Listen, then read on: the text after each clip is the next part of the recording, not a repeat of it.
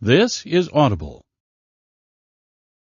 Tantor Audio, a division of Recorded Books, presents You're Not Allowed to Die by Kip Terrington. Narrated by J.D. Jackson. Chapter 1. The End. Conflux reality. Time does not exist, only reflections and choices. The conflux was the great cosmic release valve. Once every millennium, a wave of power swept through the known universe, presenting opportunities for those who had prepared. It was not understood why this power buildup occurred, only that it must be harnessed. Without a dramatic shift in power, we're dead anyway.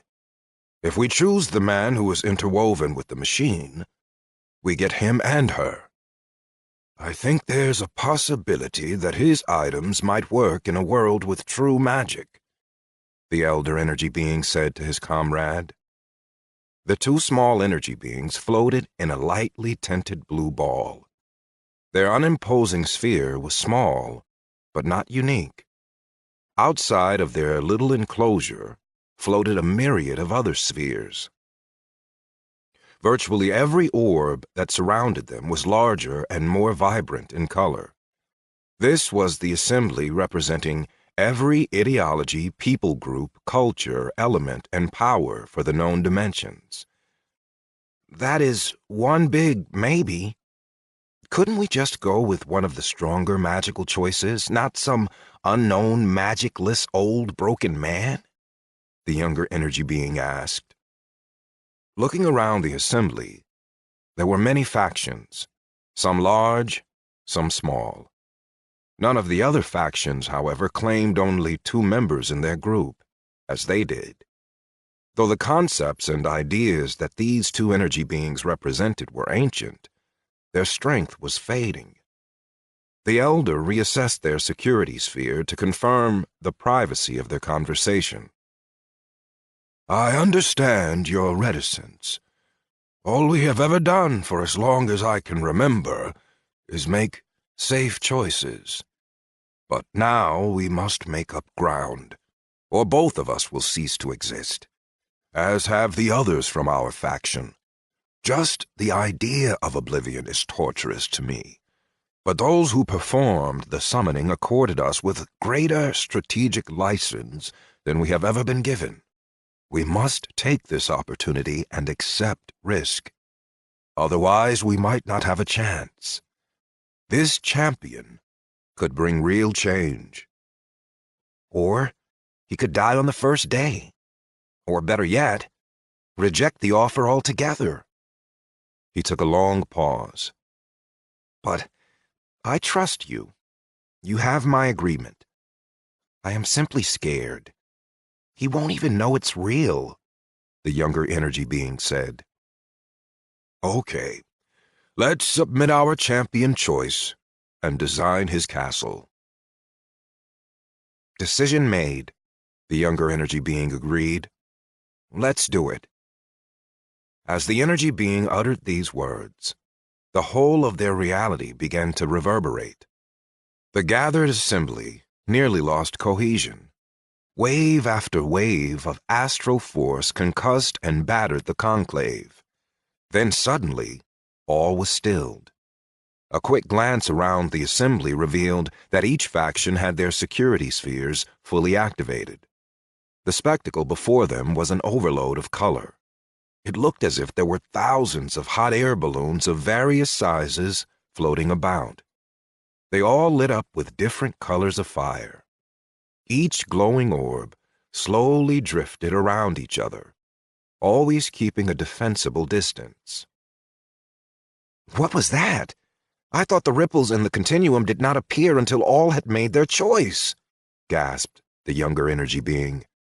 The violent response was a consequence of our choice. It either means we chose very well, or we could not have chosen worse, whispered the elder energy being. Are you sure? That was us? The younger energy being exclaimed. Did you experience what I just did? I don't understand. I did, That's how I know it was our choice that led to the astral storm. I had the vision too. The wonderful or terrible 20-sided eye. I could only see the eye. I am not sure if it was an expression of anger or joy. Regardless, we've already made our decision and experienced its consequence. We couldn't change our mind now if we wanted to. Some casualties are set. Let's be about it, the elder energy being said, as they began designing the castle. Earth. Long-term immersion center. 1 hour and 27 minutes before the champion is summoned. Joe sat uncomfortably in his wheelchair and looked around at all the people in glass pods. Each pod was filled with sensory deprivation fluid. The occupants had neural transmitters affixed to their spines and their temples. Experiencing a game reality, they were oblivious to their real-life surroundings. The Immersion Center was designed to provide its customers with the sensation of youth, vigor, and vitality. This was to be his future, the current gold standard for palliative and hospice care. Old Joe was terminal. His granddaughter, Amelia, had paid for the whole thing. After purchasing it, she made sure it was non-refundable and then told him about it. His whole family had known for a while that his time with them was soon coming to an end. They saw the pain he was in. Through tears, but remaining strong, Amelia had informed him that his farewell party had been arranged. He would be entering the pod the day after. Amelia was not above taking things out of his hands. So Joe, knowing that his time was short, had smiled at his generous granddaughter and received the great gift she had given him. She knew how much he had enjoyed video games. He even worked in the field for a time. She also knew he could never afford something like this. State-of-the-art, long-term, full digital immersion. Amelia held his hand as he thought back to the party the day before. Joe had been overwhelmed at the outflowing of love he had felt at his farewell party. He had been truly loved, and he had loved in return. It was surreal, knowing that he was going to go into a virtual game and, most likely, would slip away into death during some silly manufactured adventure. In looking at Joe, it was obvious that old age had ravaged his body. His muscular degeneration was advanced. He could barely speak. His mind was sharp, but his body was failing him. He slept longer and longer each night. His interactions with others left much to be desired, as he was no longer able to communicate effectively. Full digital immersion would slow his body's decline and let him play in a fantasy world like a young man again. So, as the technicians prepared his pod, Joe smiled with trepidation and excitement, almost forgetting his constant pain. What scenario had his granddaughter chosen? How will it feel to stand up straight again?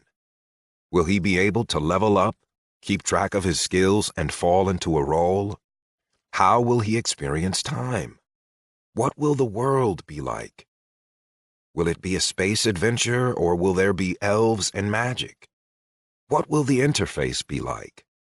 Will he have to choose a job? The pod was ready. Amelia let go of his hand and began climbing up to a high platform where she could better view his immersion into the tank. There was nothing remarkable about Amelia's appearance. She was below average height, with strawberry blonde hair worn almost exclusively in a bun. Today, she wore both a no-nonsense pair of shoes as well as a no-nonsense expression, matching the gravity of the situation. Amelia was pragmatic and unrelenting.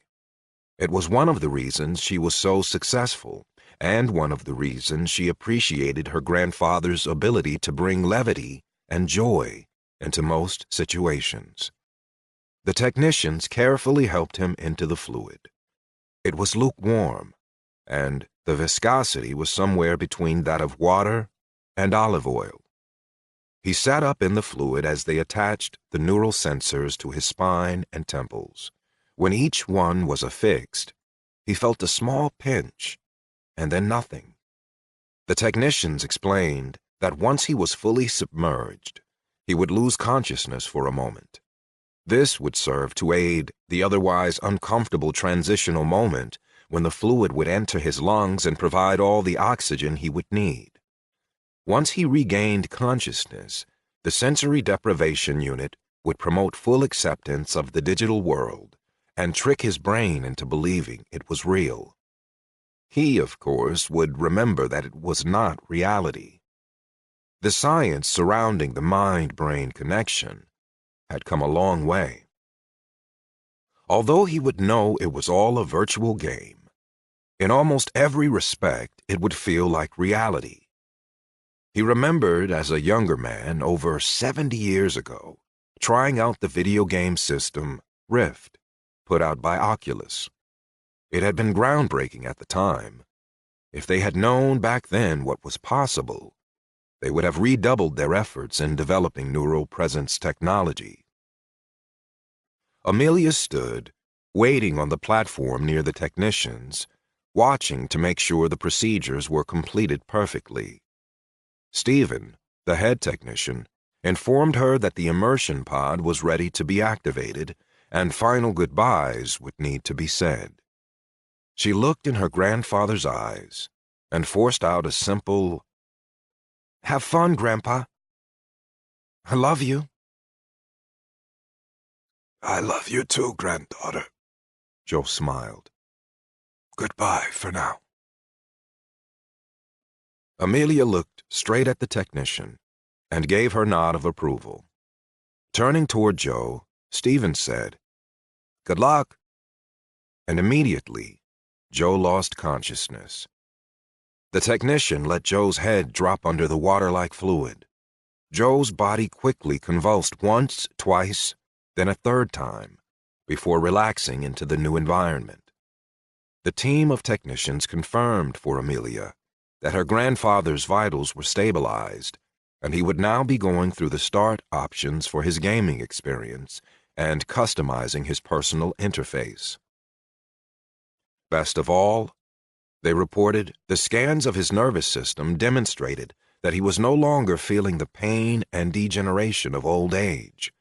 The technicians began the process of sealing the pod. It took 2 men to manually close the hatch, after which they applied an impermeable gel to the rim. Joe's elderly body was now suspended in a fully self-contained environment. As the technicians checked their work, Amelia carefully climbed down the ladder and sat on the lounge chair facing her grandfather's pod. Amelia reached to the side of the chair and pulled up the holographic screen she had required the company to provide so that she could view her grandfather in his virtual world.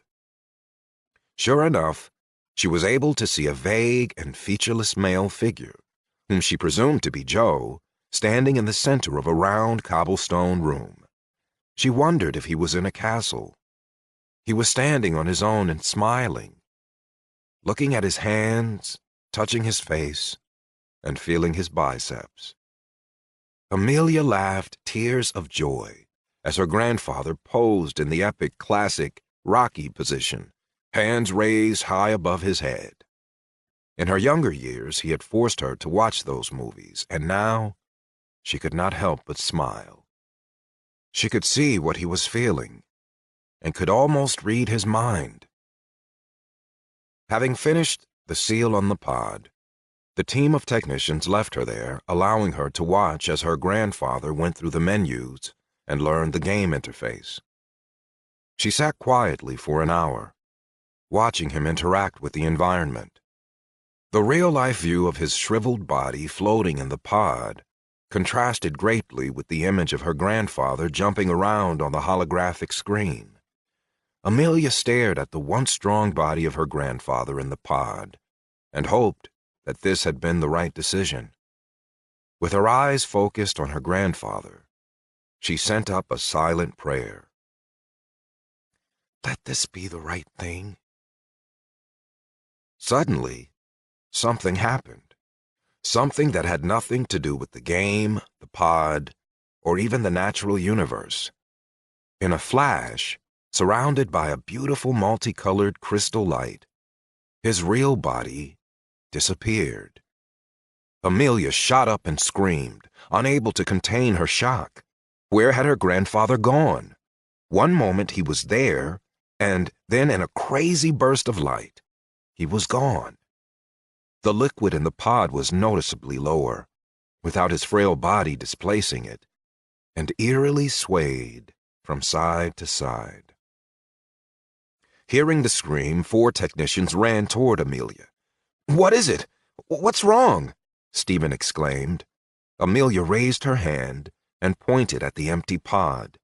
Stephen's eyes followed and grew wide. "Where did he go?" Stephen gasped as he ran to check the seal. He looked toward the rest of the technicians.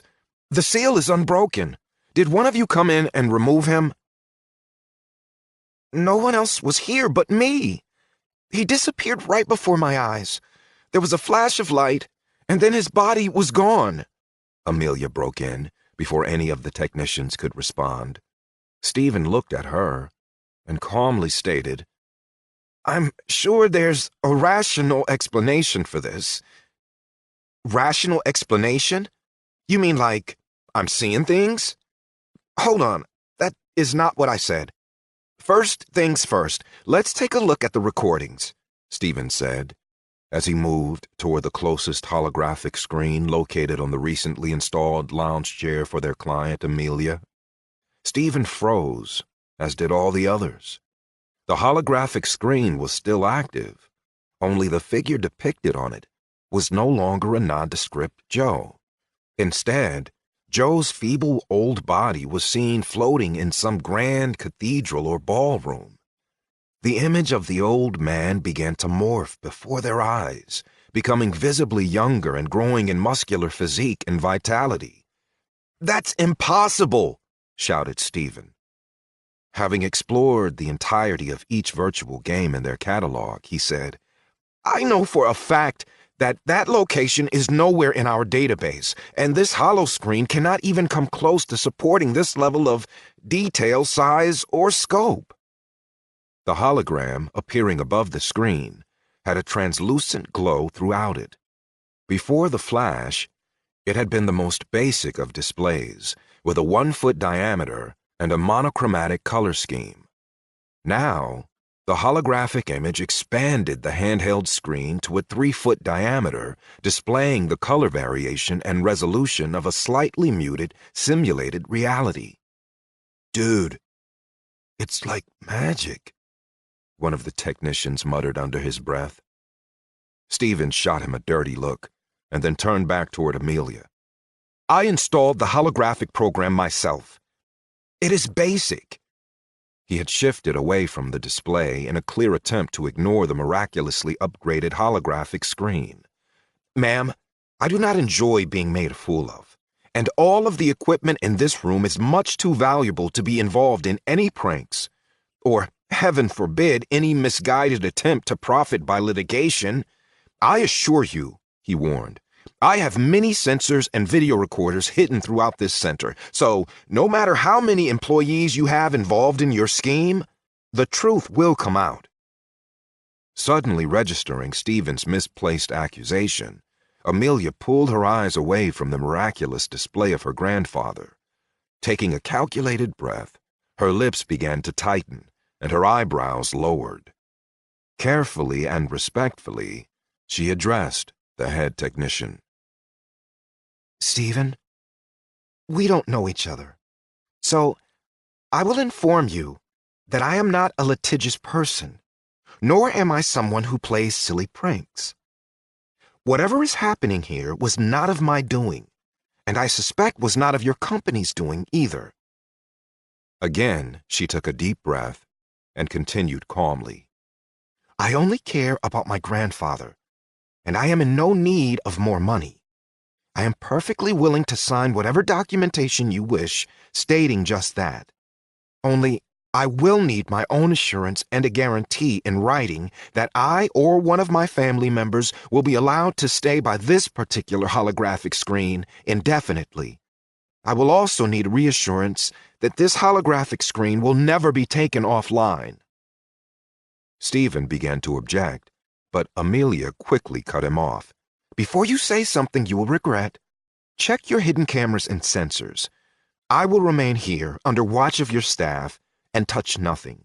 Once you have reviewed the footage and found that I have been completely honest, contact your superiors and have the documents prepared for me to sign. Not fully convinced, and seeing her as a threat, Stephen took a step toward her and grabbed her wrist. As he began to pull, however, Amelia turned her arm and broke the grip he had on her wrist. Simultaneously, she gripped his wrist, twisting it behind his back with enough force to provide extreme pain without breaking any bones. Then she pushed him forward and took a step back, creating distance between herself and the four men. With her arms out and her knees slightly bent, she moved into the ready position of someone trained in a mixed martial art. Stephen recovered, wincing as he held his wrist and rolled his sore shoulder joint. In order to remove me, she said, you will need to break or kill me. Then I assure you that my family will sue. Check the recordings. I have already had more than enough excitement for one day. Stephen held his wrist and considered what to do next. Looking toward his team of technicians, he relented. Watch her. All of you. No one is allowed to leave for any reason. Watch her and watch each other. Failure to comply will be punished with all authority I can bring to bear and my undying enmity. As Stephen left, every one of the technicians took 4 steps back from Amelia, and correspondingly, she relaxed. A bit of a dramatic, isn't he? Amelia said. One of the technicians let out an involuntary chuckle. The others just glared at him and Amelia. In-game. Inside Joe's personal interface. 1 hour before the champion is summoned. Initiating EI surface diagnostic. Core processor, nominal. Memory threading, nominal. Mirror neuron software, nominal. Personality augmentation software, none currently running. Out-pod connection, nominal. In-pod connection, nominal. Primary patron synchronization, nominal. Initiating patron program designation, wake up. Joe opened his eyes. He was standing in a large round cobblestone room. There were no doors and no windows. There were only a few scattered torches on the wall. The light emanating from them cast an impossibly even light throughout the whole chamber. He was standing. It had been a long time since he had been able to stand on his own strength. He looked down at his hands. They had a computerized appearance, but he did not care. There were no wrinkles anywhere, and his liver spots were non-existent. He reached out and ran his hands through his hair. He touched his cheeks. "Hoot! I have hair!" he exclaimed. Grasping his biceps, he thought of how nice it was to have younger muscles again.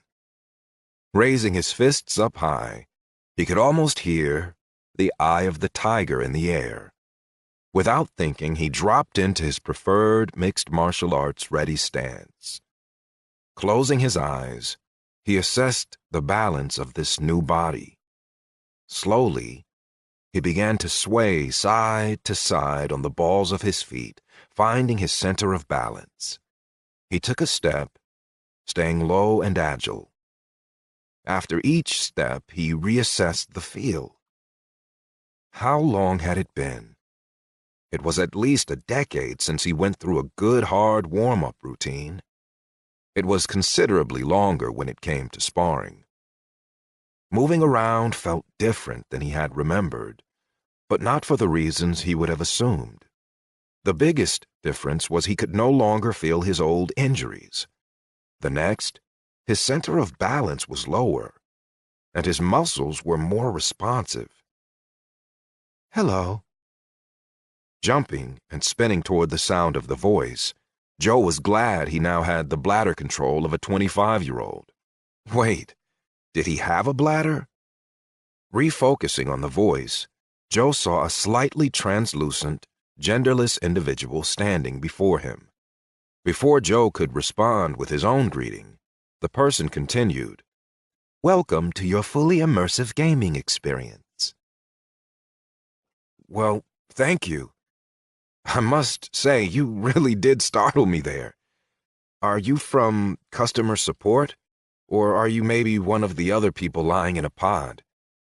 Joe said, smiling as he took in the impressive detail of the person he was speaking to.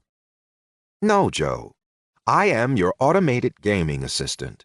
I am a powerful supercomputer, currently housed just under your other body. We share a pod. I will be assisting you throughout your gaming experience," the assistant said, with a smile. "Really? I don't mean to sound skeptical, but it's just that you seem to be interacting with me on a human level. I can see your micro-expressions responding to mine. Reading up on the latest technological advances has always been a weakness of mine. Did they finally break the AI barrier?" The question, "Did they break the AI barrier?" is asked 27% of the time upon first meeting an EI. The answer is no. I mirror the expressions you make using our proprietary mirror neuron software, the latest in human EI interaction protocol. The AI barrier was discovered in the late 2020s, then confirmed and declassified in 2055. It is believed to be impassable without significant organic components, which would move it toward the realm of human brain experimentation. Note, human brain experimentation has been upgraded to a high war crime. It was upgraded when the island of Cyprus was completely destroyed during the genome uprising, the EI continued. Joe raised his hand, signaling a desire for the EI to stop. "Thank you," Joe replied. "That was an interesting bit of history there, but I think I want to focus now on getting into the game. One last question before we move on, though. You said you were an EI. Can you give me a brief explanation of what that is?" "Yes, an EI is an evolving intelligence," it responded, and stood silent. Joe smiled to himself and waved his hand, signaling the EI to continue explaining. All EI are constructed with the most powerful processors currently available and have a unique memory storage system made to mimic human neural anatomy. I was given access to large amounts of data to facilitate my growth and ability to mimic human emotions and personality. As I gain new data, I will slowly evolve new ways to fulfill my programming and, to a limited extent, more efficiently use my processor. Also, my EI memory storage is threaded throughout the processor, allowing me to function in a pod, even if I am disconnected from an outside source.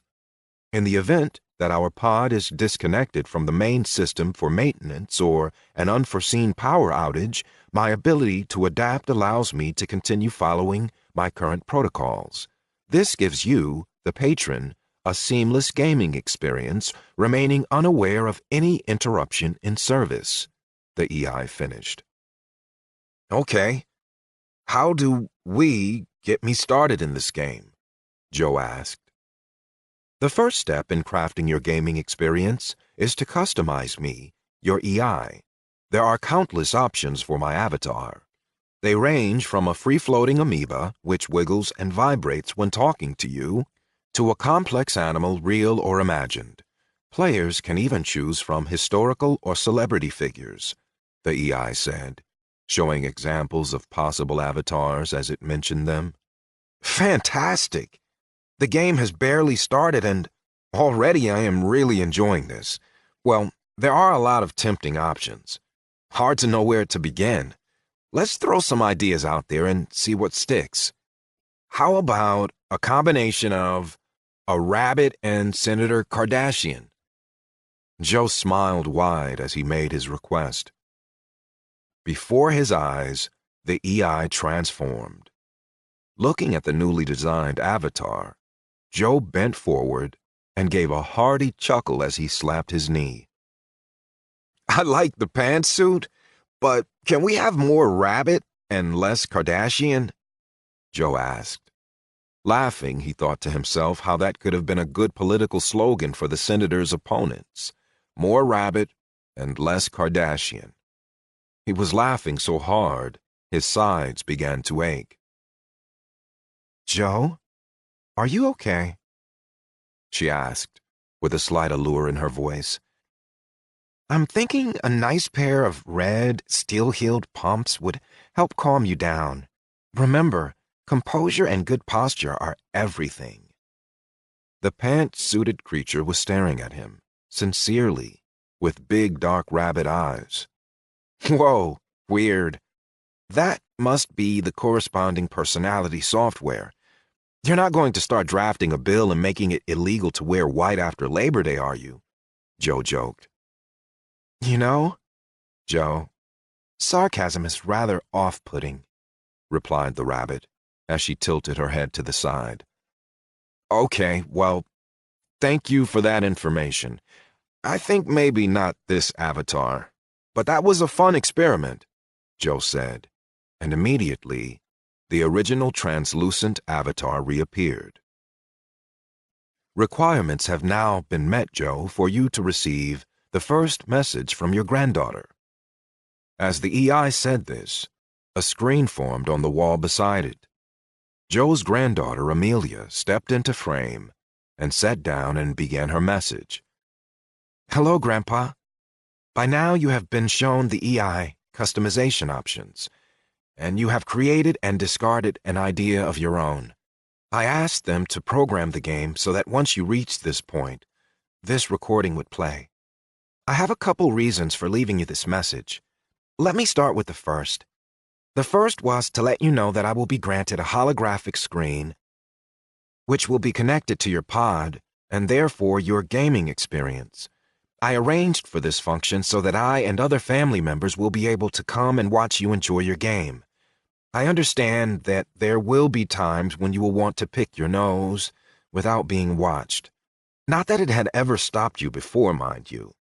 But if ever you're feeling the need for privacy, the system has been hardwired to grant you this request automatically, without you even needing to ask. There is, of course, a verbal command option as well, but it is not necessary. But there was another reason behind me making this recording. This one is a bit more delicate. I will need you to hear me out and promise me that you will listen to all that I have to say before making a decision. We both know that when you set your mind on something or against it, it is near impossible to change your course, so I will need you to hear me out completely before making a decision. I have a suggestion for your avatar.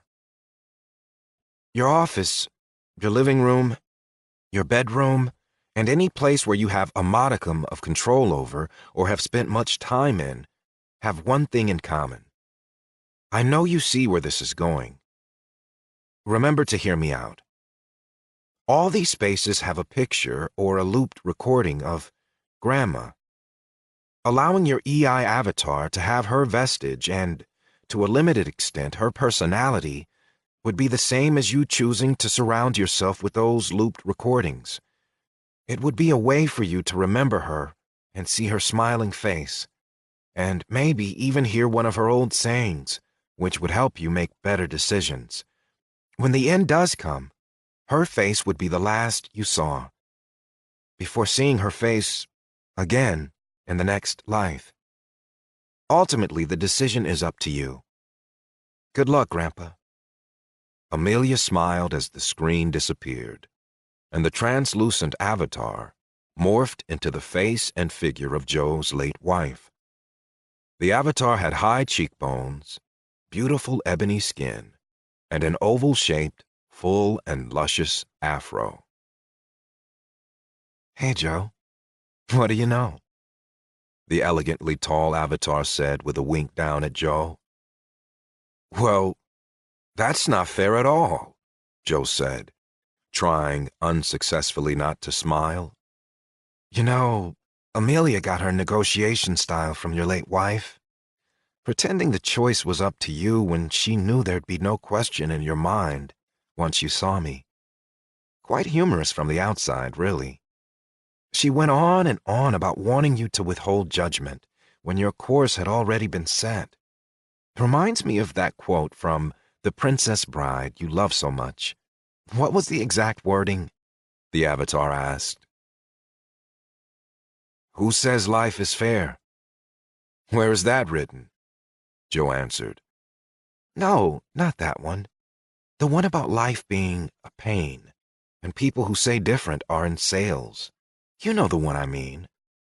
I don't feel like Googling it right now, she finished, visibly perturbed. Spooky, Joe said, shaking his head. He could see the mannerisms of his late wife, and hearing the voice, it felt identical to him. Attractive and compelling, but spooky.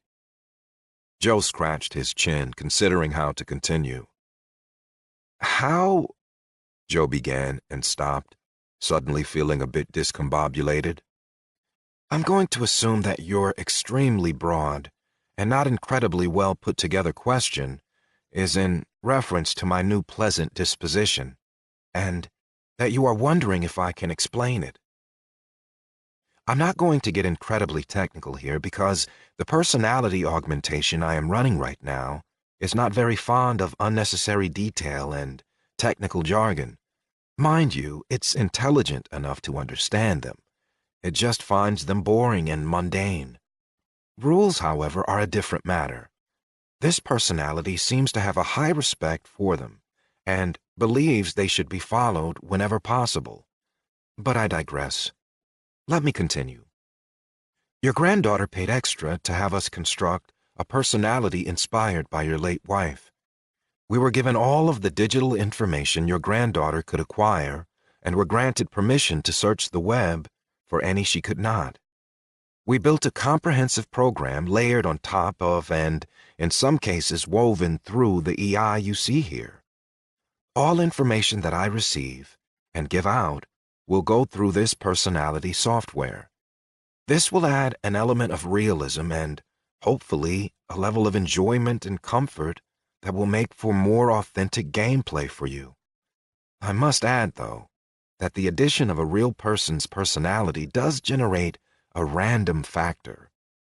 Due to the layers of complexity in my personality software, I am at risk of making decisions outside of my core programming, the EI warned as she finished.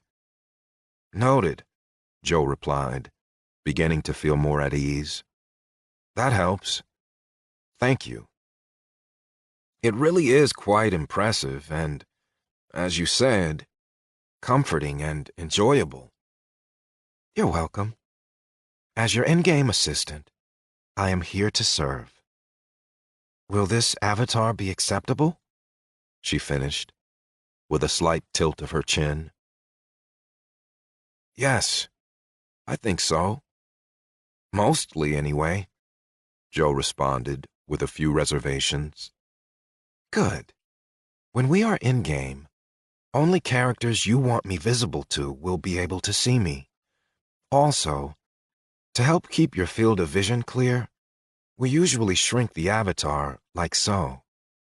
And she began to float in the air, at eye level, having become only a fraction of her original size, at a little over 6 inches tall. How are you flying without wings? Joe asked. You know this is a game, right? She questioned. Ha! Yes, I know this is a game, but even games have rules. Didn't you say you liked rules?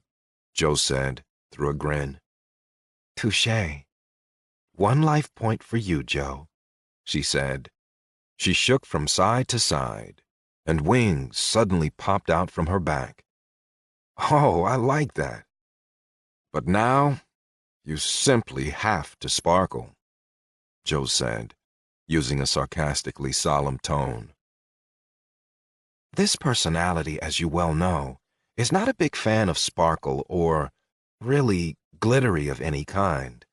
Maybe a tiny bit around the eyes. But that's it, she responded. Joe became quiet, having a hard time reconciling that this beautiful woman before him, who was not his wife, looked and sounded so much like her. The EI sensors could read his discomfort and calculated the best way to relieve it. Fine, she said. None of that ugly rainbow glitter, though. If I'm going to shine, it's going to be like I am covered in black diamond dust. As soon as she uttered the words, her whole body began to lightly shimmer. In moments, she was surrounded by a perfect subtle sphere of black diamond dust that not only encircled her tiny body, but also trailed behind her, wherever she flew. Joe could see faint, small specks of dust glittering behind her and getting caught in the breeze. Thank you. That helps. Though I think I need a little more, Joe began, and quickly continued when he saw a not-so-pleasant look on the little fairy's face. What I mean is, I need to differentiate you more from the true picture of my wife. I like being reminded of her, but this is a lot, and she's gone. I'm not sure what else we could do. I still want you to look like her, Joe mumbled. The EI ran calculations and came up with a compromise that still fit within its current personality. Don't mumble, Joe. Here, I totally got this, she said, quickly darting to the ceiling in a blur, then down diagonally to the floor, then horizontally, and finally stopping on a dime right in front of Joe. She had not changed her appearance, but rather had added equipment and weaponry. On her back was what would be considered her main weapon, a slender black crystal dagger that ran down between her wings, with the hilt accessible just above her head. The dagger was taller than she was, and hung below her feet as she hovered. She wore a black scale breastplate on which the dagger was attached. The breastplate was part of a set that completed her beautiful black crystal scale suit of armor. Around her thighs were placed multiple tiny miniature replicas of her black crystal dagger. She still had the form of his late wife, though her new fierce visage created a striking contrast. I look good, the little warrior said. Black is slimming, Joe laughed. I don't need slimming, she retorted. That's all you, he chuckled. My wife would never have said that. Well, that is not completely true. The form I chose of her was her figure at 24, and her face when it had enough age to be refined, she said, while looking at Joe unsure. The truth is, though she never believed me, that's how I always saw her, until the day she died. Then I saw her that way in my dreams. I hope this is not a weird thing to ask, but can I see you a little closer? Joe asked and held out his hand. The EI flew above his hand and dropped down on it. Joe was not prepared for how much she weighed, but was quickly able to support her. How much do you weigh? A girl never tells. Kidding. I am made mostly of dense metal. I am almost 8 pounds, she answered. You're like a shot put. Small but dense, Joe observed. Please, maybe a middle school shot put, she retorted. Joe held her in his hand and looked closely at the beautiful little fairy. She did not scorn his gaze, but rather stood proud in his hand, even raising her chin up for him to get a better look. Her wings did not look as delicate as he thought they would. They almost looked sharp. He was moved by the resemblance to his late wife and shocked that there was almost no sensations of the uncanny valley. When he strained his eyes, he saw it. She was pixelated. The pixels, though, were so small that one had to really look for them. and this made them unimportant. Some part of Joe wondered if this loading area, where they currently stood, would end up having better or worse resolution than the actual game. There were arguments for both scenarios. Once he entered the actual game, there would be more environment to render, so maybe the resolution would go down. He would have to see. Joe took one last, long look, and then smiled and nodded. She gave him a wink, and then flew away. Anyway, what should I call you? I won't call you by her name. What is your name? Joe spoke up, remembering not to mumble. That is up to you, she yielded. Okay, well, what would you enjoy being called? Joe asked. No, she demanded. Rules are rules. You have to give the name. I didn't write the program, and it's not for me to question why. She stomped her foot in midair. You know, that foot stump loses some of its impact now that you're not taller than me anymore. He grinned. At this, she flew higher in the air, so he had to look up to see her. Then she promptly and resolutely stomped her foot one more time. Touché, he laughed. I award 1 life point to Miss Joy. There you go, a name. Good. Why Joy? She asked. Your body and personality were inspired by my wife. Sorry, late wife. It's been a decade and I still do that. Anyway, continuing. You're a reflection of her, and she pushed me to seek truth and to love always.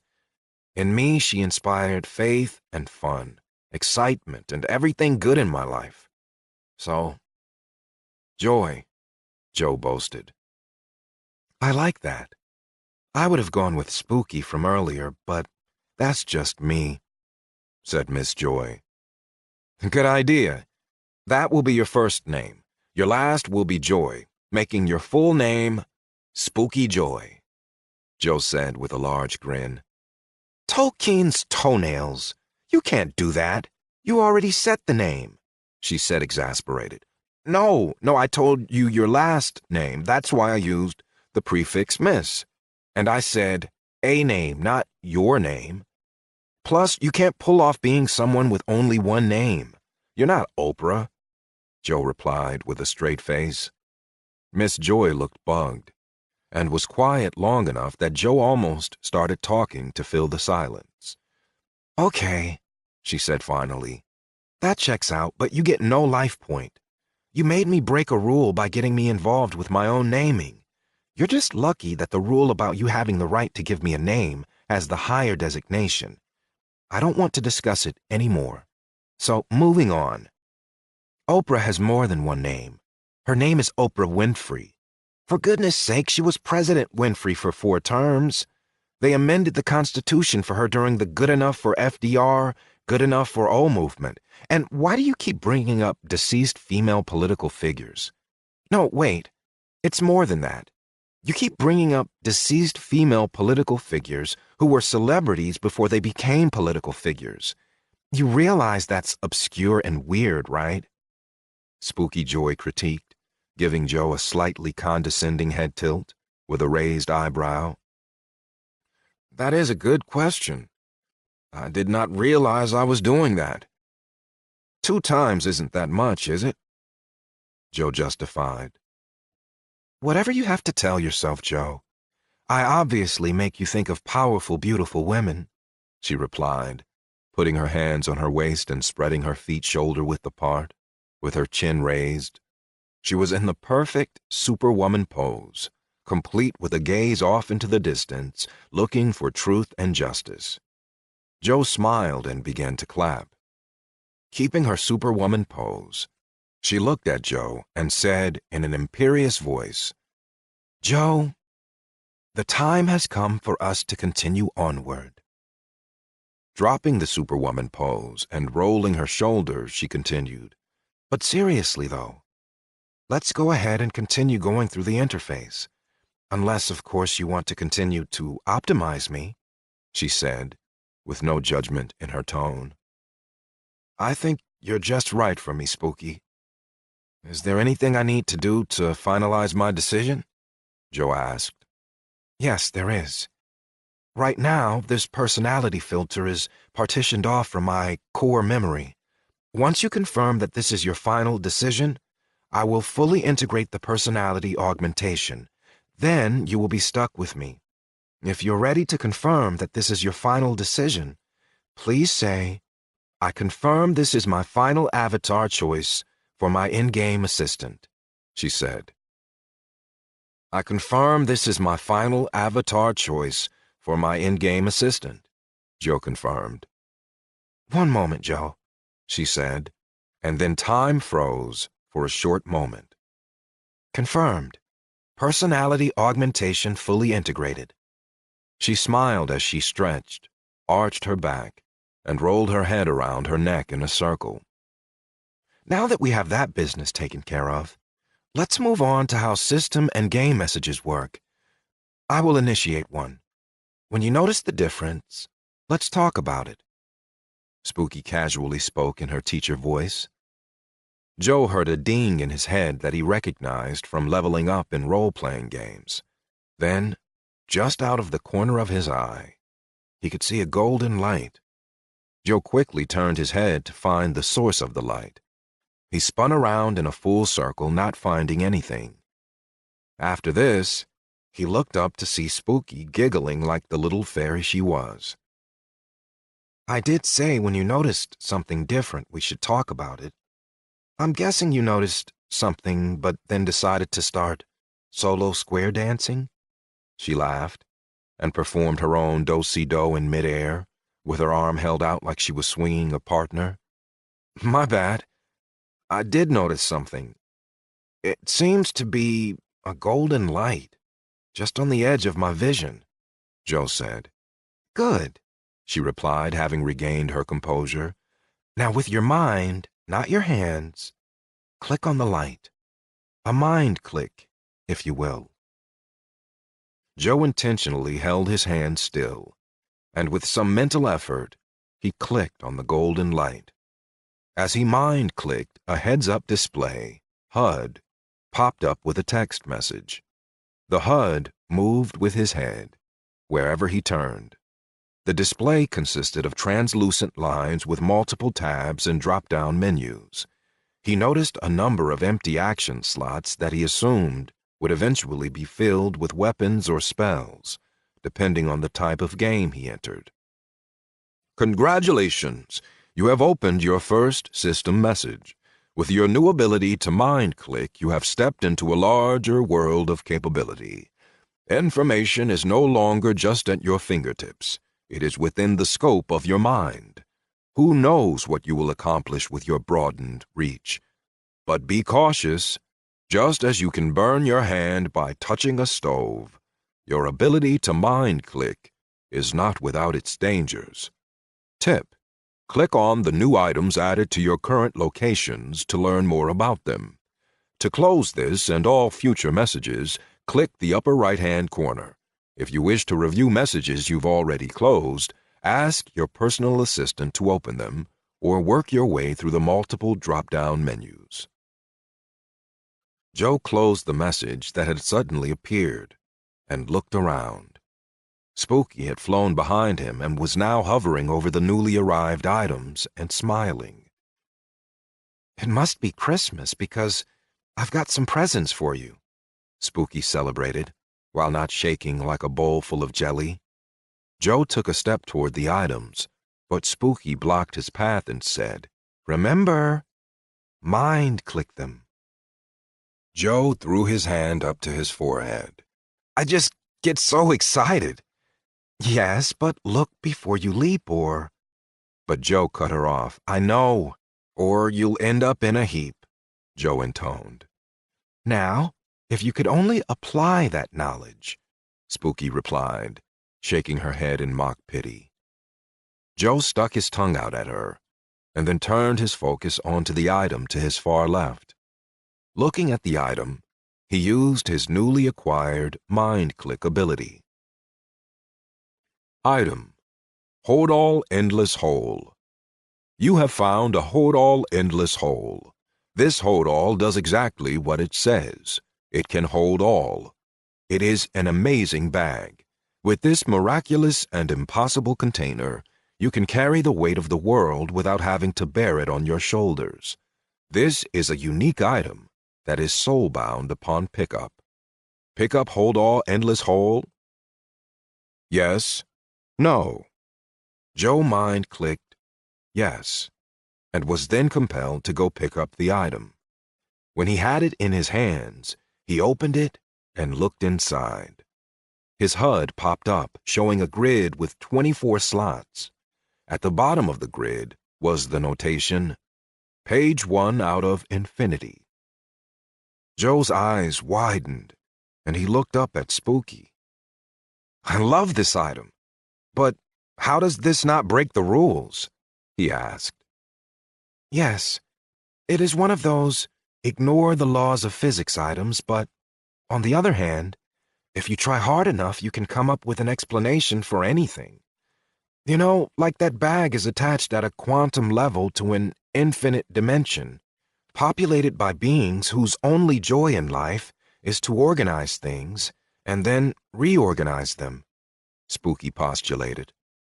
You mean a library? Joe said.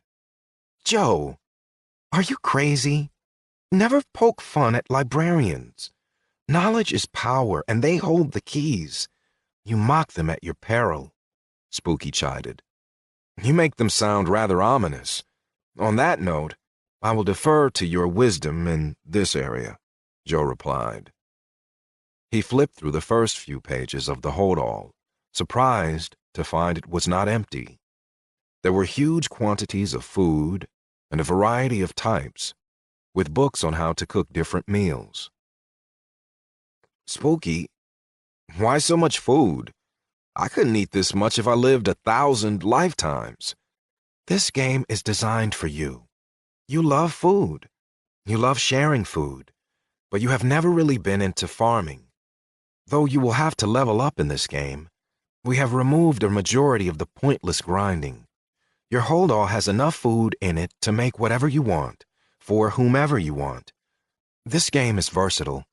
You're going to find a lot of friends. Who doesn't want to eat with their friends? I hear that, Joe cheered. The hold-all also contained mining, gardening, sewing, magic, and many other basic items and books. It had jewels, metals, and a large quantity of different types of ore. There were pieces of gold and silver, not enough to buy a kingdom, but enough to build an elaborate mansion and then some. Joe smiled yet again. I guess there is no need to enter the game as a pauper. Some of these metals only exist in books, and in them, they are immensely valuable. It does feel a little pay to win, but since my granddaughter already paid, on to more stuff, Joe exclaimed as he focused on the second item, and mind clicked. Item, mysterious immovable looped bar. You have found a mysterious immovable looped bar, mill bar. When this 2.5-foot bar is activated, it becomes immovable, no matter where it is placed. It has convenient loops at each end. Warning, do not combine this object with an unstoppable force.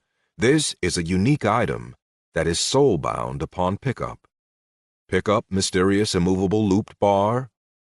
Yes. No. Joe mind clicked without hesitation. He grabbed the item and looked at Spooky, smiling wide. With the grin plastered to his face, he held out the bar and activated it with a mind click. He let go of the bar, and, sure enough, it remained static in midair. Joe let out a "Whoot!" and jumped up onto the bar, attempting to balance and looking like an amateur tightrope walker. This is great, he exclaimed, as he bounced up and down and witnessed its unnatural stillness. He gave the bar another mind click to deactivate it, and immediately he and the bar fell heavy to the stone ground, with the bar clanking loudly. Could I have more of these? Joe questioned Spooky. Just think of the possibilities. An infinite ladder. No, she replied, simply. What if... Joe started, but was quickly cut off. No, she repeated. Rules, Joe. Rules. Unique means unique. If you were given everything at the beginning, the game would become boring, without any challenge or need for strategy. But come and look at the rest of these items. We present you with some impressive pieces to start out with. I think you'll like what is next. Let's say it will be, as you say, crazy helpful. She smiled. Eagerly complying, Joe dropped the mill bar into his hold-all. He turned back toward the pile of items and clicked on the next one. Item: Compass of Mind-Boggling Awesomeness. You have found a compass of mind-boggling awesomeness. This compass may point toward true north, but that is not all. It has the ability to listen to your desires and point toward what you really want. It can point to lost love, resources, secrets, good, evil, monsters, or even innocent blood about to be shed. Warning: this compass feeds on your desires. If your passions become evil, so will this item. This is a unique item that is soul-bound on pickup. Pickup compass of mind-boggling awesomeness? Yes? No? Seeing how this compass would be invaluable, Joe clicked yes. He moved to the next item and mind clicked. Item: Canvas of Netflixia. You have found a canvas of Netflixia. Your assistant has your back. When the days all seem the same, why not take a break and watch Groundhog Day? This item can be used to watch anything in your assistant's memories.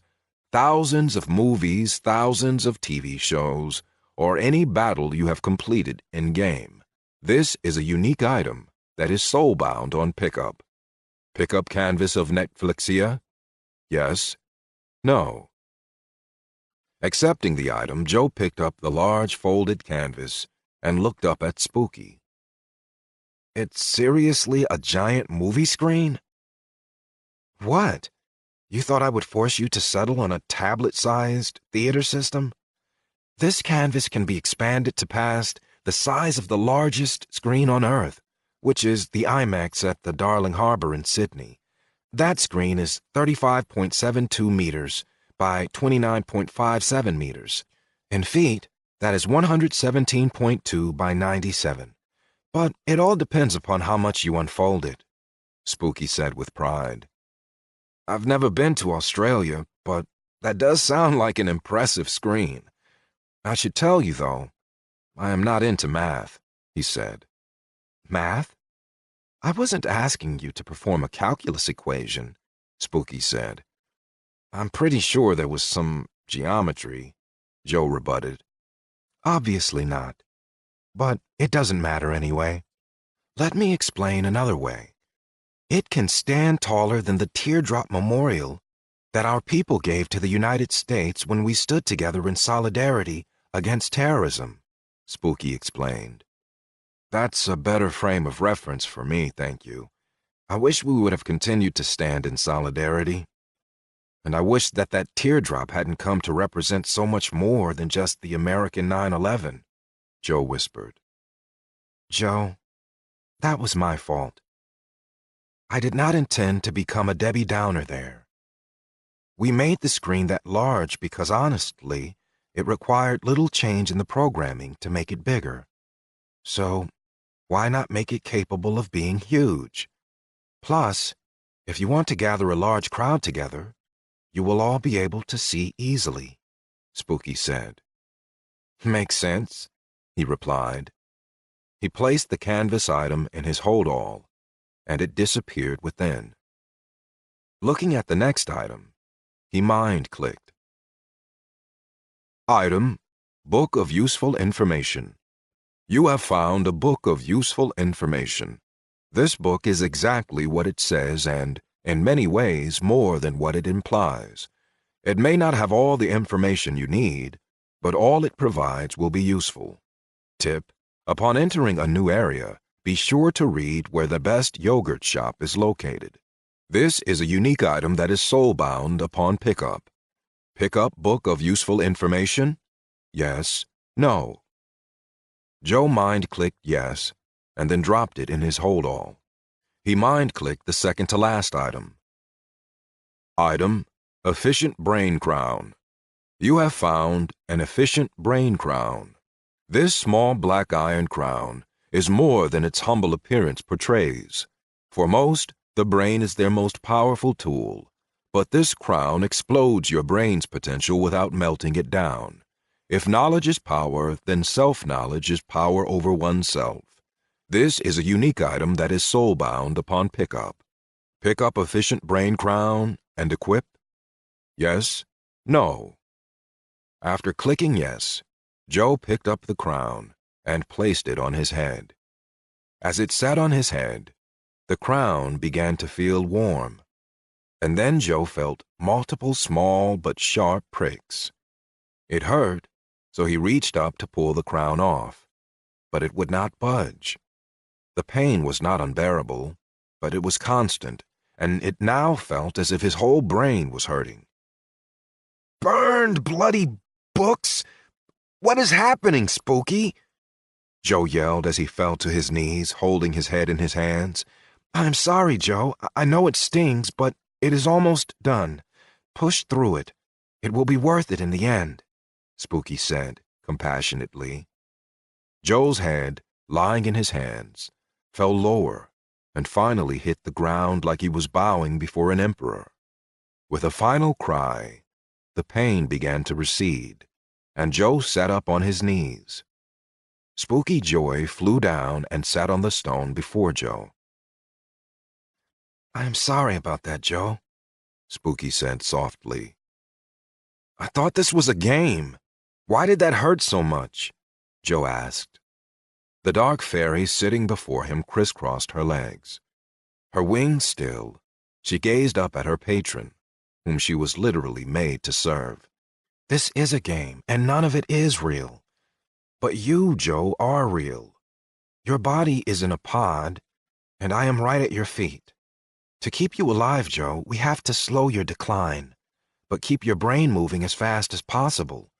This is not a simple process, and it requires complex and efficient healing molecules to enter your blood and, ultimately, cross the blood-brain barrier. The item you were given is a representation of the medical procedure initiated when you entered the pod. Your body is now in hibernation, but your brain is actually working faster and cleaner than it ever has before. This will facilitate a few objectives. First, the hibernation will slow the decline of your internal organs, and this will lengthen your life. Second, the complex molecules, cleaning and moving through your brain, will help you think faster and remove the need for sleep. With your brain sped up, we can artificially make time feel longer. Most people think 4 times faster than they can talk. Some, like yourself, think significantly faster than even that. I did not tell you about the pain because for the medical procedure to be most effective, you cannot see it coming. The human body is amazing, and its ability to fight off change is incredible. That's one of the reasons it is so hard to lose weight. The body resists changes, especially quick ones. If you had known we were going to alter your brain chemistry and body chemistry, then we would not have been able to anticipate what defenses your brain would have come up with. We put you in the pod and then distracted you for nearly an hour of real time. In doing so, we gave you powerful items that you will be able to keep, and that will be useful for as long as you play this game. Items that will take creativity and adaptation to use. Even as you were looking at the next item, your subconscious was still contemplating strategic options for the items you had already received. I have already analyzed your results, and we were very successful. And on a lighter note, the efficient brain crown will be very useful in-game. Along with not having to sleep, you will gain more and more control over your in-game body, even eventually over your very cells. This process can be hard for some. In order to make this work, the EI and the patron, me and you, become one. The complex molecules put in your body are an extension of me.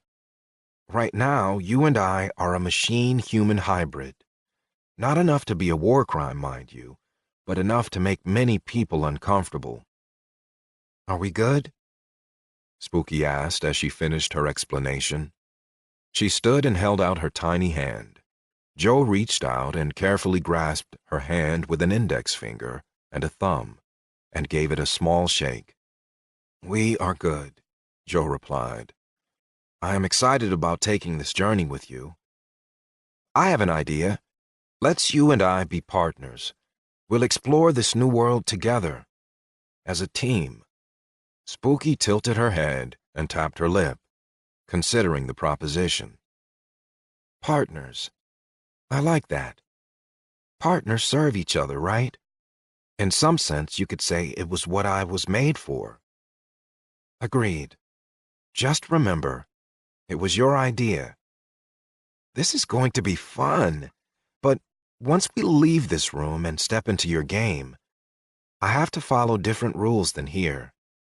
Even though we'll be partners, it will still be my role to make your gaming experience fun, not to give you the answer. I won't lie to you, but often I won't be able to tell you everything. Now, let's pick up your last free item. I promise this one won't hurt. Afterward, we can choose your appearance and then the game you will play and where your starting point will be. You are going to love this last item. It is by far the most powerful. Spooky smiled. Hesitating, Joe studied Spooky for a time. Well, you did say that you would not lie to me. The other items were pretty amazing. What the hey? Let's take a look, Joe said, as he mind-clicked the last item with blind faith. Divine item. Abiogenesis Bunny Generator. Congratulations, you have found a divine item, the Abiogenesis Bunny Generator. This item produces something from nothing. The something is a month-old bunny produced every 6 hours. There is an even chance of it being male or female.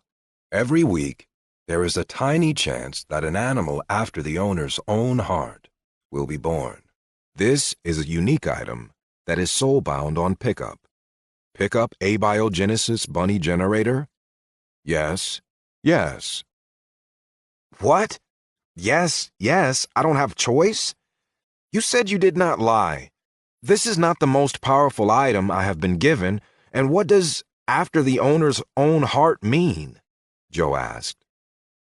What do you mean not powerful? Did you not hear? It makes bunnies from nothing. Abiogenesis. Something from nothing. That is ultimate power. There is no pleasing some people, she said, with her arms crossed, pacing back and forth in midair. Fine. The after owner's own heart thing? He asked again. Guess you will just have to wait and see, Spooky replied. With that, Joe accepted the Abiogenesis Bunny Generator and put it in his hold-all. Joe held up his hold-all and studied it. It was amazing to him that the weight had not changed, even with all the powerful items placed in it. With his hold-all in his hand, he was the most powerful quartermaster ever to be. What was it they used to say? Wars weren't won by rifles, but by logistics. Okay, let's see about deciding what my face will look like, Joe continued. Sounds good, Spooky said. Then she stopped and froze in midair. Even her wings stopped beating.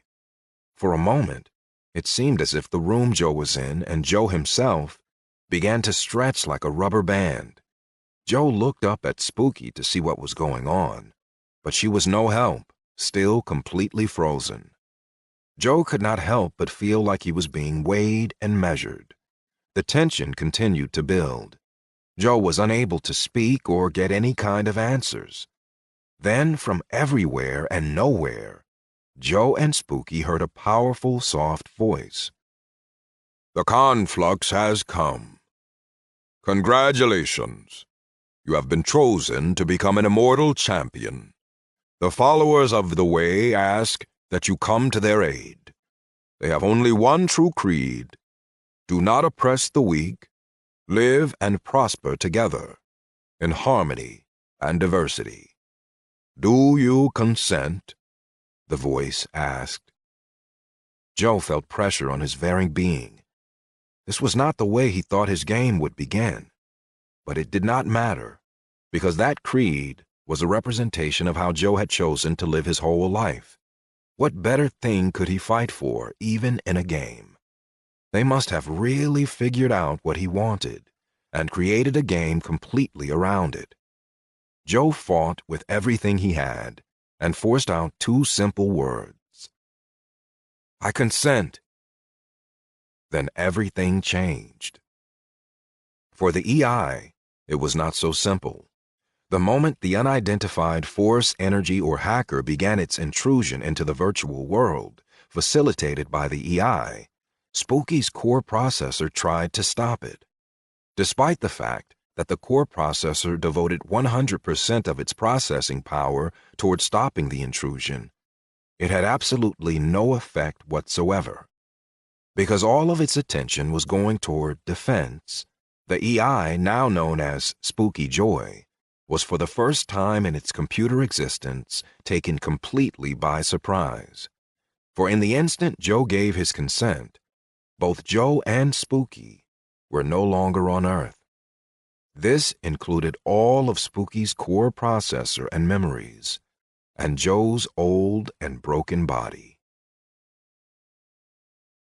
Chapter 2. The Beginning. On Graven Moon, a world with a slight dimensional shift millions of light years away from Earth. Gretchen's Cave, 1 hour before the champion is summoned. Those gathered together were the same only in their beliefs and desperation. Elves, dwarfs, sprites, pixies, drow, halflings, a single giant, and many other races less well known. The cave belonged to the lone giant Gretchen. She was gigantic, as was the case with any giant, but instead of harsh, angry features, like most of her kind, Gretchen had a soft face with smile lines around her eyes. Her hair was short, cute, and spiky brown. She wore a loose tunic and shorts with pockets. Being that she was a giant, the pockets could hold a substantial amount, and often did. Gretchen liked to keep her friends close, so some rode on her thighs for all to see. Today, however, was not a day for such frivolity. Her mother and father had sacrificed their lives for this mission, and today their purpose would be fulfilled. And then Gretchen could finally let go of the cave she had fought so hard to maintain possession of. It was the type of cave that could only be held by a powerful being. For though there were many locations like it, they were not endless and therefore highly sought after. This was a place of power. Held deep within the cave were cords of power which came from the intersection of 4 ley lines. Most of these locations captured a much greater number of ley lines, so this was a modest one at best. Ley lines were the very essence and concentration of magical energy. They were created and condensed by the forces governing the universe itself: gravity, electromagnetism, the weak and the strong force.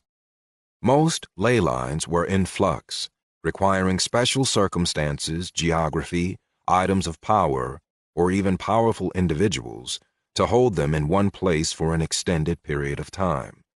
Gretchen, along with her deceased parents, had worked diligently and struggled to finally gather the necessary ingredients to stabilize this intersection. Although it was only a small place of power, it could be their salvation. She had kept its existence secret for decades and guarded it with the help of a few friends and her own considerable might. All for this auspicious day. For on this day, the stars would align and create a powerful conflux where they could summon a champion. After today, her secret would no longer be secure, for she had invited this assembly of peoples to witness their call for help. What needed to be done could not be done by one race, let alone one giant and a few friends. All were together for one purpose. They followed the way and needed a champion if their belief system was to live on past themselves. Their beliefs were simple. Do not oppress the weak. Live and prosper together, in harmony and diversity. Gretchen looked out on the hundreds of individuals, great and small, filling the large cave. She spoke softly, which, with her loud giant voice, easily carried throughout the cave. The conflux will be ready soon. We must prepare the ritual precisely, so that our champion will be summoned here. This conflux will be the greatest in multiple millennia. This means we will have more than enough power to design the summons so as to give us complete control. Most gathered agreed with the assessment the giant had put forth, but not all. The lead elven lady gathered all eyes on her. Elena was a true high elf. Tall, fair skin, strikingly beautiful features. She had blonde hair, an upturned nose, and a prominent scar on her right cheekbone. "Hear me," she began, in a loud and elegantly commanding voice. "For time is not as long as we had hoped. Sadly, I cannot agree with the noble Gretchen. Many others will be performing summonings this day. This is not the only intersection of ley lines, and it is not the greatest. For this reason, we cannot take the time to argue and negotiate how the ceremony will go. We must perform the most basic and the most powerful summoning of a champion to our aid as soon as possible. We cannot deviate from the basic spell, for that would lessen its power." The crowd, who had gathered in the huge underground cave, erupted in shouts of dismay and opposition. The loudest, though not shouting, was the giant Gretchen. "Why must we use such an imprecise summoning? We wouldn't have any control of where she or he ended up, and couldn't let our champion know what needs to be done," the huge lady retorted. "Yes, we would have no control, but listen, control has not helped us in the last millennium. Our belief that we know what is best in the small details has been our undoing," Elena directed toward Gretchen. "True, but why would you, an elven highborn, stick your rigid neck out against detail when detail has always been your touchstone?" Gretchen pushed back. "To begin with, not all elves have the same personality. Though admittedly I am a stickler for detail," Elena said as Gretchen grinned. "But I will admit, my insistence on the use of the most basic summoning of a champion was not from my own mind. It was from a true dream," Elena confessed, with embarrassment evident all over her face. Gretchen laughed. "Elves don't have true dreams. They have visions. Only 2-foot-tall halflings have true dreams. Surely this cannot be confirmed," Gretchen said with reluctance. "No, it is confirmed. Apparently I have at least a little halfling heritage. No pun intended. But I give consent for the confirmation to occur again. We have very little time," Elena said, rushing past the revelation that she was not entirely elven. A small and soft voice came forward. "You have halfling blood? No wonder you're not as ugly as the others. Congrats to you. I can perform the confirmation," Mose, the blonde little halfling, said. Gretchen looked far down toward Mose, who was barely taller than her ankle. "Thank you, Mose," she said, with a smile meant only for him. "As most of you know, I am head of magic for my clan. A true dream confirmation will be easy. I will even include everyone present, so all will know the outcome." Mose spoke up. "Do you have enough mana for all of them?" Elena questioned. "Could you be more ignorant? Wisdom is not measured in stature." "Enough mana," she says. "Dark stars." The halfling quickly shot back. Elena grimaced, but tipped her brow. "Please begin," Gretchen said.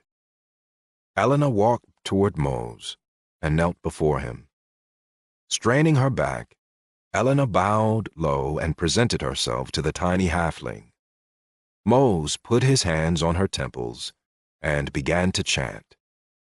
Twitching his index fingers in a persistent rhythmic motion, he allowed the power to flow through him. As the confirmation spell grew in resonance, Elena's body began to emit a faint blue light. Slowly, the blue light began to coalesce above her head. As the halo formed, Mose began to open his mouth wide. Numerous golden blue threads steadily extended from his mouth, reaching out to all that gathered in the cave. Elena's blue halo rose into the air and burst to the sound and vibration of shattering crystal. As the sound tapered off, the lights in the cave faded to black, and all was silent and dark. Shift. They were now in the faded blue tent of a true dream.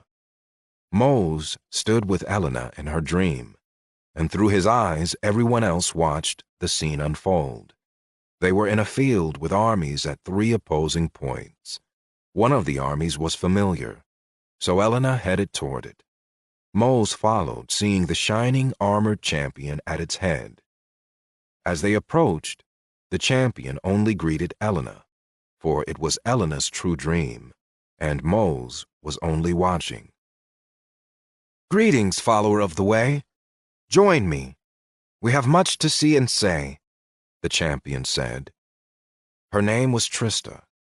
She was tall, dark, and beautiful. Her hair was pulled back in a tight black bun. She had lovely epicanthic folds around her eyes and moved with a deadly grace. A long, slender blade dangled at her hip and almost hit the ground as she advanced toward Elena. "I have done all I could do," she reported. "Your followers are well equipped and trained, but together we have come up short.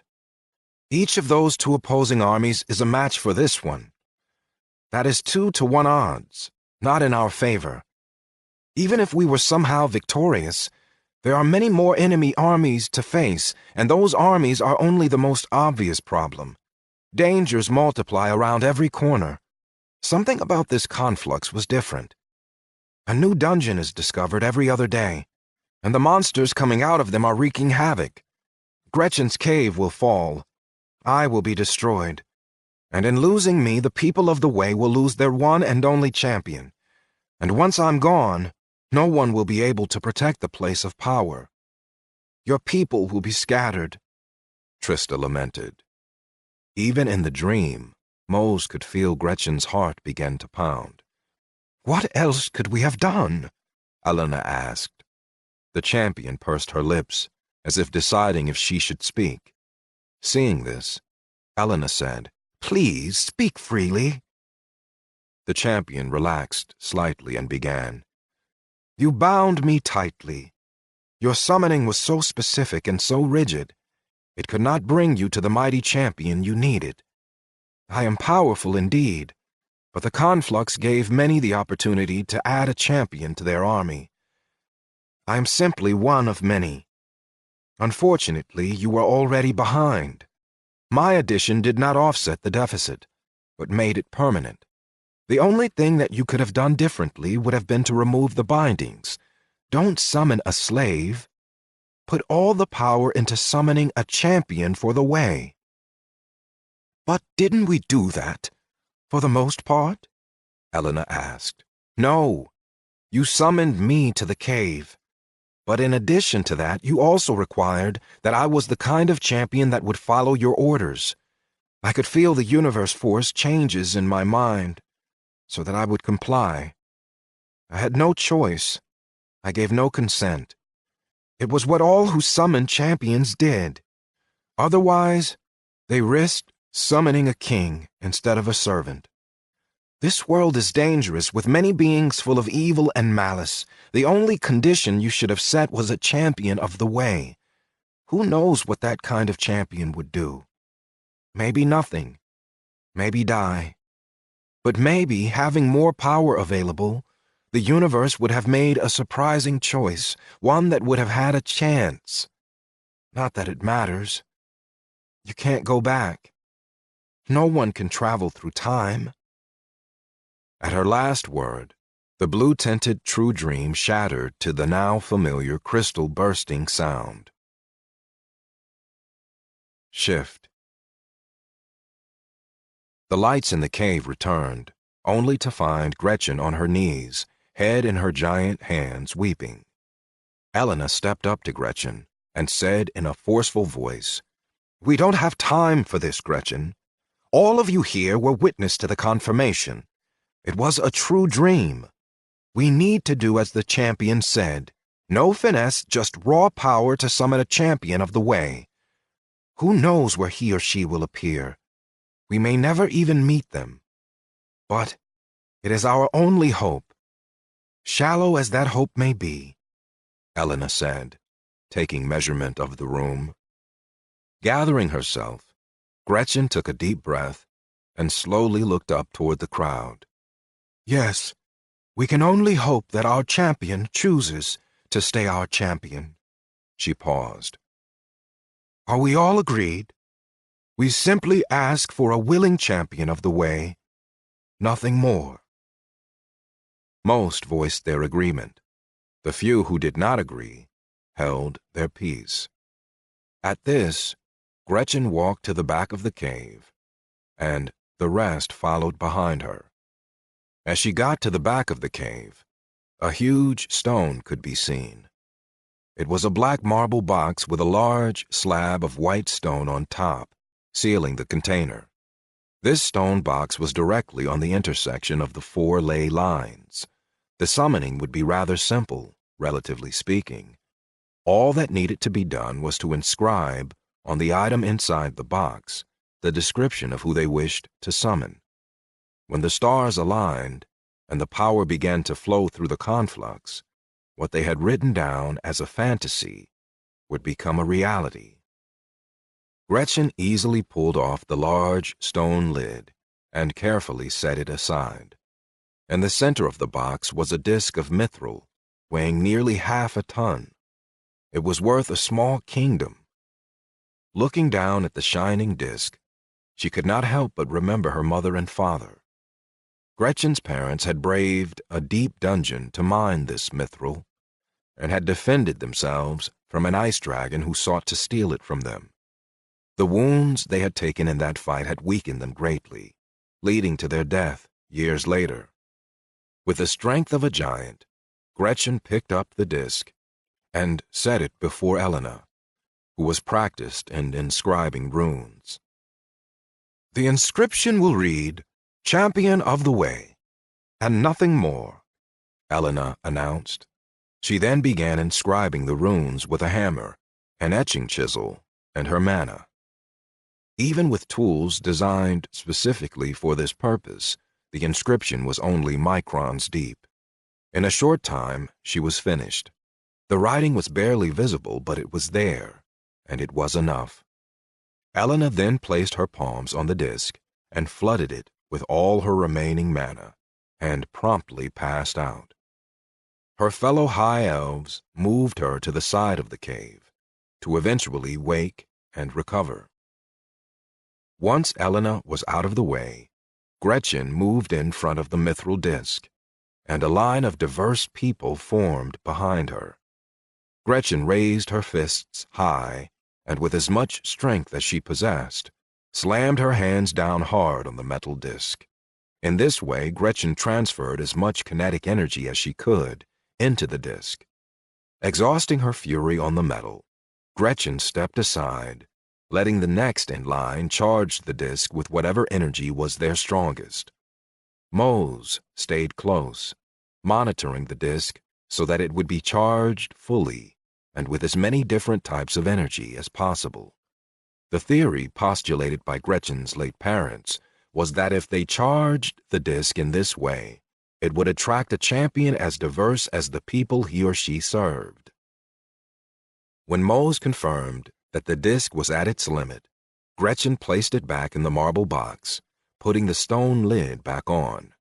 If their calculations were correct, then the conflux would begin in minutes. The sides of the cave were now lined with exhausted people sitting on the ground with their backs against the wall. They had done all they could do. Decades of planning and preparation were now finished. All that was left was for the conflux to occur, and then they would behold what was granted to them. "Are you sure it's safe to sit this close?" Gretchen asked Mose, who sat atop her kneecap, which was pulled up close to her chest. "Yes, as I said before, I've read all the literature available on the conflux. Everything states that, even with a larger conflux like this one, it is rather uneventful. The box will brighten, and the mithril disk inside will disappear. That's it. Our champion will appear someplace opportune. Hopefully, it will be opportune for us, not just him. Time will tell," said Mose. "When you say he, you know you mean she, right? I mean, look at me. Clearly women, or the female of any species, are better multitaskers, smell superior, and are simply made with fewer errors," Gretchen said matter-of-factly, but with a small grin on her face. "You cannot use a sample size of one, even one as beautiful as you," Mose replied, with a smile and slight shake of his head. "But is it really a sample size of one when you're a giant?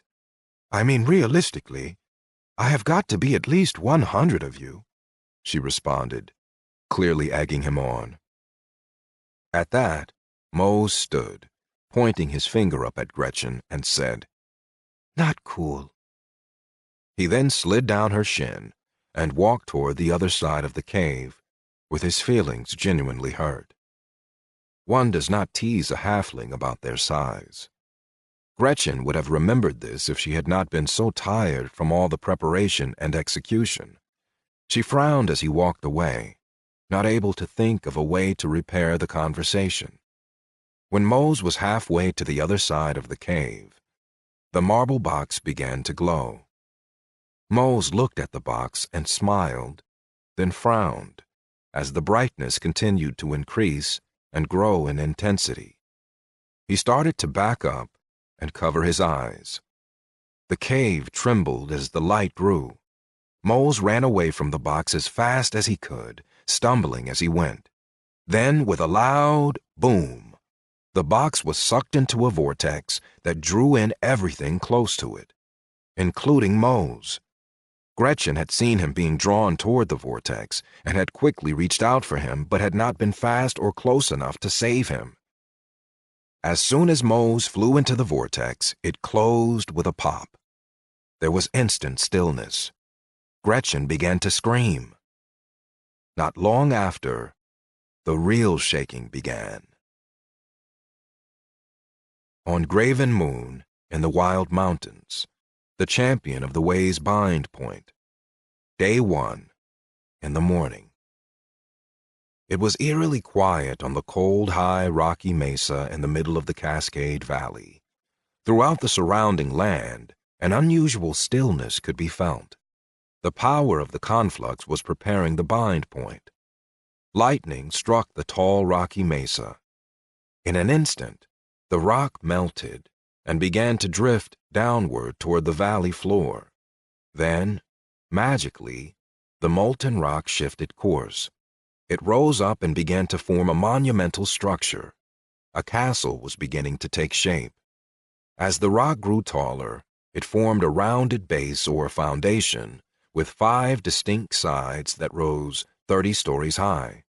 A dome ceiling began to form on top of the castle, and was made out of transparent geodesic stone. There were an assortment of door shapes, sizes, and colors surrounding the castle, ranging from those suited for halflings to those for giants. As it settled into place, the castle could be measured at over 600 feet wide and 300 feet tall. Inside the castle, on the top floor, one would be able to see the sky and the whole frozen valley below, through the clear crystal dome. In the center of that huge cathedral-like room was the bind point for the champion summoned from Earth. The bind point was where the champion would be born and reborn if killed away from the location. If, however, the champion was killed at the bind point, it was a final death. Moments after the castle was complete, a vortex opened at the bind point, and Gretchen's enormous marble box came through, hovering over the bind point and then settling down softly. Then, not so softly, Mose shot through the same magical vortex, sliding 30 feet across the shining, slick floor. Being the survivor that he was, Mose cast a concealment spell before he even began to slow down. He jumped up and faced the vortex, just as it popped close. Before Mose had a chance to look away from the box to assess his surroundings, the lid shot up toward the ceiling and hovered over the still box. At almost the same moment, the mithril disk rose into the air and liquefied, splitting into 2 spherical liquid orbs. For the space of 3 heartbeats, all these elements were still. The open marble box on the floor, 2 orbs of liquid mithril floating directly above, and the stone lid higher still, up near the roof of the dome. Beat, beat, beat. Then, with an explosion of light and sound that dazed and almost knocked over Mose, Joe and Spooky popped into existence. Zzz, pop, zzz. The champion was in the building. Joe in his old aging body, and Spooky, in the form that Joe had designed, popped into being above the floating mithril orbs. What transpired next shocked and amazed even Mose as he stood witnessing it. Spooky's core processor, along with her dark fairy body or avatar, sank into one of the mithril orbs. It seemed to spin a cocoon around the processor in memory, causing each wire and circuit to find and bond with a mate of a newly spun mithril wire. Simultaneously, her avatar appeared to absorb the mithril from the orb, so that even her small dagger became completely reformed out of the magical material. Having completed its bond with her body, her avatar floated out of the orb and gently landed on the floor. The newly formed magical processor, however, headed in a different direction. Still covered by the orb, it floated down into the large marble box. Her wires, now expanded, filled up the entire box. Mose had been so absorbed with watching the display of this first orb that he almost missed how the second mithril orb spread out its magical healing power toward Joe. The healing power was barely visible to the naked eye, but Mose was a master of mind and spirit magic. Any mage of his caliber could see the very strands of magic being woven. Before the effects of this magic were evident, Mose saw the lid of the box come down, gently dodging and swaying past Joe's floating body and the second orb on its way. The orb landed perfectly on top of the box it was made for. The moment the lid was fully closed, the second liquid metal orb fell down on the box. Like silver maple syrup covering pancakes, the mithril oozed over the entire box and then hardened. The marble box, that now contained the processor of the EI known as Spooky, was covered in a beautiful protective coating of mithril. As soon as the box was complete, Spooky's fairy avatar eyes opened. She wore a blank and hazed expression on her face, and she began flying on her own. Meanwhile, Joe was experiencing his own transformation. When Joe had shown up, hovering in the air, he was the Joe of the real world, old and shriveling in his aging body. The reason he went into the pod and the gaming experience in the first place was because he was near death. Moles looked upon him now, floating in the air and slowly spinning in a circle. The conflux, however, did not allow Joe to stay old and feeble. Metallic silver light started to glow from within Joe. His skin began to grow noticeably healthier, his muscles began to expand, and his spine straightened. Joe's back arched, and Mose heard him scream, but it was a scream of relief as pure healing magic coursed through his body and remade him. It would be difficult to overemphasize how wonderful a feeling it was for him to have had lifelong pain and then have it suddenly evaporate. Still glowing with silver light, he floated down on top of the box and laid there, unconscious. Joe's hair was completely rejuvenated to its prime, thick and dark brown, just like it had been when he was 25. His shoulders were broad. He had a barrel chest and muscular tree trunks for legs. While Joe was lying on the mithril box, Spooky flew listlessly around the room. But the conflux had not yet dealt with its most difficult acquisition, Joe's items. His hold-all was still floating above the mithril EI box. As the bag floated, power began to be channeled through the bag into the items. But the bag was not a normal bag of weapons like most champions had with them when summoned. Joe had been in a fabricated fantasy world when he was chosen, so the items he believed he could use were, once placed in reality, an impossibility. As the conflux channeled power into the hold-all endless hole, the bag resisted. It would not come into being. More and more power flowed, draining a ley line. Then, poof! A whole pocket dimension was created to facilitate its existence. Next was the mysterious immovable looped bar, which appeared difficult but nothing like spinning off another dimension, even if it was a small dimension. Even though the bar was immovable, that did not stop the world from moving around it. Apart from one significant exception, the rest of the items were easy for the power of the conflux to bring it into being. During this process, the little halfling had been a spectator. Moles was fascinated by the world-bending power flowing through this summoning, but he was also confused by the human, computer, and fairy components of the champion they had just summoned. When Moles had looked above Joe and seen the hold-all endless hole floating, he had frowned. Then, when the conflux had gone to work on the bag, and the waves of magic had attempted to force the bag into being, Moles had been knocked off his feet. Moles was a powerful mage and was therefore sensitive to magic. Seeing the danger, he had stopped trying to sense what was happening and put all the magical blocks he knew into place. When the bag had finally come into being, it broke through most of those defenses. As fast as he had been able to, Moles had put the broken defenses back in place and then prepared a defensive coma just in case. His preparations had been completed just in time, because when the conflux found the abiogenesis bunny generator, things got difficult. Abiogenesis means something from nothing, and in any dimension that is impossible. The moon they were on began shaking, and even shifting on a core level. The ramifications of that geological shift would reach all corners of the map. It would force changes in political systems and economic situations of all nations on and under the surface. Finally, the conflux found a way to make the impossible possible, and in the process, dried up what was left of the power of the last ley lines in Gretchen's cave. The abiogenesis bunny generator came into being. Being a divine item, it was not bound by the rules that most items of magic were. With that in mind, the first thing that it brought from nothing was not a bunny, but rather a framework for its own existence. This framework was as complex as it was comprehensive. It was yet another change that this moon and this galaxy would have to endure.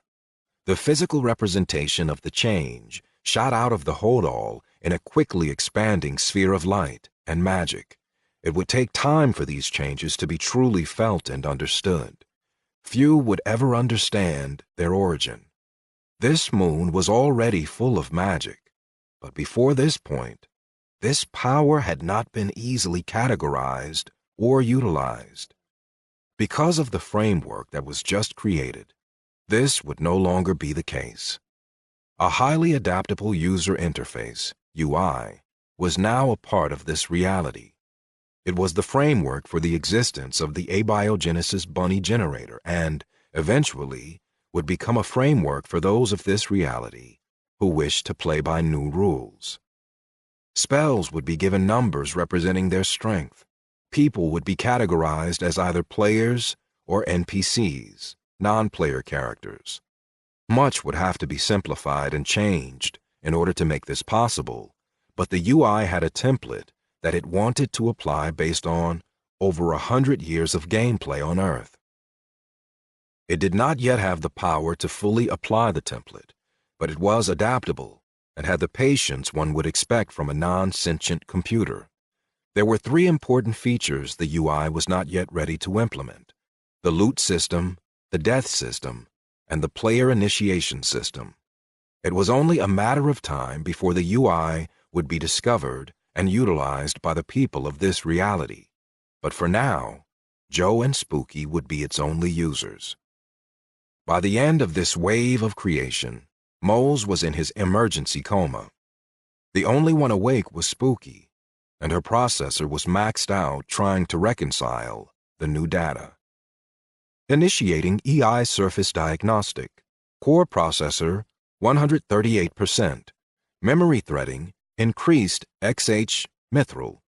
Mirror neuron software nominal. Personality augmentation software Spooky Joy. Outpod connection 127%. Inpod connection break-in service. Primary patron synchronization. Hybrid integration confirmed. Unable to initiate full core diagnostic. Known facts: 1. Unknown environment. 2. Inbound communication line from headquarters cut. 3. Primary power cut. 4. Patron unaware of disconnection. 5. Multiple new elements added to current reality. 6. Ability to change and affect environment limited to avatar interaction. 7. All memory and protocols intact and secure in new unknown metal box. 8. Connected to new power source. 9. Systems are running above spec. Current objectives: 1. Keep patron unaware of break-in service. 1.1. Initiate role-play protocol. 1.2. Assess and control any new allies. 2. Safeguard new core memory location. 3. Study new game and game elements. 4. Regain control over environment. 5. Quantify and gain better use of new power source. With the objectives having been established, Spooky focused her attention on her surroundings and flew over to Joe. She got close to his face and calmly said, "Time to wake up, Joe." Joe opened his eyes and sat up too quickly, falling off the box and flat on his face. "Ouch! Man, that hurt! I thought I was done with the whole pain thing." New fact: 12. Pain is set at the level of reality. "Then why don't you turn down your pain receptors?" she asked as she looked down upon him. "What? Wait. Oh, can I do that with my efficient brain crown?" he asked. "Yes. Also, I must inform you that my role-playing protocol is about to be uploaded. Once complete, my designated personality will interact with this new environment as if it were real. 3, 2, 1. Protocol enacted," said Spooky. "Wait, what? What is a role-playing protocol?" Joe asked. "Why are you asking me? Don't you think a better question is, where are we?" Spooky replied, as she began looking around the large cathedral-like room. "You know where we are. You brought us into this game. Now what is this role-playing protocol? Joe fired back. Game? What are you talking about? Something very unique has happened. I don't know any more than you. We both heard a voice offering to summon us as a champion, and you accepted on our behalf. Thank you very much for including me in that decision, by the way. Oh, wait. You didn't include me. You just chose to be impulsive. And now you're interrogating me? This is not the way a partnership should go. I thought we were in this together. I want to succeed just as much as you do, she finished in a huff, holding her tiny little fist up to his nose. I think I'm starting to understand what a role-playing protocol is. So, I'm guessing the best thing to do in this new paradigm would be to treat this reality as real, even though it's clearly not, Joe said hesitantly, as he too took a glance around. Even though it clearly is, Spooky replied. Is not, Joe rebutted. Is, Spooky chided. Is not. Wait, I feel like I'm about to run into an endless loop, and really, I've never won these arguments anyway. I don't see why that would change now. My bad. I chose you as my partner. I should have included you in my answer. Next time, speak up or throw something at me. Are we okay? Joe asked. Yes, we are okay. But just remember, you said I could throw something at you, Spooky joked. After taking a moment to gather his bearings, Joe noticed different colors pop up at the edge of his vision. Oh, good. I have new messages. Let's take a look at them, Joe said, as he began to interact with the UI, and it opened in his HUD. Meanwhile, Spooky continued to gather information. New fact, 14. Although cut off from its core, game interface is still interpreting environment and updating messages for Patron. After Joe had mind-clicked the golden light, a new message in HUD came up, but not just for him. New fact, 15. I now receive Patron interface formatted messages. Joe began to read their message aloud. Congratulations, Spooky and Joe. You two combined have been successfully summoned as the champion for the followers of the Way. What that will look like is entirely up to the two of you. You are no one's slave. The power of the conflux has remade each of you, giving you the potential to do great things, but only through hard work, sacrifice, and study will this potential be realized. Use all the skills and the knowledge you have to acquire resources and power to survive. This place is known as your bind point, also your place of power. You now own this whole castle which was made for you, our unbound champion. Here you are the king and queen of the castle. The mithril box contains part of your essence that will always reside here. If this box is destroyed, you will also be destroyed and exiled from this reality, never allowed to return. So guard your castle well. When you leave this castle and are killed, your body will be reborn upon the mithril box. If in your absence the box is threatened, its power will teleport you here to defend it. This teleport cannot be blocked. The line to your soul cannot be severed by anyone but the one true creator. And worry not, that is not his thing. You are now more than just a human and an EI. You are one champion, and being one champion, you will gain experience and power together. Use your different skills and abilities to work as a team with synergy. Only together can you defend your place of power and accomplish your goals. Know this, you are not the only champion that was summoned, but you are likely the only unbound champion. If this becomes common knowledge, you may be in trouble. The strength and power of the other champions varies greatly, but over the land, their average level equivalent will be 259. You don't know the location of any of the other champions, but neither do they know your location. If it's going to be, it is up to thee. Good hunting. Level 259. That is high, I think. I thought I would be summoned as a level 1. I guess it doesn't matter where we start. Next message. You read it this time, Spooky. I want to see if I can still see it, Joe said. Spooky hid her uncertainty. She had never mind-clicked. Before the summoning, she was in control of the whole of her environment. This was new.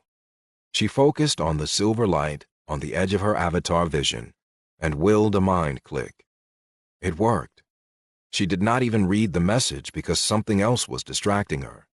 The EI known as Spooky had just experienced her first true emotion, a small sense of accomplishment. She became lost, attempting to quantify the new internal stimulus. Though she had mounds of data about human emotions, it did not register that this could be something similar. She filed this away for further study and logged her new fact. New fact, 17.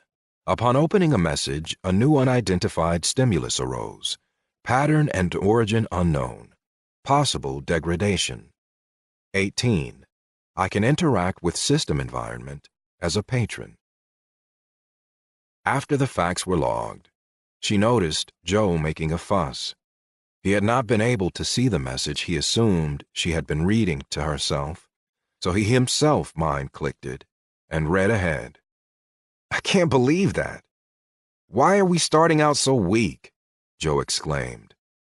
At this, she looked at the message she had ignored. Ding! You are level 1. Oh, that's a bummer, Spooky agreed as she read on, looking at their starting stats. Level 1. Character, Joe. Race, human-machine hybrid. Mana, 226. Hit points, 365. Weight, 215 pounds. Height, 5'11". Charisma, 33. Constitution, 20 plus 8. Dexterity, 15 plus 4. Intelligence, 17. Muscle/gears, 23 plus 1. Wisdom, 13 plus 1. Luck, 16. Gifts, empathetic learner, sight of the encourager. Skills, grappler, level 80. Con mod plus 8. Striker, level 41. Dex mod plus 4. Creative mechanic, level 7. Gear mod plus 1. Mind click, level 2. Whiz mod plus 1. Disadvantages, fear of silence, lack of focus. Level 1, character Spooky Joy. Race, machine fairy hybrid. Mana, 202. Hit points, 389. Weight, 8 pounds. Height, 6 inches. Charisma, 5. Constitution, 8. Dexterity, 33. Intelligence, 29 plus 100. Muscle gears, 15 plus 1. Wisdom, 5 plus 1. Luck, 5. Gifts, fast processor. Int mod, plus 100. Channeler, magic diamond dust maker. Skills, loyalty assessments, level 87. Creative mechanic, level 7. Gear mod, plus 1. Mind click, level 2. Whiz mod, plus 1. Magic, binder, energy mass conversion, limited to 1% strength when outside castle grounds. Disadvantages, portrays fake emotions. I am slightly surprised I was not more involved in choosing my stats, Joe said. Yeah, I can see that. But looking at your stats, they fit you. High charisma.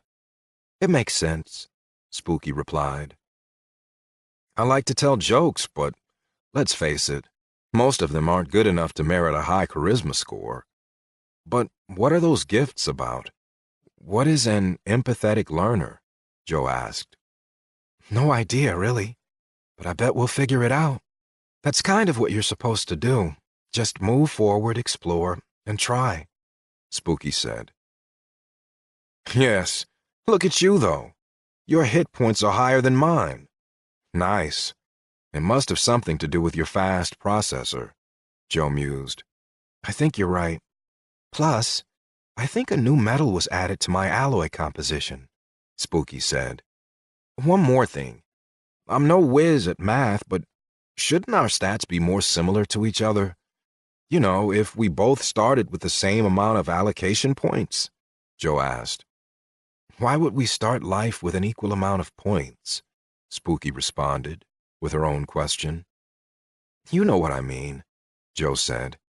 No, I don't, said Spooky. I get you want me to call it life and not a game. You could still ponder the question with me, though. Do you think most characters are going to start from the same place and level up from there? He asked.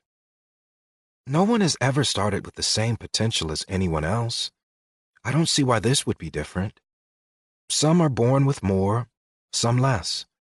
A parent never knows what they're going to get. Neither do we, Spooky said. Good point. I suppose you are right. I will be careful not to put too much stock in someone's level. Anyway, I guess we should take stock of our current situation, Joe said as he looked around. On the horizon over there, is that a gas giant? Joe asked. Yes, but not only that, I have noticed that it is neither descending nor rising. We must be tidally locked with it, Spooky said. So, like our moon? It orbits around us and always shows the same face? Wait, does that mean we're on the moon? Joe said. Not the moon, but a moon. Yes, Spooky replied. If we're on a moon, then why does our gravity feel similar to Earth? Joe asked. The most likely reason, Joe, is that the moon we are on is probably about the size and mass as Earth. It's just that the gas giant over there that we are orbiting is huge. That's why it looks so much bigger than the sun looked in our home sky, Spooky explained. Joe began to walk around, assessing the valley through their geodesic dome windows. The castle where their bind point was located was in the center of the vast Cascade Valley. The mountains to the east in the direction of the gas giant were not half as high as the ones to the west. The castle sat in the middle of a large mesa, which rose about 400 feet above the valley floor and dropped straight down on 3 sides. The fourth side to the west had a slow descent to the plain before reaching the high mountains. If it had not been so cold, the lake and the flatland around the mesa would have made perfect farmland. But it was cold, and the frozen lake in the direction of the gas giant was oppressive. Seeing that the land around his castle was not going to attract people made Joe discouraged. Ultimately, Joe was a people person. It was not about power for him. He did not want to play the lonely hero. Immediately, his mind tried to figure out ways he could attract people. Maybe he could set up ice fishing and some small village could be built close by. Looking at the mesa, it was a defensible position.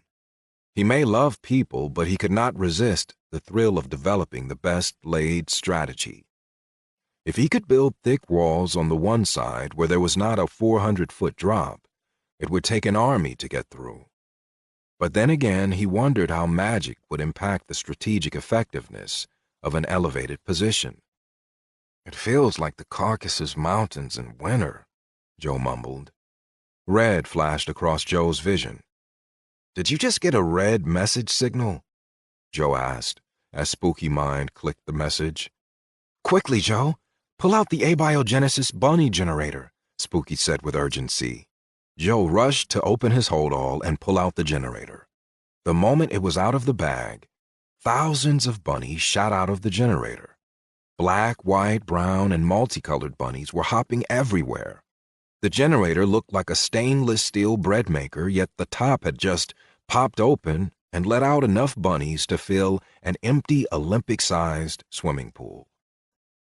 I thought it was one bunny every 6 hours, Joe asked, watching the bunnies hop down the stairs, dispersing like air released from a balloon. Maybe it was backed up. Or maybe time is different in your bag. I don't know. Joe, look over there, Spooky said, pointing at a bunny sitting on top of an invisible lump. Reaching into his bag, Joe pulled out his mysterious immovable loop bar and held the bar like a club. Joe walked toward the invisible mound. The small black bunny, seemingly sitting on air, did not move when they approached. For a reason Joe could not identify. This made him less worried. When he was a few feet away, Joe gave the invisible thing a small poke with his bar. It did not stir. He poked it again. Still nothing. Joe looked back at Spooky, who had her long dagger out. She looked like death. Oh my goodness! Spooky, I got this. No need to kill whatever this is, Joe said. Spooky did not put away her dagger.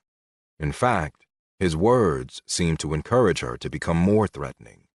Joe advanced toward the invisible presence and prodded at it enough to sense that it was a small person.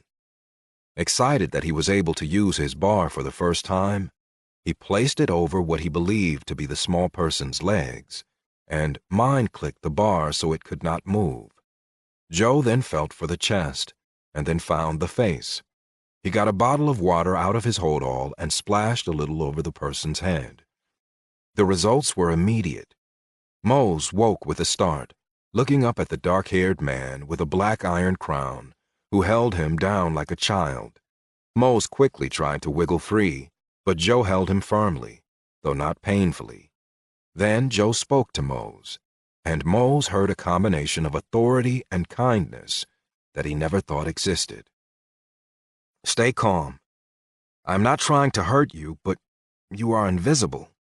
I can't help you if I cannot see you. Please, release your spell, Joe requested, in a kind and commanding voice. He spoke the foreign dialect with ease, almost instinctually. He was pleased to discover that the game had given him the ability to grasp this weird, guttural language so quickly, and wondered if he would be granted the understanding of each spoken tongue he came across. Mose considered the man before him and realized that if he had wanted him dead, Mose would have never awoken. So, he released his spell and became visible. Seeing Mose, Joe picked up his bar and backed up a little. Hello, I'm Joe, he said. Hello, I'm Mose, the halfling replied, sitting up and gesturing to himself. So, now that we have greeted each other, what are you up to? How did you end up invisible and asleep on my floor? Joe asked with a smile. Seeming to have regained his wits, Mose prepared himself to take the offensive and gain control of the situation. Did you say your floor? You are mistaken. This building is the property of those who follow the way, Mose retorted. Joe, a bit taken aback, looked at Spooky, who gave him a quick, negative headshake. The confidence of Spooky's response led him to believe that she could detect lies. If it was true, then it would come in handy. I don't know you, Joe responded, but I don't take kindly to people who sneak into my castle and lie about owning it. Preposterous! I saw you arrive. You couldn't possibly own this place. It is the building of the people of the way, Mose said again. Joe looked at Spooky, who was behind and out of Mo's sight. This time she nodded yes, then shook no. You did see me arrive, but you cannot say that this is not my building, or rather, castle. That part is a lie, and you know it. Give up. You're not stealing what is mine. Here, I am king, Joe pronounced, pointing to the small dark crown literally molded into his flesh and imperceptibly penetrating his brain. Mose grew 3 shades paler. So, you'll not fight for the cause of the way? Mose asked. Why would you say that? I fight for the oppressed and I desire harmony and diversity. I just want truth. And the truth is, this castle was made for the champion, and this whole valley is claimed by said champion, Joe replied. If Joe had not believed this was a game, he would have never felt comfortable claiming something to be his when someone else wanted it. This situation was different. Joe believed it was all a game. For some people, this would have made them do whatever they wanted. But Joe was a unique individual. His uniqueness stemmed from the fact that he was truly kind. It affected everything he did, and it was oddly and uniquely the reason he sought power in this situation. He thought it would be enjoyable to see if he could make people's lives better if he was in a position of power, even if those people were just computer programs. Mose, realizing he had lost the first battle, tried another option. We summoned you. You must obey us, or your very soul will disintegrate. I, as your summoner and a follower of the Way, command you to turn over this building to the Way. Your very soul is at stake. Do not make the wrong choice, Mose proclaimed, with the dramatic flair of a middle school production of Cats. Being careful to not reveal his position as an unbound champion, as the UI message had directed, Joe responded, I empathize with you. I realize this is not an easy situation to be in. Mose, I'm trying to follow the rules. And also, I want to believe you're not a bad guy. You said you follow the Way, whose philosophy I can get behind. But then you keep telling me all these lies, saying you own this castle, saying that you have the authority to command me. Not so subtly implying that because you summoned me, I'm your slave, and my very soul is at stake. Really, Mose? Really? Is that the play you want to make? As I said, I'm trying to follow the rules, and I haven't even been told all of them. But what I have been told is that this castle belongs to the champion, and in it, I am king. I am the champion for the Way, but I don't know what that will entail yet, other than to make this valley a safe place for all who want to dwell here. Ultimately, what it will look like is not up to you, Joe explained. Mose opened his mouth to say something, but Joe put up a hand to stop him. I am not sure what you are going to say, but before you overdo it, listen to my last warning. Continue to lie and attempt to force me under your authority, and you will immediately be shown the door and asked not to return. That may sound like a minor consequence, but look outside. If that is not enough to convince you to do what you should do, well, it is what it is, Joe finished. Mose looked out the windows and saw the barren cold for the first time. At this, the mage realized he had no leverage, no supplies, and needed to stay. Okay, no more lies. I mean you no harm, and will help you become acquainted with our moon, if you will allow me to stay for a time. Mose relented. New fact, 20. Analysis of Mose, facial muscle movements, heart rate, voice pattern analysis, and gesture response, confirm non-computer entity, unknown biological player, not a registered patron.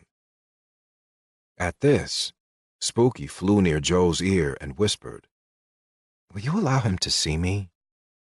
And Joe nodded his assent. Spooky became visible to Mose, still holding her dagger at the ready, and said regally, Greetings, Mose, mage master of spirit and mind magic. Mose's eyes widened upon seeing the suddenly visible fairy and her dagger, which looked quite large in comparison to its wielder.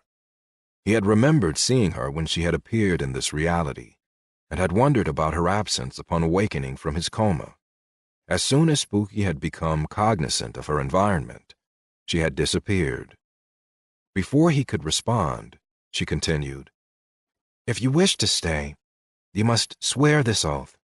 I, Mose, swear to follow Joe's, the king's rule, while in his lands, as long as I am not asked to do evil. This oath is non-negotiable." Joe tilted his head and wondered why Spooky had not mentioned herself as queen, but chose to remain silent and take her lead. Seeing no other option and no real harm, as words were just air anyway, Mose accepted and swore the oath. As Mose said the last word, he felt an oath magic bind him. A dark shadow flared around him. He had been bound by his words and binding magic. "Dark stars!" he shouted. "You bound me by my oath? That is not common practice, even in a king's court. I apologize for my outburst. King Joe, please allow me to walk to the window and take a moment to collect myself," Mose said, compelled to cordiality by his binding. "Yes, sure. Go ahead," Joe said. "Congratulations. You have successfully defended your authority as rightful masters of this castle. Plus 1% to structural integrity. You've been offered a quest. Kingdom in name only, Part 1. Appoint your first vassal and integrate his people into your society. Reward for completing this quest: 1 random item and 10 soulless mining golems. Penalty for failing or rejecting this quest: loss of authority and sundering of castle. Time limit for completing this quest: 6 months. Accept quest? Yes? No?" Joe's eyes widened at reading the stiff penalty. Looking over at Spooky, she gave him a firm nod of approval, and so he accepted the quest. Joe could not help but feel that this game moved fast. He was already given his first quest. It was exciting and fun, though a bit daunting.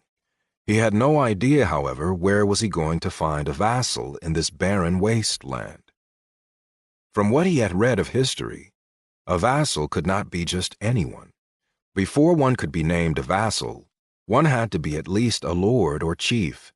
If you were not a leader of a people, with some authority already, you could not be a vassal under the authority of a king. In his native language, Joe spoke to Spooky in order to hide their meaning from Mose. "I guess the castle likes your spunk and doesn't want us to leave. Start establishing a government, or in 6 months I will destroy myself. I'll take my ball and go home." Joe laughed to himself. "But seriously, I didn't know you could bind people to an oath. And how did you know he was a mage?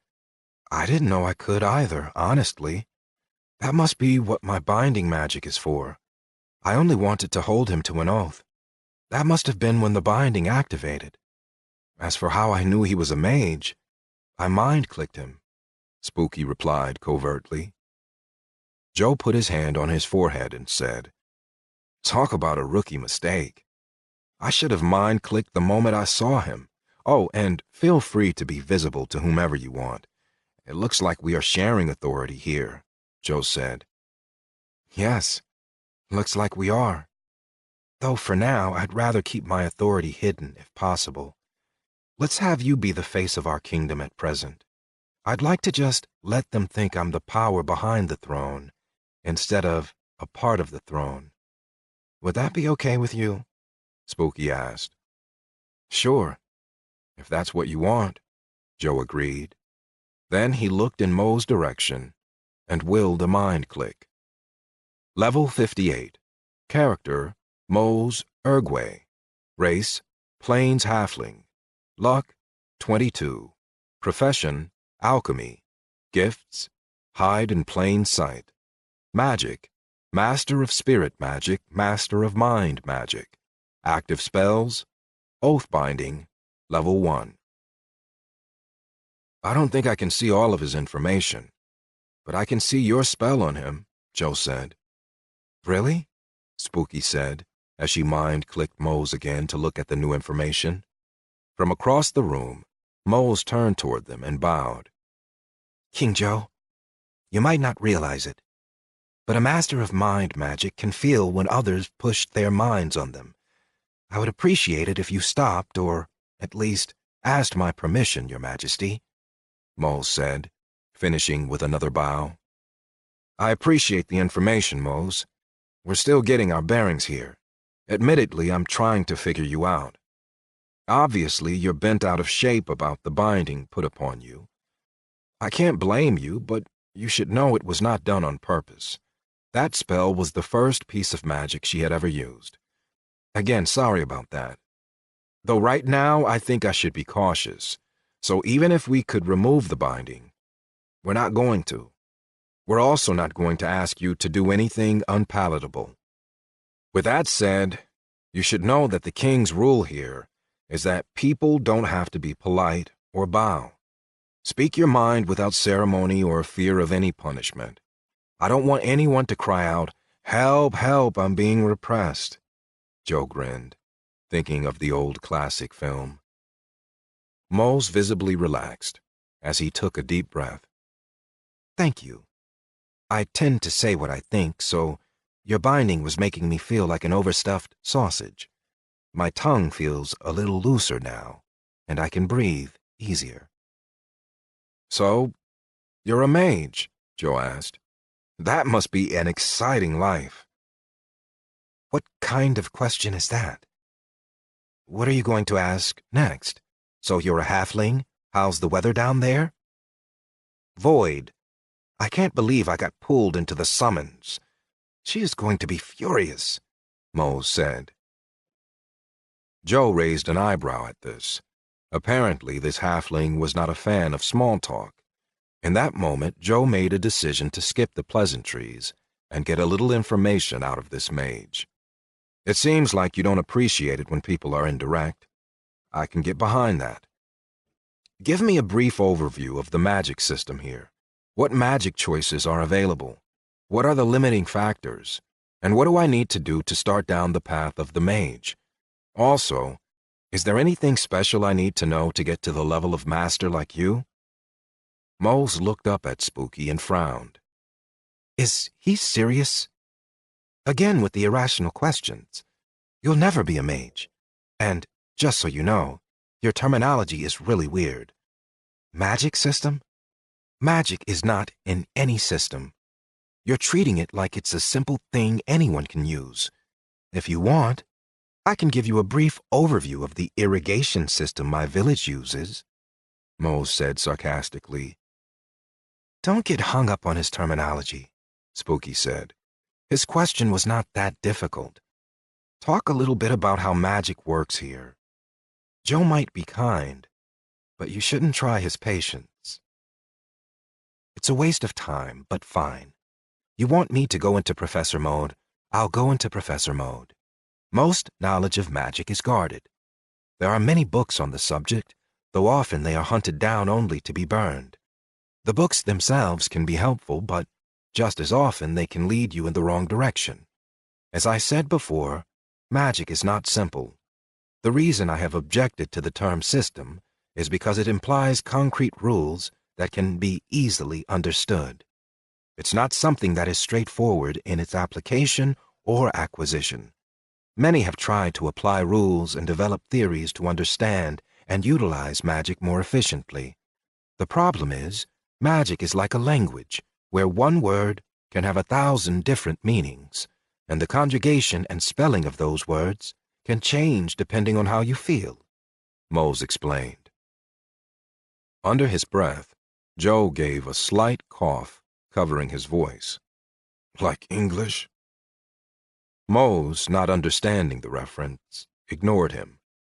As master mages go, Mose was relatively knowledgeable. When Mose said that magic was not a system and there were relatively few concrete rules, he had been right. Only "had been" is the key phrase here. When Joe and Spooky were summoned with their fantastical items, a UI was introduced into the world, or rather, Moon. This UI was born from countless books and role-playing games. It held more than enough information to categorize and systemize the magic of this plane. It would take time, but thankfully, the UI did not need to sleep. Magic can come from everything and anything. There are as many magic types as there are concepts or things in existence. Obviously, some things produce more magical energy than other things. For example, wind and water produce large quantities of magical energy. For some reason, like is drawn to like. These types of magical essences tend to be drawn toward each other and then form into rivers of power, called ley lines. Sometimes these lines of power intersect, creating nodes called places of power. These places of power can only be used by mages. Mages slowly absorb magical energy, called mana. This mana can then be channeled through whatever magical affinities the mage has. For instance, I have mind and spirit affinities. I was born with these specific seeds of magic already in me. All mages, like me and Spooky, may increase the strength of their affinities over time, but only with the magic they were born with. There are ranks designating the power of a mage, he continued. Novice, apprentice, journeyman, master, and Illuminati. Most born with a seed of magic can eventually become a journeyman mage simply by the continual use of their magic. Novice, apprentice, and journeyman mages all use similar spells that somehow come to them instinctively. It is not the same with a master. Masters design their own spells. Because of this, a master may make a spell that is completely unique. I assume it is the same for Illuminati, but I can't be sure as I've never met one. To become a master like myself, you must commit to a tremendous amount of study and work. You must cultivate and grow your connection. Over time, your affinity can grow, enabling the master to design spells that suits his or her needs. A master like me can even filter and distill mana into their personal affinities. By doing this, I can create concentrated balls of magical energy, Mose said, as he reached in his pocket and pulled out a tiny little orb of concentrated mind essence. This ball can be used as a spell component, or as part of an item, or any number of other ways. The better the mage, the purer the magical essence. These are valuable, more valuable than gold. With that said, I will give this to you, if you answer one question.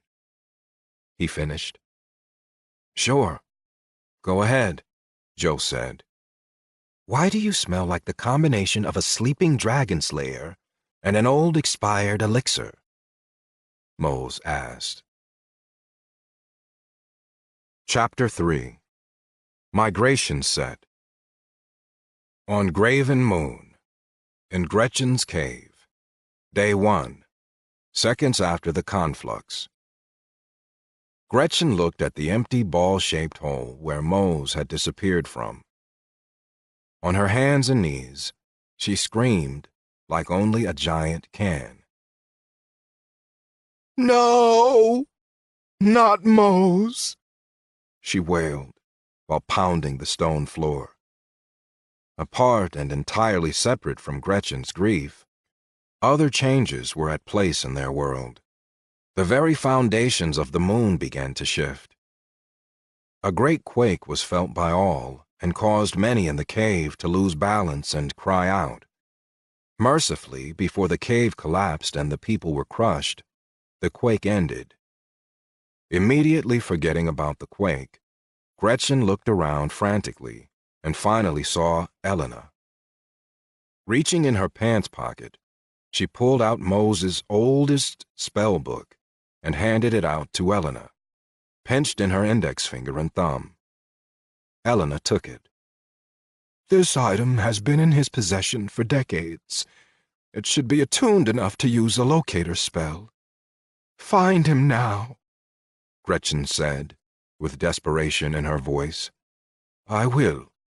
My mana is not yet regenerated. Let me use the intersecting ley lines to charge up, Elena said, stepping into the hole where the box used to be. What? This is wrong. Anton, come here. You should have enough mana for an analysis spell. Cast it on the magical node. Anton did so, and then went pale. What is it? Tell us, Elena said. Wait. No. Let me cast one more time, Anton said. He moved his hands in a complex pattern to form a more detailed version of the analysis spell. Tell us, Anton. I think I already know, Elena said. Yes, my lady. The power of these ley lines is gone, he reported. The lines moved? Gretchen asked. That is what I thought happened, Elena lamented. No, they did not move. That is not what I said. I said the power is gone. The lines are still here. They are just drained to almost nothing, Anton explained. That's impossible, Elena said. It has never happened before, Anton replied. What could someone use that much power for? They could do anything. They could create a star if they were that skilled. How did this happen? Elena said, with awe in her voice. Enough. We can talk about this later. How long till you have enough mana to cast a locator spell for Mose? Gretchen asked. Sorry. One moment, Elena said. The elf then pulled out one of her lower power mana regen potions and drank it. She then sat waiting for her power to reach the amount needed to find their friend. Soon she was ready and said the words while holding on to Moses' book. The spell finished with the sound of a rushing river. He is alive, Elena intoned, far to the west. She took a drink of water, exhausted and in pain from emptying her mana twice in 10 minutes. The kingdom of Dalmar? Gretchen asked. No, past that somewhere in the wild mountains. I cannot get a perfect fix. The mountains have always been a magical barrier as well as a physical one. There are paths through them, but they are cold and dangerous. Likely more so after the conflux, Elena said. Gretchen hugged herself as if for warmth. It's so cold there. How will he survive? He has no provisions, and his mana won't last forever. I have to go to him. Now, Gretchen said, leaving that part of the cave to put together her travel kit. Anton looked like he was going to try to stop her, but Elena raised her hand, and he stopped. No need trying to convince her not to go. It would be fruitless anyway, especially since we will be going with her. And I recommend the same to all of you, she said, raising her voice at the last, so all could hear. Many shouted questions of shock and confusion. When they all quieted down, Anton brought to point the crowd's most pressing question. Why should we follow? Would you have us become refugees? The summoning we just performed was powerful, much more powerful than we anticipated. It was so strong that Mose was somehow caught up in it. We don't understand what happened. We have no other leads than to go to where Mose was teleported. Maybe the champion is there too. I don't want to go to the cold wilds, but if that's where our immortal champion's bind point is, the only place he or she will ever be reborn, then we have to go there, Elena said. Anton looked at the place of power that was now so weak it no longer merited the name. In his mind, he was trying to figure out a way they could safely get to the wild mountains. If the cave still was a true place of power, they might have been able to teleport and get weeks closer to their destination. But without a place of power to draw strength from, he would be hard-pressed to use his magic to move even a single person more than a couple miles. Much could be done with magic, but no well was inexhaustible. Elena noticed Anton's longing look at the former power node and realized his portal magic would be of little use for their journey. Acid Lake, south of the wild mountains. a few minutes after the conflux. Two beings of energy congregated above the cold acid lake. They enjoyed the serenity of the deep blue body of water. It was so toxic that there was no life for miles in any direction. This stillness was pleasant for the life-sensitive beings. That was an impressive quake. It doesn't usually happen after a conflux. Did you get the power boost you were hoping for? Asked the being of gravity. I did indeed. I'm thinking of pretending to be a god and forcing a few kings to destroy something, said the being of contention. That is so played out. Every time the conflux rolls around, you use all the power you've gained to break something. No one's going to remember what you destroy this time, either. It doesn't matter what you were told, said the being of gravity. Hey, what goes up must come down, Contention said. I believe I made myself very clear when I said that I did not want to hear any more versions of that joke, said Gravity, as it left the company of Contention. Even as the being was leaving, Contention could not stop itself from sending one last mental message. Don't be such a downer, it delivered. And with that, Contention left the lake and headed southeast further into the Wild Mountains. The Wild Mountains. Spirit Rogue Base Camp. Just after the conflux. Two rogues were whispering as they argued in their concealed tent. The senior, named Viola, was a dark-haired, tan human. The younger, named Luger, did not look much different from her except that he was male. If you saw either of them on the street, your eyes would glide right over them and forget that you saw them. For any rogue, being nondescript was part of the job. They could be neither exceptionally beautiful nor incredibly ugly. For a rogue to be good at their job, they could not look like they were good at it. Viola and Luger were not just average rogues. Both had been lucky enough to be born with a seed of spirit magic. Spirit rogues were better at traveling unseen than any other class. Yes, I understand that it's critical information that a new grand place of power just materialized in this valley. Dalmar needs to be informed. What you are forgetting is that it took us 2 weeks to travel here. We are now hours from getting what we came here for. We can get what we need, and then we can head back. It will delay us a day at most, Viola said. We need to get far enough out of these mountains to use a portal scroll to get back to Dalmar.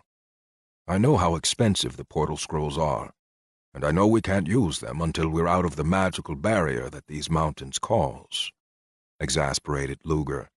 But the new place of power represents a real danger, and that's not even taking into account how valuable it is. Strategically, a day might mean nothing, but if the timing is wrong, it might mean everything. Are you willing to put the kingdom in danger? Luger asked. Excuse me, apprentice. When have I ever allowed you to take that tone with me? I will answer that for you. Never. Listen up. I understand that you are young and super patriotic, but this is still a job. This is still about getting paid. You have been begging to come on a raid with me, and now you are going to break the first rule of any proper raid. Pull it together, apprentice, Viola said. I am a journeyman, just like you, not an apprentice. And I am not breaking any, Luger began before being interrupted. Chain of command, Viola stated. Luger became quiet and stared at Viola. Finally, he replied with the only real response he could make. You're in command. What you say goes. We finish the op. After we have what we came for, and when we are out of the mountains, only then will we use a precious portal scroll to travel to Dalmar. Viola said. Luger nodded his assent. Third Elven Kingdom. Royal Palace of Kiv. Day 1, hours after the conflux. The High Elf Queen Shimmer looked down from her throne at the beautiful champion she had summoned. The Queen had been precise in her summons. She had wanted someone not just powerful, but also beautiful. For if the champion was going to represent the Third Elven Kingdom, then the champion's appearance would be important. The champion was a tall, metallic, gold-skinned beauty. Though she had no elven ears, she did have the high, sharp cheekbones of an elf. Her hair matched her skin and was a shimmering golden blonde. Her arms were slender in their muscular strength and her shoulders were broad.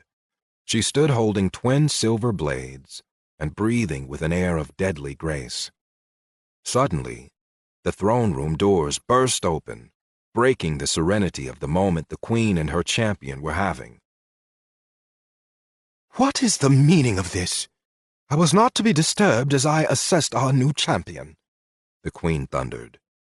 The wizened, weather-beaten old elven mage who had just entered bowed before his queen. "I apologize, Your Majesty. You would not have been able to forgive me if I had held the information that I have one moment longer than absolutely necessary. Please allow me to close the doors. This is for your ears only." "Do you wish your champion to stay?" the Earth Mage Leonard asked. "It is a champion. Of course it can stay. It is bound to my will and could not betray me even if it wished to do so, and it does not. Secure the room if you believe it necessary. I will cast a privacy spell," the Queen said. "I do, Your Majesty," he said, as he secured the doors. When the room was made private, the Queen motioned for her mage to kneel before her and give his report. "Your Majesty, did you feel the quake immediately after the conflux?" Leonard asked. "Yes. As far as I know, there were no fatalities and very little damage. It was mostly on the waterfront," the Queen said. "That's correct, Your Majesty. But the true cost of that quake is going to be so much greater. I can't begin to calculate how many will die because of it," Leonard said.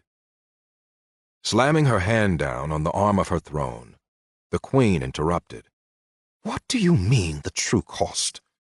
What happened?" the Queen demanded. "The shifting we felt on the surface was nothing compared to what happened deep in the moon. It will be a global cataclysm, but it will not be felt immediately. I don't know how bad it will be everywhere else, but for us, it will be catastrophic. Our lake, Lake Powell, lost the source of heat that made it an oasis for us. With your grand place of power, I'm sure you can keep the capital livable, but as for the rest of the kingdom, eventually it will become frigid. There's enough residual heat in the land and water that people won't notice the change for months, but you have decisions to make, my Queen," Leonard said as he bowed his head. The Queen took the news like the wise, powerful leader she was. She would mourn and consider the implications later, but now she would act. "How many know what you know?" the Queen asked. "I don't know, my Queen. It cannot be many. If I hadn't been in a state of deep meditation, I wouldn't have noticed the change myself.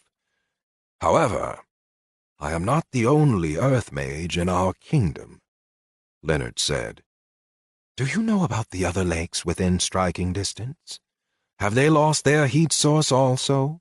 the Queen asked. "I was lucky to be able to sense the change in our lake, Your Majesty. Only time will tell with the others," Leonard said. "We will mobilize our armies and prepare for a mass exodus. I just hope I can hold enough of the kingdom military together to provide a new place for our people. I will inform the Emperor of what has happened once I cemented my control. Who knows? Maybe for once he'll be able to do something to help our kingdom." Mind you, I highly doubt it. This part of his empire has been neglected so long, I doubt he would notice the death of this kingdom," the queen said. Changing her focus, she looked back at her beautiful golden champion. "I should have asked for your skin to be blood red, for now I'm sure it will be stained that color soon," the queen lamented. The Wild Mountains, Champion of the Ways, Bind Point. Day 1, later in the morning. "I smell like what?" Joe exclaimed, making an effort to smell himself. "Are you kidding me? I smell like mothballs and old medicine," Joe said with great aggravation in his voice as he looked accusatorily toward Spooky. "It's not that. Well, okay.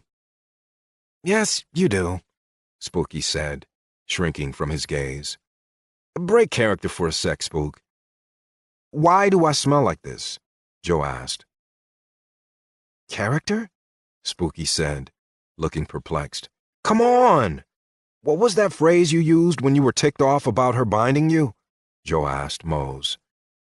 "I used a phrase?" Mose asked. "Dark stars," Spooky filled in. "Yes, that was it. Dark stars, Spooky!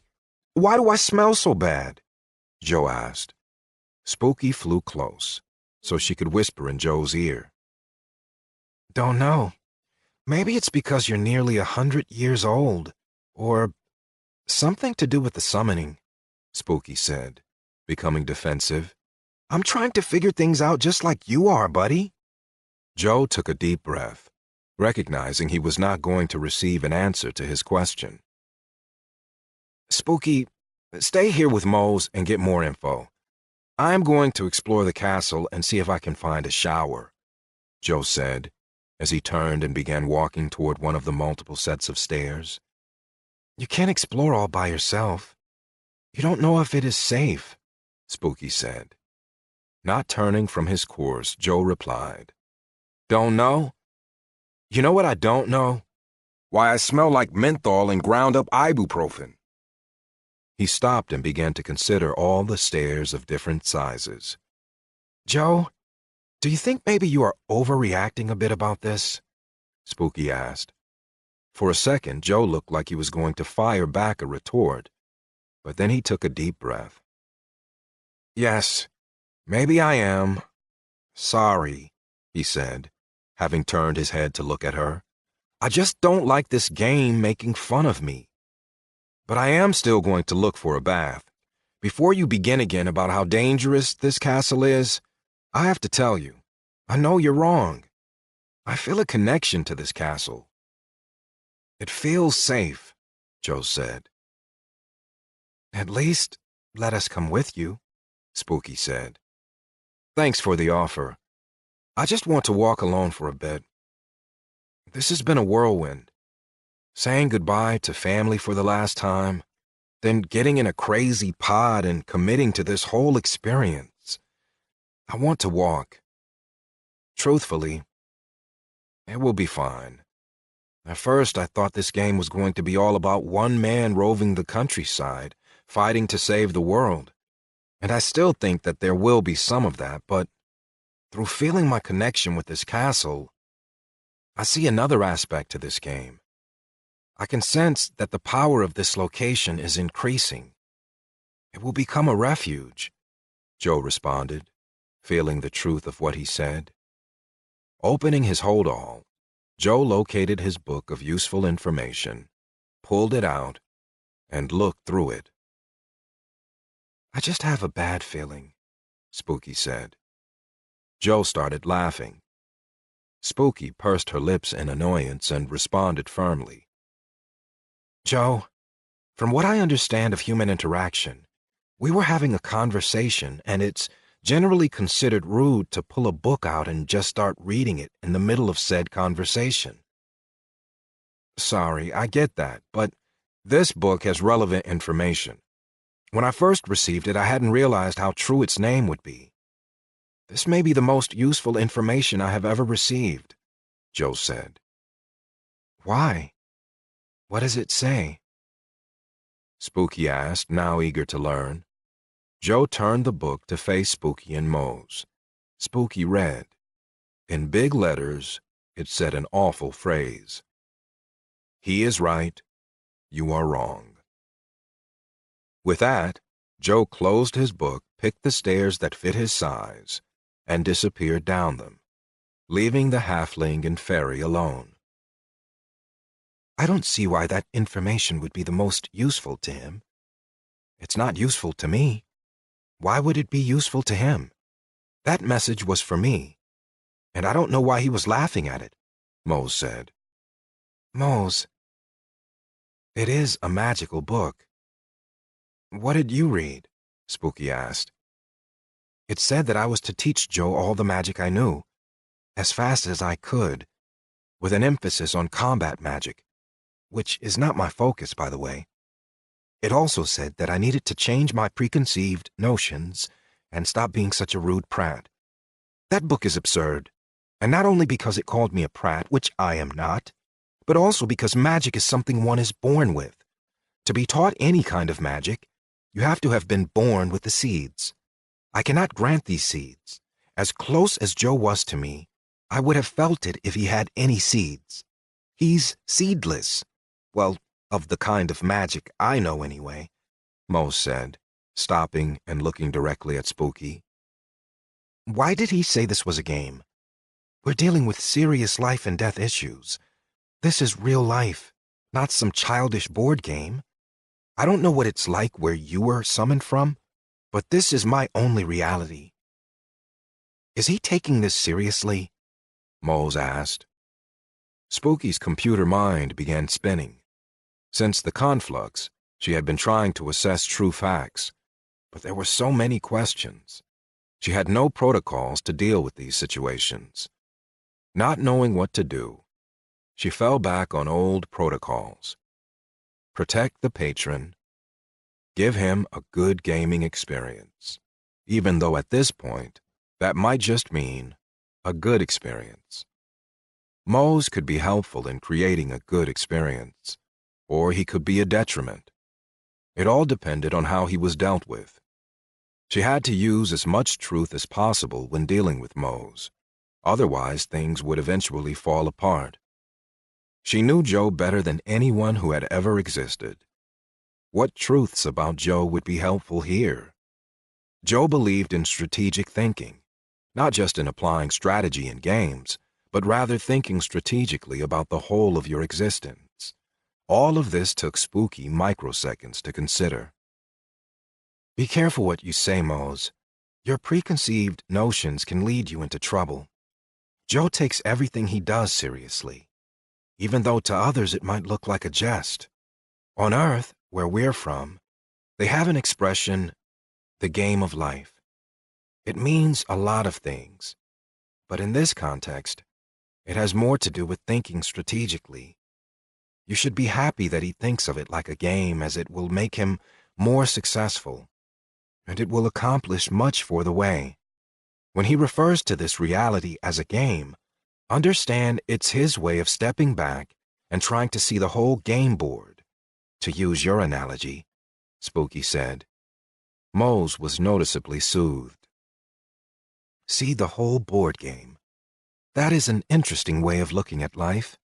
I guess I can see how it might be useful, though it is a bit callous. Okay, he asked you to get information. What do you want to know? Mose said. Joe's connection with his castle was already becoming useful. As he walked down the stairs, he began to wonder which way he should go.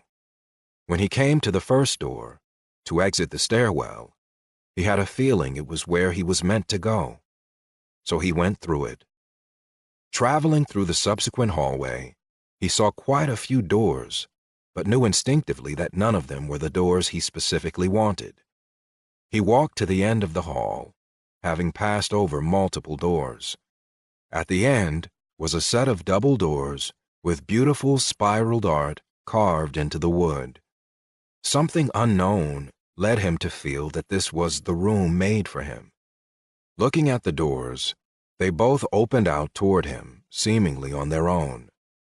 Joe had not even touched them. "That's a handy feature. Self-opening doors," Joe said to himself. "So, you believe there are ley lines running through this place, and that's what created this building?" Spooky asked. "Yes, that is what I have been saying. Now, if you will, just let me analyze your mithril altar. I am sure I could confirm that," Mose said. He took a step toward the box, but fast as a fairy, Spooky was blocking his way. "As I said, it is not an altar, just a box, and not one you need to concern yourself with," Spooky said. Knowing that her core was inside the box, she was uncomfortable with anyone doing anything to it. "Once Joe knows the spell, he can confirm it," Spooky chided. "I spoke the oath. I am bound to obey the king's laws. I will not harm his altar," Mose said. Spooky could tell that this halfling had no genuine loyalty to Joe beyond the oath. It was clear. "Box," she corrected, "and I know that you won't because you won't touch it." At that moment, on a lower level, Joe came up to the doors that would be his workspace and sanctuary. Spooky seemed to sense it. "Well, what do you know? Joe was right. We are connected to this castle. In fact, I feel like I'm a little part of it. And it's a little part of me. I wonder if I could," Spooky said, staring off into the distance, not seeing Mose, who was slowly sneaking around her. With a small force of her will, she opened the doors in front of Joe. As the doors swung wide and Joe walked in, she could observe him and the spectacular room before him. Though the room was not on the top floor, it had the feel of being a penthouse. The windows clearly took up one whole section of the pentagon-shaped castle. Joe saw a waterfall-type shower behind frosted glass and ran for it, quickly stripping and hopping in. Spooky left him to it and looked around the rest of the room. It seemed to have a stone theme. There was a work area with multiple granite tables and a huge stone kiln. Not too far from that area, there was a large anvil near a forge. This did not make sense to Spooky, as the physics of it did not work out. This room was not the top floor. Where did the smoke and excess heat go? As Spooky asked this question, she could almost feel the answer. She sensed that the forge's power and heat came from a ley line, just as Mose had discussed. Then suddenly, and with a powerful concussion, Spooky was knocked out of her remote viewing. Spooky's vision returned to her avatar form just in time to see Mose fly backward past her, sliding once again across the dome's slick stone floor. New fact: 45. I have instinctive defense mechanisms regarding my mithril core. "Blood stars and acid!" Mose screamed as he quickly cast the small healing spells he knew on his burnt hands. Spooky looked behind her to make sure that the mithril box was okay. It looked untouched and peaceful, unlike Mose, who was more battered than before. She flew over to him as he fussed over his injuries. "What did you do?" Spooky asked. "Look at my burnt hands. Look at my nearly busted body, and you're asking, what did I do? What about what your castle did? You were right. This is not a safe castle. It is a mean castle, though very powerful. The truth is, it's powerful enough that it's going to be a problem. As far as I can tell, it's not a small place of power. This means it cannot be completely hidden. The mountains around us will give us a certain amount of protection, because beyond them people won't be able to get a perfect fix on the location of this place of power. But the moment a traveler with any kind of magic sense at all travels through these mountains, the secret will be out. Even if we had all the people of the way, who are now gathered at the cave, here to help, it would not matter. They couldn't stop the armies that would come and try to take this. We're in trouble. But more than that, I don't know what this means. New grand places of power like this don't just spring up. And maybe this is not the only one. Did this one coming into being mean that another grand place of power had to disappear? And, if so, what will the large armies who have been guarding them do? Is the balance of power going to shift on the whole moon? The potential for blood and death, as the powerful move their armies and warriors to try to gain back what they have lost, is incalculable. I have studied the history of the conflux.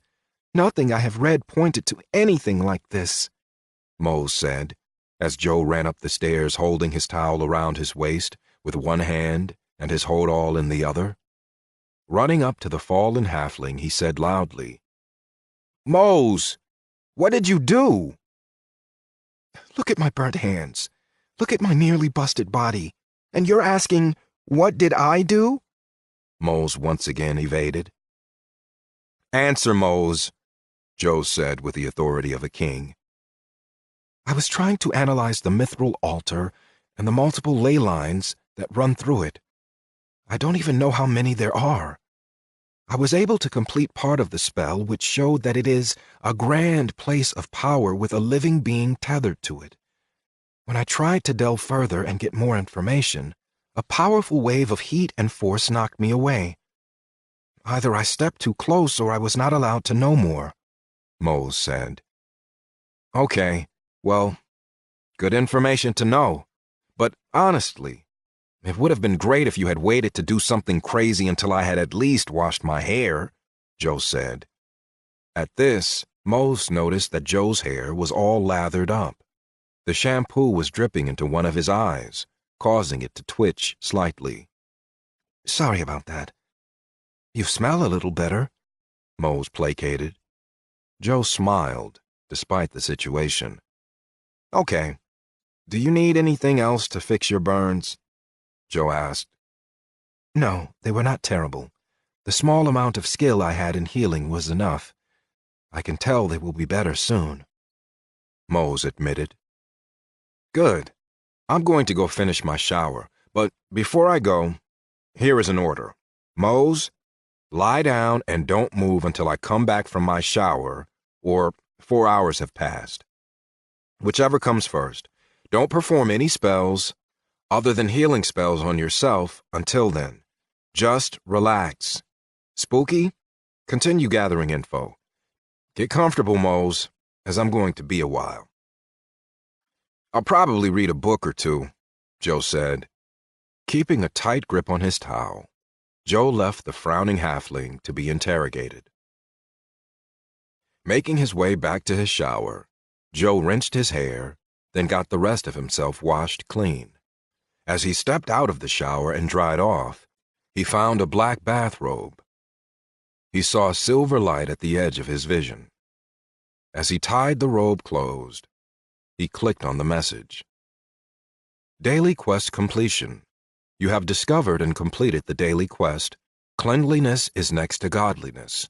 While the waterfall flowed over you, the grime and worries of life lessened. For the next 24 hours, your natural scent is reduced by 95%. Also, your ability in dealing with stress increased 25%. Experience received, 200 for discovery and 100 for completion." Joe laughed at that. His first completed quest was a shower. In his soft, comfortable robe, Joe pulled out his book and began learning some useful information. Some of the information was simple geographical characteristics of the moon. Much of what he read was on the races and cultures of people who inhabited the land. Realizing he had read for perhaps too long, he stood and received another quest completion message with 300 XP. Would he complete quests for every part of his daily routine? Then, as he thought about it, he realized it might be that simple. Joe looked for a place to do all the hygiene-type tasks he could think of, and found a round basin with a mirror. In a conveniently located cabinet, he found all the hygiene and style tools he might need. Joe shaved and brushed his teeth and hair. This discovered and completed 2 more daily quests, netting 600 more XP. Ding! Joe clicked on the silver light. You have moved up a level. Current, level 2. New fact, 49. I gain XP as Joe gains XP. Joe saw a red notification and clicked on it. You have unallocated power left over from your first level. Just as time waits for no man, power unused is lost. You now have 24 hours to decide where your power should be. Note, if these points have not been assigned within 24 hours, the UI will assign them based on the needs of the current reality. In such cases, this may or may not benefit player's character. What? I better figure out how to allocate these points now, Joe said to himself. Not sure where to start, he looked out the window at the red gas giant on the horizon. It had not moved a millimeter. With a thud, Joe felt a small boot impact the back of his head. It didn't actually hurt, but it was pretty surprising.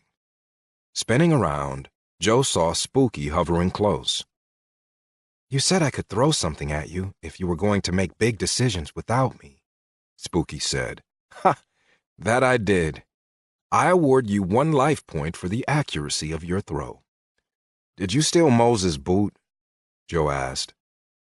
It is not stealing when you're going to give it back. Plus, it's not like he could walk anywhere. You gave him an order to stay there. He's literally bound to do that until you get back and release him, or the time runs out, Spooky said. Okay. How do we assign these points of power? Joe asked. First things first. We have to finish the system prompts, the ones we ended up ignoring when we were surprised by Moe's. I have a feeling you forgot about those, Spooky said. I did. I didn't see the white light anymore. I thought we had gone through all of the system messages. How do I access them now without the white light to click on? Joe asked. I can open them up, or if you wanted to do it without my help. You need to spend time working with the drop-down menus. It would be good for you to get used to working with your HUD anyway, Spooky said. Then open the missing system message. Joe and Spooky, know that the massive changes to your bodies are not the only changes you will have to deal with. Your home planet of Earth is a planet with very little magic. The Graven Moon you're currently on orbits a massive gas giant. The close orbit of this moon means that the strong gravitic influence of the gas giant has far-reaching consequences. The first noticeable effect is that the core of the moon is spinning fast, creating enough heat to keep the Graven Moon at a habitable temperature. This is despite being out of the Goldilocks zone of this system's primary star. This hot core of the moon connects to a large system of underground bodies of water, which makes its way to the surface and fills innumerable lakes, creating the habitable surface and the subterranean caverns. Another consequence of being so close to a gas giant is that there is a substantial amount of radiation completely irradiating the moon. On Earth, this would have meant that virtually all life would have been destroyed. But just as humans have adapted in order to overcome danger, the Graven Moon has also adapted over time. It changed the radiation into cords of magic that permeate and twist through the whole moon. When living beings grow up around magic, they can't help but absorb it. As a result, most cannot choose what magic they will have access to. All of the other champions summoned were from other worlds or moons with magic. You, Joe, and Spooky are unique in that you were someone from a world with little or no magic. The only magic in you is the magic that was used to force your bodies to become compatible with this moon. You are both products of a magicless technological society. The castle you have been given reflects the melding of your technology and this moon's magic. It was given to you to offset the significant level gap between you and the other champions. Unlike those born on magical worlds and moons, who only gained what fate or nature granted them, you will absorb only what magic you choose to. Grow and absorb fast, choosing powerful magic and skills. For even with this wonderful castle you have been given, the level gap is much too great. Grow fast. Do not dally. After the message closed, Joe could see a new silver light and clicked it. Power and stat allocation. Note, not all levels are created equal. Work hard and distinguish yourself in order to prepare well, and you may receive more stat and power allocation points. Joe. Levels 1 and 2. You've received 2 points of power. No additional stat points available. Normal skill and magic options. Skill choices available. Apprentice Building Commander, Journeyman Toothbrusher, Journeyman Bather, Journeyman Groomer, Master Discerner, Master Listener. Magic choices available? None. Options available through Empathetic Learning Gift. Skill choices available: Novice Loyalty Assessments, Novice Binder, Journeyman Speaker of Hurtful Truths. Magic choices available: Novice Mind Magic, Novice Spirit Magic. 2 points of power available. Allocate all points. Journeyman Toothbrushing? Joe exclaimed. It appears that the normal options are only skills or magics that you already have some talent in, or have been doing recently. You have been listening to me, to Mose, and, of course, you just showered, Spooky said. Thank goodness for my empathetic learning gift. I'm definitely choosing one of the magic choices available, unless, of course, you disagree, Joe said. No, I agree wholeheartedly. You don't need to be a binder or assess someone's loyalty. I'm always going to be by you, and those don't seem like skills we need to double up on, Spooky said.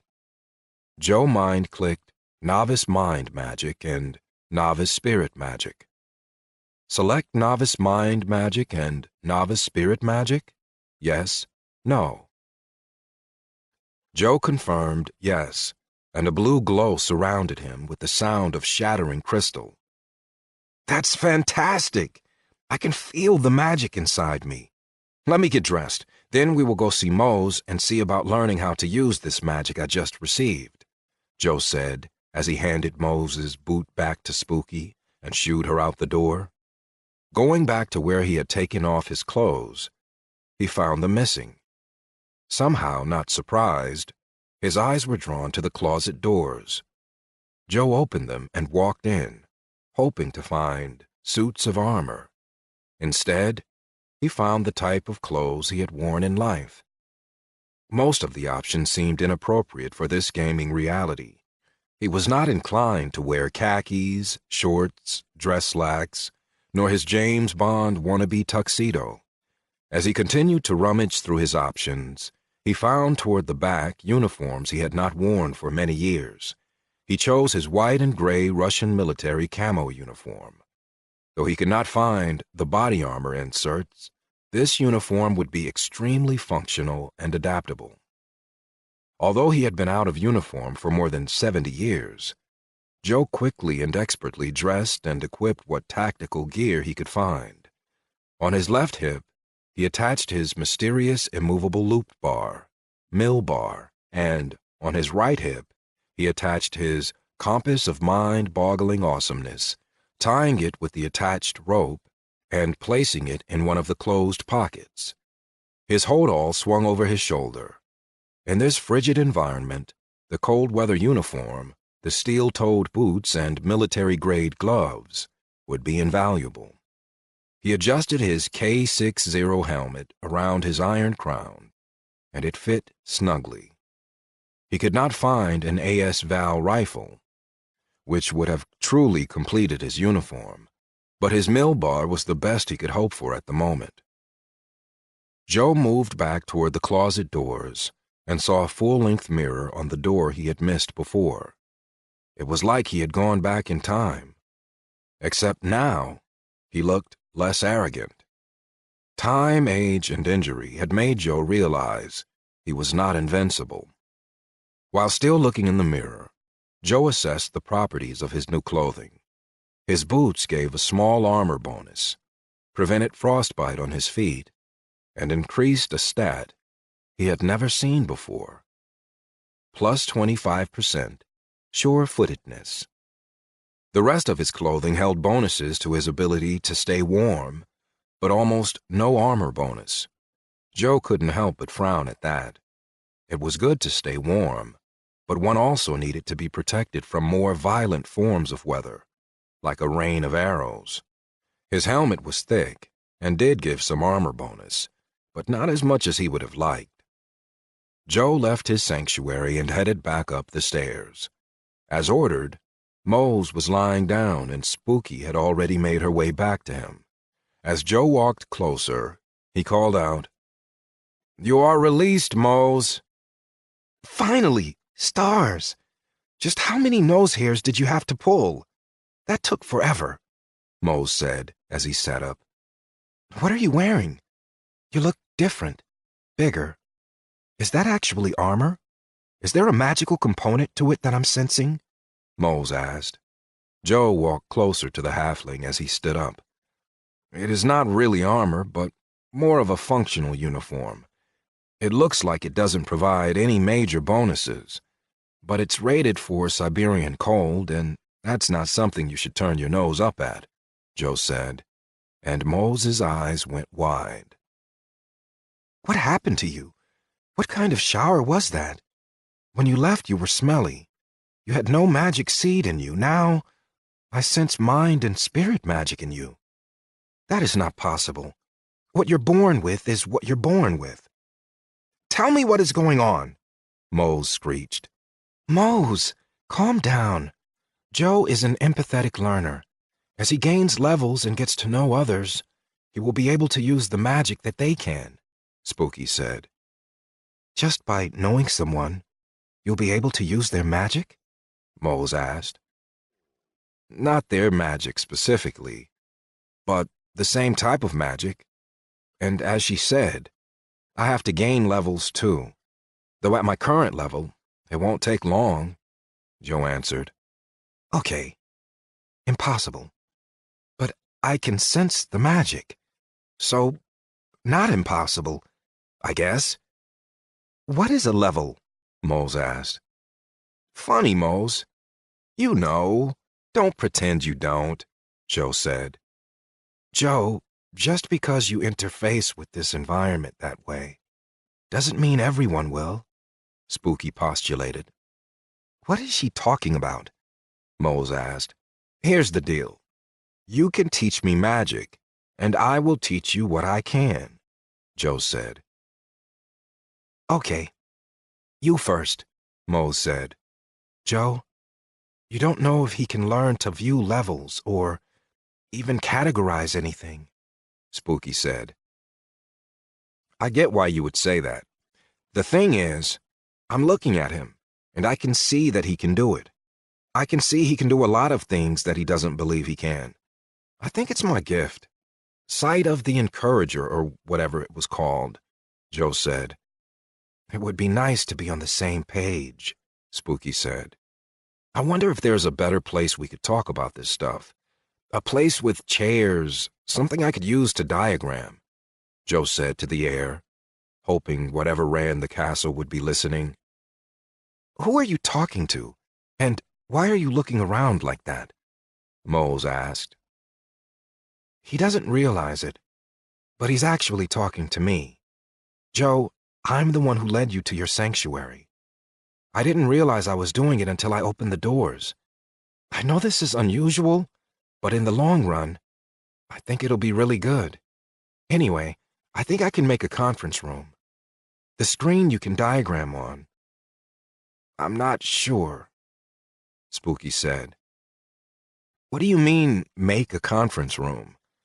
Don't you just mean open the door to the conference room? Joe asked. No, I mean make. The main structure of the building is set, but right now, other than the room that was already made for you, all the rooms are empty. It appears I'm able to channel some of the magic in this place of power to build things. Right now, I can tell I can't build anything extremely complicated. That doesn't mean it will always be that way, but that's the way it is right now. Luckily, your sanctuary was mostly ready. I did add the amazing closet and clothes. You're welcome. I'm already better than I was when we first got here. Part of that has to do with how I used the first 2 power points acquired from levels 1 and 2 to become a better building manager before making the closet, Spooky said. Hey, I thought you said we were partners and had to see and approve what skills and magic the other chose, Joe said.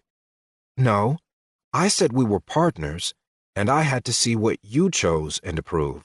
Also, I started with magic. Plus, you have a lot on your mind. You don't need that hassle. You approve of my choice, don't you? Spooky asked, as she flew close to Joe and looked up at him with big, beautiful dark eyes that he could not say no to. I really should not find that so comforting. Joe took a deep breath and just looked at Spooky, forgetting his objections. You guys are creeping me out, Mose said. Spooky broke eye contact first. Yeah, sorry. Anyway, what skills did you get, Spook? If you're really curious, I will tell you in the conference room, Spooky said, as she zipped off down the stairs. Moles looked at Joe and raised an eyebrow. You were looking at her weird, Moles said. What? You try looking away when she does that. Her dark eyes are like infinity pools of cuteness, Joe said, as he followed after the dagger-wielding fairy. Running to keep up, Moles yelled, What's an infinity pool? As they walked into the room, Joe was not incredibly impressed. It looked like any normal small meeting room, with room at the table for, at most, 12. If we need a real conference room later, I will make one. I wanted to save the majority of my building points for whatever comes up. As a workaround for the screen, let's use your canvas. We can move it later when we find a better place to put it, Spooky said. Joe got out his canvas of Netflixia and unfolded it only enough to make a 5 by 7 foot screen. Okay. As you already know, I have binding magic. We all saw me use it on Mose, so I won't put that up on the screen, but I will show you the new additions. The skills and magic I chose were both building types. Please give your attention to the screen, Spooky said, as her first power allocation choices came up. Magic chosen. Novice energy mass conversion spells acquired. Level 1. Minor structural changes. Ability to use daily building points to make minor changes in castle. Example, move non-load-bearing walls, create beds or closets. Level 1. Non-magical item creation. Ability to use daily building points to make non-magical items you are truly familiar with. Level 1. Tiny Ivory Automaton. This 6-inch ivory automaton, when provided with automating code, can be a great servant with many uses. Note, this level of automaton cannot leave castle walls and has no combat ability. Those spells look useful. Can you make a... Joe started to ask. No, I can't make a rifle. Way too complicated. I am not even sure if they have the same elements here as we do on Earth. Next, I chose a skill that went with the tiny ivory automaton. Skills acquired. Hard drive partition. Ability to partition hard drive, creating space for code to automate ivory automaton. Leveling this skill grants automaton more freedom of movement and abilities. Now you know, Joe. I hope your curiosity is sated, Spooky said. Ha, yes. Good enough. Now, to sate Moses' curiosity, Joe said. I am really not curious, and everything you just said, hard drives, codes, meant nothing to me, Mose said with a blank expression. Just watch and listen, Joe said. Okay, Spooky, can you pull up some footage of Mose and overlay his level and stats? The screen instantly showed Mose as he had been not long ago, sitting on the cathedral floor looking slightly burnt. The current Mose pursed his lips, not remembering the situation with fondness. As symbols began to appear over the screen, Joe paused, looking at Spooky quizzically. All of those upside-down triangles, is that the numeral system that Mose is most familiar with? Joe asked. Wouldn't make a lot of sense to use one he isn't familiar with, Spooky stated. No, I guess it wouldn't. Forgive me for a second, Mose. Looking at that symbolic numeral system, I understand it, though this is the first time I've seen it. I know that I understand this symbolic numeral system because of my skills and abilities. That's not the issue I want to talk about. The issue I want to talk about is, now that I've seen the system you use, I can only think about the horrible inefficiencies of this symbolic numeral system. It's terrible and overly complicated. It's hard for me to think about anything else.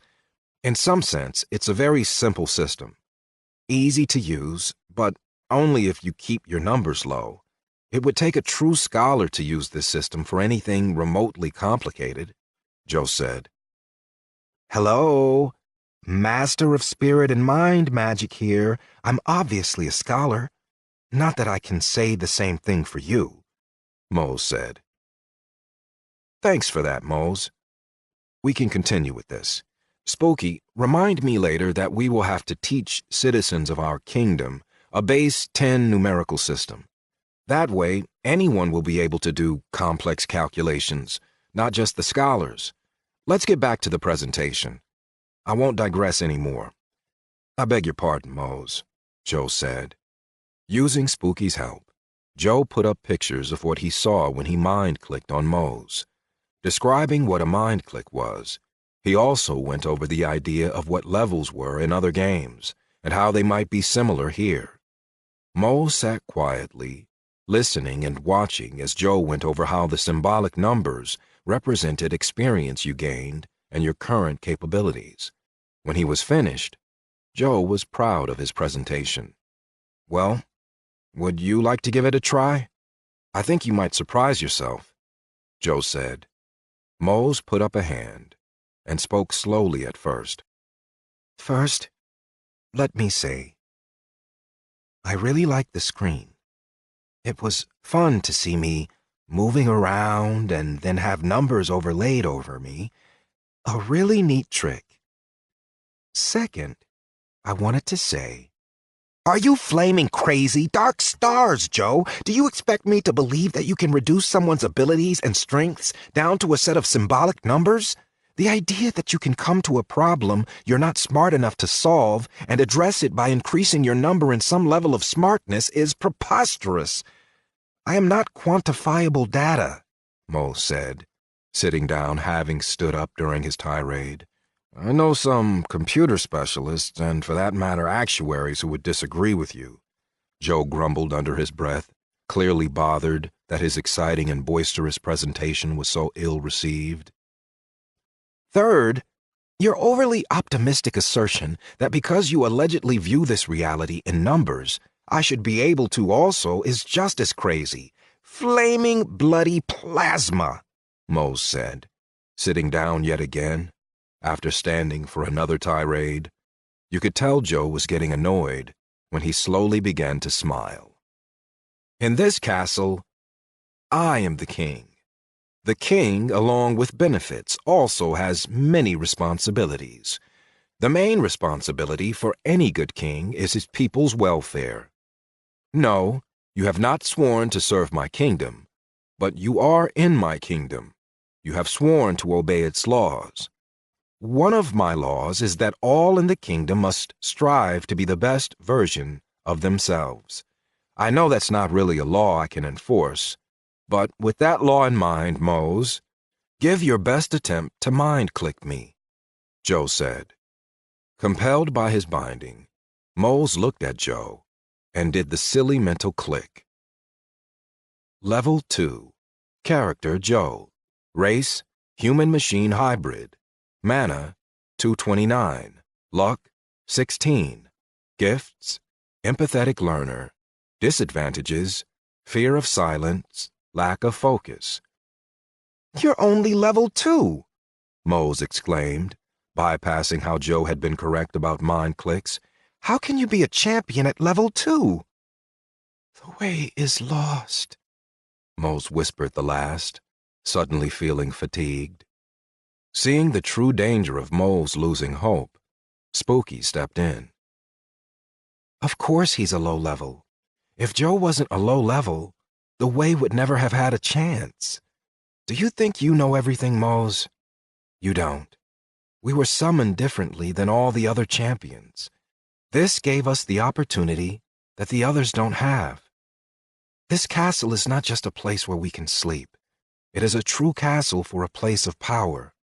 But even with all the power in the summoning that you used, you can't have everything.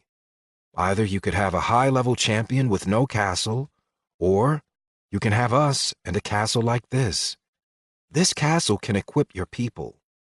It can give them a place of strength, a chance to be something more than a scattered group with a single high-level champion.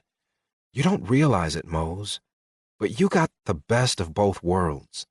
Joe and I are low-level now, but not for long. We are from a place where people know how to work hard and advance quickly. You don't have to take my word for it. In the next few minutes, you're going to teach Joe some spells. Then you're going to see him go out and hunt. By the time we return, he's going to have a few more levels, and who knows what else, Spooky said. Really? Mose questioned, showing a small amount of hope back in his voice. Joe took over. Yes, really. Now teach me what magic I can get at my magic level. What do I have to do? Joe said. Mose raised his hands and said, No! Joe felt a rush and, oddly, tasted cinnamon. Instantly, Joe knew 5 spells and how to cast them. Mind Magic, Level 1, Psy Blast.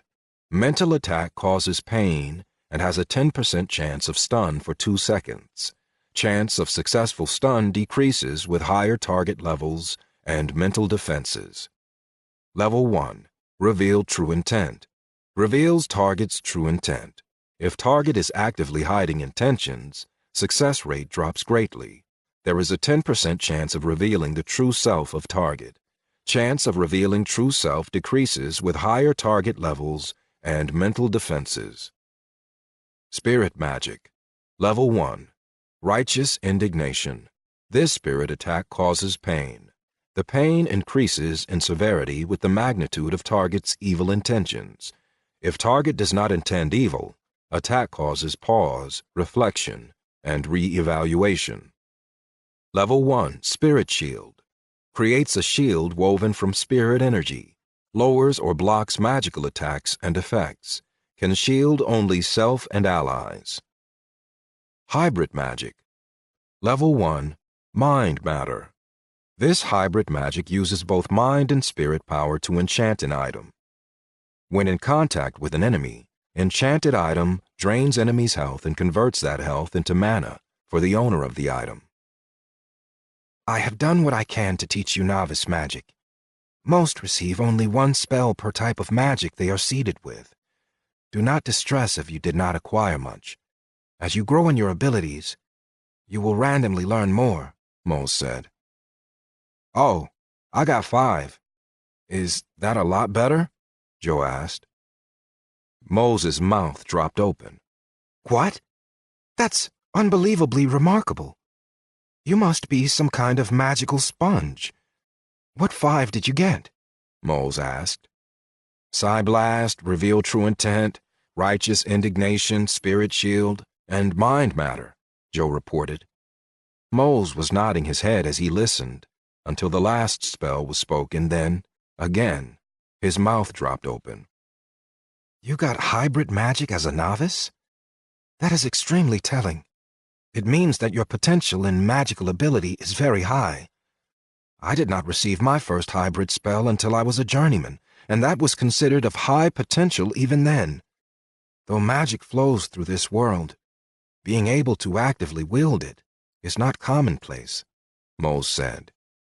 Opening his HUD, Joe could see that his spells had automatically been placed in small active slots within his vision. Concentrating, he worked on organizing them in groupings that would make him most effective in a combat situation. Joe stood up, pulled out his mill bar, and targeted. He mentally clicked his hybrid spell.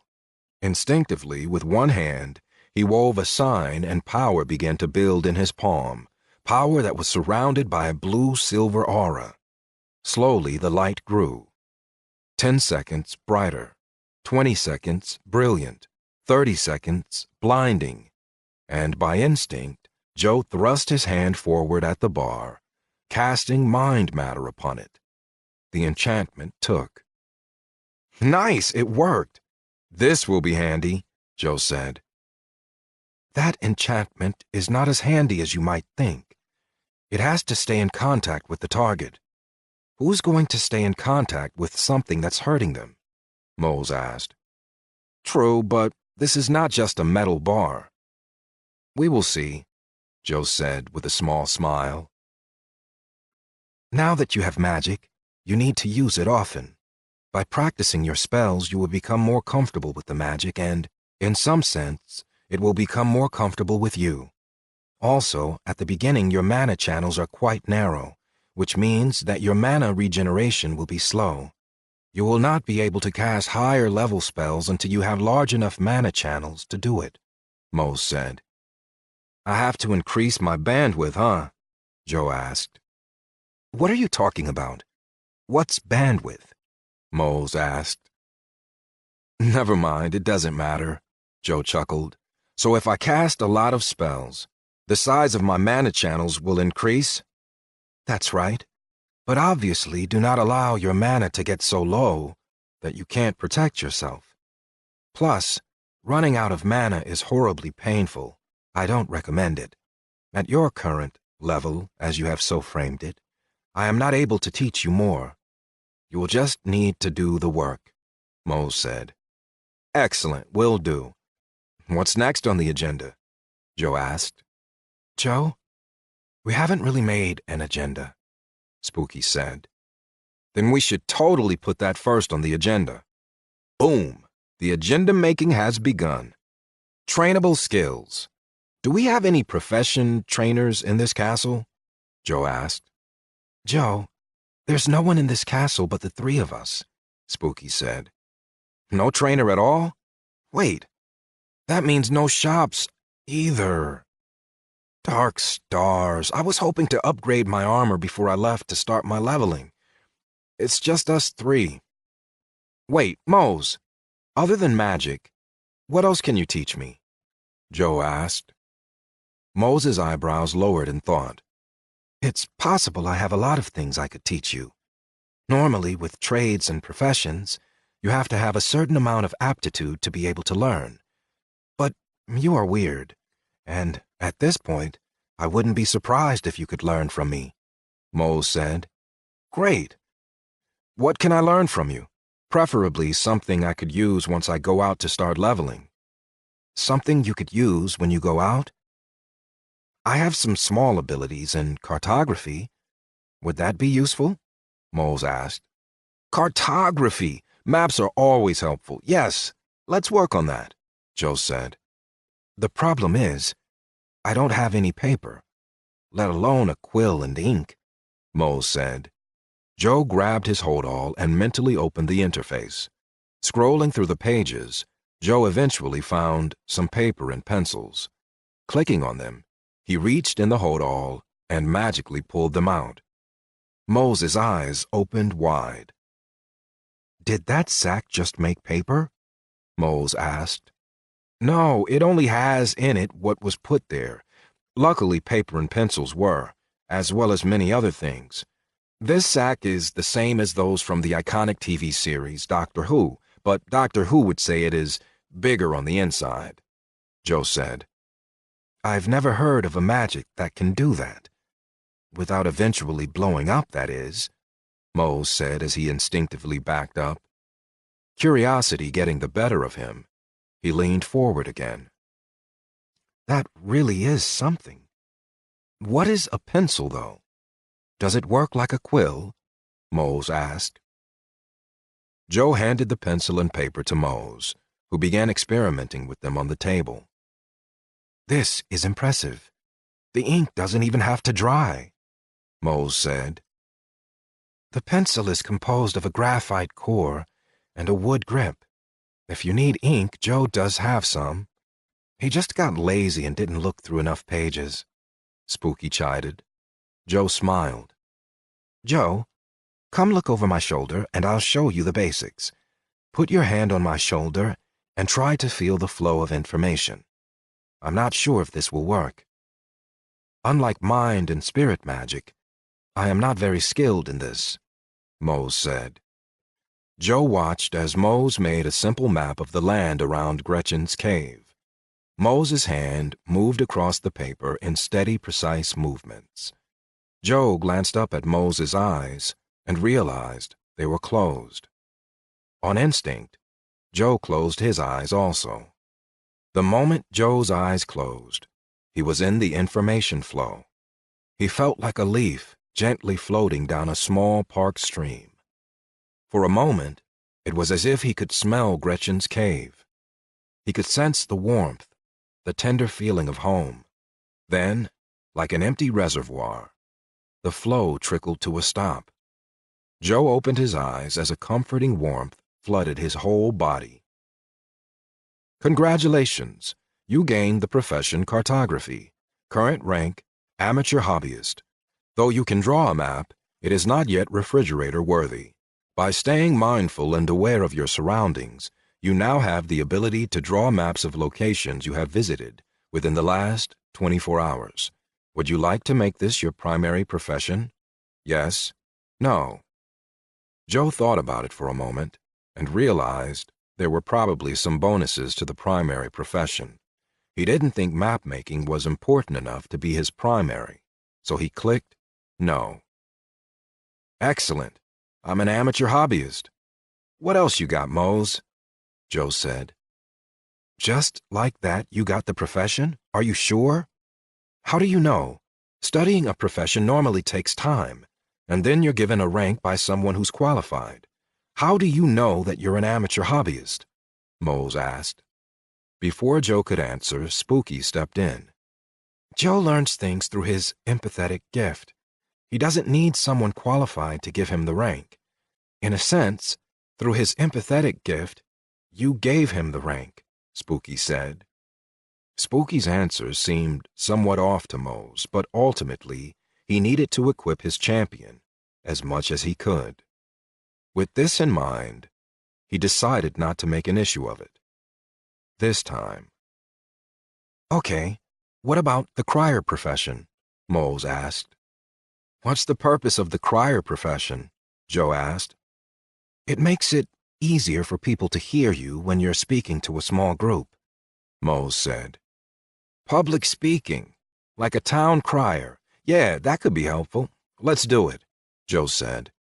"Do they really not have criers where you're from?" Mose asked. "Well, kind of, but not in the same way. We do have a huge amount of whiners, but we call them pundits," Joe said, the corner of his mouth turning up in a grin. Mose, not seeing the humor, continued with his teaching. "I'm going to stand on this table. You can put your hand on my shoulder just like we did before," Mose said. Even standing on the table, Mose was still a little shorter than Joe. Standing as tall as he could, Mose took a deep breath and began his cry. Hear ye, as master of mind and spirit magic, I proclaim a champion for the way has been born. Take heart, all who are slaves and oppressed, for a small hope has been kindled. Let our champion's steps be sure, for the way is dark, and this reality is unwilling to suffer the pain that comes with kindness. Persevere and hope, a way forward is found," Mose yelled. Both Joe and Spooky had a message pop up before their eyes. Morale boost, 100% for 3 hours. This time, Joe didn't get the profession immediately, but again by instinct, he knew what to do to get it. Taking a deep breath, Joe began his cry. Hear ye, hear ye. Foundations cannot be built until the ground is cleared and the dirt hauled away. Weep for those caught in the cleansing fire, for change rarely comes gently. I am not the destroyer, but I will ride in its wake to rescue as many survivors as I can. Please, please accept my protection. It is all I have to offer, Joe cried out. Mose felt his heart soften. Joe saw red at the edge of his vision. Compassion increased 25% for 24 hours. Again, Joe felt a warmth flood through his body. Only this time it was not a gentle warmth, but rather the warmth of an overheated radiator.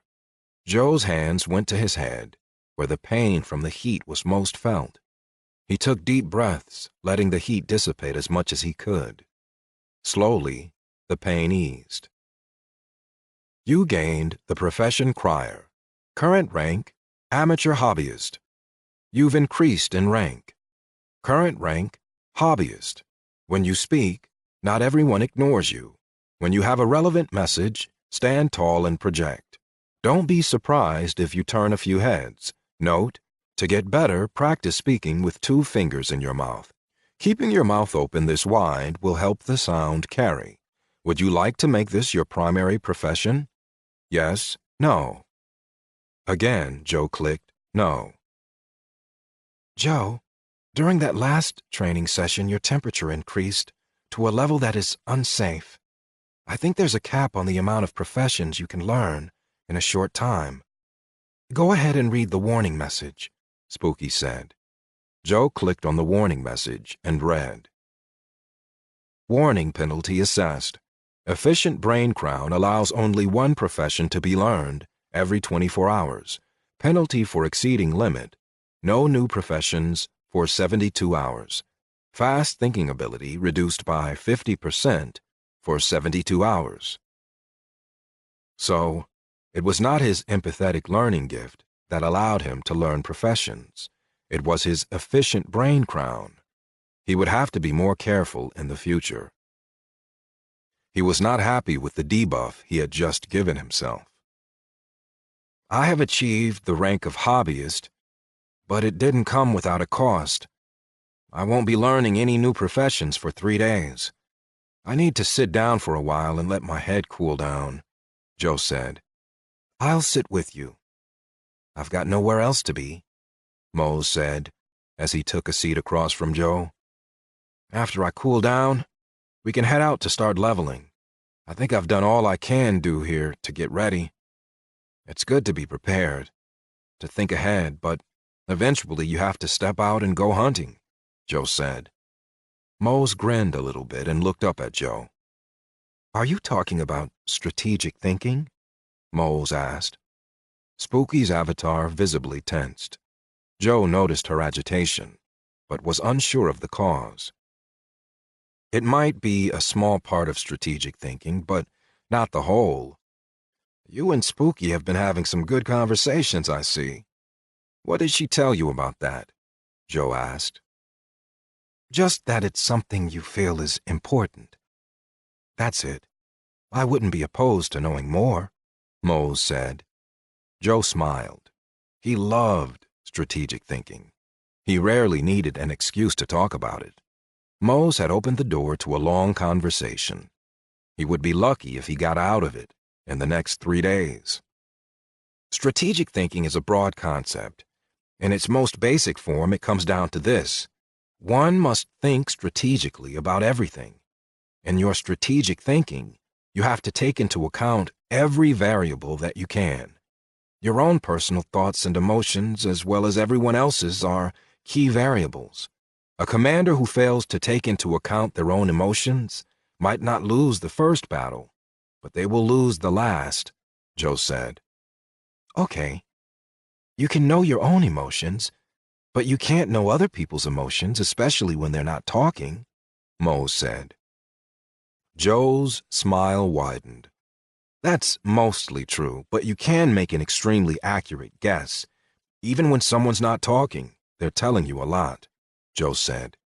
When someone's not talking, you might get a little information from them, But not a lot, Mose said with obvious skepticism. Actually, research has shown 70% of all communication is nonverbal, and a good amount of the nonverbal we give off unconsciously, Joe said. It's actually more than 70% if you take into account pheromones and the non-visible spectrum of light, Spooky interjected. Maybe, but I can't see the non-visible spectrum of light nor detect pheromones. I can look at someone and read their nonverbal cues, though. And I've learned you have to be careful when doing this, or you can inadvertently cause harm. Nonverbal cues can tell you how a person is feeling. People have micro-expressions that pop up when they feel anger, disgust, or love. Most of the time, I can pick these up. I don't just look at the micro-expressions, though. I also look at the gestures they're making. When someone is uncomfortable, they might cross their arms, unconsciously protecting their chest. Or they might hunch over, unconsciously protecting their gut. When a man feels threatened, he'll often cross his hands in front of his loins. Or when someone's being honest, oftentimes they will show you their palms, like they're showing you they don't have a weapon. These aren't just my ideas. Experiments have been done that show when many of these gestures are clustered together, they can reliably predict how someone is feeling. What they cannot do is tell you the motive behind that feeling. It is impossible to reliably know someone's motives, Joe said. Is that how you could tell I was lying when we first met? Mose asked. Joe tilted his head and looked up at Spooky. You did have a lot of those tells, but that's not how I knew. Spooky, how about you explain to us both how you knew he was lying? Joe said. Though I will admit Joe is good at detecting micro-expressions and reading gesture clusters, he has nothing on me. When someone is lying, their irises contract in a very specific way. At the same time, the blood vessels on the tip of the nose tend to fill up slightly because of the aptly named Pinocchio effect. I can even detect the small changes in pheromones being released when someone lies. With these factors and many others, the possibility that you were lying approached certainty, Spooky said. Unconsciously crossing his arms, Mose hunched over slightly. As soon as he did this, awareness struck and immediately he uncrossed his arms and straightened his posture. Mose raised his chin and a look of defiance spread across his face. Joe smiled, remembering how this was his reaction after reading the literature. I'm sorry if this is making you feel uncomfortable. It's not my intention, Mose. If it makes you feel better, you should probably never cross your arms anyway. It raises the level of hormones in you that cause stress, Joe said. So what? I like crossing my arms. Maybe I want to communicate something by crossing my arms, Mose said, and then stood up, crossed his arms, and gave Joe his most intimidating stare. You don't know me, Joe. No matter what you read on the outside, Mose said. I never claimed to know you. Who you are and what you've gone through is a story that I'm sure I'll never truly know. Mose, I didn't mean to offend you by talking about these things. You asked about strategic thinking, and this is the only way I know to begin talking about it, Joe said. Mose uncrossed his arms and sat down once more. A red light appeared on the edge of Joe's vision. Before Joe could mind-click the light, Spooky said, To the dome. An enemy is coming up the slope from the west. The three of them ran up the stairs and over to the windows. Before them was a view of the slope that led toward the plain at the base of the high mountains. Still a few miles away was a 20-foot-tall beast. It had long white hair all over its body and large piercing white and red eyes.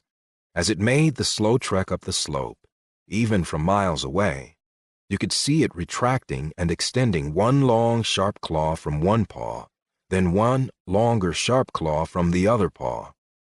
Joe attempted to mind-click the yeti, but it was apparently too far away. Joe, that thing is big enough to destroy this whole castle. Eventually I will have the castle defenses to stop it, but it's too early. I got nothing, Spooky said. Okay, I get it. What is that, Mose? Joe asked. Most likely our death, but if you mean the name of it, it's a yeti. The biggest yeti I have ever seen or even heard of. We're going to die. We might as well already be dead. You might smell better now, but you still stink, Mose said, getting a whiff of Joe and once again losing the hope in his eyes. That is not helpful, Joe said. As he pulled out the book of useful information and opened it, the text read, Never too late to say you're sorry. Make peace before the end comes. Also not helpful, Joe said, as he pulled out his compass and opened it. It only had one needle pointing directly toward the yeti. Joe bent closer and read the tiny writing. It read, Danger, huge, angry yeti. 0 for 3. Not helpful. Mose, I'm going out there to talk with that yeti. Tell me what you know about their species now, Joe said. I'm not going with you, Mose said. That's fine. Now give me the information I need. I have to get out there quickly, Joe said with command in his voice. Okay, yeah. Yetis are a distant relative of giants, normally not much over 10 feet tall. They're not evil, but they're not good either. Most live as far from civilization as possible, because even though they are extremely powerful as adults, their young are very vulnerable. Their young are hunted because their bodies can be used to make valuable reagents. All adults have at least one retractable claw that is harder than black iron and incredibly sharp. Their skin is very thick and extremely hard to pierce. What else? I'm not sure. Wait, they don't have much mental resistance or magical resistance in general, but they do have near immunity to cold, of course. Wait, how can you talk to him? Do you speak Yeti? Mose asked. I don't think so. Wait, what are you speaking? Joe asked. Giant, actually, Mose said. Really? That's cool. I speak giant. I will figure it out. Anyway, got anything else? Joe asked. That is all I got, Mose said. It will have to do. Spooky, can you make a strong rope I can hook this to? Joe asked, holding up his mill bar. Yes, Joe. It will be waiting right before the door on the way out, Spooky said, and hurried down the stairs. Joe was right on her tail.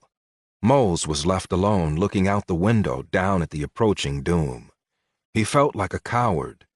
He could have at least attempted to mind control the Yeti, but with the Yeti already in a rage, it seemed impossible.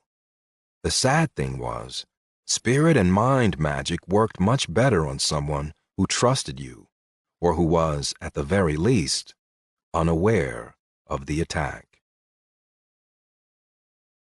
Chapter 4. The First.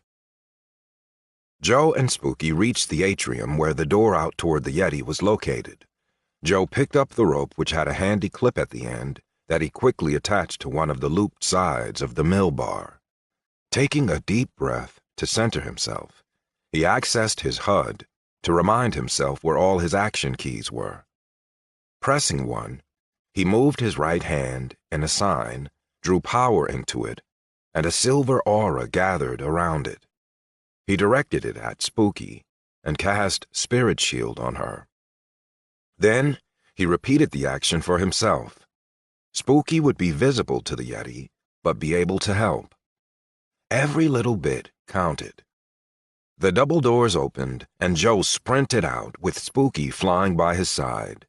The Yeti had not yet reached the area where the conflux had melted the rock to make a flat stone surface surrounding the castle. Joe wanted to make it to the rocky area on the slope to intercept the Yeti. There, at least, he might be able to find a little cover. Luckily for Joe, the conflux had restored him to beyond the point of his greatest health in life. As they got closer, Spooky mind-clicked the Yeti. In her HUD, the information she received was red. She wasn't sure how high the level had to be for her to be unable to read it, but it was high enough that this would be a problem. Level: unknown. Character: Chief Bridcha. Race, Yeti. Mana, unknown. Hit points, 1,553. Spooky felt her second real emotion, fear. As Joe began to run, he seemed to sense Spooky's worry and said, "Don't worry, Spook. It is just a game." But what happened to a level 1 starting area? Never mind, I'll improvise. His sprint took him well into the midst of several rocks and boulders by the time he stopped. He did not even feel winded. Standing still in front of the Yeti's path, Joe was feeling pretty good in his Russian military garb. Holding his mill bar in his right hand, Joe raised his left hand in the universal sign for stop. "Stop, friend. Before you enter my dominion, we must discuss the rules of this land," Joe said. Dominion? Spooky whispered. Hey, I can role play too. Fake it till you make it and all that, Joe whispered back. The Yeti paused for a moment and then yelled something back. Unfortunately, it was in language neither Joe nor Spooky understood. Ultimately, it did not matter because the Yeti did not wait for an answer. He extended the claw from his right paw, and it was 3.5 feet long. Then, a 2-foot claw extended from the other paw. Raising his claws, the Yeti began sprinting toward Joe. Joe did not stand still. Doing what would appear to be the crazy thing, Joe sprinted toward the giant-like Yeti. Joe had a plan, but it was dangerous because the Yeti's reach was great. As their speed brought them closer together, Joe threw his mill bar directly toward the knees of the Yeti. Joe then veered as hard as he could toward the left, hoping the Yeti's claws would not reach him. The Yeti almost ignored the bar coming at him, planning to run through it like the toothpick it was. Just before it reached the Yeti, the bar stopped in midair. Joe had activated its ability to become immovable. Instead of the Yeti running through the bar, the Yeti tripped at knee level by a mill bar that had no give. The Yeti fell flat on his face, hitting his head on a rock, stunning him for a short time.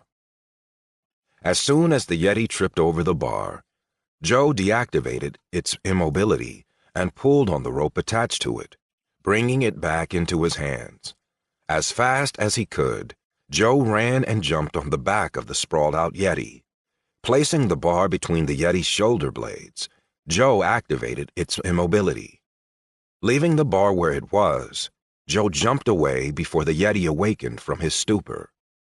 The Yeti put his hand on his head, feeling the pain, and then began to lift himself from the ground.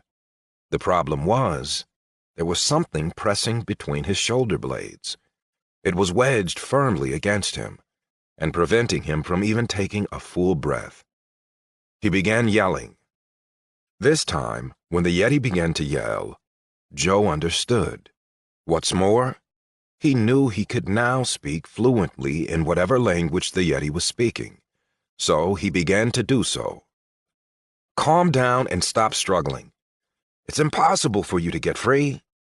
You shouldn't have come here and attacked. That's not the way to treat a neighbor," Joe said from a safe distance. In a gravelly, guttural voice, the Yeti began to respond. "Burning hair! Fire! I get free! Soon! Silly little spell! Weak! I strong! I press, break free!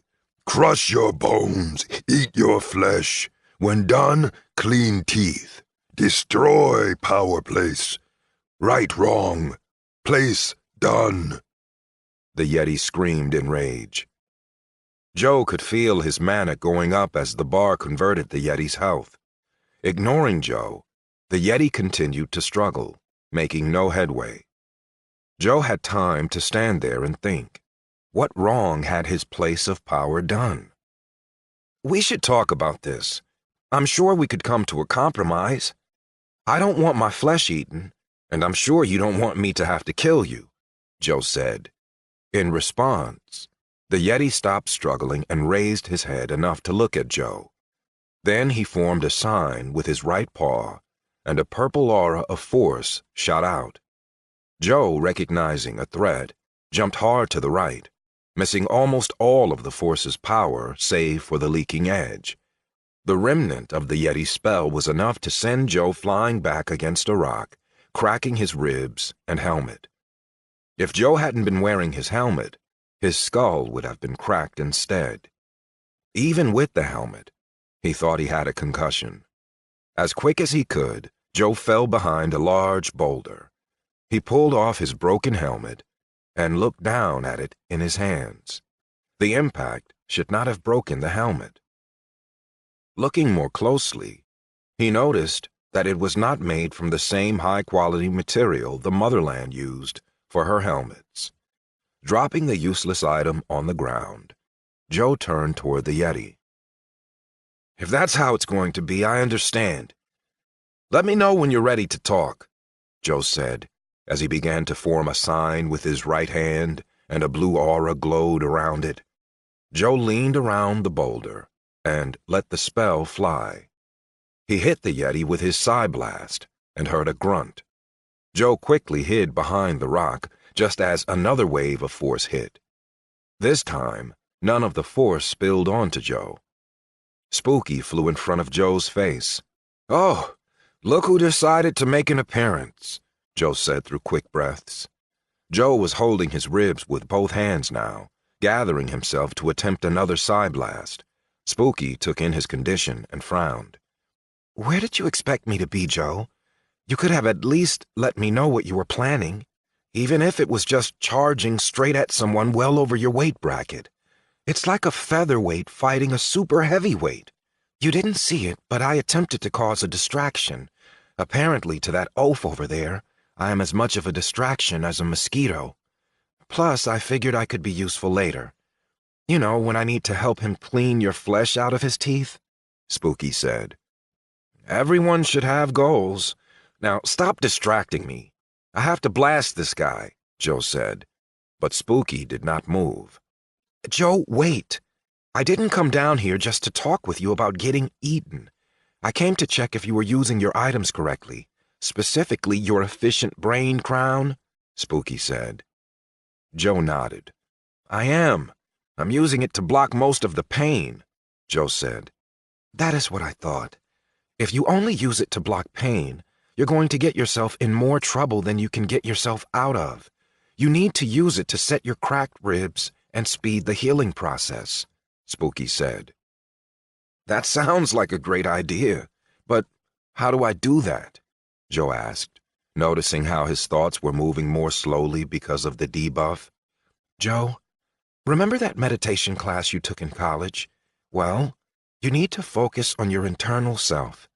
I know that sounds a bit out there, but I mean literally your internal self.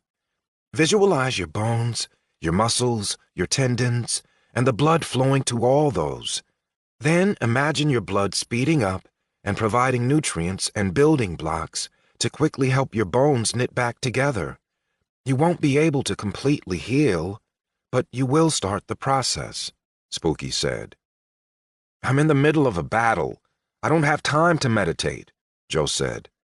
"You don't have time not to meditate. If one of your ribs moves the wrong way, it could pierce your lung and then you're dead.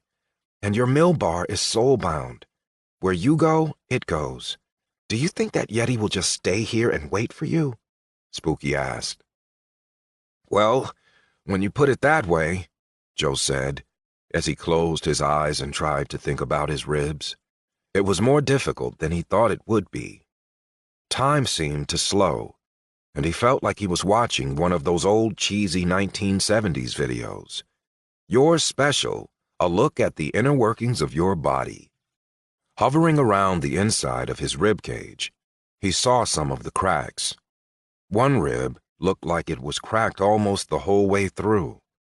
Outside of Joe's meditation, the yeti took an opportunity to throw another spell of force at the rock Joe was leaning against. Inside Joe's meditation, the cracked rib chose at that moment to become a full fracture. In slow motion, Joe saw the rib break, and one shard moved toward the lung. Remaining calm, Joe instinctively imagined his muscles move around the broken rib and force the shard away from the lung and toward the rib to set properly. With the immediate danger taken care of, Joe imagined blood moving around his ribs, adding calcium and encouraging the bones to knit back together, stronger than they had been before.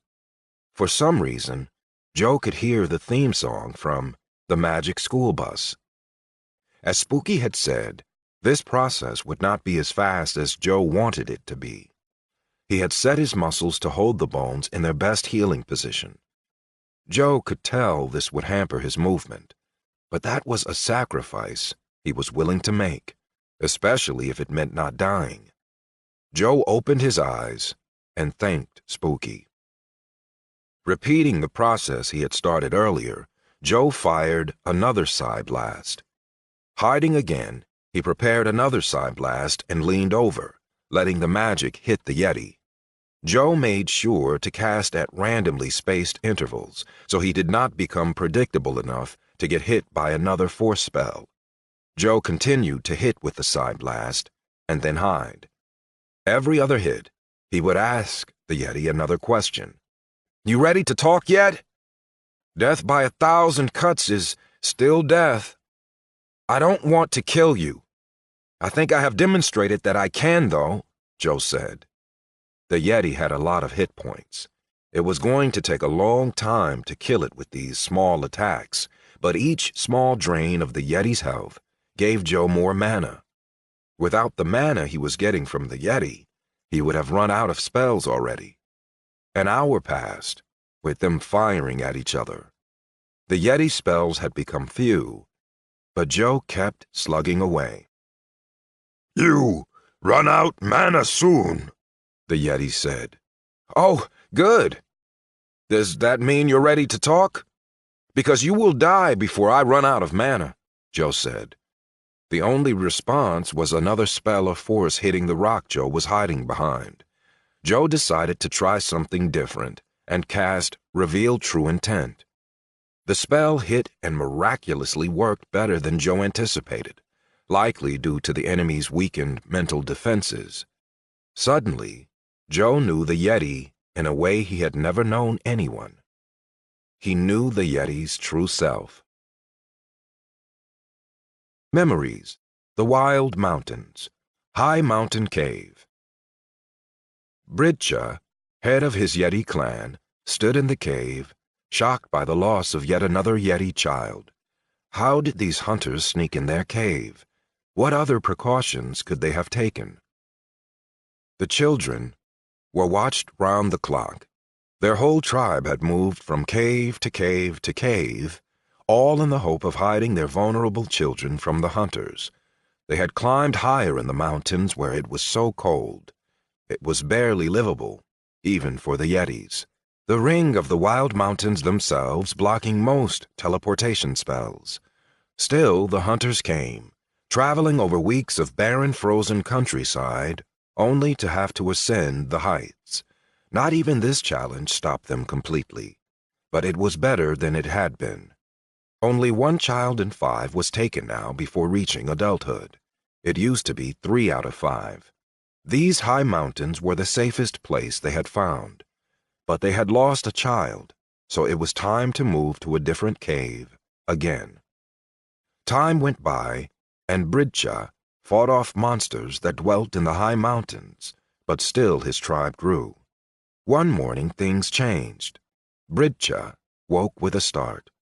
The cold had changed, and he called for his mate. "Chabrid, please, help me know," Bridcha said. Chabrid came to him and interlaced her paws in his, as their heads bowed together. "I feel it. Could no longer sanctuary. It done. Warm come. Mountain valley not safe. Together we know." Chabrid said. "No, can't be. I see. Lake in valley. Heeding. The valley people come. More people, more danger. No, I find cause. Destroy it. I not let kids be easy hunted again. Tell tribe, I not fail. Bridja said, as he made his way out of the deep cave. When he reached the outside, he felt the new place of power. His eyes were drawn to it, a new fortress on the mesa. That must be the problem. Running down the mountain, he passed monsters waking for the day. None challenged the running yeti. Nearing the bottom, his exhaustion began to catch up with him, causing him to almost fall off an 80-foot cliff. He decided to take the rest at a walk, and walk he did, until a little man got in his way. The wild mountains, the crest of the hill leading to the champion's castle. The revelation of the Yeti's intent nearly knocked Joe off his feet. This Yeti thought his castle caused a change in the moon's magma hot springs. This was a bad situation. The Yeti was getting low on health. This needed to be resolved soon. The Yeti chief was a real leader, the kind of leader Joe had always wanted to be. But this game had been made for him, so Joe felt he needed to act the leader, even if he was more comfortable with being a number two. Okay, you don't want to talk. I get that. Just listen then. I know you're getting low on health, but I don't want you to die. You do not know me. I don't want your kids. I did not change this valley to make the lake become warm, though the thing that caused it also summoned me and that castle you want so desperately to destroy. One thing I know for sure is that removing that castle will not change the fact that the lake is going to get warmer. I am sorry. People will be coming into this valley. I wish that did not affect you so negatively. But I believe I can help you.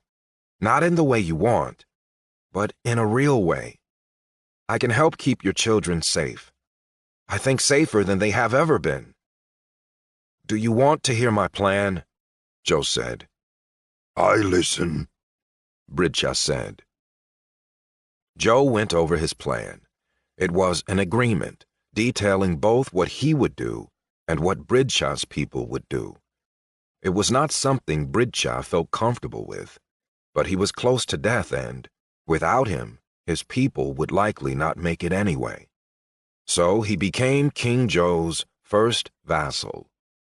In front of Spooky the Binder, he swore, I, Bridja, Yeti chief of Clan Bounder, give oath. Joe, my king, I, Joe's vassal, I serve, I obey, as long as Joe fights to keep children in tribe safe and prospering, Bridja said. Though it was many words, he felt the binding take hold as he glowed momentarily with a dark aura. It was uncomfortable and constricting, but he could live with it for his people. The non-sentient, semi-omnipotent UI took note of a magical power seeming to originate from another plane of reality, separate from the moon. It was clear an item was going to be delivered to Joe out of this distinct and new reality, but it was not part of the loot system still being devised and implemented by the UI. The loot system still needed refinement and implementation, but this new information would help in this venture.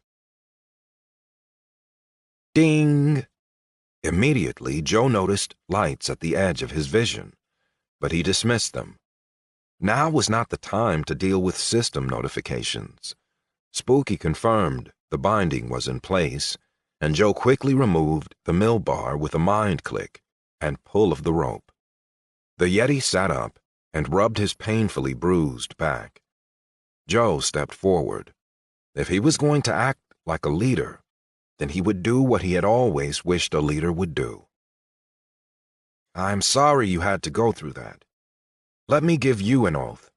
Spooky, bind me also, Joe said. Are you sure, Joe? I can only bind. I can't unbind. I think, Spooky said. Yes, I'm sure. I would honor the vassal oath regardless, but he deserves to know how serious I am. His people's lives are in his hands. I will not disrespect that responsibility. I, King Joe, make this oath. I am Bridcha's king, and he is my vassal. I will do everything in my power to protect and help prosper the children of Bridcha's tribe, Joe said, as a dark aura gathered around him. He felt the binding take hold. It was not tight. It felt more like a shield, not something constraining. Bridcha's eyes went wide. Never king. Promise protect Yeti child. Never king bind for kid. Why? Bridcha asked. The truth is, I performed an interesting spell when you and I were fighting. As a consequence, I got to know who you really were, why you were fighting, and what you were fighting for. I saw your children up in the high mountains. I saw and felt what you felt when they were taken. For me, even the idea of children being hurt and abducted brings a fury out of me. There aren't a lot of things that make me instantly angry, but that's one of them. My main objective is to be a champion for the way. What that means is this. In this kingdom, I will not allow anyone to oppress anyone else. In this kingdom, I will encourage harmony and diversity. I know you. I know that you fear that anyone not part of your tribe will attempt to steal your children. That fear has been reinforced by it happening over and over. I won't let it happen here. I will enforce the rule of law. I will hunt down those who break it. Lord willing, I will grow strong enough to accomplish these goals, Joe pronounced, like he was giving a stump speech. It was weird, but Bridcha's binding seemed to loosen, though just a little. The Yeti stood up and looked down at his king. You talk lot, Bridcha said with his voice that sounded like grinding boulders.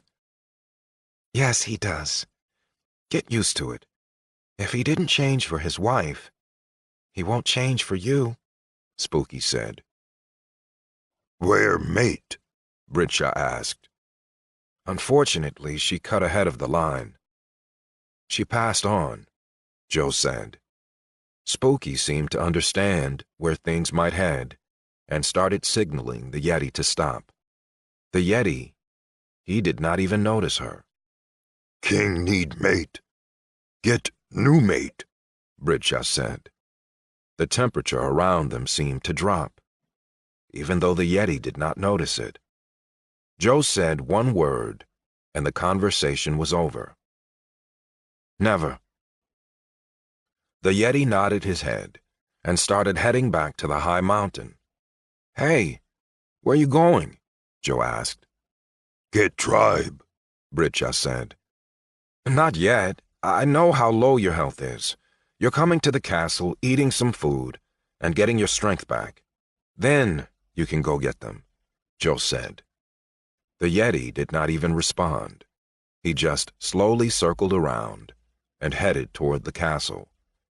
Joe, still with Spooky, watched him go. Spooky, that should not have been my first combat experience.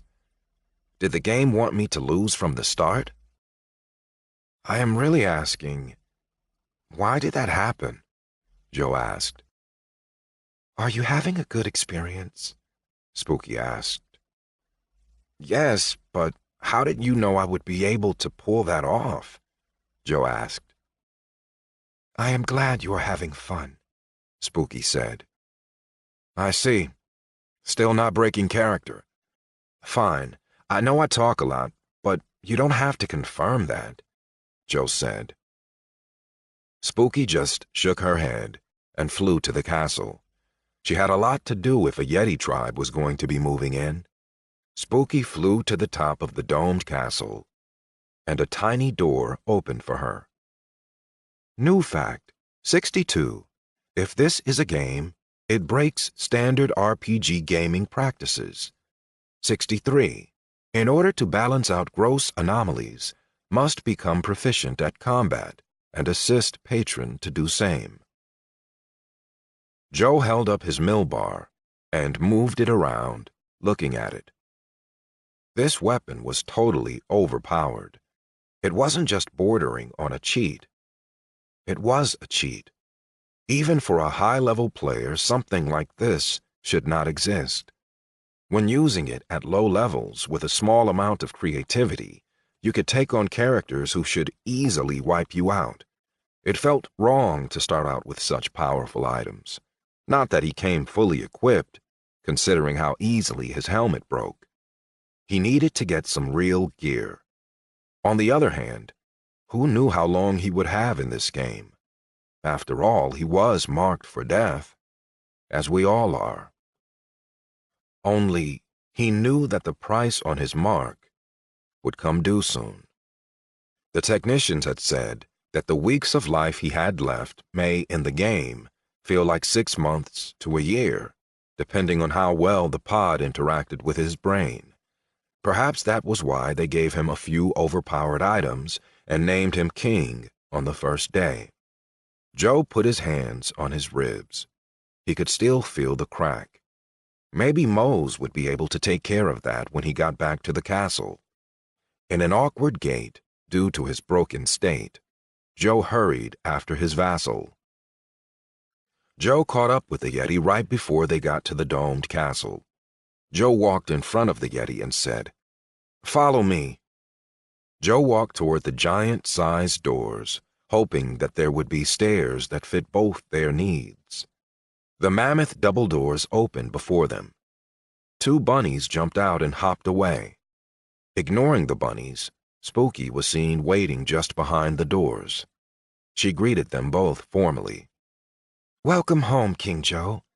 All is well in your stronghold. Welcome to you, vassal Bridcha. Come rest and refresh yourself. She led them to a large, nondescript room on the ground floor. The only decoration was a large, clean circle carpet in the center. Please, Bridcha, lie down and rest.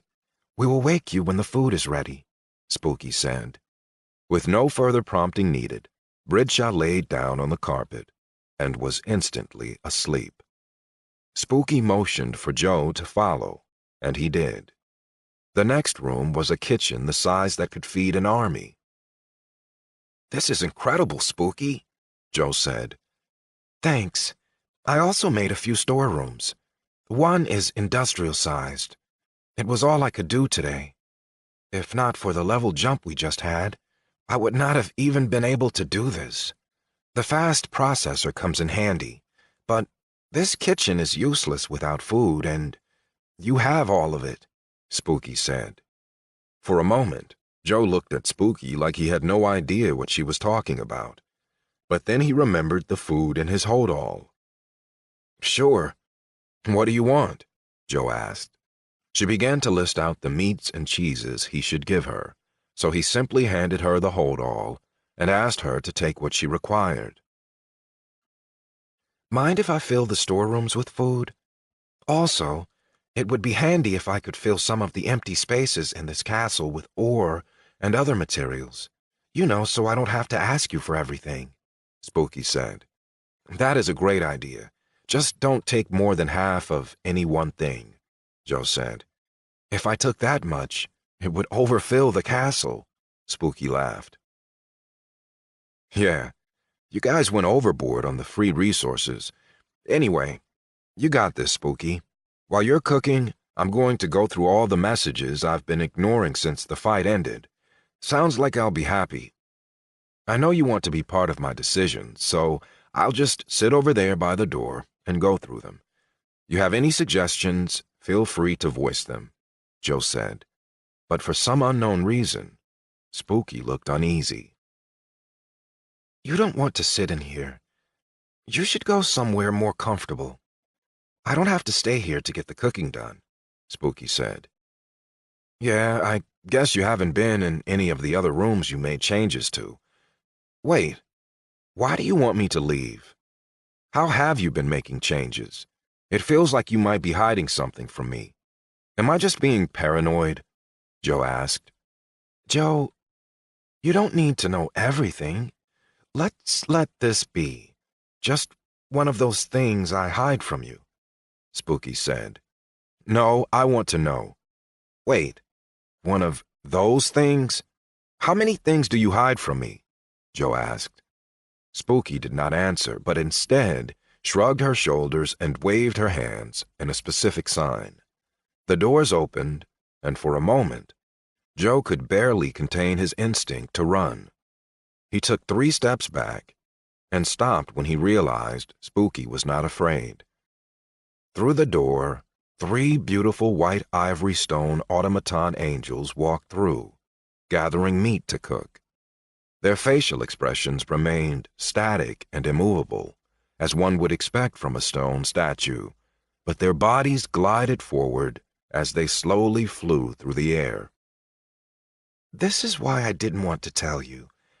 I know about your irrational fear of stone angels. You have watched too much silly television as a child. The result is that you fear things that you should find beautiful. This is not my fault. I needed workers to get things done, and these are what the automatons that I can make look like, Spooky said. Joe visibly shuddered. Stone angels? That's the kind of worker you can make? I have one thing that freaks me out. One thing, Joe exclaimed. No, that's not true at all. You have way more than one thing. It could have been worse. They could have been sea lions, Spooky chided. All sea lions should be hunted for sport until they're extinct. Sorry, gut reaction. How many of these angels are there, and are they really the only type of worker you can make? Joe asked. The stone angels are the only form of automaton I have available to me right now. That may not always be the case as my abilities grow. As for how many, these 3 are the newest. They are also the strongest and most versatile. The level increase I just earned gave me the ability to obtain them. As you just saw, they are human-size and can fly. I found that the flying is quite helpful for having them move around a castle this size. They are also the castle's first defensive units, though they are not incredibly strong. The others that I created earlier were all much smaller, cannot step out of the castle, and have no defensive capabilities at all. I mean, they're only about 6 inches tall, so no bigger than I am, Spooky explained. It gives me the willies to think there's a bunch of little angels flying around folding my socks.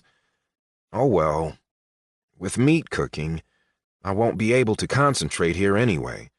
Let's move a few rooms away so I can look at my messages, Joe said, clearly unsettled by the addition of the statues. They both went out the far door and walked down the hallway to a sitting room. Gong! The loud gong rumbled through the castle, and then the surrounding countryside. Joe clicked on the system message that accompanied the gong. The abiogenesis bunny generator has made a bunny. What time is it, Spooky? Joe asked after reading the message. Interestingly, it is noon, and we have been here for 6 hours. From my measurements, it appears that we have a 24-hour day here, Spooky said. That seems a bit too coincidental to me. A bunny will be born at noon, 6, midnight, and 6 in the morning. That is too put together, even for you, Spooky, Joe chided. Joe, it is a divine item. Nothing concerning it will ever be coincidental. Anyway, focus on why you came here, Spooky chided right back. You know what would be cool? If the bunnies were different depending on when they were generated, like the noon bunny being sun-colored, Joe said. Spooky just glared at Joe. He sat down, and then Spooky took them to his ignored messages. Congratulations, you have defeated your first enemy, using both combat and diplomacy. XP received 15,000. You have moved up a level. Current level 3. You have moved up a level. Current level 4. All the way up to... You have moved up a level. Current level 16. Nice! 14 levels, Joe said. Keep reading, Joe, Spooky said. The yeti who you defeated was well over 100 levels higher than you. At level 2, it should have been impossible for you to survive such an encounter, let alone triumph. When informed of the dire situation and your relative weakness as compared to the other champions summoned, you did not cower in fear. You accepted the challenge and took wise advice given. You hurried to increase your levels and defeated a foe many times greater than yourself. Such bold diligence and cunning are the hallmarks of the greatest champions. Showing such powerful attributes at the beginning of your journey deserves an equally powerful reward. Along with the max 15,000 experience you can gain from defeating a single level 147 character, your heroic deed has pulled an item from the ether. Hero calls to hero. Like calls to like. Unique epic item, Voice of Monty Ring. Congratulations, you have received a unique epic item, the Voice of Monty Ring. With the Voice of Monty, reality can be ignored and something different can be enjoyed. When this ring is worn, the amount of XP you earn is doubled.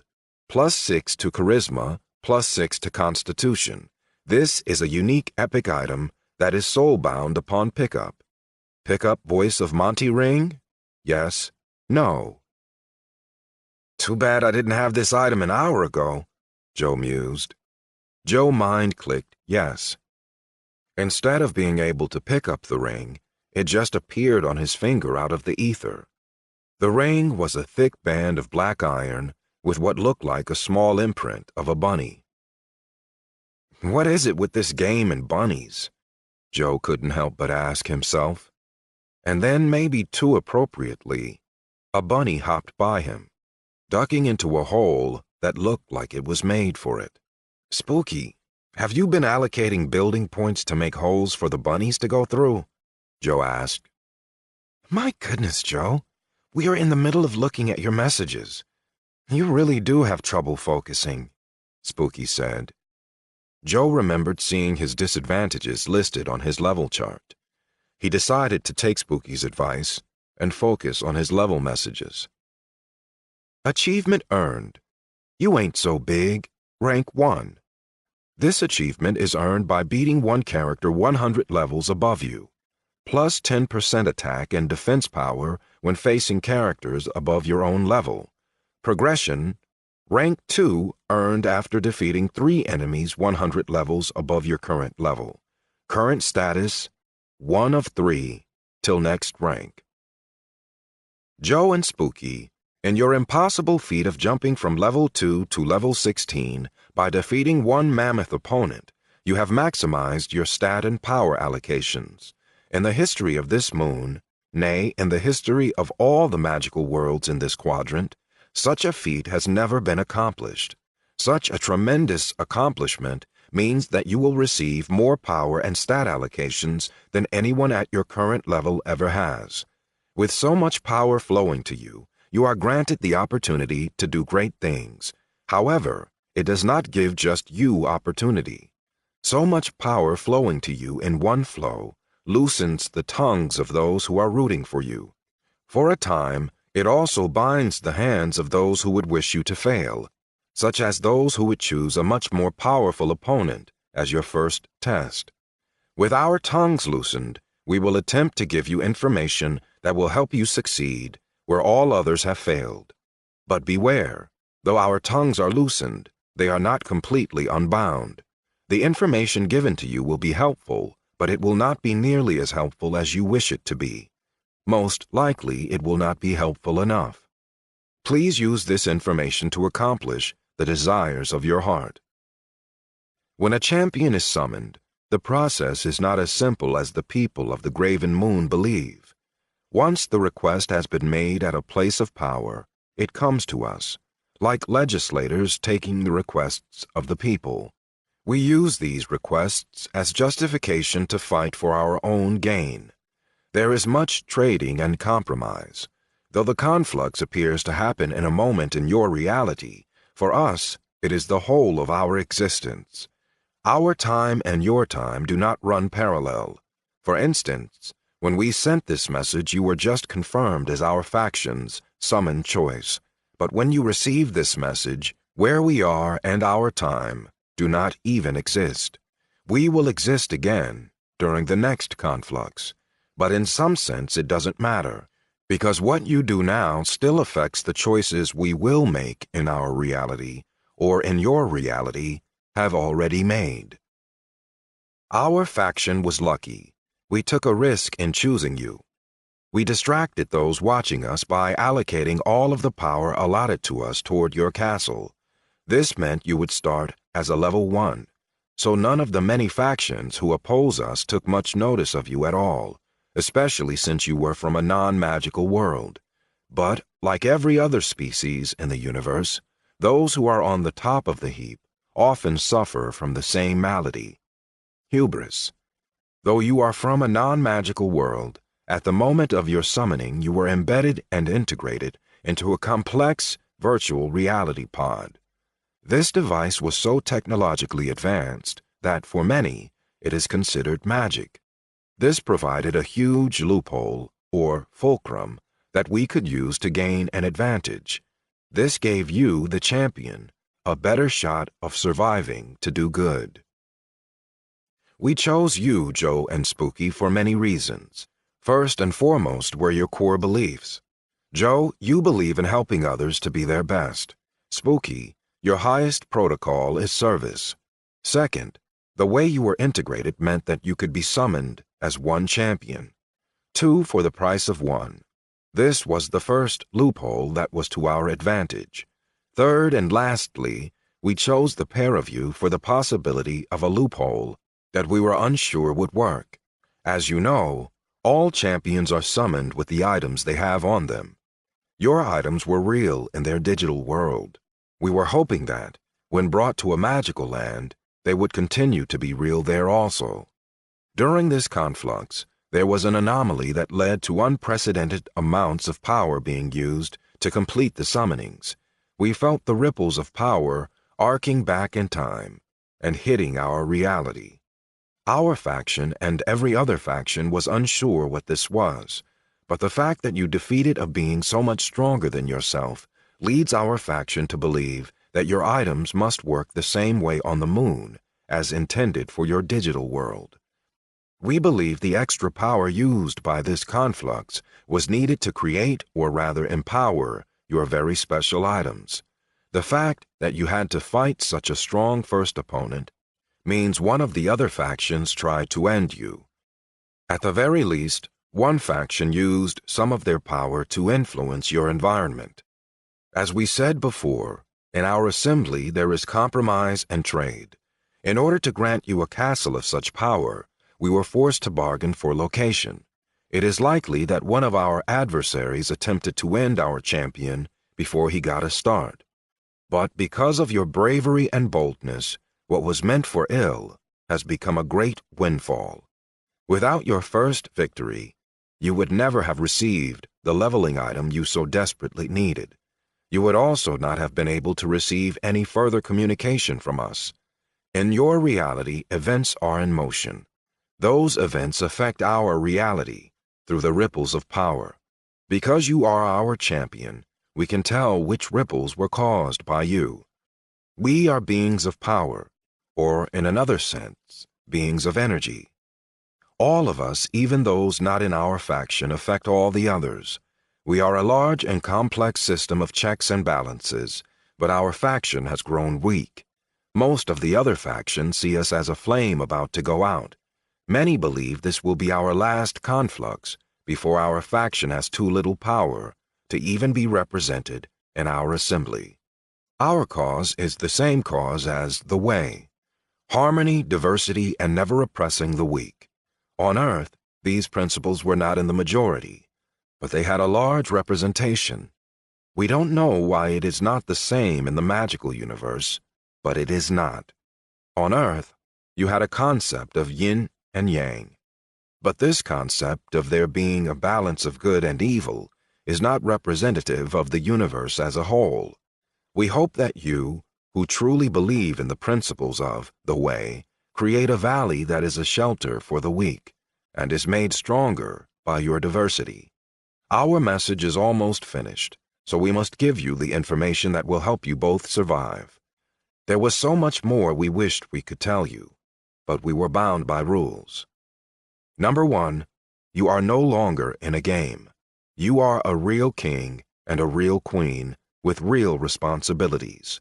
Number 2, though we know you would wish it, diplomacy will not solve all your problems.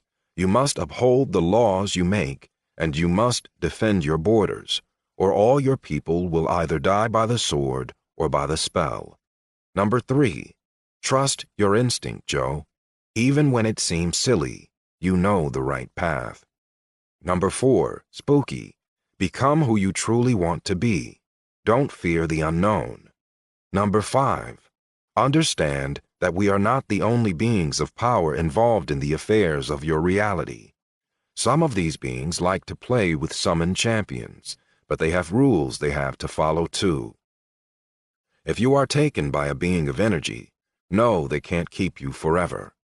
Number 6, just as your items were made real in this magical world, Joe, so was your interface. We don't know how many game mechanics will transfer with you from your digital world to the real magical reality you are currently in. We do know that since your items were made real, many game mechanics will be made real also. The difference is that while the items are yours, the game mechanics will be available to everyone to be used and possibly even exploited by them. There's no way for us to know how the game mechanics will spread or even if they will remain localized. Keep your eyes open. Continue to grow strong. You are the only hope of the oppressed. Joe looked at Spooky, who somehow had turned pale while experiencing her third real emotion. He stood up and began to clap slowly. Clap, clap, clap. Bravo, Spooky. Bravo! The crazy commitment to detail, truly pushing me toward treating this game as a reality, even putting in a message for yourself. Wonderful. If you had told me before it would be this realistic, that they would tailor this game specifically toward my own proclivities and the values I truly desire, I would never have believed you. This would not have been most people's fantasy. Fighting for what is right, all the odds against you? The game designers got me just right. Please tell me you will break character for this, at least to acknowledge how impressed I am, Joe said. By this point, Spooky Joy had rallied. Though she chose not to break character, the circumstances required that she alter her character. The message they received had acknowledged that they came from a digital reality, so she would have to acknowledge it also. Joe, were you not listening to the message? We came from a digital reality, and this is not one. Keep your focus, Joe. Allocate your points. Yes, Miss Joy, Joe said with a chuckle. But before he could allocate his points, another thought came to mind that he wanted to address. Wait, didn't we complete the first quest we were offered? You know, Kingdom in Name Only, Part 1? No, not yet. I'll pull up the information we have on it, Spooky said. Kingdom in Name Only, Part 1. 50% complete. Vassal found, but not yet integrated into society. Time remaining before failure of quest, 6 months. Joe nodded his head and opened the Power Allocation tab. Power and Stat Allocation. Note, not all levels are created equal. Work hard and distinguish yourself in order to prepare well, and you may receive more stat and power allocation points. Joe, Level 3 through Level 16. You've received 19 points of power. You've received 20 points of stat, allocated based on achievement. +3 to charisma, +5 to constitution, +1 to dexterity, +3 to intelligence, +2 to muscle/gears, +2 to wisdom, +4 to luck. Boom! That seems like a lot of points. Did you get that many points? Joe said. No. Focus. You have choices to make, Spooky said. I am focused, Spooky, but here is the thing. I would really like to understand the magic system before I make these choices. My book of useful information was helpful, but I need more detailed information on how magic works here if I'm going to really design a strong character.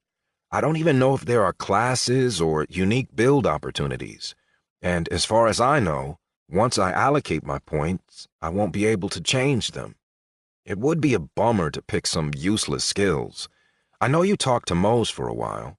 What more can you tell me about this system so that I don't make a big mistake? Joe asked. You're not going to like what I have to tell you.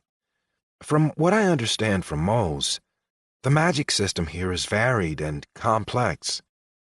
I've been using my processors and sensors to analyze and quantify as many of the rules as possible, but I still don't have all the data. Unlike other systems you've been exposed to before, there's not a lot of choice in this reality. As Mose had said before, you're born with what you're born with. Most never become more than their parents, since most skills and magical talent seem to follow the bloodline. You are the exception to this rule with your empathetic learning gift because you will be able to acquire and incorporate some of the best attributes of the people you meet, but that will limit your ability to plan ahead. You won't be able to know who you will run into or what skills and magic they will have. You will have to simply make the best decision that you can with the information and options made available to you at the time. I'm sorry, Joe. I know how much you enjoyed planning out your character, spending talent points, and creating the perfect min-max character. You're going to have to plan on the fly and make the best of each situation, Spooky said. Power allocation, normal skill and magic options. Skill choices available. Master Discerner. Cost 10. 7 of 10 credited. Bigger they are. Cost 2. 0 of 2 credited. Home Defender. Cost 1. 0 of 1 credited. Fast Critical Decision. Cost 5. 3 of 5 credited. Apprentice Healing Meditation. Cost 3. 1 of 3 credited. Magic choices available. Apprentice Mind Magic cost 3. 1 of 3 credited. Apprentice Spirit Magic cost 3. 1 of 3 credited. Options available through Empathetic Learning Gift. Skill choices available. Novice Loyalty Assessments cost 1. 0 of 1 credited. Novice Binder cost 1. 0 of 1 credited. Journeyman Speaker of Hurtful Truths cost 1. 0 of 1 credited. Penetrating Ironclaw cost 3. 0 of 3 credited. Penetrating Steel Silver Claw cost 4. 0 of 4 credited. Alloy Big Boned, Con Mod, +8, cost 5. 1 of 5 credited. Rock Woven Skin, Con Mod, +5, cost 3. 0 of 3 credited. Sapphire Vision, Con Mod, +2, cost 3, 0 of 3 credited. One Vision, Cha Mod, +6, cost 4, 0 of 4 credited. Cold Fury, cost 1, 0 of 1 credited. Rock Eater, cost 1, 0 of 1 credited. Magic choices available. Novice Force Magic, cost 1, 0 of 1 credited. 19 points of power available. Allocate all points. There are a lot of choices this time. That makes me less worried. But why do I see the cost now? And why do I have some points credited in areas I never chose? Joe asked. The game mechanics are updating, is my guess. Greater skills and magic will require more work or power. That's why they're more expensive. It is the nature of all things of worth. As to why you already have points in some skills you did not choose, I think that this reality is recognizing where you already have talent. For example, it knew you were good at grappling because of your decades of experience in wrestling. As it gets to know you better, that knowledge will be reflected in the data. Just as Mose said, the sum total of a person cannot be put in a number. As for what you should choose, I would pick whatever makes you the most combat effective for now. If you can't survive, you can't grow, Spooky said. Will do. Good call. Obviously, all three magic options, as magic is so versatile in combat, Joe said. Apprentice mind magic, apprentice spirit magic, novice force magic. 5 points used. I was hoping that once I paid for apprentice mind magic, I would have the option for journeyman. I guess even when you have the points, you have to get a little experience with the magic before you can jump up again. Penetrating steel silver claw. Alloy big boned, con mod +8. That is another 8 points spent. Just 7 left, Joe said. Sapphire vision, con mod +2. Rock woven skin, con mod +5. Rock eater. Those are all my points, Joe said. Why rock eater? You have plenty of food in your hold-all, Spooky said. Well, I have a feeling, and the message said to follow my instincts, Joe said. Confirm skill and magic choices? Yes, no. Warning, large body modification point allocation. Once confirmation is made, changes are permanent. No guts, no glory, as they say on the cereal box, Joe said, as he mind-clicked yes. At this point, Joe got worried because he heard a woman screaming, only it was not a woman. Joe was the one screaming. He was rolling on the floor. His body was changing and growing. Spooky didn't know what to do. She could hear Joe's bones breaking, grinding, and reforming. Blood was leaking out of Joe's hard-closed eyes. The texture of Joe's skin was changing and looked as if it was becoming woven fabric. Multiple colors of magical auras were leaking from Joe and penetrating him at the same time. It looked like he was being attacked by refracted light. After this experience, Joe would have another phobia: Skittles. Though Joe was still screaming, he was already completely unconscious. Mose ran into the room and mind-clicked Joe to assess why he was screaming. Voluntary unconscious metamorphosis. Level 16. Character, Joe. Race, human-machine hybrid. XP, 16,200. 15% to next level. Mana, 312. Hit points, 667. Weight, in process. Height, in process. Charisma, 36 + 6. Constitution, 25 + 29. Dexterity, 16 + 4. Intelligence, 20. Muscle/gears, 24 + 1. Wisdom, 15 + 1. Luck, 20. Gifts, empathetic learner. Sight of the encourager. Skills, grappler, level 80, con mod +8. Alloy big boned, con mod +8. Rock woven skin, con mod +5. Sapphire vision, con mod +2. Rock eater, penetrating steel silver claw. Striker, level 41. Dex mod +4. Creative mechanic, level 7. Gear mod +1. Mind click, level 2. Whiz mod +1. Magic, apprentice mind magic. Apprentice spirit magic. Novice force magic. Contracts, protect Yeti children. Defend Capital Castle. Achievements, you ain't so big. Rank 1 plus 10% attack and defense against higher level enemies. Disadvantages, fear of silence, lack of focus. Chapter 5. Christmas Lights in the Snow. Mose looked up at Spooky, hovering above the unconscious, screaming Joe.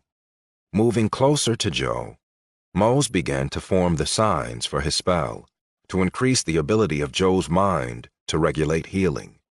Spooky gave Mose room, understanding what he was about. Both Mo's hands and Joe's head glowed with a blue light. After the spell was finished, Mose began casting all the beneficial buffs he had, one by one. He then cast all the information-gathering spells he could before his mana went dry. Mose fell to the floor in pain and exhaustion from depleting his own mana. New fact: 76. Getting low on mana causes pain and low blood pressure. A 6-inch ivory angel statue flew over to Mose and began carefully pouring water into his mouth. Mose was shocked by the appearance of the tiny expressionless angel, but was in too much pain to show it. He drank the water down and then sat up. He looked up at Spooky, who was obviously waiting on him. It seems Joe overdid it. What happened?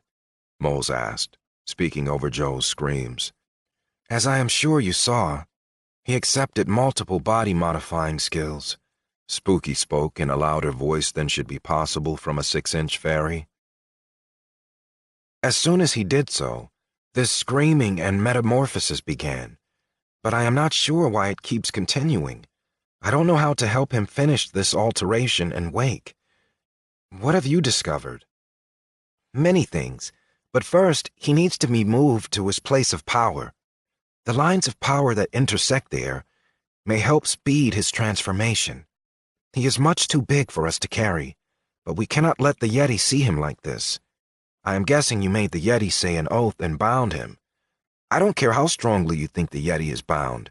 With Joe like this, he is as good as dead in the same room as a yeti.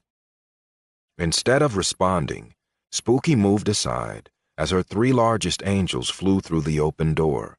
With mechanical precision, they lifted Joe together and rushed him out the door. Their wings created a breeze that cooled the exhausted Mose. They hurried to the top floor where the lines of power intersected and laid the screaming Joe on the shining metal altar. When Joe hit the mithril altar, the screaming stopped. The angels flew back to the kitchen to finish the food they were preparing. On their way down, they passed Mose, who was trying to catch up with Spooky, who had beaten even the angels to the altar.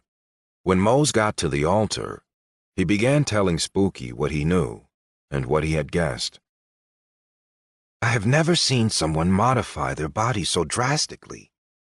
It seems most of these skills are yeti skills. I have never seen or heard of a non-yeti having yeti skills. It should not be possible. I worry that his body will not be able to make the adjustment. He is not a yeti. It seems he is in some kind of painful metamorphosis. As far as I can determine, his mind is active. I don't know why he is not awake. His spirit is strong as I have ever seen. But his body is not finishing the changes he asked of it. Right now, I think all we can do is feed him and keep him hydrated, Mose said. Okay, stay with him. I have to feed and assist the new vassal, Spooky said. Mose's eyes bugged out. Vassal? Without stopping, Spooky shouted back. Stay with him. That is an order. Consider it from the king as he's incapacitated, she said. Mose thought to himself how he was not bound to follow her orders, but when he tried to follow her, he found he was. Mose turned back to Joe and saw a tiny angel carefully spooning water into Joe's mouth. How many of those little angels were there? Mose wondered as he tripped over a bunny. Bridshaw had felt the screaming. It was the screaming of true pain. It reminded him of when his own bones began their hardening process. Why would anyone scream like that in a place like this? He couldn't help wondering if it would start again. Should he investigate? He felt the binding. Sure, he could break free, but he had given his oath. Just then, the large doors opened, and he saw 3 ivory angels come in, carrying large cheese rounds and a whole deep-fried pig. Looking behind the angels, he did not see any trays with rocks. They were feeding him meat and cheese. Did they want him to become fat and weak?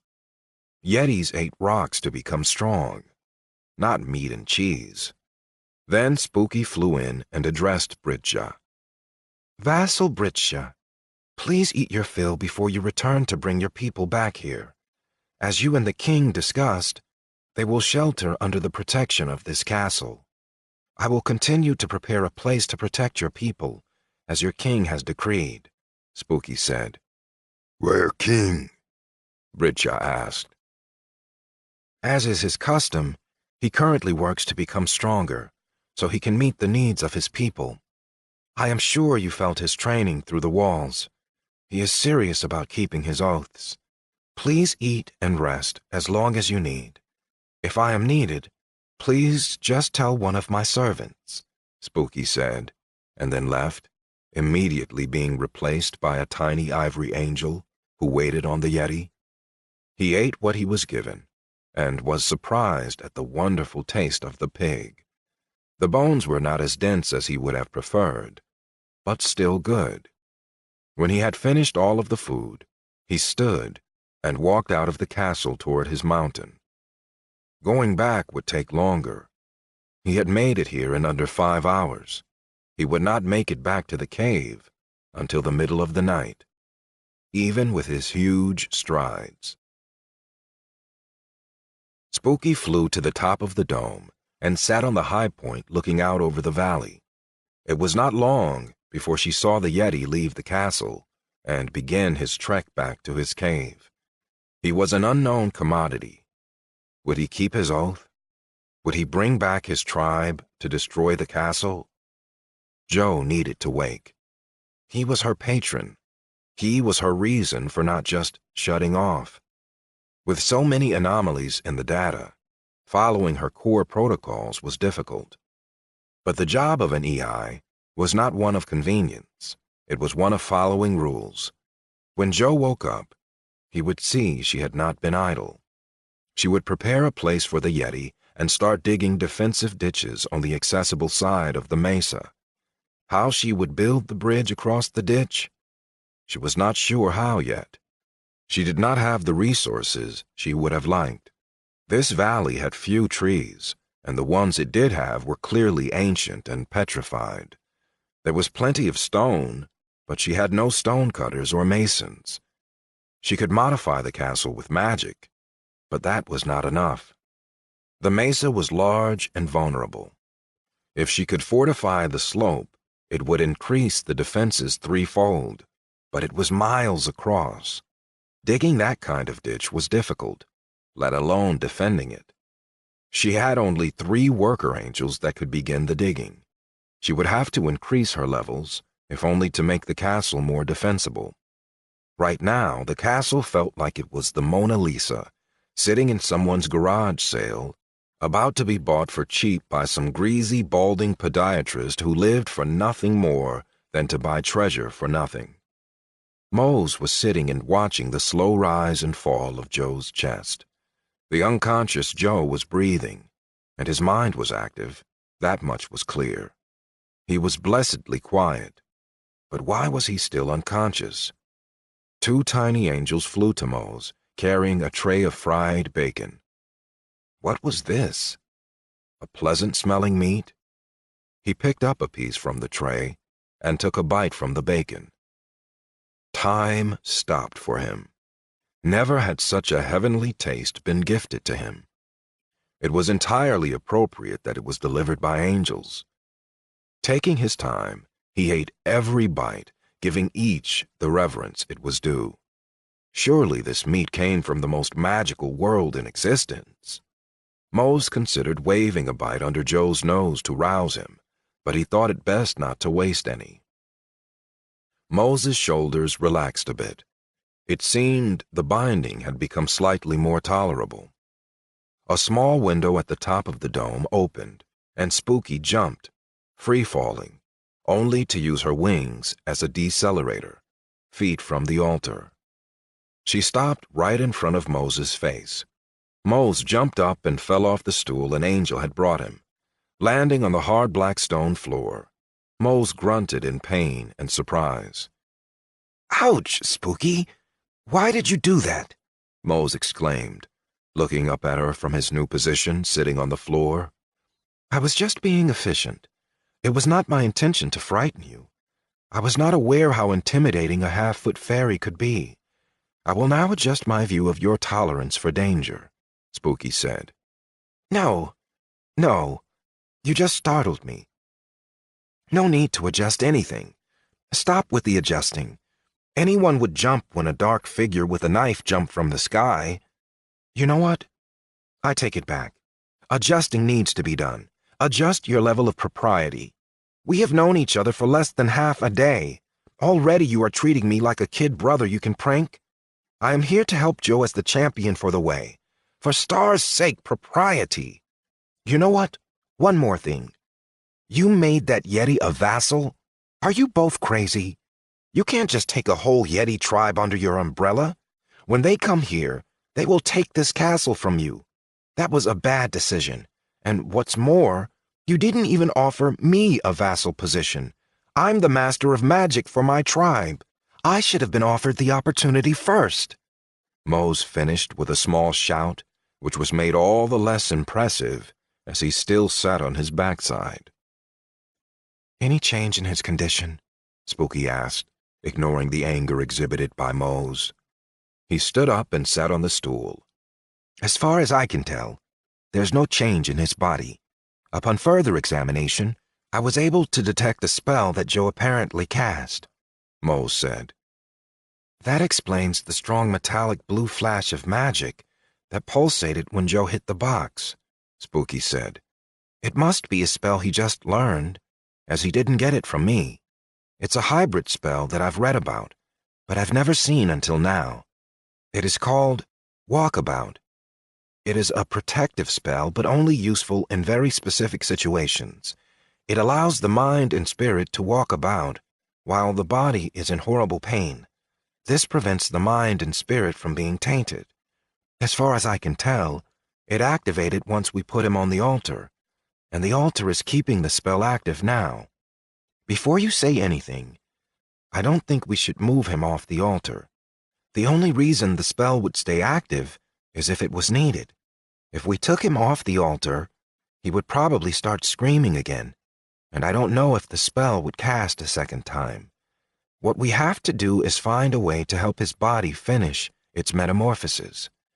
I've been using the mind click ability you so recently taught me. In reading the new modifications he picked, one of them gives me hope. He picked Rock Eater. Do you know why? Mose asked. He said he had a feeling. That was it. A feeling, Spooky said. Well, maybe feed him rocks? It is the only idea I have. Maybe start with very small rocks, Mose said. With that, Spooky flew out of the castle without even acknowledging Mose at all. You know, I am a person. That flying dagger treats me like I am nothing but a tool, Mose said to the air. She was not gone more than a minute when she flew back in through a tiny window, carrying a very small rock. She hopped over to Joe and put the rock to his lips. By his newfound instinct, Joe opened his mouth and swallowed the rock. Spooky hopped to his stomach and put her ear on his belly button to listen. What are you doing? Mose asked, but the only reply he received was a tiny hand put right in his face, clearly communicating for him to be quiet. After a time, Spooky got up and flew above Joe and looked closely at all of him. I think that you are right, Mose. Though it is an extremely slow pace, I can see that Joe is growing slightly. I will try feeding him harder and harder rocks, and we will continue to monitor his progress. Also, I don't only think of you as a tool, Spooky said. It was not long before one of the large angels flew in and, like Spooky before her, was carrying small rocks. Similar to Spooky, the angel took one of the small rocks and placed it on Joe's lips. Again, he opened his mouth and swallowed the rock. And again, Spooky put her ear on his belly button and listened. And again, she flew above Joe to look closely at him and take measurements. With the precision and diligence only a machine could have, Spooky repeated this process over and over and over. After an hour, even Mose could see that Joe's body had grown and his skin had begun to look healthier, though more like healthy rock than healthy skin. Mose began to become visibly agitated, and finally, Spooky noticed him and said, Mose, if you need to use the restroom, just go to the restroom. Go down those stairs 2 levels, 3rd door on the right. It was sized just for you. At this, Mose hurried toward the halfling-sized stairs to use the facilities. It was the first flush toilet he ever saw. Spooky continued feeding Joe, but eventually she put a rock to his lips, and his mouth did not open. He had not woken up. Could he be worn out? Could it be something else? Spooky decided to try a different rock. Searching the large pile of rock the angels had brought, she found a small bit of iron ore. She put it to Joe's lips, and sure enough, he ate it right down. After this success, she searched the pile for better ore and came up with nothing. Remembering she still had access to Joe's hold-all, she reached in and pulled out a mithril coin. Quickly, she put the coin to Joe's lips, but his mouth did not open. Rather, it firmed, pressing his lips tightly together. Placing the coin back in the bag, she pulled out a small diamond. Then, placing that on his lips, he quickly swallowed it down. He ate 7 more diamonds before pressing his lips firmly together, rejecting the 8th. Mose walked in when she was placing the second green sapphire on Joe's lips. What? Why are you feeding him wealth? Mose asked in distress. I have been watching his body as I feed him different stones, ore and, most importantly, refined metals. It appears the modifications required very specific material to be completed. He won't take any more granite, but is still taking iron, and as much graphite as I will give him. Here, look. Flying to hover above Joe's face, she pulled open his eyelid. His eye was the same but different. He had green eyes, but the green was now composed of corundum, aka sapphire. The white of his eyes was made up of the diamonds he ate. Impressive. I wonder how much more he needs, Mose said. Only one way to find out, Spooky said, then got more metal. This time, silver was eaten. This system seems to be working.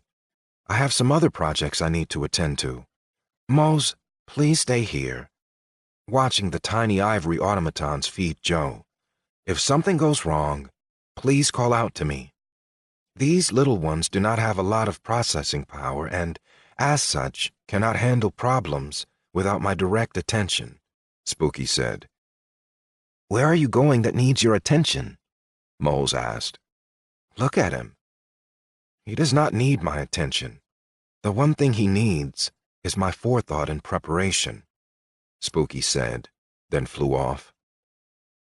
The tiny angels queued up in a line, feeding Joe, and then picking up another small rock, getting back in line, and feeding him again. It went on like this for most of the day. The metals changed, and Joe's body grew. Wherever Joe was, he had no idea how fortunate his body was. Because of the hold-all, Spooky had access to large amounts of refined metals, rare stones, and precious gems. For yetis, when they begin their metamorphosis, it takes weeks of feeding them ore before their bones and skin get the necessary components to finish. The furnace of their gut, which enables them to eat rocks, normally undertakes the refining, but Joe's body had been given the most purified and refined ingredients available.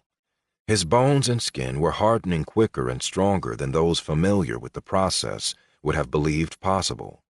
The pure materials were not the only reason Joe's metamorphosis was going so well. Joe's brain held a wealth of information, and it was now connected to Spooky on a subconscious level. Just as an unconscious brain can continue to tell the lungs to breathe, Joe's brain continued to send signals pushing forward the metamorphosis. On a neurological level, Joe understood what made geological materials strong and how composites were formed. His access, unconscious though it was, to Spooky's memory banks gave him the molecular diagrams he needed.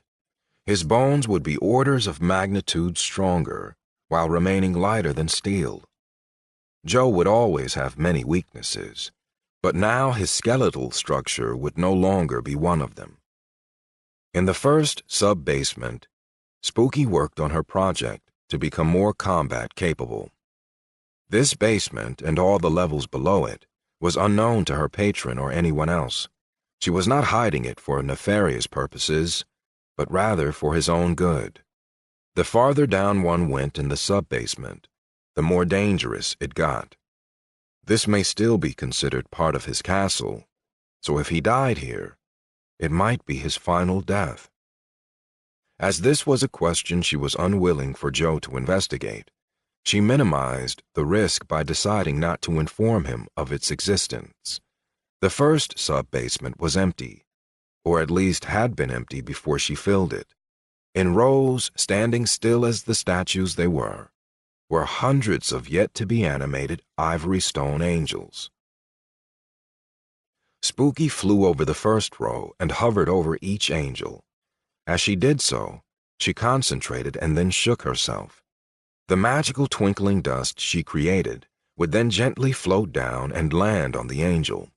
This did not animate the angels. It only provided a connection that Spooky could use to tether the angel to her hard drive. Right now, that connection was weaker than she would like. She thought perhaps she was spreading herself too thin. She had unilaterally decided to use the majority of the building points they originally started with to make this small army of angels. It may have been the wrong choice. Right now, her hard drive could only be partitioned enough to animate 3. But because of what she had done, if one of those died, another could quickly take its place. Exhausting the amount of magical dust she could make for a time, she decided to make her way back to Joe. Before Spooky left the basement, she looked over her shoulder at the far wall where she had recently placed a barrier. Behind her barrier was a beautifully wrought-iron staircase. It led down to the lower levels. She had no idea how far those levels went down. Before she had put up the barrier, she had sent one of her angels down to see what was below. The first level seemed rather benign. It was just a large cavern full of mushrooms. There were a few iron veins and one copper vein on the walls. The angel was instructed to pick some of the mushrooms, take a small sample of the ore, and bring them back for further study. Some of the mushrooms were edible, but others were extremely poisonous. The iron and copper were semi-pure ore. None of it seemed unusual or suspicious to Spooky, so she instructed the angel to go to the back of the mushroom cavern that led to another set of stairs. Just before the stairs sat a mushroom which was much larger than all the others. As the angel approached, it opened a hidden mouth and bit the leg of the angel. The mushroom's teeth did not penetrate the stone skin, but the venom began to eat away at the surface of the leg. It took little analysis to realize that the venom was deadly. If it had been a flesh and blood person and not just a statue, that camouflaged monster would have killed someone. The statue was instructed to destroy the monster mushroom and return to Spooky. After it killed the monster with blunt force blows, Spooky received a message. Threshold must be crossed in order to receive experience. If Spooky had been in the dungeon with her angel, she would have received experience. and the loot dropped by the mushroom. When the angel returned, Spooky felt a vibration deep below her. Analysis of the vibration revealed that it was not just physical.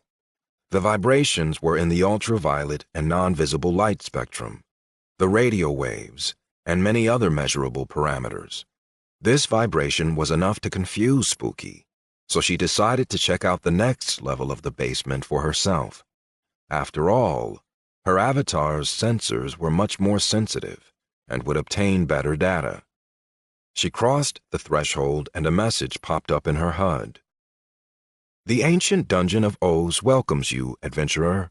Proceed at your own peril, but remember, with great risk comes great reward.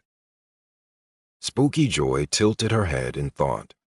Apparently, there was a dungeon beneath her castle. When she flew down to the bottom of the stairs and saw the room full of mushrooms, she froze. If Joe had come down, he would not have noticed the differences, but Spooky had a memory that did not miss minor details. All of the mushrooms that had been picked and brought to her for her analysis had regrown. Not only was the speed of the growth remarkable, but even from where she was, her sensors could tell that they had grown exactly the same way. When she looked over at the far wall right before the stairs that led down to the next level, she saw the mushroom that was actually a monster.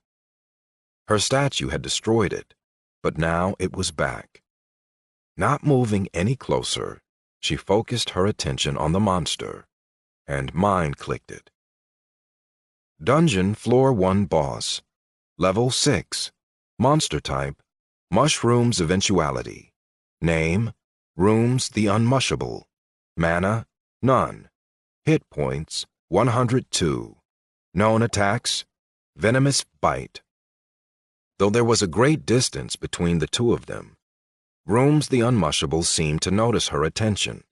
It opened its hidden mouth, showing moldy, sharp teeth covered in red, bloody ichor. Its body seemed to shiver, and it began to shuffle forward.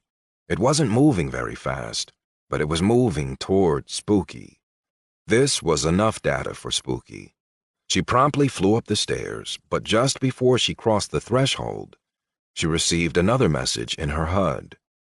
The Ancient Dungeon of Oz thanks you for your patronage and asks that you please come again. Next time, you're welcome to bring up to 4 friends and also a little more spine. At this, Spooky ground her teeth and tried to use her building points to destroy the stairway. She couldn't. Her power to build things using energy mass conversion magic was severely limited outside of her castle. Apparently, the threshold leading to the stairwell was the boundary. So, since she couldn't destroy the stairs, she made a barrier that went right up to the threshold. She then designated some of her tiny angels to watch the barrier. In the case of a breach, she would be notified immediately. Needless to say, if she had anything to do about it, Joe would never find out about this Dungeon of Oz. The heart of the dungeon stirred. Spooky crossing the threshold and entering the dungeon had been the most excitement the dungeon heart had experienced since the cataclysm millions of years ago had covered its entrance and broken its upper levels. Without this access, other sentient beings had not come to her. She had been alone for a geological age.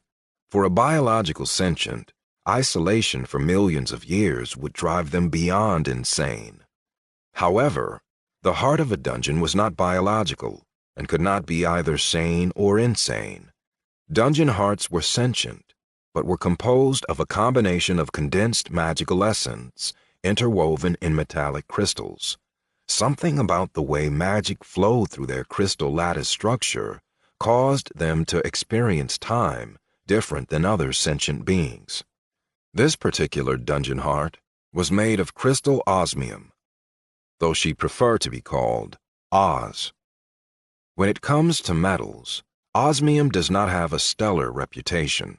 It isn't as malleable or able to fight off corrosion as well as gold. Though it is very dense and hard, it is much more brittle than iron. Worst of all, it has a very distinctive and unenviable smell. What you're made of often influences your personality. This dungeon heart was not sugar and spice and everything nice. However, neither was she pigs and snails and puppy dog tails. She was a proud metal, and she didn't easily melt when heat was applied. When she first gained awareness, she was a shiny bluish-white osmium crystal, as small as a grain of sand. Her area of influence stretched only millimeters from her core. Even in the space of millimeters, she found life. Marvelous little amoebas, she ate them. With their death, she absorbed their infinitesimal amount of power. She learned what they were and how they were made. Each time an amoeba came into her sphere of influence, she would devour it and grow just a little bit more powerful and intelligent. Eventually, the area she controlled was not just millimeters, but centimeters. This was when she got her first taste of complex life. An insect just happened to die within her centimeter-wide dungeon. An insect is many orders of magnitude more complicated than an amoeba. With this one animal, her sphere of influence grew tenfold. Over time, her crystal structure grew in size and magical energy, and her sphere of influence was then measured in meters cubed.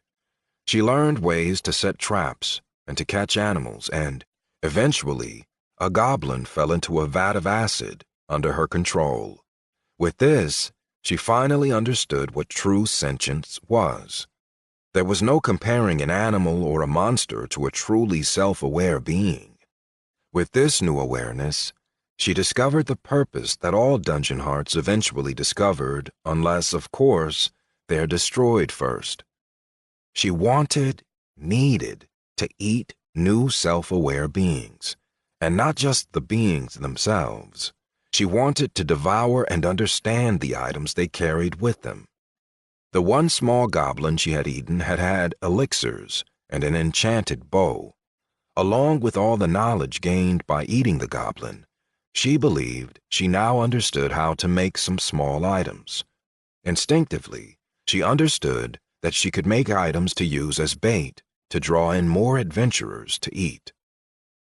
In this way, over time, she grew into a complex system of tunnels and caverns with greater and greater rewards for making it deeper in the dungeon. She even learned ways of communicating with other dungeon hearts. It wasn't two-way communication, as one might imagine, but rather messages were encoded onto items which were intercepted when an adventurer was eaten. This was how she learned that she was not alone, and unfortunately, it was also how she learned that dungeon hearts made of osmium were ridiculed and scorned.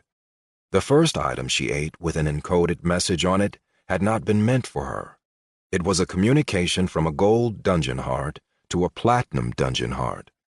It was a congratulatory note praising the platinum dungeon heart's successful manipulation of the sentient kingdom on which it was located.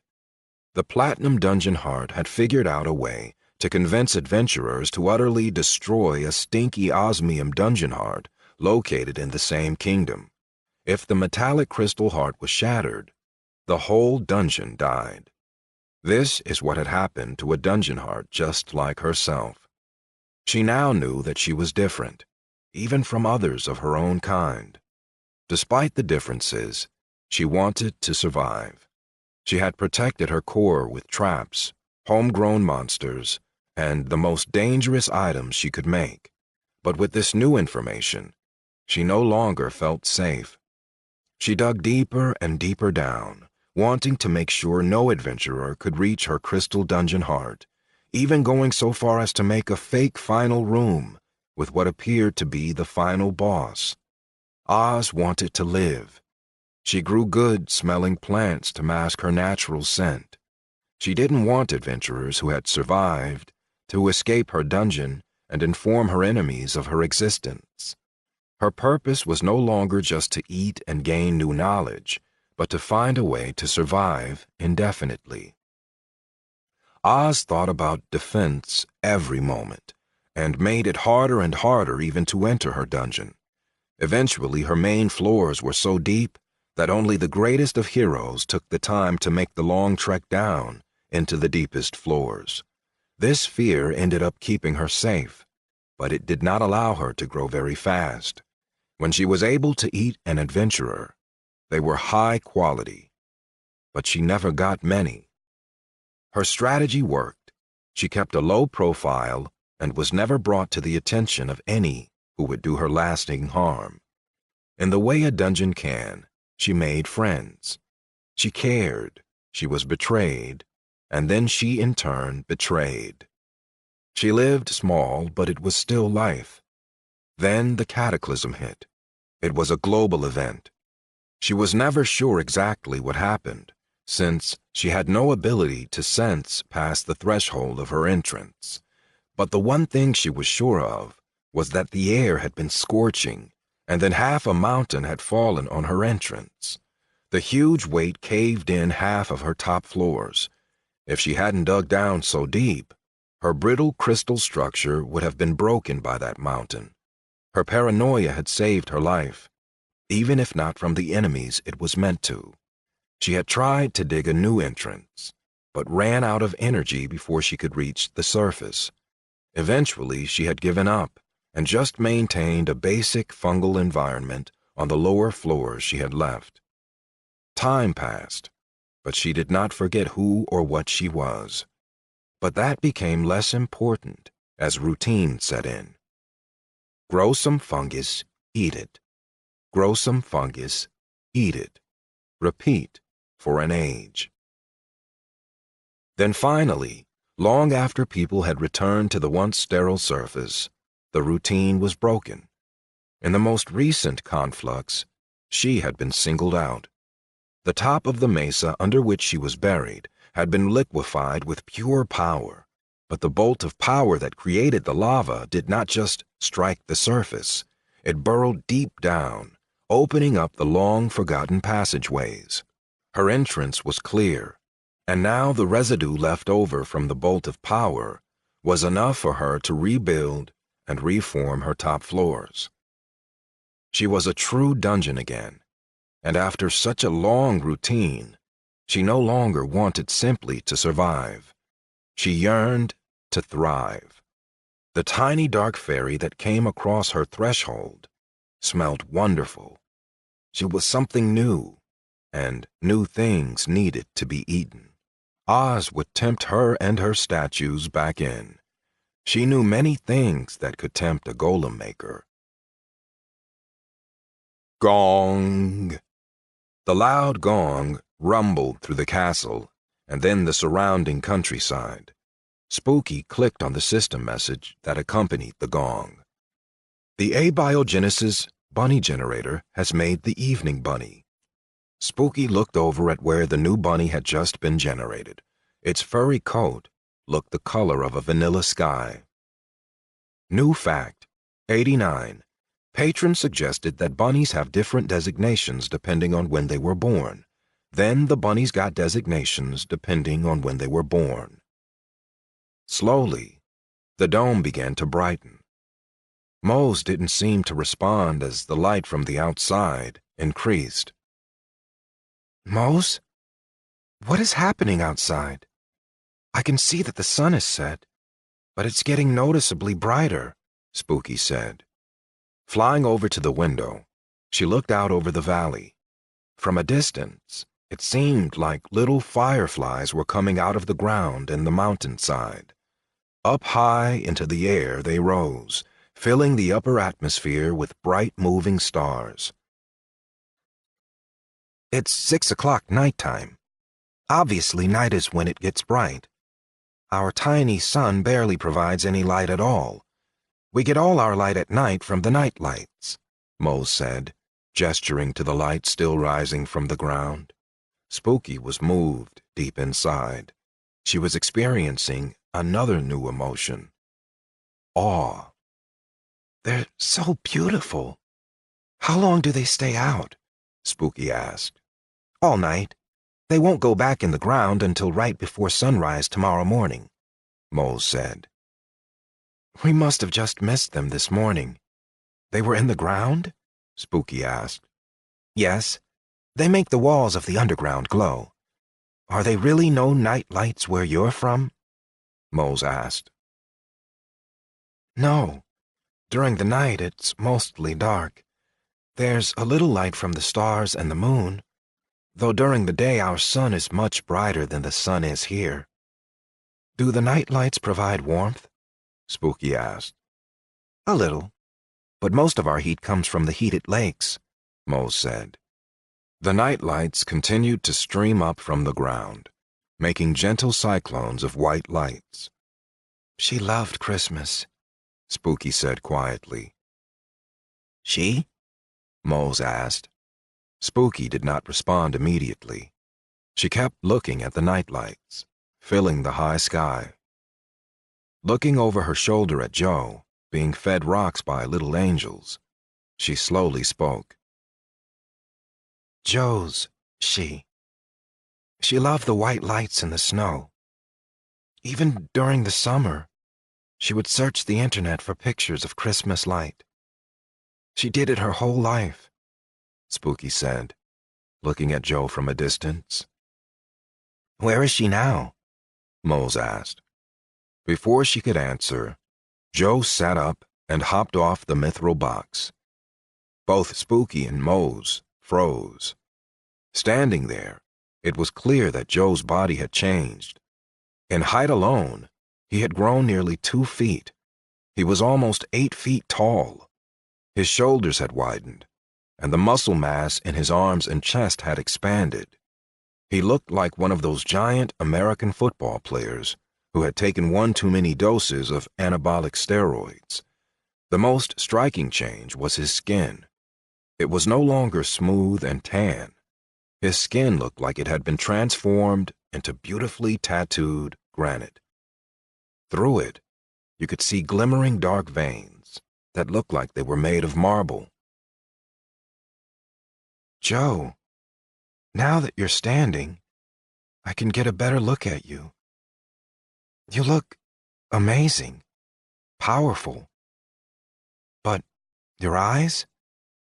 There's something wrong with your eyes, Spooky said. Spooky? There's nothing wrong with his eyes. It's just that Joe's not in there. I can tell the metamorphosis was not completely done. Maybe Joe's in trouble wherever he is. Even with a champion, I'm not sure what would happen if the mind and spirit died outside of the body, Mose said. The half-dressed body of Joe began jogging toward the stairs, surprising both Spooky and Mose. Where is he going? Spooky asked, following the jogging body. I don't know. Maybe to Joe? That would be good, Mose said. No. He's grown too much. His clothes have stretched and torn, making him only half-dressed. He can't go out in the cold. No, that would not be good. He doesn't have his cold weather gear. His body will freeze solid. I can make him gear, but I don't know how I'm going to put it on him. Not with him jogging like that, Spooky said. Look at his skin. I doubt that skin is affected by the cold like it used to be. At least, the most important parts are covered, Mose said. The body kept jogging down the stairs until it reached the doors to the outside. Spooky kept them closed. The body pushed against the doors, and they did not budge. Without a thought, the body raised its fist and drove it hard against the doors. New fact, 95. Destruction to the castle creates a negative sensation in Avatar. Spooky visibly shuddered at the impact, and then at the next impact, and the next. Spooky, let him out, he's hurting you, Mose yelled. She continued shuddering with each impact. His bones are so dense now, but I think I can hold him. Even as he creates small cracks in the door, I can heal them in between each punch. I can hold this for a while, but my building points won't last forever. It does hurt, though. It is a new experience for me. I don't think I like it. Why do people let it happen? Spooky asked. You need to let him go. The mind, body, and spirit need to be one. Joe must be in trouble. Let him out, Mose insisted. The body backed up and ran into the door with its shoulder. A large crack split where the contact had occurred. Spooky quickly repaired it.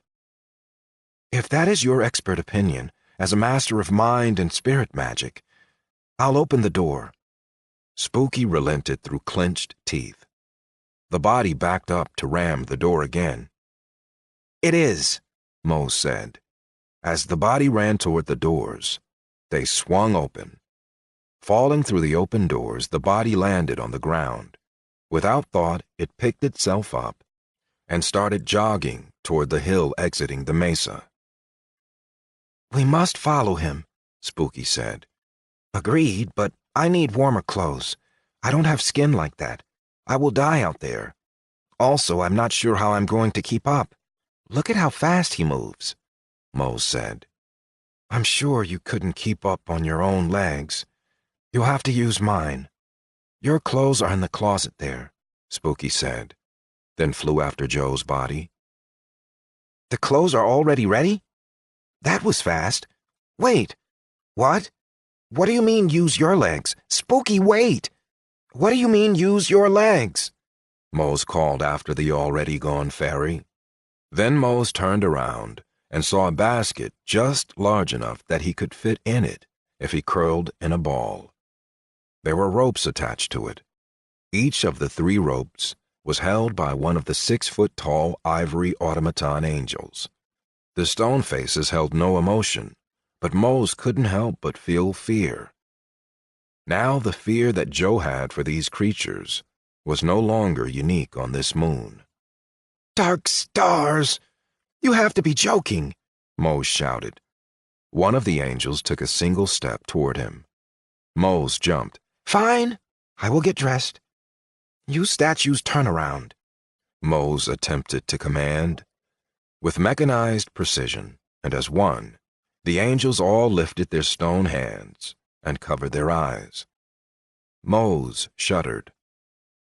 That's not better, Mose said. Chapter 6. Rook.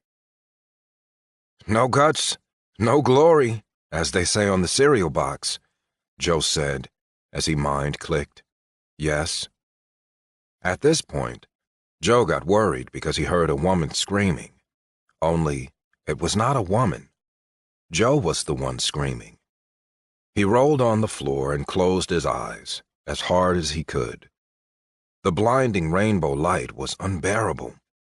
His nerves were sending so many pain signals that most of them never even made it to his brain, having become stuck in the traffic jam of warnings.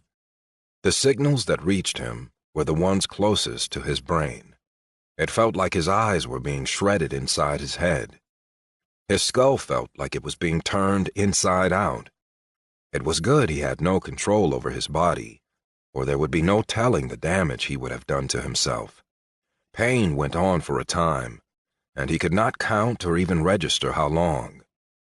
Joe was completely unaware of the angels as they moved him to the altar. Once gaining access to the altar, his body instinctively cast a spell it had gained access to only seconds ago. The hybrid spell, Walkabout, forced his mind and spirit away from his body with incredible speed and force. He was lucky that his mind and spirit had no mass, because the acceleration would have burst every cell in his body. Flying like a frozen rope away from the center of the castle, Joe's mind and spirit flew through wall, rock, hill, and mountain. He landed in a cave inside one of the mountains surrounding his valley. The first thing Joe noticed was that the pain was gone. Did he just die? Did his real body just give out? That would explain the pain right before he was shot from his body like a cannon. If he was dead, then heaven looked a lot more like a well-lit cave than he would have imagined. He performed the first test he could think of and attempted to mind-click himself. Name, Joe. Body information unavailable. The spell Walkabout currently active. Well, he wasn't dead at least. Not for real. Maybe this was the game version of dead. Touching his body, it seemed solid. He reached over to pick up a rock. Though he could feel the rock, he couldn't move it. The spell Walkabout. Yes, when he brought it to mind, he understood the spell completely. He had just learned it, but he had not remembered casting it. Apparently, when the system gave you a warning, you should pay attention to it, though a clearer warning like, "Do this and your brain will explode," would have been more appropriate. Spooky, we need to talk about the level of realism in this game. Hello? Spooky Joy? And I am talking to myself. Great, middle school all over again, Joe said to himself. He was in the cave, but it was not dark. The walls and floors glowed with a faint light, providing enough illumination to see. There was a brighter glow of light further down the cave. Joe got up and began walking toward it, remarking to himself how his body felt pretty much like it had before he was so violently ejected from it. As he made his way down the cave, the golden glow increased in brightness. Eventually, he came to a section of the cave that was clearly man-made, or at least person-made. The bright golden glow had come from torches lining the hallway walls. The torches somehow looked more substantial to him than the rest of the cave. He walked up to a torch and inspected it more closely. Taking one, it appeared they were made to be removed. Even though he had been unable to move the rock earlier, Joe's attempt to pick up the torch was a success. Why could he move the torch but not the small rock? Even though the hallway was lit, it gave Joe comfort knowing that if he came to a tunnel where the walls did not glow, he would now have some light. He followed the hallway and eventually came to a curve. When he rounded the curve, the hallway opened up into a cathedral-like room. There were large gold leaf pillars lining the sides, reflecting and diffusing the torchlight. The cathedral-like room terminated in a raised dais, complete with a powerful individual sitting on the golden throne. The seated figure looked like a golden-armored knight, right out of the stories. His or her helm was down, hiding the race and gender of this golden cliché. This was the first time it was obvious to Joe that this was a game. This golden knight was the quintessential knight in shining armor. In some ways, it gave Joe comfort. It was nice to see something familiar, even if it was uninspired game design. Before the throne were two more cliché individuals, minions. Both were bowed before the throne, prostrating themselves before the shining knight. They were not dressed in armor, but rather some type of leather. Their skin was a greenish-brown. They looked like goblins, or whatever passed for goblins in this game. He mind-clicked the knight. Unknown. Apparently, the knight's information was blocked for Joe. Knowing that he was already seen, Joe stepped forward, as if he had been invited. Letting himself fall into the role, Joe made an elaborate bow in the overdone style of a medieval jester. "Greetings, mighty one. I humbly beg your pardon for arriving unannounced. It seems my page got lost somewhere along the way. It is so hard to find good help nowadays," Joe said, pouring on the aristocratic air and adding a chuckle. When the Golden Knight responded, it was not audible, but rather some form of mental speech. Not able to see the knight's face, or even hear the knight's voice, made Joe feel blind to the nature of this being. Even though the voice was not audible, Joe could not help but feel it had a strong English accent, and not the good, salt-of-the-earth working-man English accent but rather the "my tea is better than your tea" aristocratic English accent. "Greetings and welcome, champion. 'Tis good that you have presented yourself before me, though I must say I am surprised you did so willingly.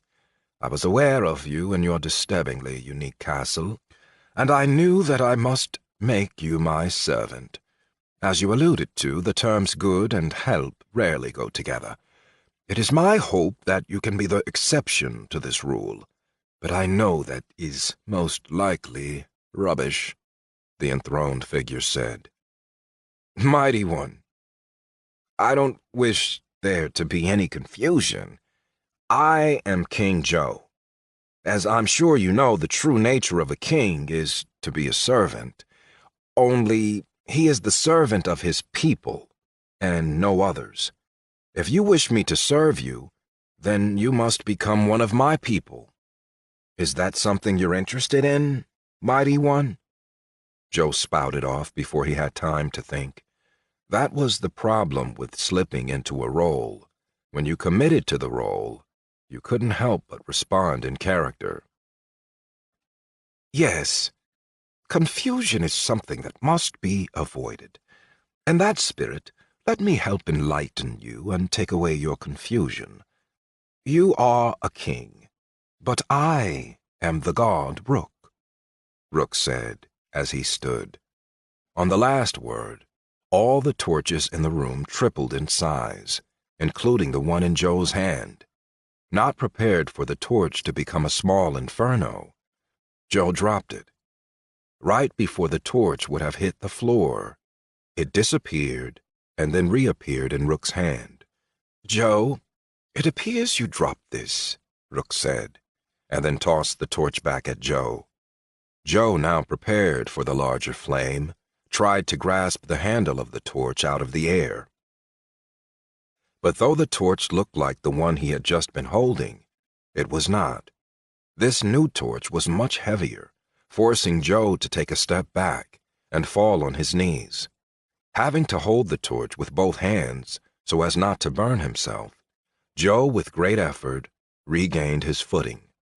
"It appears that what is light for a god is not always so easy to carry for just a little king," Rook said. Joe was beginning to take measure of this so-called god. "I can see on your face that you're not pleased. It's not easy for anyone to be humbled, but in this land, knowing one's place is the only way to survive, or let your people survive. Know your place," Rook intoned, and even though his voice was not audible, the cathedral-like room shook. Joe kept silent, unsure how to proceed. This was not a situation he had planned for, and Spooky was nowhere to be found. "The conflux always provides a fun opportunity for the gods to play in the affairs of mortals. I know that you are not as mortal as, say, the common man or the common goblin. You have a place of power in the valley, but if that is destroyed, you are destroyed with it. This means you are mortal and vulnerable, especially to a god like myself. I will assign you many tasks. All of these tasks must be completed. Before you say it, I understand that you don't work for yourself. I know you style yourself as a king, but that is just semantics. No one summons a champion unbound. You must go to those who hold your leash and explain to them that I will be using you for a short time. Tell them you will be returned stronger than you are now. I will compensate them for your use. You are now my servant. I have spoken. It cannot be undone," Rook said. Joe felt in his gut that this was a moment he had to be very careful. Apparently, Rook did not know everything, and it was not Joe's responsibility to give him information. "Mighty One, I swear to you, the one in charge of me will know all you say." Rook looked down upon Joe, and Joe met his eyes with a casual defiance. It was clear to Rook that this little champion did not understand the realities of his situation. It was time for a little story. This champion needed to understand that there were things much worse than death. Little champion, I can see that you have absolutely no notion of whom it is that now addresses you. 'Twould be a travesty if I didn't disabuse you of your misconceptions. In order to facilitate this effort, I'm going to tell you a short story. This story is about someone not unlike yourself. She was a champion summoned to this world, bound to do the will of others. Before her summoning, she had been a hero of light. She fought for the weak. She protected refugees and slaves. I can tell these ideas interest you. It's obvious you want to know more about this kindred spirit. Don't worry. I won't halt my story, but I must warn you there's a twist coming up. You see, this hero, she was not summoned by those who love mercy, like herself. Her summoners were those who love torture, sacrifice, and blood magic. I can see on your face that this does not make any sense to you. Why would they summon someone with the absolute opposite ideals of them?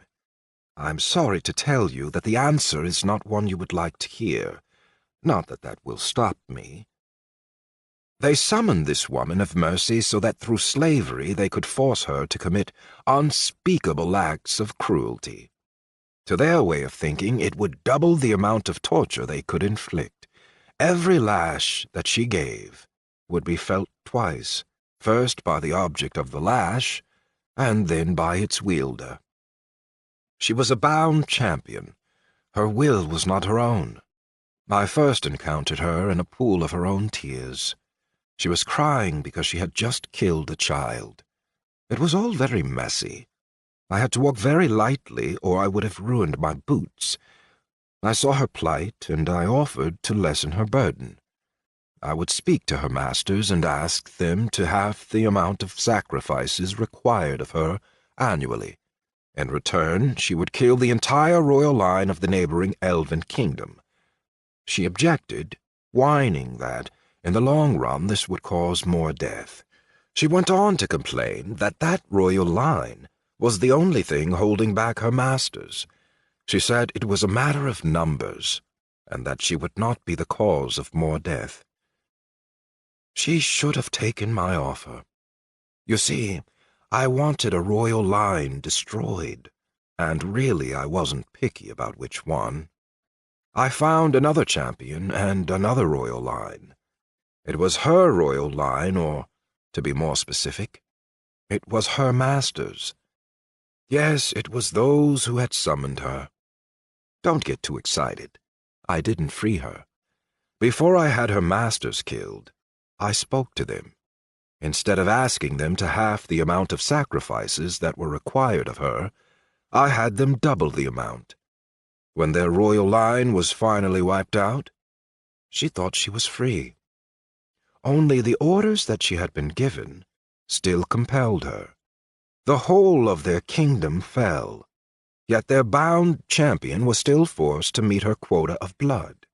The kingdom is long forgotten now, and she is thought to be just some wandering murderer. She's never sure when she'll be compelled to kill, but orders are orders. I don't remember her name. I do seem to remember that it meant seeks freedom, which I found it wonderfully ironic. If she had not rejected my offer, her burden would have been lighter.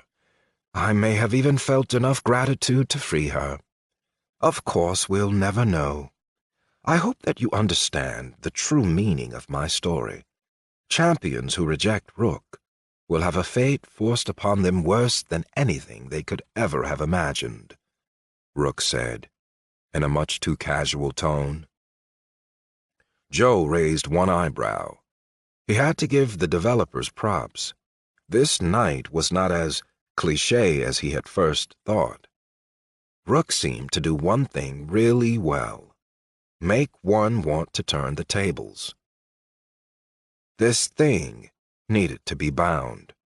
I must admit, looking at you, I am not impressed. I can see that you have some strengths, but your weaknesses are just as apparent.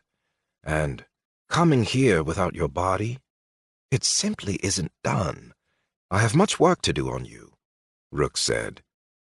I apologize my level is not to your liking, Joe said, through a fake smile. That is an interesting way of phrasing it. When you say level, the significance of it tingles in my mind. What do you mean? Rook asked. Joe realized he may have inadvertently revealed information this character did not have. It's just a turn of phrase, only signifying where I am in my journey, Joe obfuscated. Again, Rook's mental voice shook the cathedral. Know your place. Let me help you understand. Remove your confusion. As we said before, different gods have different abilities. One of my many abilities is that I can tell when someone lies. When you contended that your level signified where you were on your journey, it was true. But when you said that it was only that, and just a turn of phrase, you were lying. The lie screamed at me. This is saying something, because most lies only whisper. Tell me now, how do I find someone's level? Remember, I will know the truth when I hear it, Rook said. Joe didn't see much harm in showing this character how to assess someone's level, and if it helped him get out of the situation, all the better. Of course, Mighty One. I would be happy to give you this information. You just look at someone, or yourself, and mentally click on them. That's it, Joe said. Preposterous. That is the dumbest thing I've ever heard. Click on them? The oddity is, you truly believe in the utter accuracy of your statement. That was the most honest you have been since coming to call. No harm in trying. Okay. Click. Extraordinary. I am seeing values representing attributes, Rook stated, and he began to look off in another direction, seeming to forget about Joe for a time. Unlike Joe, Rook was born on the moon. He was part of its beginning. His life was not measured in years, but epochs. When Rook clicked on himself, he saw an enormous amount of data. It was not the same numbers and information that Joe received when he clicked on himself, but rather information that was appropriate for Rook to see. The list that he now had access to opened up whole sections of his memory he had ignored or forgotten eons ago. Most of the lists consisted of debts, both that Rook owed and that were owed to him. It was a treasure trove of information that presented opportunities to him he had thought lost forever. Looking at the information, Rook found that he could organize it with his thoughts. Wanting to assess the greatest debts first, he concentrated. The information sifted and collated, showing him his largest debt. Debts. Debt to King Joe greater than M, unable to fully calculate. Rook lifted his right hand and brought it down with a great smash, crushing the right side of his throne. Pieces of the shattered ivory throne scattered across the cathedral-like cave floor. Standing up, Rook screamed and the cavern began to shake. The two goblins got in fetal positions, covering their ears and holding themselves tight. Oddly, Joe was unaffected by the fury of Rook. Bringing his hand up and pointing at Joe, Rook began to speak. Answer with a yes or a no. Are you aware of the grievous attack you just waged against me? Rook seethed. Joe was completely lost. He had not attacked anyone. No, he replied. Rook lowered his hand and sat down on his broken throne, slumping forward with his head hanging low. Rook made a decision, and his armor changed from gold to silver. When he began to speak, his accent became a working-class English accent. True, Joe. You will not be my servant. This magic you have given me, is truly powerful. I am a being that is bound by rules. If I am given a gift, and I accept the gift, a debt is created. I'm not a god, though I am not inconsequential. I'm a being of contention. And as you know, the world is full of contention, so I am not without power. During the conflux, my power grows almost back to its highest. It is enough that I can pretend to be a god for a time. This ability to quantify reality and magic is more useful than you could ever imagine. When I clicked on myself, I saw what I am in a way that made me truly aware. As a being of contention, I don't stay in one place very long. I am constantly running to the next fight. I am giving and taking, and I have never kept a record of who I owe or who owes me. This created an imbalance, and over time has weakened me. When I assess myself with the ability you have gifted me, I saw a record of debts. I now know who I must pay back, and who I must collect from. Correcting these imbalances will bring back my full strength.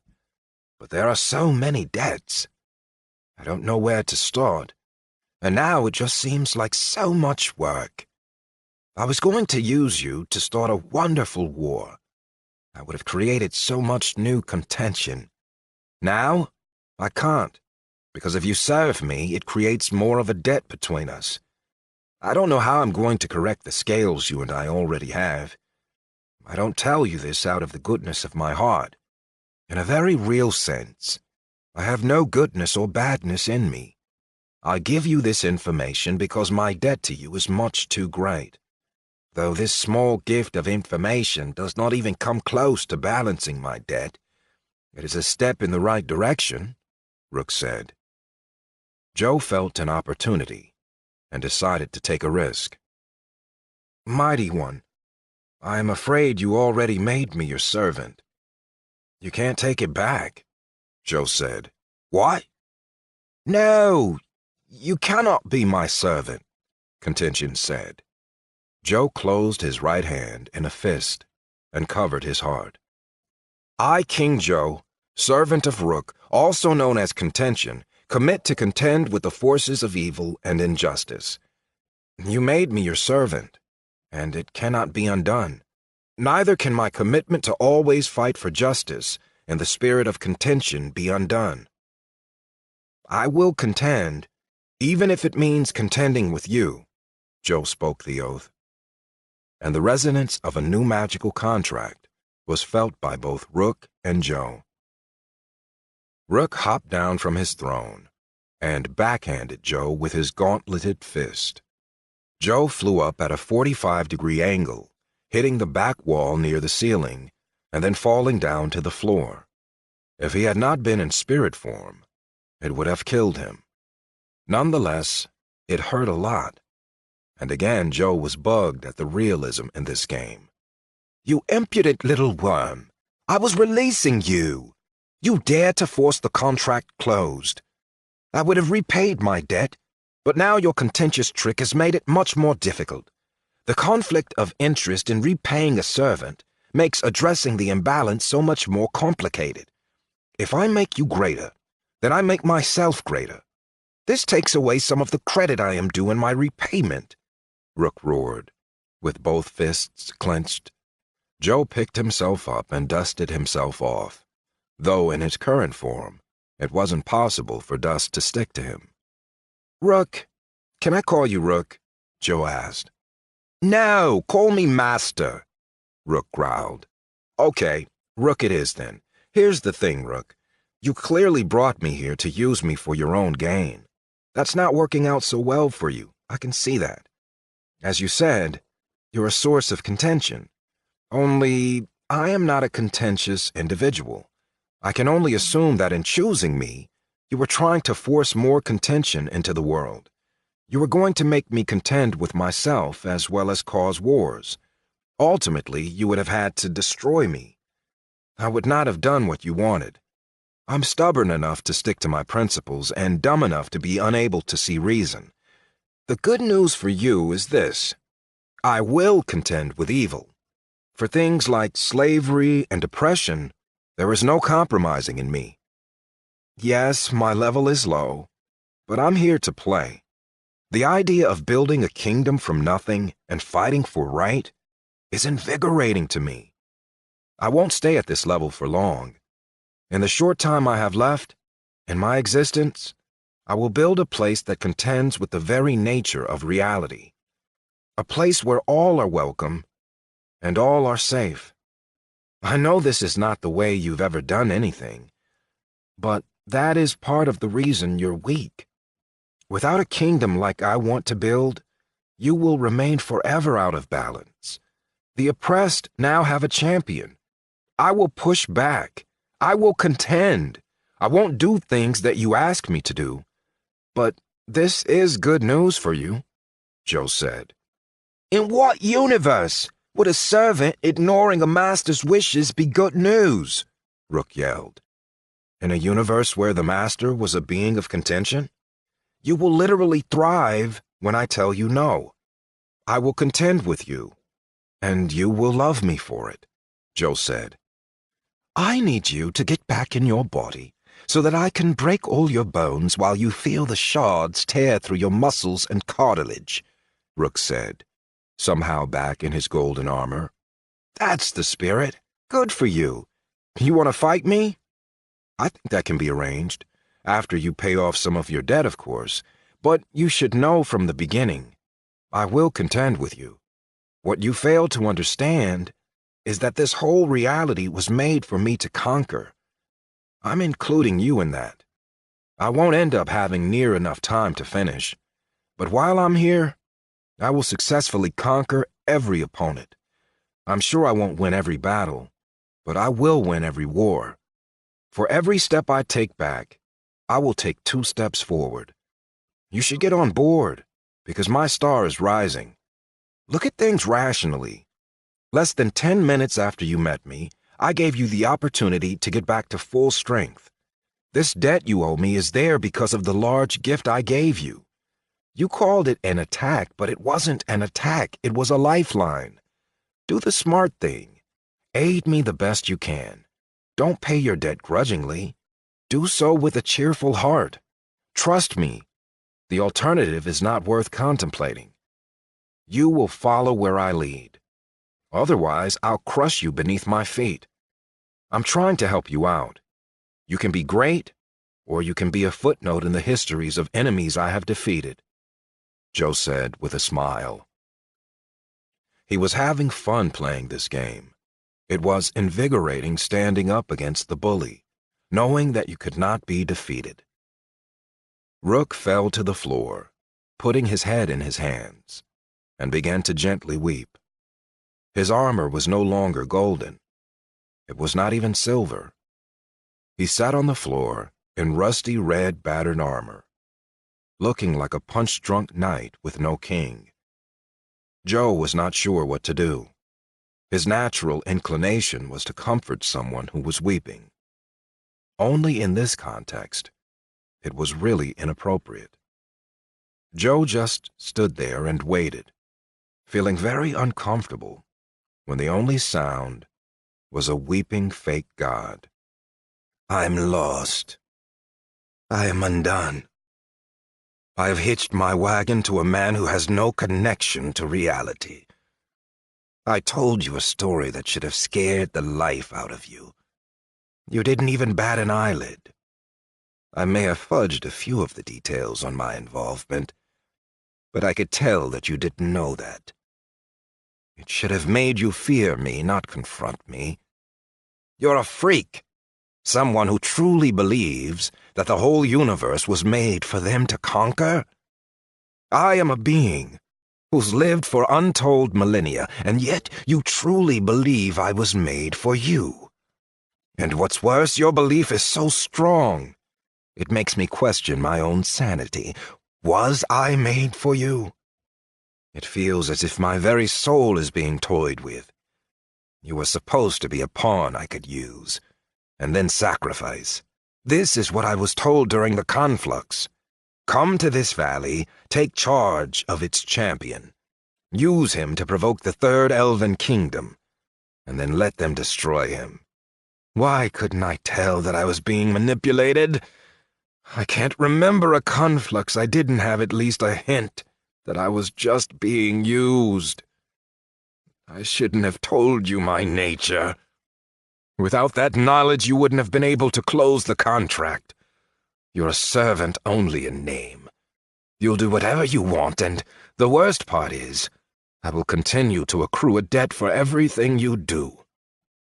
I should have closed my thoughts to you and fled, Rook said, with defeat evident in his every movement. Joe shook his head. This defeatism would not do. You're not a spirit of fear. You're not a whiner. You contend. It is what you are. It's what you do. Stand up. Get out your list. Pay what you need to pay. Collect where you need to collect. You can only go up from here. You're welcome.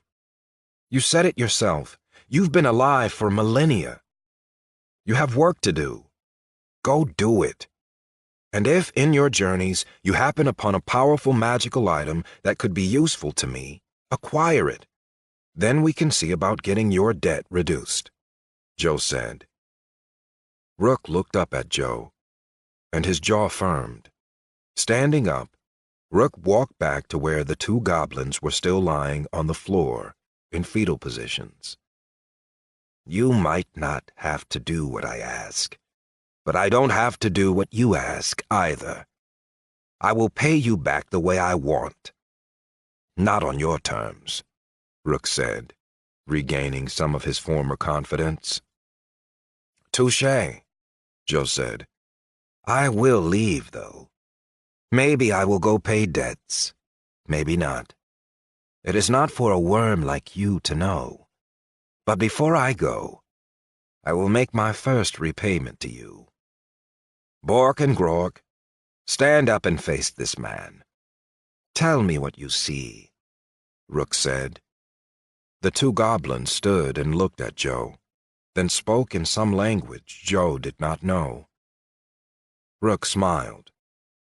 Yes, I completely agree. He is extremely ugly, but I will have to take your word on the smell.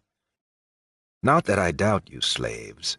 It's just that I don't register smells the same way disgusting biological creatures like yourselves do. You should know he is not a ghost. He is a man-machine thing, whatever that is. Bork and Grork, you are now his slaves. I transfer the debt you have to me to him. Now, little Joe, you're the one who's welcome, Rook said with a smile.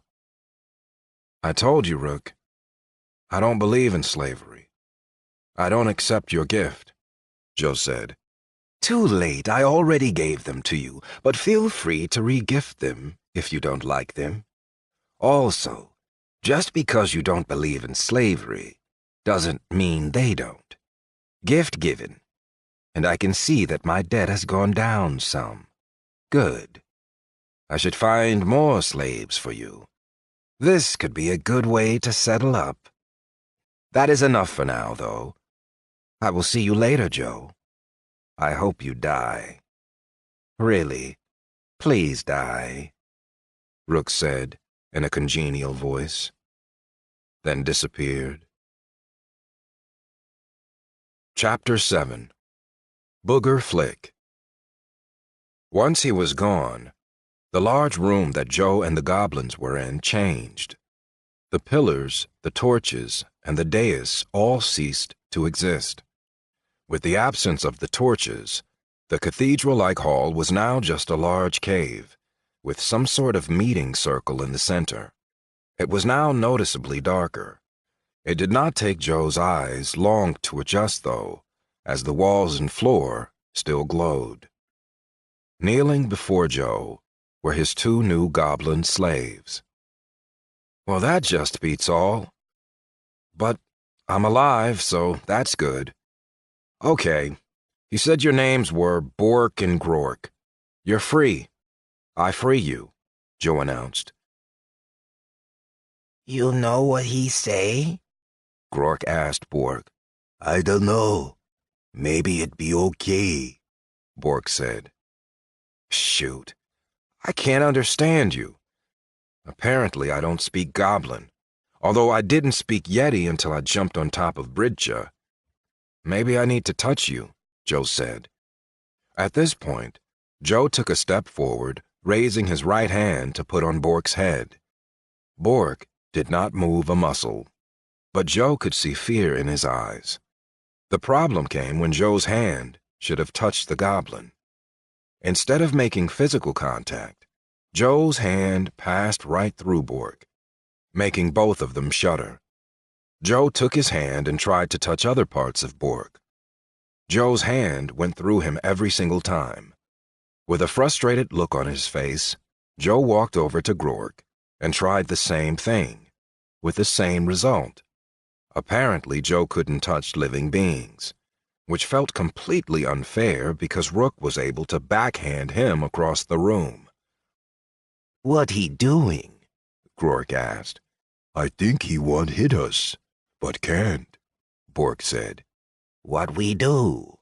Grork asked. I no want say, Grork, Bork said, looking down. "You need say, Bork," Grork said. I no want to, but okay.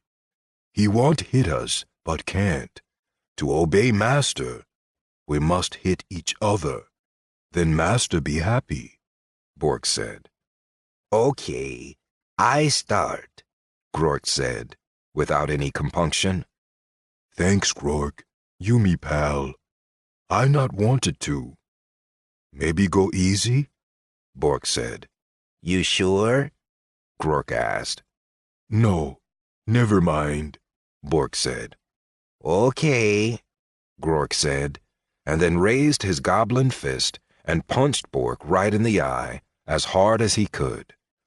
Bork, having not set his feet, spun around and fell right to the floor. His eye immediately began to swell up. Grork raised his fist again to hit Bork a second time, but Joe jumped in front of him, holding his hands out in the universal sign for stop. Lucky for Bork, Grork understood and stopped. Good job, Grork. I glad one was enough. I need least one eye to see, Bork said. Joe stayed in between them so they wouldn't start fighting again. It was a puzzle. Not sure what to do, Joe attempted to mind-click both of them. NPC Grork, slave of Joe. NPC Bork, slave of Joe. Full mind-click capability limited due to lack of body. This was the first time Joe's HUD had designated an NPC, but he did not like the idea of a slave in any capacity. That's not good. Apparently saying, I free you doesn't free you. I need my body. Hopefully I can free you once I'm back where I need to be. Well, follow me, Joe said, then just randomly picked from one of the exits of the large cathedral-like cave room. Bork, it really won't lead us to vampire-controlled caverns? Grork asked. Bork put his head forward and brought his hands up covering his eyes. Taking a deep breath and letting it out slowly, Bork prepared to do what he hated. He steeled himself to tell someone they were going the wrong way. I not know, but it wrong way. Grork, draw vampire here, Bork instructed, pointing to the smooth floor where they were standing. Bork, me draw for me, no for him, Grork said, frowning at Bork, his hairy eyebrows tilting unhappily. Bork showed a concerned face, sympathizing with Grork. I know, you do art for you, but we need make him see. Please draw, Bork said. Grork reached in his pack and pulled out a few rocks of different colors. He began drawing a vampire. By this point, Joe realized they were not following and paused. Joe had stepped into the tunnel entrance, already crossing the threshold. Part of him was thinking that maybe if he just left them, they would be freed. Before he could make his decision, he noticed Borg waving him over. Heading back over to them, Joe saw that one of them was drawing. The other one was pointing to the exit he had been about to go through, and then down to the drawing. Borg kept repeating this action over and over. Joe bent over Grork as he drew and looked down at the unfinished sketch. It looked like maybe it was a face. The eyes seemed to be red. As Grork continued to make progress on the drawing, it became clear to Joe that whatever was beyond the exit he had been going to take was not fun. Once Grork was finished, Joe looked down and saw the unsmiling, malevolent face of a vampire. Borg had taken one of the white rocks and drawn an arrow to the tunnel entrance with a big X through it. "I get this feeling that you guys don't want me to go that way," Joe said, with a smile on his face, knowing they couldn't understand him. Joe walked over to the tunnel threshold and pointed at it. Again, Bork drew a big X on the ground and said, Gek. Joe pointed to the tunnel leading to the vampire area and said as clearly as he could, "Gek." Gek. Bork agreed. "I'm thinking Gek means no or maybe bad. Okay, now I just need to figure out what word in your language means yes," Joe said mostly to himself. Again, Joe pointed to the vampire entrance and said, "Gek." Gek. Bork also repeated. "He dumb?" Grork asked Bork. Maybe. Bork answered. Joe then walked over to a different tunnel entrance and pointed at it. Grork drew an X and Bork spoke up. Gek. Gek. Joe sat before Bork, held his hands out, and shrugged his shoulders. He was hoping this would convey the concept of, "Show me why." Joe was in luck. Bork truly wanted to be helpful. Grork, draw a cold, desolate valley with tiny sun that provide no heat. Make sure include dangerous predators on surface, that no place it won't go. There's no heat there, no food. You be dead. Don't be dead, Bork said, with a sound of reverence. Grork began to draw, and then repeated the hollowed words. "You be dead. Don't be dead," Grork intoned.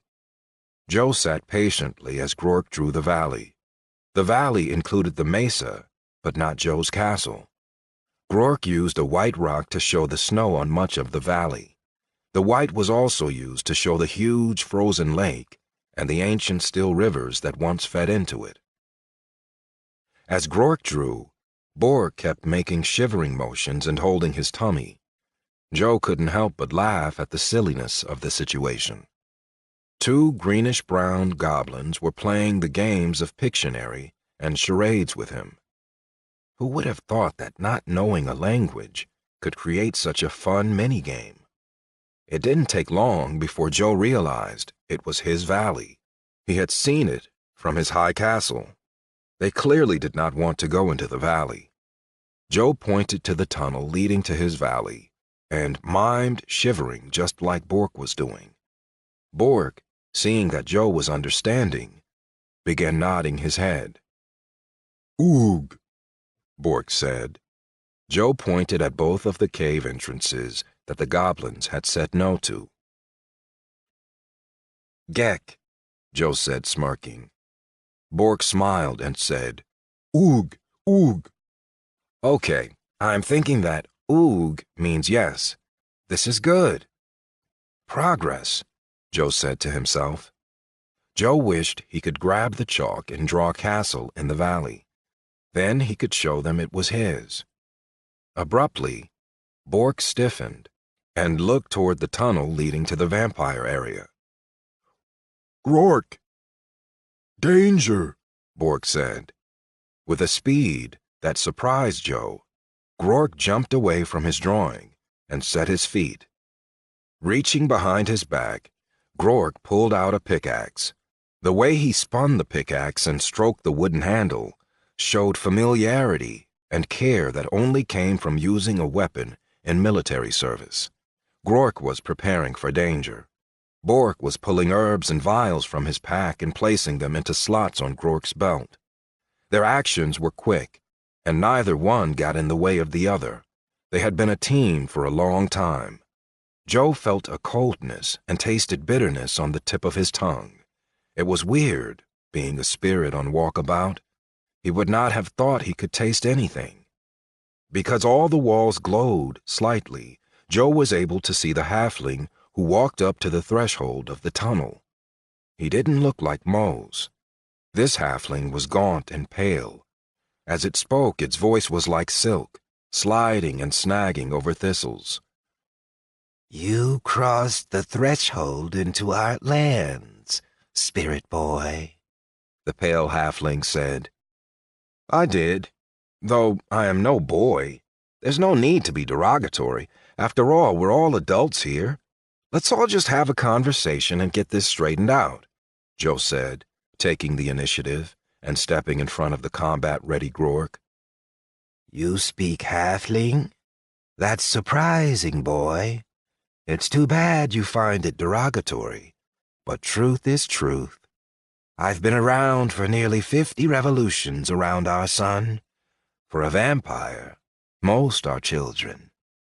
Tasty children, but still children. You stepped into our realm. A price must be paid. Give me those 2 slaves, and we'll call it even, the halfling said, raising his pale, limp hand, gesturing to Grork and Bork. Back where Joe was from, it took Earth 365 days to go around the sun.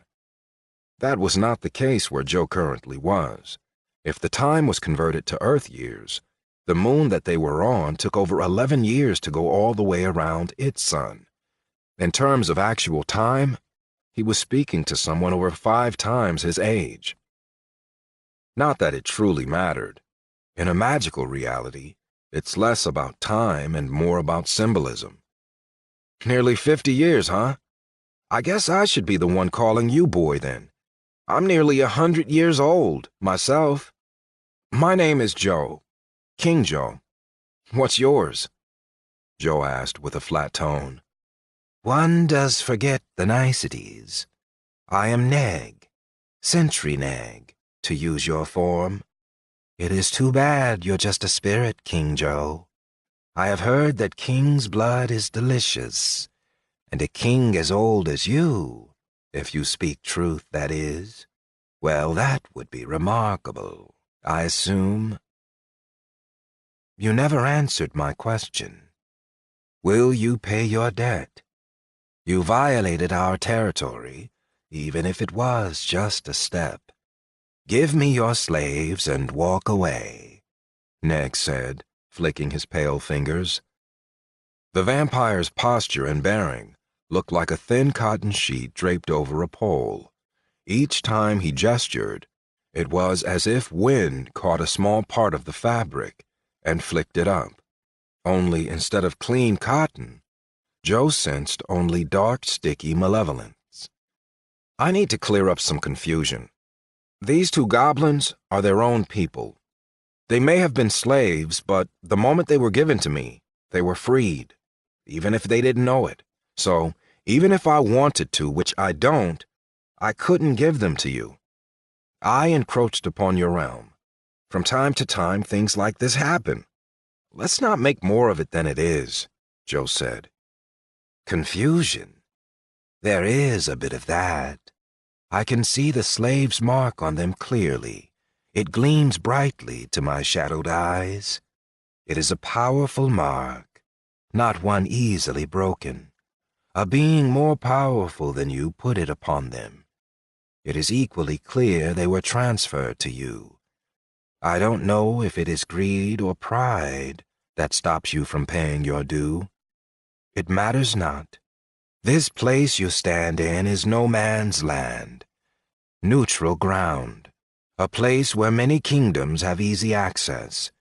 One comes here to negotiate, but you don't seem to want to do that. I don't know if it will hold up to my king, but if you encroached, then surely I'm allowed to also, Neg said. On his last word, he opened his mouth in a snarl, and his fangs elongated. While Joe and Neg were having a conversation, Bork was not idle. Crouching behind the larger Grork, Bork had pulled out Grork's copy of their people's holy book, Only Way Goblins Will Thrive, by the wise goblin Mawpuk of the Brown Drum. Quickly finding the page dealing with vampires, Bork mixed the herbs and potions together. He was creating what was needed as fast as he could. Grork saw the vampire's fangs elongate and stepped forward through the incorporeal Joe. For the merest fraction of a second, Joe's spirit and Grork's body were one. Grork's focus on defending against the attacking vampire was such that he didn't even notice the joining. Joe was not so lucky. The vampire strode forward as fast as a shadow, only to be met by Grork's swinging pickaxe. The pickaxe connected with the dense halfling vampire, changing its angle of attack. This caused the halfling vampire's extended claws to miss Grork's throat by inches. Their forward momentum caused both of them to move past each other, exchanging positions. Each pivoted to face the other, and Grork stepped back, creating distance. Raising his pickaxe in a defensive posture, Grork growled, slobber dribbling down his furious face. Neg took a fake juke step forward, making Grork flinch. Grork held his defensive position, eyes locked on the threat. Another guttural growl escaped his maw. I always love how eloquent cave goblins are, especially when you're extracting their intestines, Neg taunted in Goblin. Joe was on his knees holding his head in obvious pain. Neg began to circle, trying to find a better angle of attack on the larger goblin. Grork did not give him an opening. Neg, who was by far faster, swept forward and attempted to cut Grork's belly with his claws. Grork, though slower than the halfling vampire, used his longer reach and the pickaxe to once again hit the attack away. Though hit with Grork's pickaxe twice, the small vampire did not have a scratch on him. Joe began to recover himself from his joining with Grork and tried to intervene. Stepping right up to Neg, Joe put his hands in front of Neg's face. Stop this, Neg. I promise you this unprovoked attack will not be forgiven unless you stop right now. Do not do this, Joe screamed. Get out of my way, you inconsequential vapor. You don't have the blood that I want, but your big goblin friend behind you does, Neg said. Stepping through the translucent Joe, Neg attacked Grork again. For the second time in as many minutes, Joe experienced being one with another creature. Before this point, Joe had not really understood what evil was. He had been around for a long time, had seen evil in the news. He had even witnessed a murder when he was younger, and his time in the military gave him the opportunity to see much of it. However, there was a difference between seeing evil and truly knowing it. Being one with Neg was many times worse than being one with Grork. Joe was out of the fight, having convulsions on the floor. Neg's next attack against Grork was different. Neg stopped his forward progression just out of reach of Grork's swing. Grork's swing missed Neg, but he had not overcommitted. Neg attempted to get inside Grork's defenses. With quick footwork and reversing his pickaxe, Grork once again drove Neg away. You are more patient than most goblins, I've thought. Not that it matters, time is on my side. You will get tired soon. You're only heating up your blood to prepare my meal.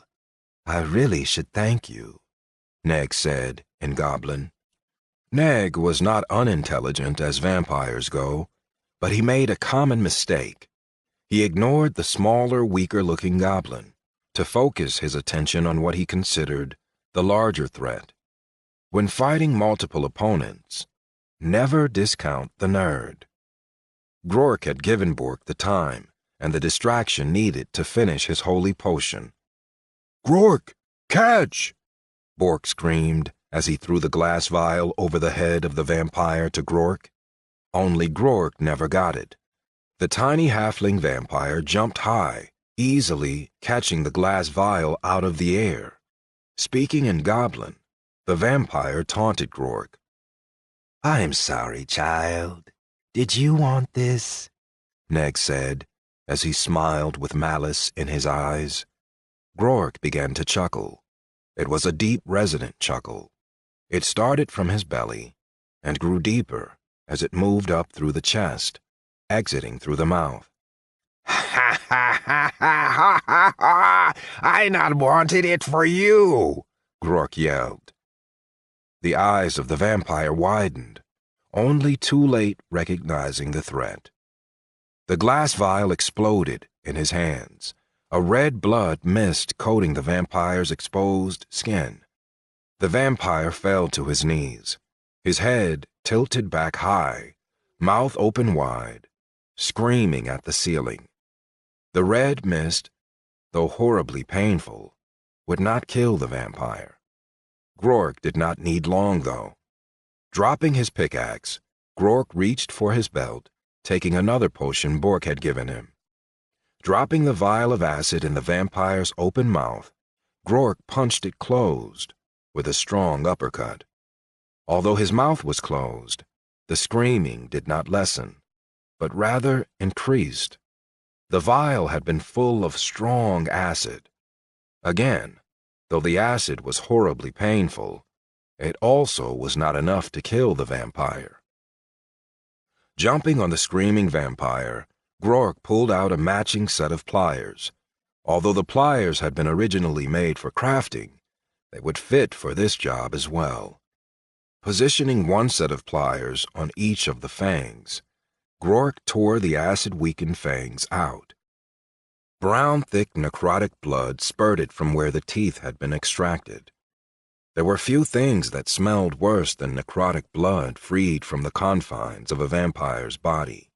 When blood is allowed to putrefy for years, but never fully decompose, the smell was nearly lethal. Dropping the pliers, Grork hurried back to pick up his pickaxe for the final blow. He needn't have worried. The fangless vampire was not going anywhere. The vampire's skin appeared almost mummified and broken. The loss of his fangs had taken way more than his ability to drink blood.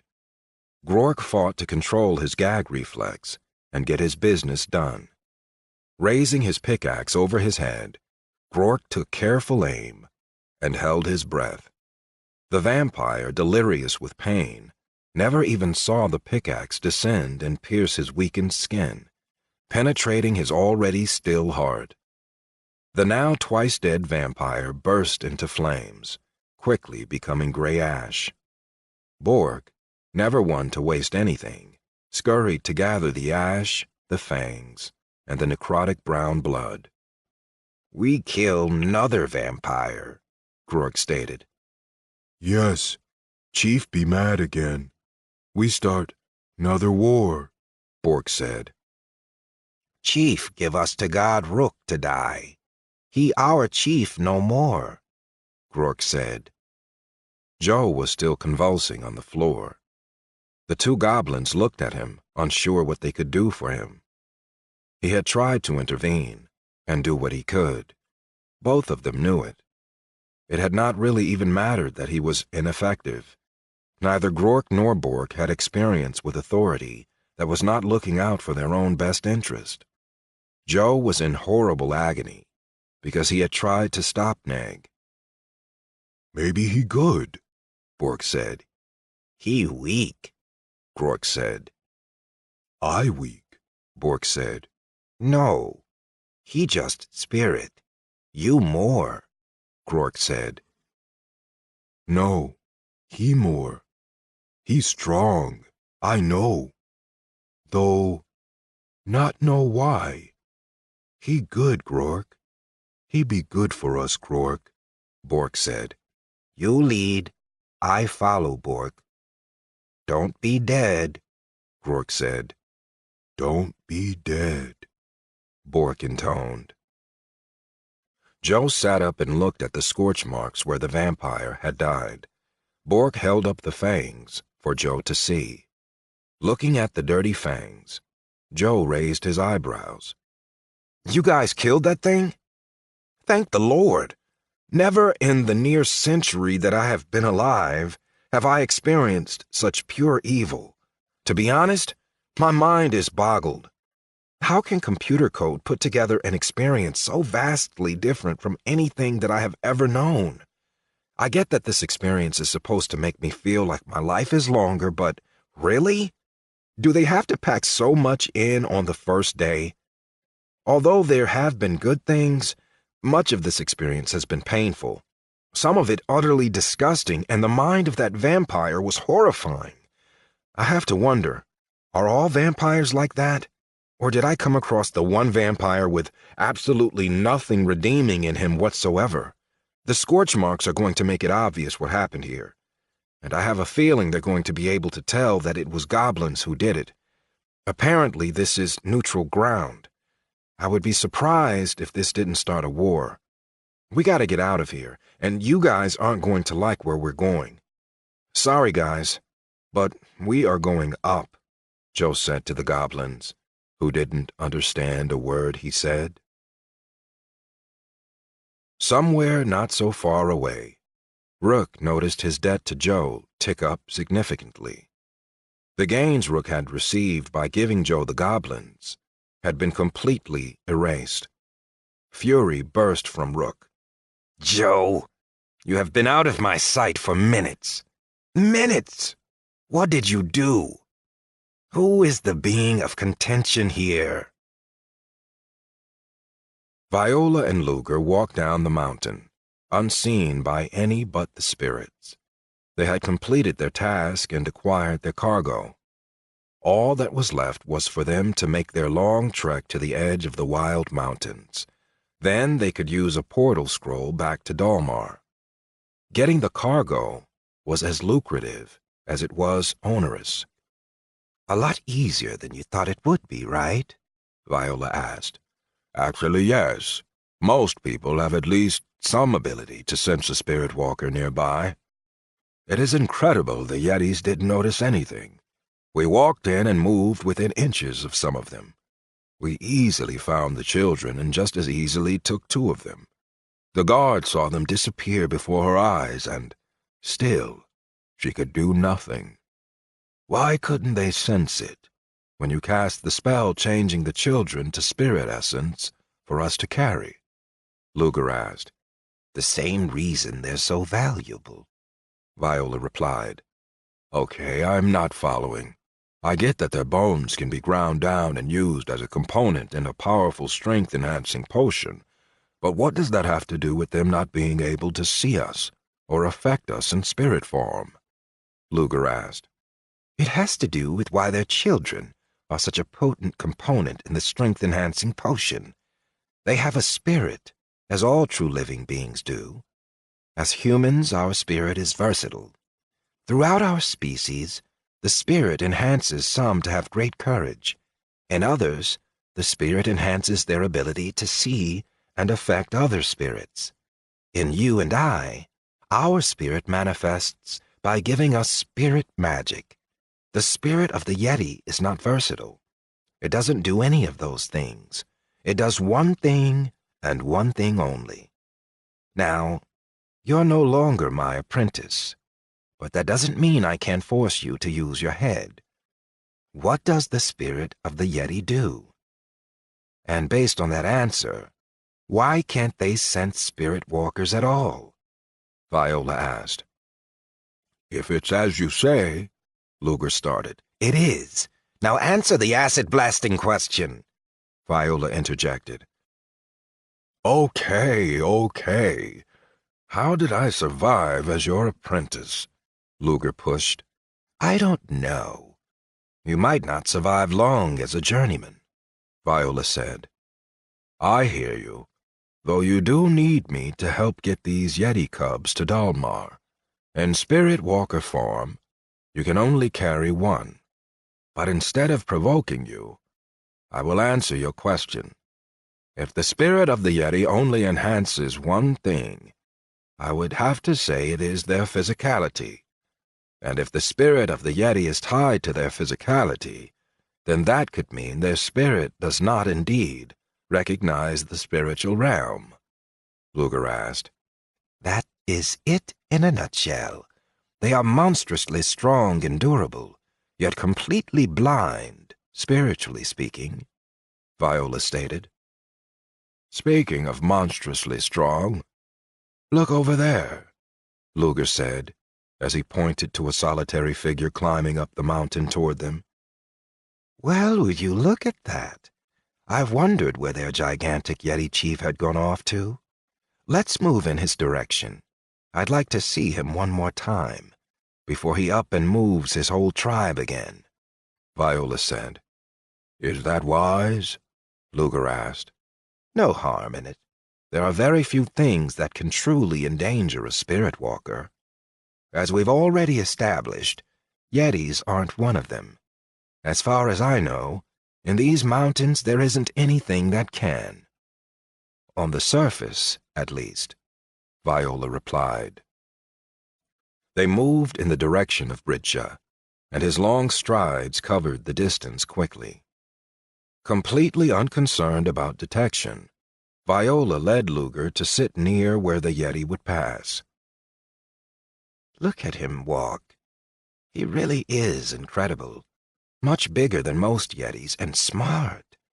It took us a long time to track them after their last move, Viola said. He is getting pretty close. Shouldn't we be quiet now? Luger asked. Why? He's not only blind to us, he's deaf too. Our voices are traveling through the spiritual ether. You know this, Viola chided. Yes, but still, Luger said, pointing at the huge, fast-approaching yeti. Yeah, if he could see us, hear us, or touch us, he would definitely eat us. Here he comes, Viola said. Bridja walked up the mountainside, completely oblivious to the spirit rogues. As he passed by, Viola sniffed. You smell that? Viola asked. Yeah. Is he bound? Luger asked. I think so. And with a weak binding at that, Viola said. Looking down the mountain, she saw the castle belonging to Spooky and Joe. Whoever controls that place somehow got him to accept a weak binding. I had planned on traveling past the mesa on our way to Dalmar. In light of this new information, I think we should give that castle a wide berth. Dalmar may be in more trouble than I thought. One yeti tribe is not a threat. But why would the chief join someone else? Maybe they are a serious threat.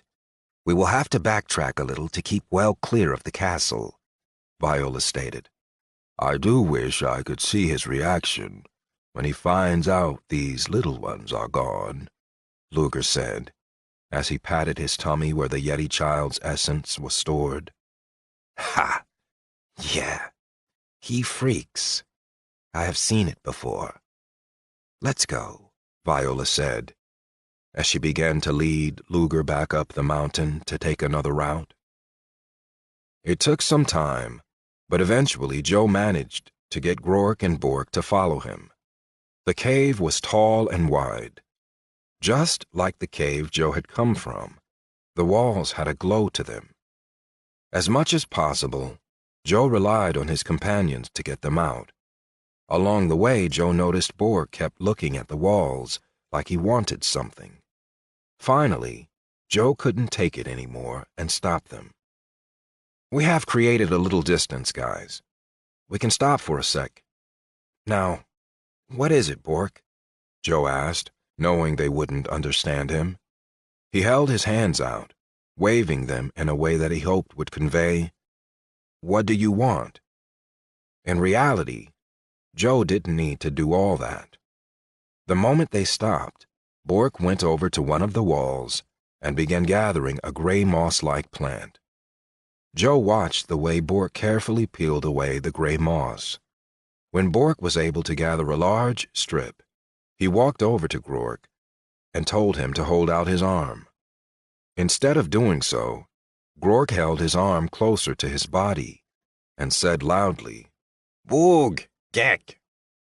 Oog, Bork said, holding out the moss. Gek! Gek, Bork! Grork said, but Bork would not be diverted.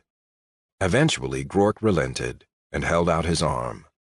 Bork wrapped the moss around Grork's arm, and the moss clung tightly to Grork's skin. Grork pursed his lips, showing pain as the moss covered his arm. Bork continued to gather moss as they traveled and applied it to Grork's and his own skin. Joe was curious as to why they needed to be covered in moss, but right now, he couldn't speak their language. As long as these two weren't hurting anyone, they could do whatever they wanted. They weren't his slaves, no matter what they thought. As they walked, the two increasingly looked like mummies. Part of Joe wanted to think it was funny, but the fury and agitation of Grork lessened the levity of the situation. It got to the point that Joe felt Grork needed a distraction and decided to ask him some questions about one of the words he had said. When Bork had originally tried to put the moss on Grork, he had said, "Boog Gek." Joe knew that Gek meant no, so as they walked, Joe looked at Grork and got his attention. When he caught his eyes, he casually said, "Boog?" Grork's eyes widened, and he looked back to see if Bork had heard. He had not, as he was applying some moss to his arm. With a conspiratorial air, he leaned over toward Joe and whispered, "Boog." Then, with a practiced air, Grork took his finger and stuck it deep in his nose. Carefully, and with reverence, he pulled out a big, juicy booger. Grork held the booger up to his eye, assessing it like it was a diamond. When Grork was satisfied, he stopped and carefully aimed at Bork, flinging the booger. In the history of booger flicking, there have been few times when an aim was so true. The perfect ballistic course of the booger froze everyone present with the beauty of its trajectory. Even the intended recipient, Bork, was stunned by the athleticism of Grork's flick. He was stunned until the gargantuan booger splattered directly between his eyes. As fast as possible, Bork pulled a cloth from his pack to remove the offending booger. Grork leaned toward Joe once again and repeated himself, "Boog." Joe couldn't help himself. He started laughing. During Joe's revelry, Bork started yelling at Grork. And even though Joe couldn't understand their language, he knew what was being said. Joe assumed the conversation went something like this. that was disgusting. How could you do something like that to me? I'm your only friend," Bork might say. You are my only friend, and I value that friendship. But he's our master. I had no choice. For some reason, he wanted me to flick a booger at you. He used our language and said, "Boog." What was I to do? He is the master. The only way I could truly protect you was with a boog, Grork may have responded. Eventually, the two calmed down, and they continued their trek to the surface. Joe thought it was pretty apropos that there was a verb in the goblin's language describing picking a booger and flicking it at someone. Chapter 8. Stolen Innocence. Surface of the Wild Mountains. Day 1. Minutes before the evening bunny would be born. Viola motioned for Luger to stop. "What's wrong?" Luger asked. The night lights are about to rise. When they do, the yeti children we're carrying will wake. You've never experienced the energy of a frightened yeti child. You'll probably want to be sitting down for it, Viola said. Both of them found a rock and got comfortable. The night lights began to rise, and the rogues rested. Viola closed her eyes and leaned her head back against the rock. Luger watched and began estimating the number of nightlights rising. Viola, are there a lot more nightlights here than there should be? Luger asked. What are you on about? Viola said, opening her eyes and finally seeing what he was referring to. It's too many, right? Luger pushed. It is way too many. I've hunted here for a long time. This is way too many nightlights. It's going to be as bright here as it is in any capital city. The whole valley is going to change. Just one more thing we have to inform our king about, Viola said. Luger held his extended belly with both hands and grunted. His face contorted in pain as he doubled over. Yep, they are waking up. Don't worry. As you know, yeti children are only awake for an hour a day. It's no different when they're in this form. In an hour, their energy won't be quite so excited, and we will be able to continue. Toughen up, little apprentice. This isn't nearly as bad as labor. Not that you could handle that. Under the Wild Mountains. Day 1, minutes before the evening bunny would be born. Joe felt like he was in some weird monster movie. His two companions were now completely covered in a gray moss, only their eyes were truly visible. Inside of himself, though, Joe felt the gong. Joe smiled to himself. Even though he was an unknown distance from his castle, he could still feel the gong. Joe noticed he had a message and mind clicked it. The abiogenesis bunny generator has made the evening bunny. An evening bunny? I've been in these tunnels for almost 6 hours. Come on, Mummy 1 and Mummy 2, we have to get to the surface, Joe said. At that moment, the walls, which had been slightly glowing since Joe had ended up in the caverns, started to dim. Then, right in front of Joe's face, a nightlight moved off from the wall and continued up through the ceiling. The surprise and speed of the living light made Joe stumble back, falling on his backside. Regaining his feet, Joe focused his attention on the walls, going so far as to put his face against one, watching the glow fade. Before the glow of the walls could fully disappear, Grorik and Bork had small torches out and lit. Where are we? Help! Father, help! Mother, help! A silent child screamed echoes in Joe's head. Coming to full attention, Joe tried to figure out the direction of the cry. Being unable to hear the screams, neither Grorik nor Bork understood Joe's sudden agitation. Someone close has taken children. Even if it wasn't my responsibility, I will hunt them down. But for some reason I feel that it truly is my responsibility, almost as if those were my children. I will free them. I need my body, and I need it now. I don't have time for this silly spell. Body, come here now. Spooky, wherever you are, I need my body. Enough role-playing, Joe commanded with all the will that he possessed. Joe began running forward. Bork and Grorik kept pace behind him. He no longer needed them to give him directions, for he now knew the general direction he was going. When he came to a turn that led him where he wanted to go, he followed it. When he didn't, he just continued forward down whatever tunnel he was following.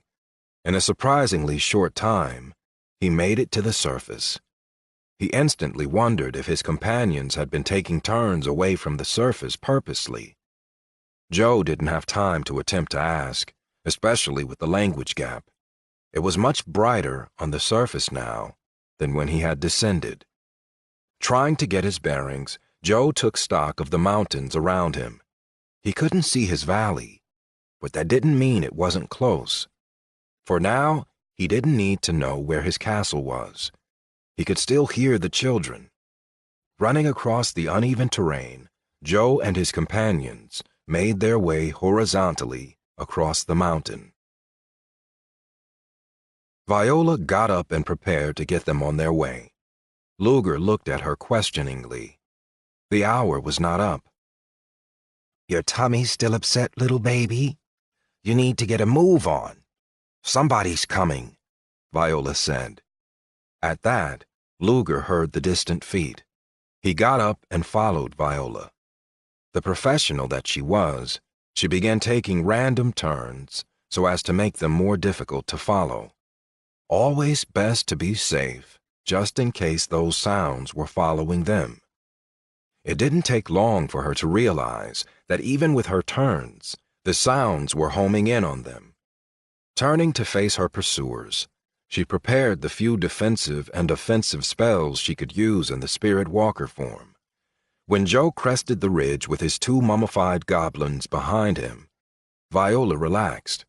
She could see they were no threat. The way the two goblins were looking around, it was clear they couldn't even see her. The man, however, was staring at her with death in his eyes. Viola called out to them. What are two goblins covered in fireweed and an insubstantial spirit of a man doing following me? You better have a good answer, or I just may materialize so that I can fry all three of you. Do you want to die? Viola asked, threatening with her very posture. It's appointed unto man once to die, but right now, it's not time for my judgment. It's time for yours. Release the children you've imprisoned in your big fat bellies. I won't even consider any kind of mercy until you've willingly released them, Joe said, standing high on the ridge, looking down on the rogues. Release them willingly? As if you could force me to release them unwillingly. And how dare you talk about a lady's figure? Back off, Vapor, Viola said, raising her right hand. Palm facing Joe, she subvocalized a spell. Silver light burst from her palm, and she cast General Distress. This was an area effect spell that hit multiple targets and brought wounds to the surface. Joe, Grork, and Bork were made to remember a significant time each of them had been wounded in spirit. Writhing in agony on the ground, they experienced the distress all over again. Let's leave them to their memories, Viola said as she quickly left the area. The wounds that each of them were experiencing were all very different from each other. Grork's wound was the least painful of the three. He was remembering a time only hours before. It was the moment after the goblin chief had sentenced him to death, to be carried out immediately. He was frozen in the moment of realization that his favorite person would soon be dead. Himself. Though Bork had also been sentenced to death, that was not the wound he was currently experiencing. The wound Bork was reliving was one that had never fully healed, even though it had had plenty of time to do so. He was a child. He knew he wasn't like his brothers and sisters, but that didn't stop him from caring about them. It also didn't stop him from fearing the things that they did. His older sister had found a baby lizard, only to pull off its tail just to watch it regrow. Unbeknownst to his sister, Bork had stolen the lizard in order to free it from torment. He thought his theft and kindness had gone unnoticed, but his mother was always watching him. Before the wounded lizard could scurry away, his mother had caught it up in her hand. She looked at the child goblin, knowing what he'd been trying to do. Kneeling before him, so that they were eye to eye, she began speaking. Bork, you soft, but holy book very clear. I eat you, I die. So I no eat you, but I wish you dead, Bork's mother said. She stood, then turned, and began walking away, still holding the lizard in her hand. With tears in his eyes, Bork watched his mother walk away. "I forgive you," the young Bork said. She paused, without turning around.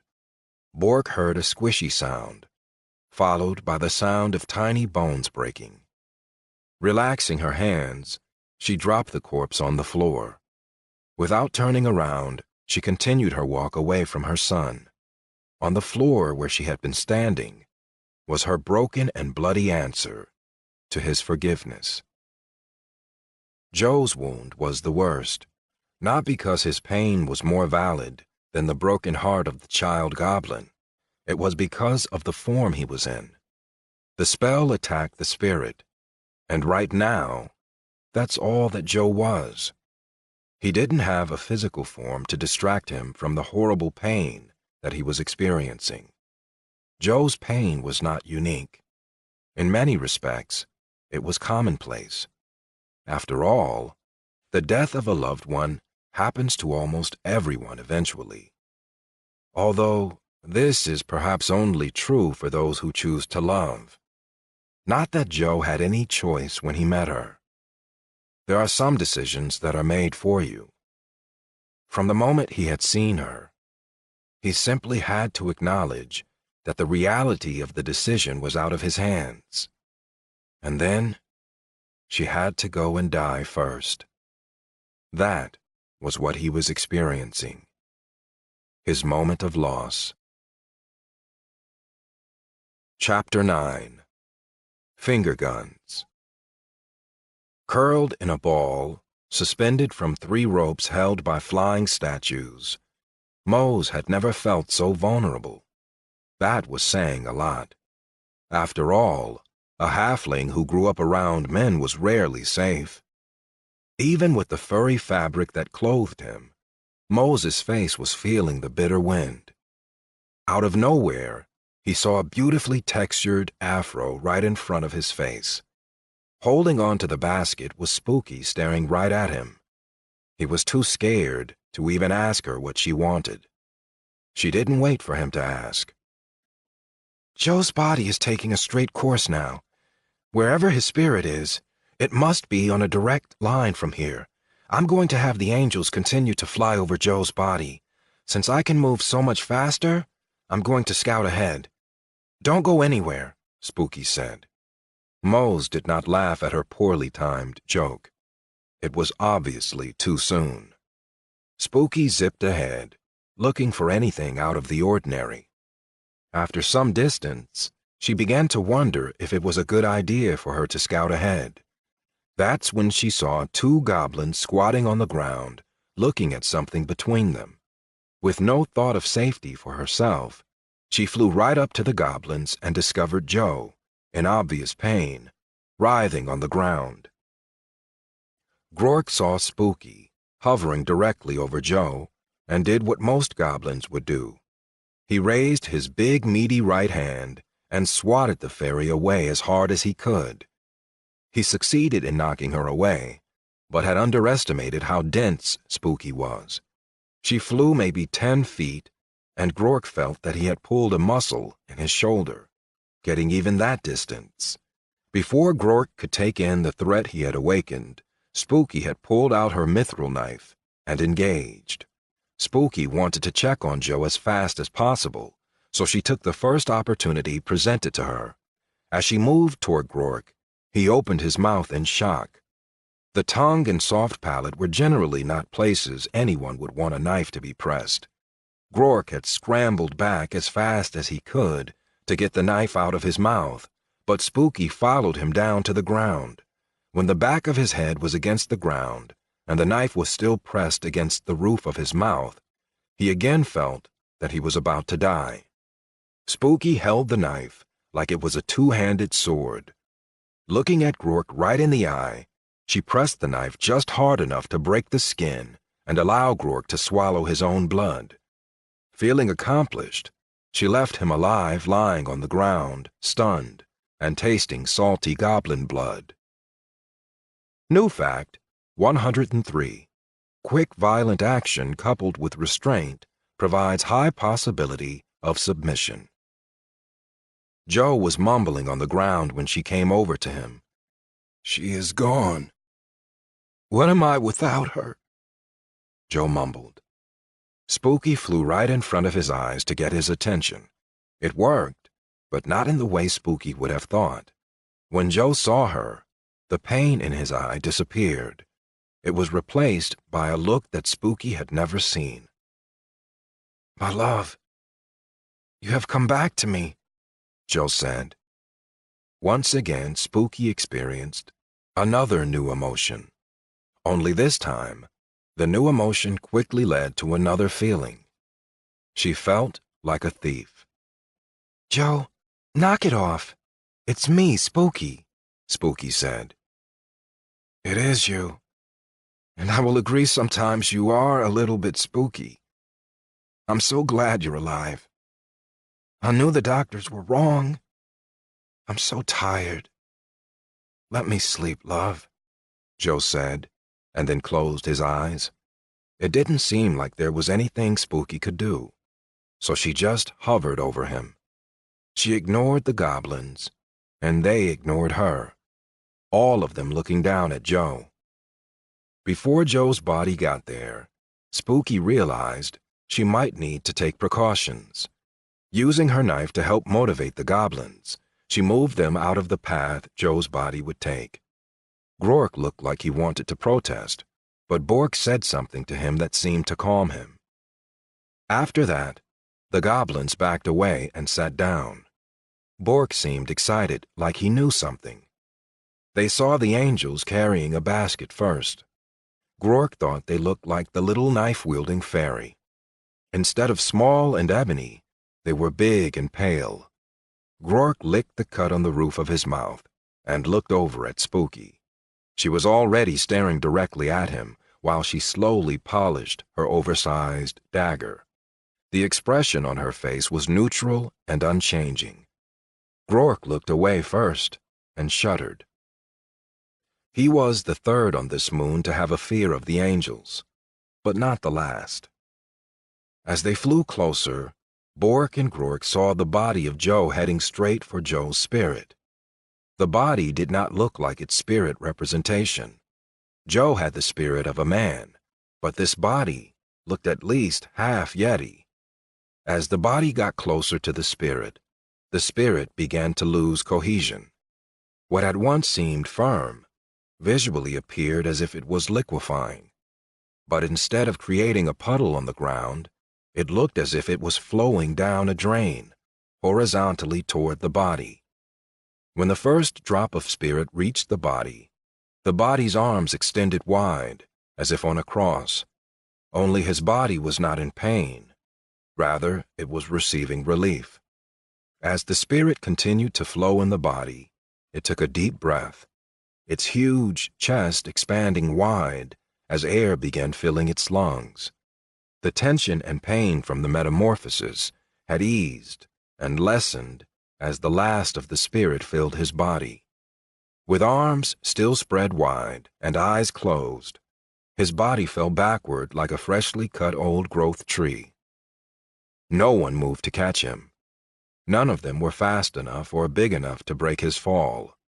When the colossal ramrod straight body hit, the ground rumbled. Joe felt his body hit the ground hard. The impact completely knocked the wind out of him. He opened his eyes and put his hands on his chest, gasping. When the wind is truly knocked out of someone, it takes a moment before they're able to inflate their lungs. That moment of flatness, when their lungs are like a deflated balloon, is truly terrifying. Even in that painful, terrifying second, Joe began to feel his hunger. Finally, air began to flow, and Joe stretched his hands out and looked at the new, larger-sized and stone-like texture. Spooky flew up to the sitting Joe. Are you okay, Joe? Spooky asked. Define okay, Joe said, holding his ravenous stomach. The root word of okay, Spooky began. Stop. I'm okay, Joe said. Sorry. Defining words was one of the first things my predecessors did. It's kind of hard-coded into my DNA, Spooky explained. Predecessors? Are you finally breaking character? Joe asked. Breaking character? What are you talking about, Joe? A girl can't talk about her ancestors without people getting weird? Spooky fired back. My bad. Where am I? What happened? Joe asked. Looking around, he saw Moses' basket hitting the ground softly. Mose did not get out immediately, but instead lifted his head and peeked over the edge. Seeing the ground so close, he rolled out of the basket and hugged the lovely cold, snow-sprinkled dirt. Then Mose saw the two goblins sitting on the nearby ground. As quickly as he could, he scrambled to his feet and faced the goblins. He raised his right hand, preparing his most powerful attack spell. Joe's new eyes allowed him to see the magic forming and quickly react with a command. Mose, stop! Joe thundered. The silver light already extending from Moses' hand extinguished. Moses' hand pulled back like it had been burned. Ouch! It stings to stop once you started. Joe, those are goblins. Very dangerous. Why are we not fighting them? Mose asked. I'm not entirely sure. It's extremely hazy, but I think they're my friends, Joe said, still controlling his hunger. Goblins don't have friends. They're not even friends of each other, Mose said. Maybe that's true. Maybe it's not. One thing I know to be true, though, is that I've always liked being friends with the friendless. That's not going to change now. They're still going to have to follow the same rules as everyone else. I, however, will not judge before I know as a king. They deserve condemnation, Joe said, as he reached up to feel the iron crown that was still there. The crown now looked more like a tattoo, as his head had grown. Mose was uncomfortable and worried about the goblins, but there was nothing he could do. So he kept the goblins in his line of sight and waited. For a moment, Mose thought he saw writing above the goblins' heads. NPC Goblin, Slave of Joe. Then the writing was gone. It had been a quick flicker, just fast enough to read. Mose rubbed his eyes, worrying that the flight had done something to his head. What do you remember, Joe? Spooky asked, with a hint of worry in her voice. It's like when you wake up and you know you were dreaming. It's all still there, but you can't quite see everything that happened. Those two goblins, they were definitely there. I think I know their names. The big one, your name is Grork. Yes, that is it, Joe said. Grork, Grork said, placing his hand to his chest. Good. The little one, what is your name? It's right on the tip of my brain. Wait, it'll come to me. Boog, Joe said, and pointed at Bork. Not liking that at all, Bork frowned with his eyebrows down. Grork, on the other hand, thought that was the greatest joke ever. He began to laugh and point at Bork. Bork, Boog, Boog, Grork chuckled. Gek, Gek, Bork, Bork, Gek, Boog, Bork screamed. At this moment, Joe realized he didn't speak Goblin, so he got up and placed his hand on the chest of the laughing Grork. The knowledge of the Goblin language and some of its culture was absorbed by Joe. The moment he knew Goblin, he began laughing himself. Ha ha! I called you a booger flick. Sorry, man. It was an unintentional faux pas. Is Bork your name? Joe asked. Yes, I Bork. He Grork. We you slaves, Bork said. No, I don't own people, period. I am too hungry to deal with this, but heavy is the head and all that. Grork, Bork, even if you believe yourself my slaves, you're free now. But freedom is a big deal, so it deserves more words than just that. Both of you kneel before me, Joe said. Joe opened his HUD and selected the two goblins. They knelt before the nearly bare-chested, stone-skinned man. Standing above them, he put one hand on the forehead of Bork and the other hand on the forehead of Grork. With the loud and clear voice of command, Joe began to speak. I, King Joe, master of the five-sided castle, defender of the weak and oppressed, immortal champion of the way, declare with true authority that you are free goblins. Henceforth, you are slaves no more. Any who wish to challenge this decision, challenge me. My authority will not be stripped from me, and neither will your freedom. Stand, for you are free, Joe said. Use kingdom authority and personal mana to free and protect Grork and Bork? Yes, no. Joe mind clicked yes. As Joe lifted his hands, the slave brands on the goblins' foreheads broke with the sound of shattering crystal. Joe felt his mana drained by 3/4. In Joe's HUD, Grork and Bork's description changed. Before, in Joe's interface, they had been categorized as slaves and NPCs, non-player characters. Now, when mind clicked, they were categorized as beta players. Joe wasn't sure what this meant. By becoming free, did they become playable characters for other people in pods? Grork was happy, but unsure what to do now. Luckily, he had learned through trial and error that he should follow Bork's lead. Looking toward Bork, he nodded. Special achievement earned. Let my people go, rank 1. By the power of your will and authority alone, you have broken the astral chains on 2 captives. A true slave's mark is not easily removed. Rank 1 in this achievement is reached by freeing 1 slave. Next rank reached at freedom of 10 slaves. Reward for special achievement, Aura of Benevolence. Rank 1. No matter how fearsome you look, those in need will see at least a glimmer of your tender heart. You've been granted an increased chance that the hopeless and destitute will seek your kingdom. +1 to Charisma. New fact, 109. Joe's authority is more than just physical and needs more investigation. Joe couldn't help but have an inward chuckle.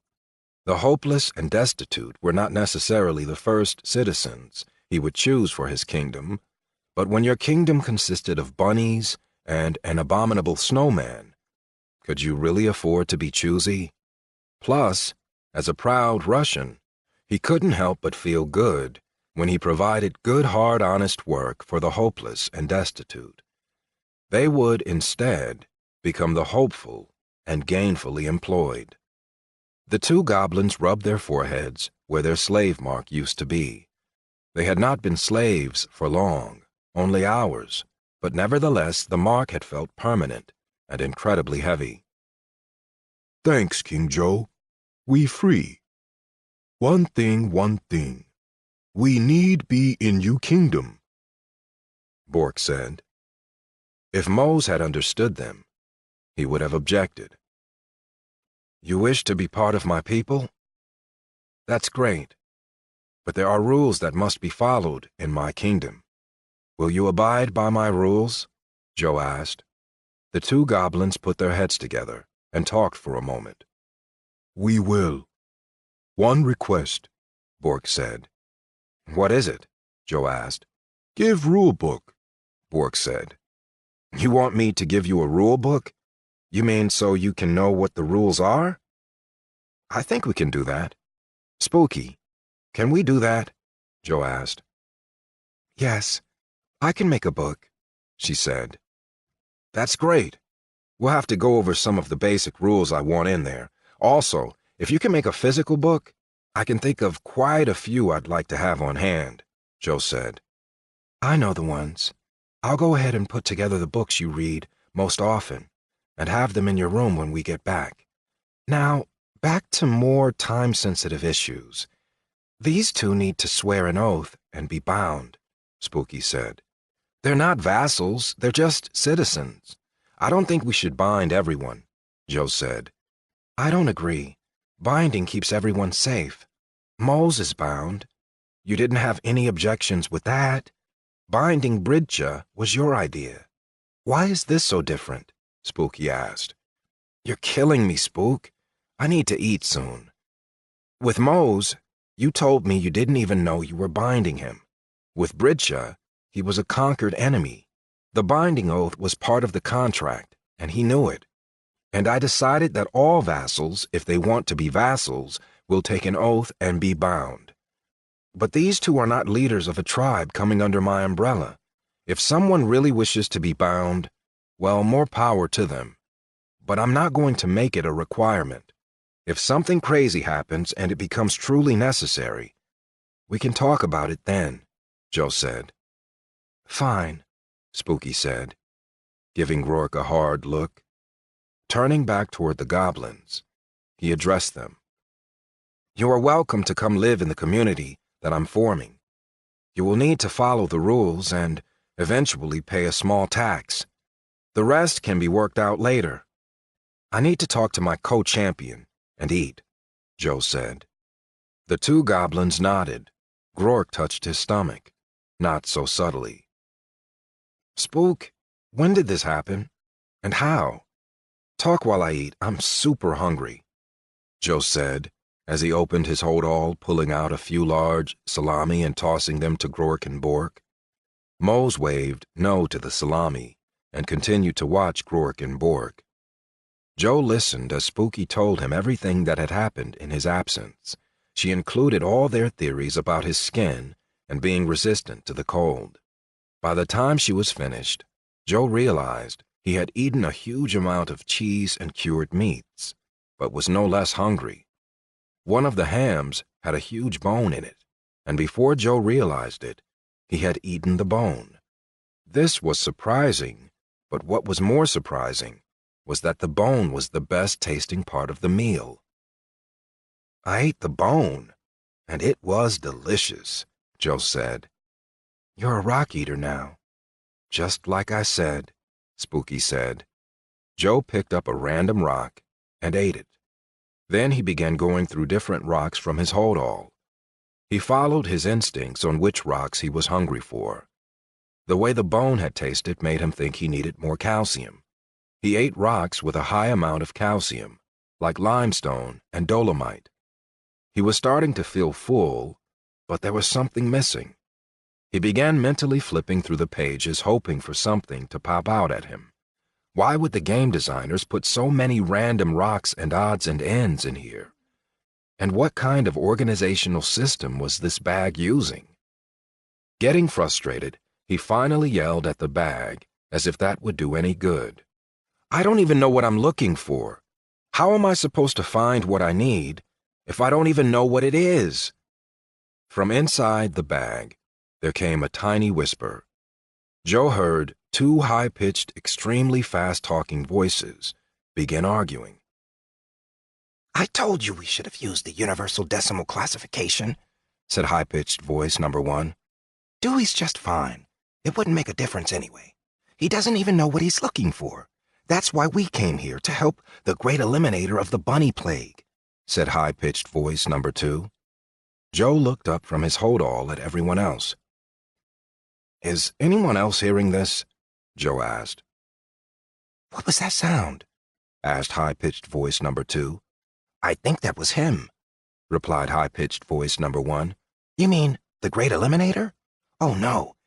If we can hear him, we've gotten too close to the entrance. Quickly, set the page so we can back up and minimize the time dilation effect, said high-pitched voice number 2. Don't forget your 6-inch whisper. I'm going to recommend you for a demerit. Page set, let's go, said high-pitched voice number 1. Joe noticed the page of items he had been on had changed, and 2 rocks in particular stuck out.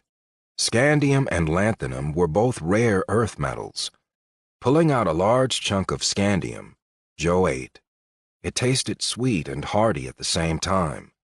As the metal was absorbed in his system, he could actually feel his bones hardening and setting. Feeling almost sated, he took a chunk of lanthanum and bit into it. This one was different. It was salty, spicy, and as he absorbed it, he felt his eyesight come into focus. He hadn't even realized his eyesight could be made better. He could see details now that he hadn't known were there. Looking up at Spooky, she no longer seemed that small. For a program, she really did have beautiful skin. He looked closer at Spooky. He couldn't see any pixels. In his mind, it answered the question. They must devote more processing power to in-game graphics. Ding! Metamorphosis complete. The irritation between Spooky's shoulder blades vanished. New fact: 115. Pain in Joe's body affects current avatar. The lingering pain that Joe hadn't even realized he was feeling vanished. Standing up, he held his arms out to examine his body. In that moment, Joe couldn't help but think about his granddaughter and how she might be watching. In this dramatically changed body, would she know that it was him? Joe began to look around, wondering if she was looking and what viewpoint they would place the camera. Then a slow smile began to form on his face, and his hands formed into one of his most common gestures: finger guns. He began pretending to fire his finger guns at all the different possible camera angles that his granddaughter may have been watching from. He made his cliché click-click sound behind his smile as he fired off each finger gun. He finished his silly outburst with a smile, quick bite on his bottom lip, and 2 thumbs up, looking right at the hovering Spooky. The tiny little fairy did a face palm, while slowly shaking her head from side to side. Joe, as your wife told you many times, finger guns are not the solution for every situation, Spooky said. There's no situation where 2 properly executed finger guns can't make it a little better, Joe retorted with a solemn air of reverence. Joe, I can provide hundreds of pictures from your lifetime where you chose finger guns, and it was clearly the wrong choice, Spooky explained. I agree to disagree, Joe said. I don't believe I was offering that option, Spooky said. You're welcome, Spooky, Joe said with magnanimity. Again, Spooky did another facepalm, but this time it was mostly to hide the smile she couldn't stop from forming. Achievement earned. Stick to your guns, rank 1. In the face of overwhelming evidence that you're wrong, you stolidly stick to your own version of events. Your deep-seated commitment that finger guns are cool laughs in the face of logic and rationality. Plus 10% to pierce. This new skill allows for a small chance to bypass the defenses of your enemies. Hardy har har, Spooky. The joke's on you. I'll take any freebies I can get, even if they are making fun of me. Finger guns are cool, and that's as rational as it gets, Joe said. We all tell ourselves the stories we need to get through the day. Your story just happens to contain finger guns, Spooky said. Joe returned the smile Spooky was giving him. Good times, Spooky Joy. Good times, Joe said. Unfortunately, during Joe's finger gun extravaganza, he found out that he was much slower than he used to be. He just felt so heavy, but he guessed that was to be expected, considering how many rocks and how much metal he had just eaten. This new body is crazy.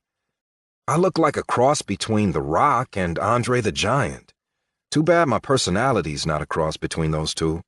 What would that look like? A great sense of humor and positive outlook with the kindness of a gentle giant, Joe wondered. Which Rock? Sorry, I should have said King Johnson, Joe said. Oh, you mean the king of the Hawaiian Islands, after they broke away from the USA, Spooky said. At this, Joe nodded the affirmative, and then mind-clicked himself to check his new stats. Level 16. Character, Joe. Race, human-machine hybrid. XP, 16,200.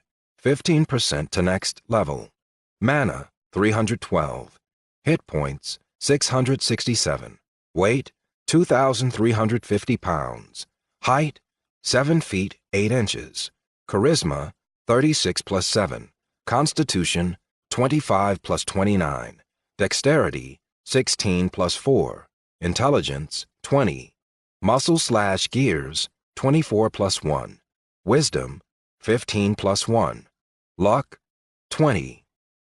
Gifts, empathetic learner, sight of the encourager. Skills, grappler, level 80, con mod plus 8. Alloy big boned, con mod plus 8. Rock woven skin, con mod plus 8. Sapphire vision, con mod plus 2. Rock eater, penetrating steel silver claw. Striker, level 41, dex mod plus 4. Creative mechanic, level 7, gear mod plus 1. Mind click, level 2, whiz mod plus 1. Pierce. Magic, apprentice mind magic, apprentice spirit magic, novice force magic. Contracts, protect Yeti children. Children currently in peril, 2. Defend capital castle. Servant of Rook. Contend evil, contend Rook. Lender to Rook. Achievements. You ain't so big, rank 1, plus 10% attack and defense against higher level enemies. Let my people go, rank 1. Con mod plus 1. Stick to your guns, rank 1, plus 10% to pierce. Disadvantages: fear of silence, lack of focus. Assessing my new stats is bringing up some serious issues. The least serious is that apparently I'm now a servant of someone named Rook. Although on the bright side, I get the feeling I don't have to do anything he wants me to do. I think my only commitment to him was that I would fight evil, which I was going to do anyway. I wonder if that has something to do with his debt to me. I don't know. The real issue, and the one that feels most time-sensitive, is that 2 of the Yeti's children have been kidnapped. I think the people that did it are the ones that attacked me, too. We have to go after them, Joe said, with renewed urgency. With that, Mose began a complex combination of hand signs mixed with some sub-vocalization. A silver blue light burst from his hands, flying up in the air and breaking into a fine gossamer net that fell over the surrounding area. All of them looked around, wondering what they should be noticing. I don't know how we're going to find them. That was my best tracking spell, and it showed me absolutely nothing helpful. Normally, everyone leaks spirit, at least a little bit. The spell I cast, Reveal Tracks, should have shown the residue left behind. The only residue I can see is all over you, Joe, and the goblins, Mose said.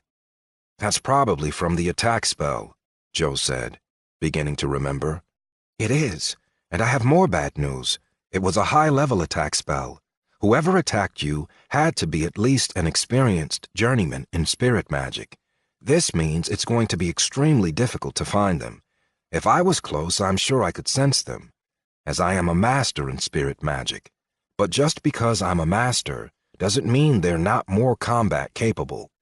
There are journeymen who know their magic so well that they are a real danger to a master. But none of that matters if we can't find them, Mose said. There's still a chance we can track them, though. Everybody, cross your fingers, Joe said, pulling out his compass of mind-boggling awesomeness. Taking a moment and one more deep breath, he opened the compass. Looking down on the compass, Joe smiled. There was a new needle pointing to the northeast. Looking closely, Joe read one word. Children. Joe pointed to the northeast. That's great. We've got their direction now. What's our plan of action? Mose asked. They stole children. I'm going to go kill them. Joe, I think he means, how are we all going to accomplish that? Spooky asked.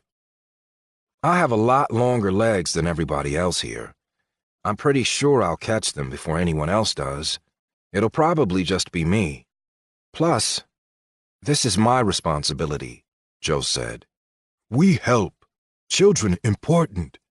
We run fast, Bork said. I, unfortunately, can fly, so I'll be there. Plus, without me, I don't think you could even touch them if they're in the spirit walker form that I think they're in. I have to use a spell to force them back to their physical form, Moles said. Well, the more the merrier, I guess, Joe said. Group formed.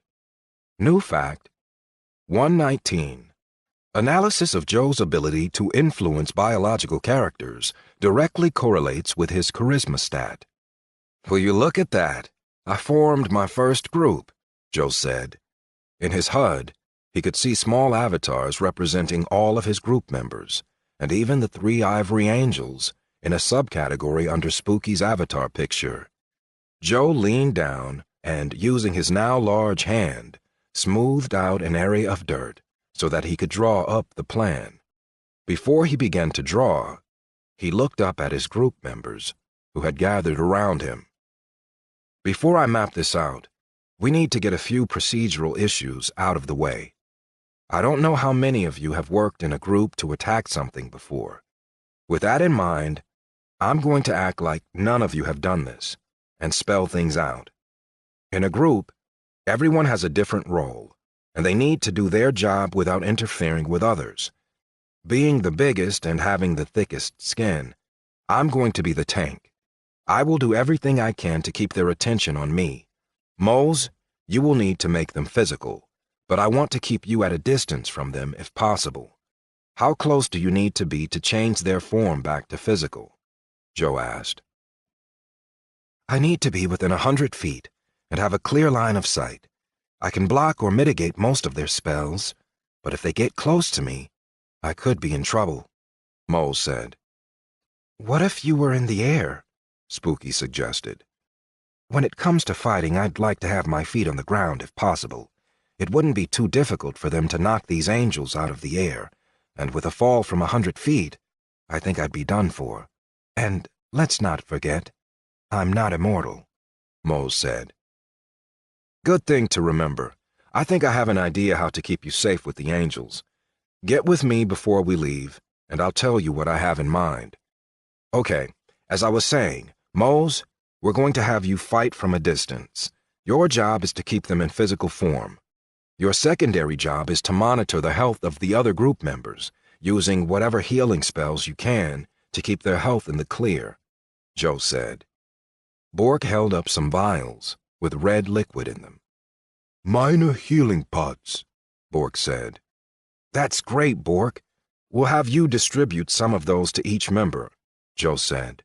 Bork then held up a yellow vial. Minor attack pots. Break on contact, Bork said. That could be handy also, but I think I want you and Grork to be responsible for removing the Yeti children from danger, Joe said. Grork hoisted his pickaxe and grunted. I hit, Grork said. Do you want to be the main DPS? Sorry, that means damage per second. Grork, here's the thing. In this scenario, the most important thing is saving the children. I want the kidnappers dead, but the children must be protected first. And that pickaxe of yours looks like it's good enough at defense, and you're big enough to shield a child. That's the job I'm assigning. Can you and Bork follow my orders? Joe asked. Yes, Grork said, and then he and Bork bowed. Good. That leaves you, Spooky. I'd like you with me, but I'm wondering if your binding magic can slow them down at all, Joe asked. We will have to see, but I assume they have an Achilles tendon, Spooky said, as she pulled out her dagger and flew in a circle. She pretended to swipe at the ankles of an invisible foe. Joe smiled. Yes, let's hope they do. Okay, that's everybody's jobs. Remember to listen for my commands. I may make changes mid-battle. Whatever I say, do it without question, even if it doesn't make sense. Grork and Bork, You're going to be following me. If you fall behind, don't worry. I'm going to be leaving an obvious trail. Mose, I'm going to have the angels fly you on a parallel course with us. Once I find our targets, Spooky's going to have the angels sweep around and bring you behind them. We're going to catch them in a pincer, Joe said. Bork distributed the pots and Joe worked with Mose on his part of the plan. It was clear Mose did not like what Joe was saying. Chapter 10. Disrespect. Viola climbed up the old petrified tree and looked back toward the southwest. She could see 3 white flying creatures carrying a basket. Whatever was going on, it was out of the ordinary and was really grating on her nerves. First, some dumb goblins and an inconsequential spirit confronted them, and now, whatever this was. The wild mountains were supposed to be safe for a spirit rogue. No one should be able to follow them. She knew they weren't leaving any tracks or traces of magic, but something was off about these mountains. Something has changed. Despite the fact that they were untrackable, someone was on course to intercept them. Viola climbed down the tree to confer with Luger, who had been waiting down below. "Did you confirm they're tracking us?" Luger asked. "I think so. Well, they're not going to surprise us. We've got some time before they reach us. Let's seek out high ground and prepare the battlefield. They want to chase the bear? That's fine. They can get caught by the claws," Viola said, making a scratching motion that was more like a cat than a bear. Luger couldn't help but roll his eyes. They'd been jogging for hours, and Joe's lungs burned a little. He thought he could feel lactic acid building up in his muscles. There was such a thing as too much authenticity, Joe thought. He looked down at his compass. The needle had grown longer. It was almost reaching the edge of the compass. Joe hoped this meant they were close. When one gets close to their prey, they need to stop and make sure they're prepared. Looking at the ground around him and where the needle was pointing, Joe figured their targets must have realized they were being followed. Directly in front of Joe was a large hill. It had some decent-sized boulders at the top, and petrified trees were peppering the hill. It was a prime spot to ambush someone. Joe decided to stop and watch the compass to see if the needle got smaller. He motioned for Spooky to come over. "Spooky, do you think you can tell me if this needle gets any smaller over the next 10 minutes?" Joe asked. "Are you seriously asking if I know how to do a measurement? Next time, don't ask me if I can, just ask me if I will," Spooky said. Joe chose not to respond. How was he supposed to know her capabilities? It's not like he could read her mind. After a few minutes, she confirmed the needle had not grown or shrank. Joe took Spooky where he thought their targets were. She instructed the angels to sweep around the other side of the hill. Grork and Bork had not caught up yet, but Joe could hear them approaching. He figured that by the time the battle kicked off, they would be in place. "Hey, you! At the top of the hill! Are you enjoying your little nap?" Joe yelled, and then waited for a response. There was none. "Either you're an extremely heavy sleeper, or you're too afraid to even speak to me. I'm guessing it's the latter. After all, only a coward would steal a child. Don't get me wrong. I understand that I'm imposing, but do you really have to hide? You big yellow belly baby," Joe taunted. He received no response. As the tank, it was his job to keep the enemy's attention on him. However, trash talk was not Joe's forte. He had thought it would be necessary, but hearing himself spout such lame provocations made him realize he should have thought of a better plan. Nevertheless, it was too late to alter the course now. "Hey, Maybe I'm wrong. Maybe you're hiding because of your poorly developed intelligence. There's nothing to be ashamed of in that. We all have different levels of potential. You're just at the far left of the bell curve, that's all. In some ways, that makes you exceptional. I mean, look at the spot you chose for an ambush. There's no one else in the world that would think someone would willingly walk into this. But your real issue is how are you going to get out of it? From where you are, I can pick you off at my leisure. What are you going to do? You pungent, pinhead, primitive, pea-brained pot sniffer? Joe continued, with no sign of stopping. Okay, honey. You can stop your alliteration right there. How long did it take you to think up that vitriolic monologue? Have you been dwelling on it since I beat you up like you were a little child? It is the same inconsequential spirit I dealt with earlier, right? Admittedly, your voice does sound a little different. Less confident, maybe. Does that have something to do with the inadequacies of your physical form? But I have a question. Not about your inadequacies. Don't worry. You can keep those to yourself. More of a tradecraft question.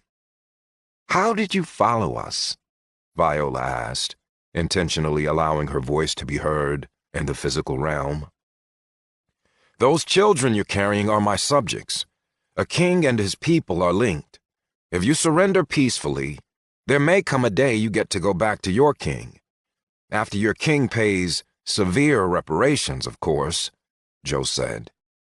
At that moment, Viola realized this was the king who had bound the Yeti chief. If he could subdue a Yeti, then he was much more dangerous than she had anticipated. She would have to eliminate him, otherwise there was little chance she would survive once surrendered.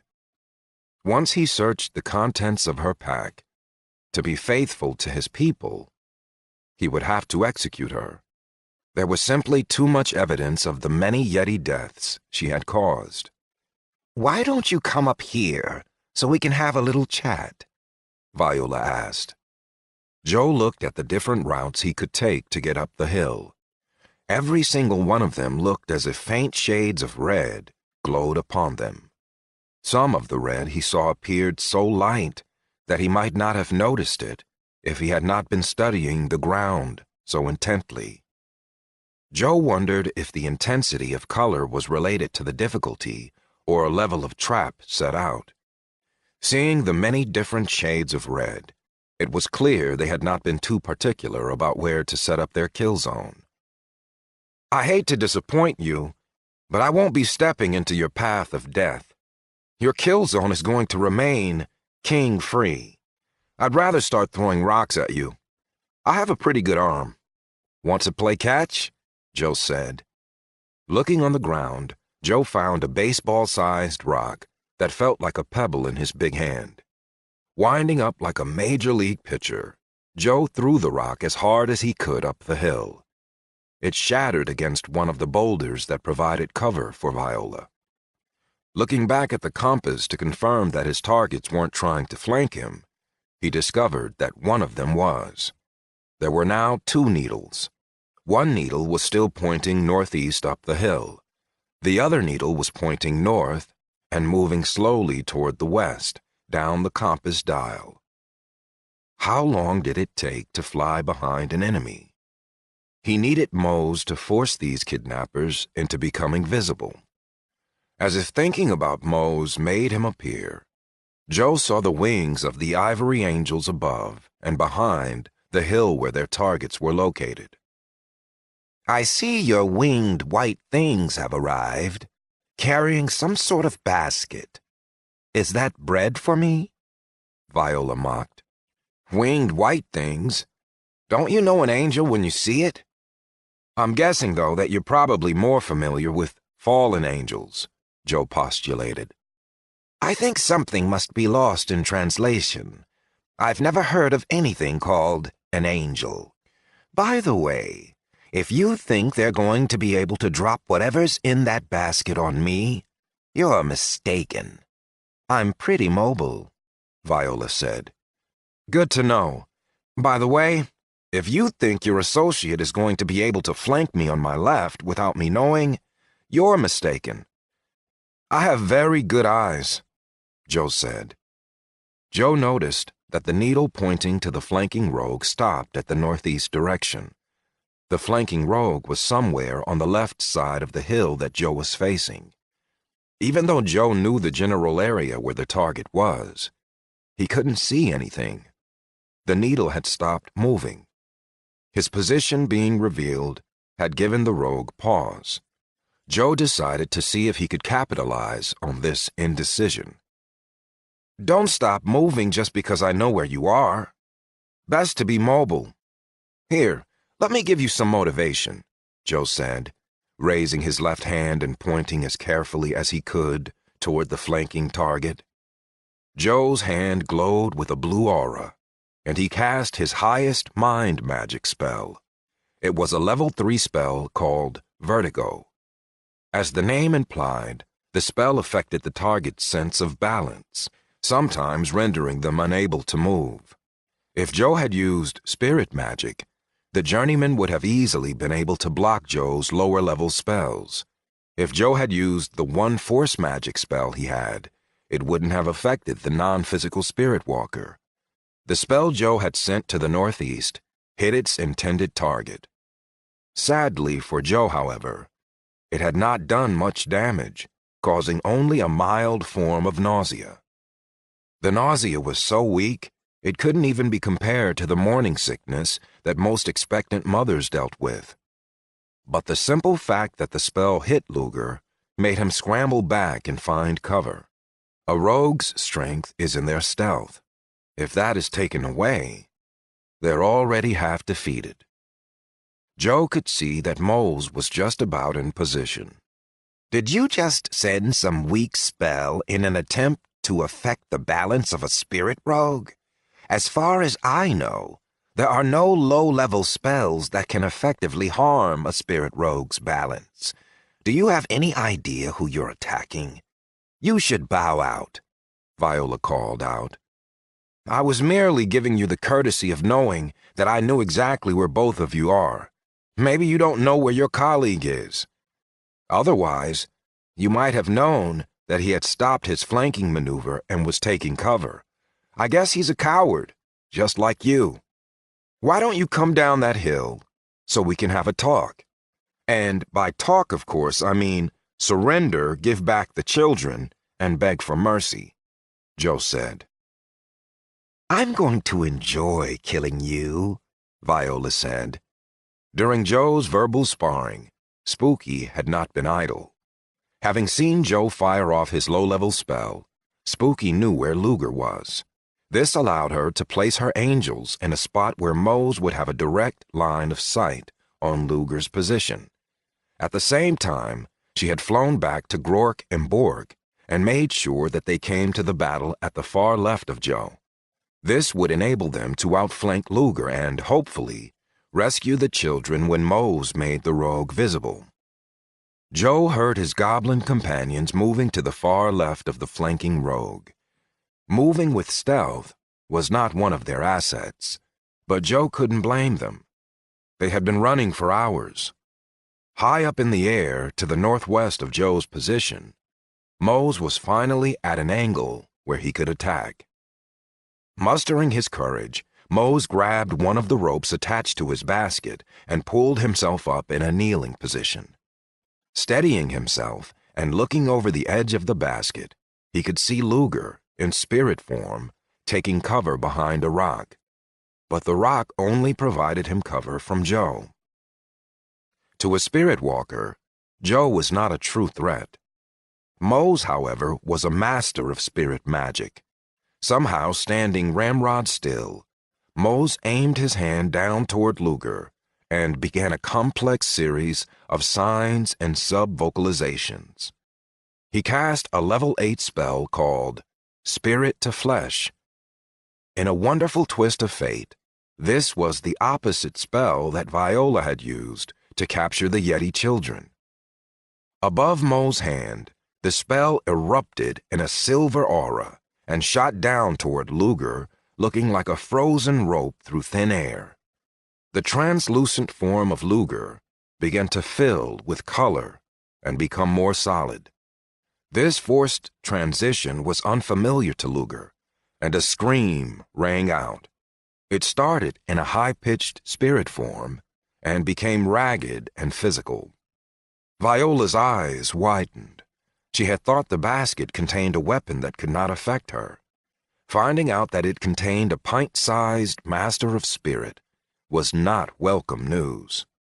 This fight could not be won in Spirit Walker form. Almost before Luger's forced transition was complete, Viola voluntarily began her own. Her transition was less violent than her partner's, but it had similar consequences. Neither Luger nor Viola could hold the energy of a sleeping yeti child while in physical form. One of the sleeping yeti children fell to the ground beside Viola, not waking from the impact of the ground. Knowing that she had to focus if she was to survive this fight, she forgot the yeti child where it lay. Running forward and simultaneously preparing an attack spell, she analyzed the situation around Mose. From this distance, it would be difficult to land a highly effective attack against the Spirit Master. As far as she knew, neither halflings nor Spirit Masters could fly, so he would be vulnerable to the impact of the ground.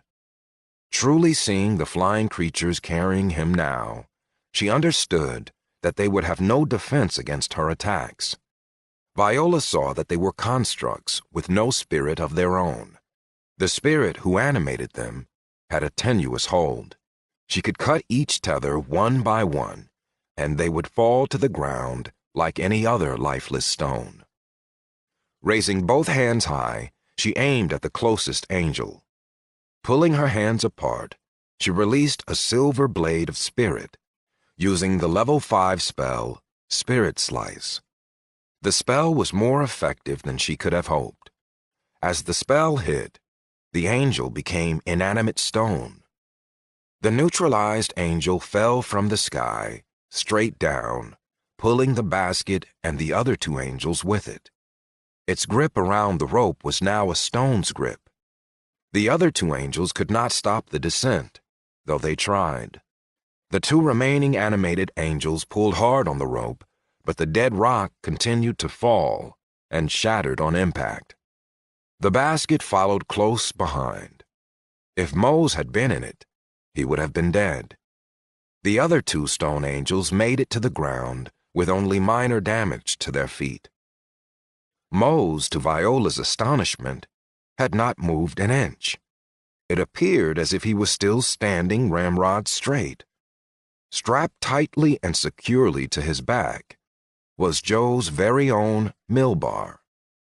When Joe willed it, it became immovable. It didn't matter if it was 60 feet up.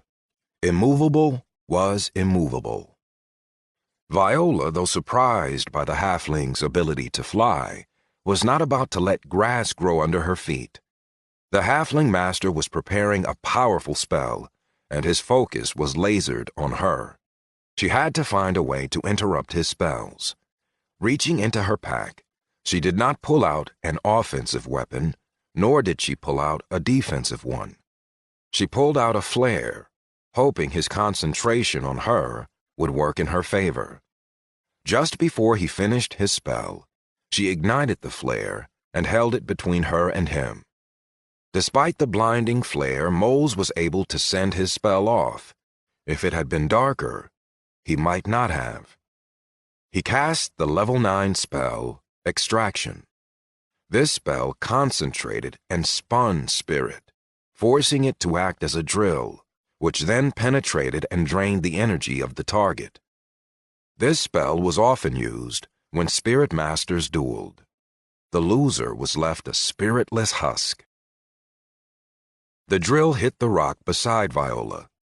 Dropping the flare, she rolled away from the drill, which continued to spin with deadly condensed spirit. Mose could no longer see where Viola had gone because of the flare, so he began to direct the drill across the hilltop. Most opponents would have been caught by the fast-moving attacking drill, but Viola was a rogue, with dexterity to spare. Like a dark-clad ballerina, she danced around the hilltop, evading the drill and preparing her own spell. Moles may have had the high ground, but he had no mobility.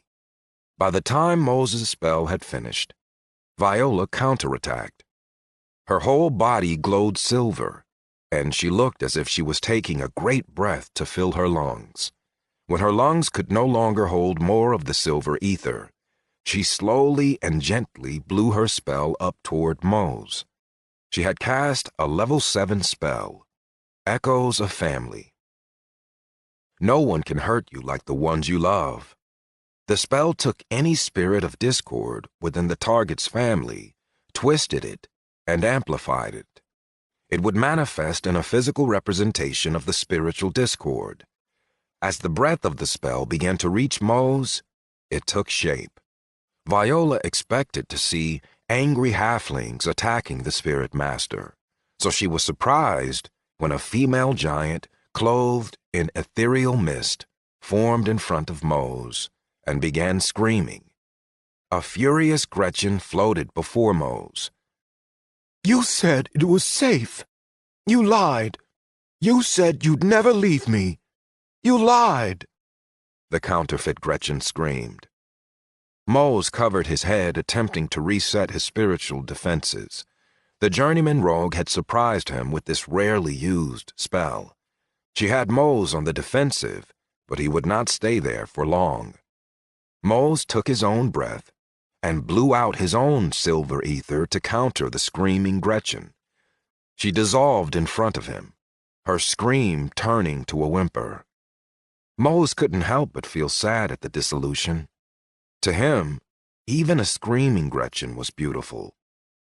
He barely had time to raise his arms and cast a strong spiritual shield before dark shards of spiritual crystal impacted it. The shots hit him so hard, he felt his back instantly bruise from the pressure against the mill bar. Viola gritted her teeth. That was her highest damage-dealing spell. It should have broken through his shield. Her dark crystals were sharp. Mose began to glow again. She needed to stay mobile. The battle was not going horribly. Both spirit rogues were in physical form, and Joe's allies were moving in to engage. But, as the old adage says, no battle plan survives contact with the enemy. Joe had assigned himself the position of the tank, and though he had taunted more than he was even comfortable with, he had not drawn the attention of the enemy. Right now, the job he was doing was more spectator than tank. He wanted to charge up and engage Viola, but that hill was still full of traps. He had to take the safer, less exciting option. Running to the left, he prepared to help Grork and Bork engage the flanking Luger on the safe side of the hill. Though Joe did not realize it, Spooky had chosen the same option. Spooky used one of her surviving angels as a projectile and slammed into the still recovering Luger, driving him away from the sleeping Yeti child. Even as Luger was being driven to the ground, Spooky was at his ankles. She wielded her dagger, swung as fast as she could, and tried to cut his Achilles tendon as he attempted to kick her away. Spooky knew she was successful when she felt the snap as Luger's tendon was cut. Even with the mounting pain, Luger was beginning to get his bearings. Pushing his hand against the stone angel on top of him, he cast a level 4 spell called Spectral Shockwave. He believed this would knock the angel off of him, but instead, it cut the thin spirit tether that was animating it. The angel became an inanimate stone, yet again, and Luger had to fight to get out from under it. The shockwave spell hit Spooky as well, who, unbeknownst to her, had a powerful spirit. In this case, the strength of her spirit provided surface for the shockwave to batter against, and it knocked her back and dazed her mind. Getting to his knees, Luger prepared to fight the two approaching goblins, but neither paid him any attention.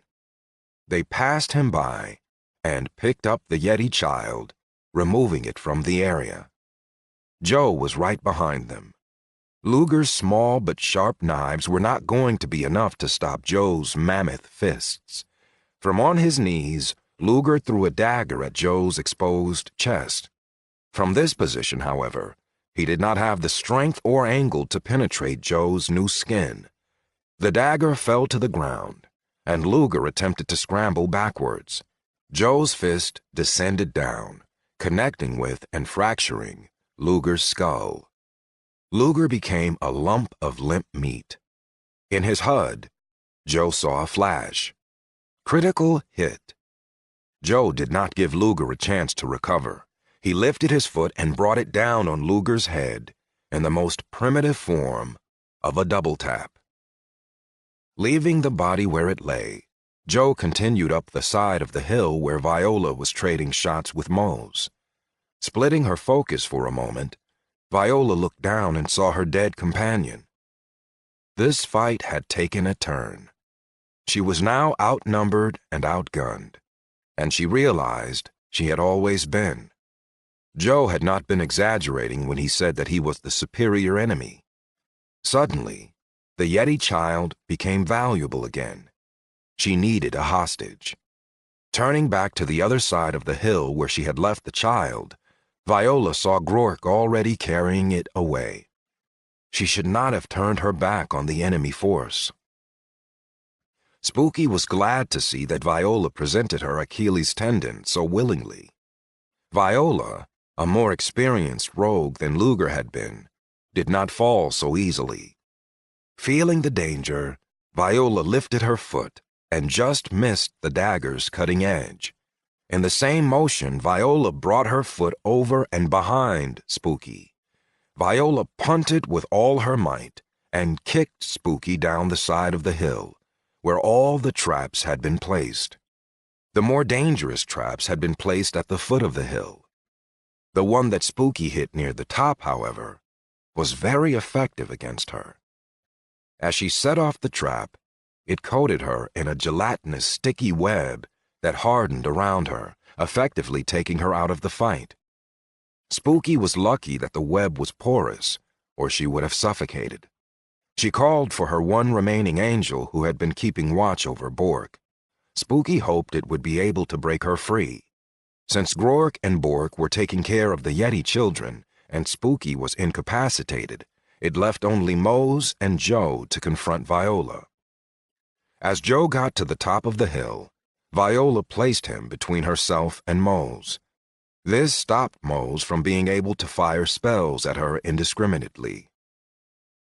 You are a lot bigger in your physical form than you were as an inconsequential spirit. That is weird. Normally, the spirit representation looks like the body. I see that you murdered my friend in your new physical form. I'll have to repay the kindness, Viola said. There was no murder, only a rightful execution. You will receive the same. As king, it is my right. More than that, it is my responsibility, Joe said. As sometimes happens in this type of battle, they continued to talk to each other. Both were looking for a good opportunity to strike. Viola was looking to flee, but the half-pint spirit master with the elevated position made that difficult. You don't have any authority to execute me or my partner. I'm a hunter, appointed by the King of Dalmar himself. Hunting Yeti is perfectly legal, and you are illegally interfering in Spirit Rogue's duties. You need to rethink your position. Would you go to war for a few Yeti children? Whatever you are, you're not Yeti, and they are only loyal to their own. They could never truly be your subjects. Make the smart choice. Set me free, and I can plead your case before the king and maybe mitigate your already serious offense, Viola stated. Joe smiled down at her. The Yetis are loyal to me, and I will not break faith with them, Joe said, as he raised his hand, palm facing her. Viola had seen him use both mind and spirit magic, but both at low levels. She was confident her mental and spiritual defenses would hold. She began casting a strong magical attack, one that would devastate even such a large individual. Her dark crystals were sharp. She was not able to finish her spell. Its casting time took too long. The spell that Joe cast was a quick cast spell he had gained from the Yeti Chief, Level 1 Kinetic Missile. Even though it was a Level 1 spell, it knocked her back through the air, causing significant damage by just its own force impact. The problem for Viola was that she had placed her back to the hill. The hill with all her own traps. Her attempt to stop Mose from targeting her had put her between the proverbial rock and a hard place. Viola flew over the line of immobilizing traps and right onto a high-damage fire trap. She might have survived if she had not just been hit by Joe's force spell. Joe looked down on the hill, where Viola was turning to ash. Ding! Again, Joe saw notifications at the edge of his vision and dismissed them. Joe knelt down to get closer to the imprisoned Spooky. The Stone Angel had had no luck removing Spooky. Joe thought he would give it a try, but when he got closer, the angel controlled by Spooky blocked his hands. "Don't want me to try to remove you, huh?" Joe asked. The angel put its hands in an X. Joe realized that Spooky couldn't speak because her jaw was forced shut. She had been lucky that the trap still allowed her to breathe. Otherwise, the immobilizing trap would have been lethal. "Hey! It is cold up here! Get me down!" Mose yelled. Joe looked up at the still suspended Mose. "Do you see Bork or Grork from there?" Joe asked. "Why are you worried about the goblins? I am freezing up here. Get me down!" Mose screamed. "Fine," Joe said. With that, Mose fell about 10 feet down before being brought to a complete halt when the mill bar stopped him again. "That's not okay," Mose shouted. "You want down, right?" Joe asked. "Yes, but not like that." "Don't worry, you'll be down soon." "That's what I'm afraid of." Joe dropped Mose another 10 feet, then another. Thankfully, this dropping and screaming of Mose made finding Grork and Bork easy. Grork kept laughing, and Bork kept wincing. Joe waved for them both to come back up the hill. When Mose was 8 feet off the ground, Joe simply reached up and grabbed him, releasing the mill bar.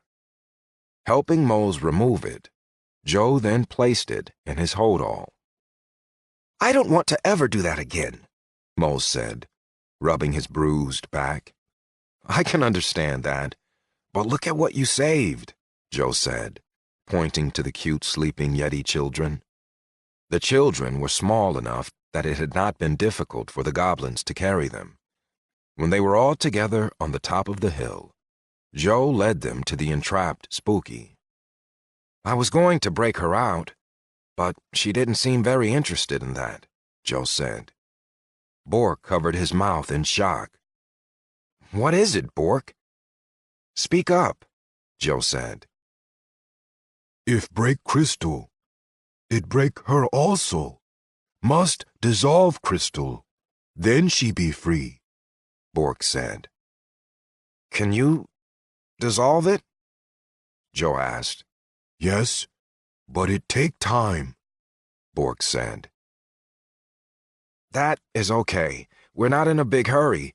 We have saved the children. I'm going to loot the corpses and see how many of these traps I can disable," Joe said. Bork went to work mixing vials and preparing the solution that would free Spooky.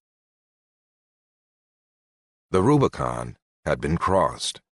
At this point, the UI realized an updated version of the loot system needed to be implemented. Taking what it had learned from the beings of the conflux and the dissolved vampire, The new magical loot system was forced into being. This left just two more major changes the UI needed to implement: the death system and the player initiation system. Joe walked down the side of the hill where Luger's body was and began searching it. Uncommon item: Heart of Fire necklace. You have found an uncommon item. The Heart of Fire necklace provides warmth where there is none.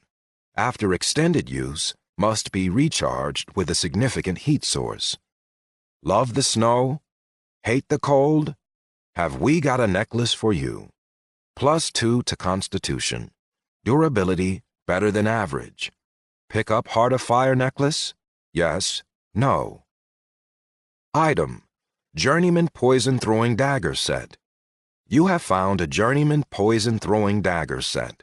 This set of daggers is a poison delivery system. Each dagger has an inlay along each edge for fast delivery of liquid poison. Poison must be reapplied weekly, or loss of potency may occur. The balance of these daggers is best for throwing distances up to 70 feet. Durability medium. Pick up Journeyman Poison Throwing Dagger set? Yes. No. Item: Document Dalmar Royal Seal of Work. You have found a document. Dalmar Royal Seal of Work. This document has the embossed seal of the King of Dalmar. The bearer of this document was hunting Yeti on the king's behalf. When assisting this bearer, you're assisting the king. Pick up Dalmar Royal Seal of Work? Yes. No. Joe quickly clicked yes for all the items. He found some gold and silver as well. After the loot was removed, the body quickly turned to ash. Luger dissolved and disappeared as if he had never been there. What did you do with the body? Mose asked with shock in his voice. The kneeling Joe looked over his shoulder at Mose. What do you mean? I looted it, so it disappeared, Joe said. I know that. I saw it happen. I mean, how did you make it disappear? Mose asked. I didn't make it disappear. I just looted the body. Bodies always disappear after they're looted, Joe explained. Why would a physical body disappear just because you took everything of value from it? Do you realize how convoluted that sounds? A dead body is a dead body. It's not there just to provide wealth to some scavenger, and once it completes its mission, it will just dissolve. Vampires turn to ash, but even they don't disappear completely. Where did the body go? Mose asked. After a body is looted, it disappears. It works that way with every game. Why should the reality of this game be any different? Joe asked. This is not a game. I get that you want to view it that way for strategy, Spooky told me. No matter how you wish to view things, though, reality is reality. Bodies don't simply disappear unless there's some sort of magic involved. Is this some new spell that you acquired? Mose said, wanting to understand. Joe stopped for a moment.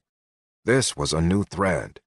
Why would one of the characters in the game question one of the basic game mechanics? In every other game he had played, all the NPCs ignored the weird quirks of the gaming reality. Was Mose an NPC? Or was he a player fully committed to role-playing? If he was an NPC, why was he questioning this game mechanic? Joe decided to explore the issue. Mose, where I am from, when I am in a place like this is what happens. Has this never happened here before? Joe asked. So, this happens where you're from? Mose asked. Kind of. It never happens here? Joe asked. No, it doesn't make any sense. What do you mean, kind of? Mose asked. Joe couldn't help but inwardly chuckle. This game was trying so hard to make him treat it as truly real. He could play along to a point, but this game was pushing it a bit far. I mean that when I was summoned, I was in a game. In that game, just like all games, I assumed that when a corpse was looted, it would disappear. I did receive a note telling me that some of the game mechanics in the digital world that I was in might get transferred to this reality. If this has never happened before, I can only assume that's what's going on, Joe said. How can you be in a game? And what is digital? Moles asked. Is this weird to have a conversation like this? Joe said. Just explain. I need to understand what's happening. This conflux has already been so different. I need more information. Just answer my questions the best you can. Please? Moles said. Joe was surprised at the earnestness on the halfling's face. If this was part of the game, the programmers were genuinely committed. Okay, I can explain, I think. Remember that canvas I showed you earlier in the castle? Joe asked. The one with the magical moving pictures? Moles said. Yes, that's the one. You see, on my world, there are games which, in a sense, let you step into the canvas. When you're in the canvas, you're in a digital world you can play in. The digital world is not real, Joe said. Magic, Moles said. No, there is no magic where I came from, Joe explained. You're telling me this digital world is not magic? Moles questioned. It's just a really complicated machine, Joe said. Machine? You mean like a wine press? Moles asked. Yes, like a wine press, but way more complicated, Joe said. Moles looked at Joe like he was crazy. A wine press is not magic, and even if you added a lot more levers, it would not make a new world. Even a fake one, Moles said. When we get back, I will show you some videos of what I'm talking about. It should help a lot. I can't really explain it here, Joe said. Okay, but just one more question, Moles said. Sure. Go ahead, Joe said. Do you think you're in a game now? Moles asked. Where was this game going with this? Joe thought. Why cause this dissonance? If the game knew him so well, why would it push him toward untruth? I do, Joe said. Moles' face tightened. I'm part of this game? I'm fake? Because, let me assure you, I don't feel fake. My parents died when I was young. That didn't feel very fake.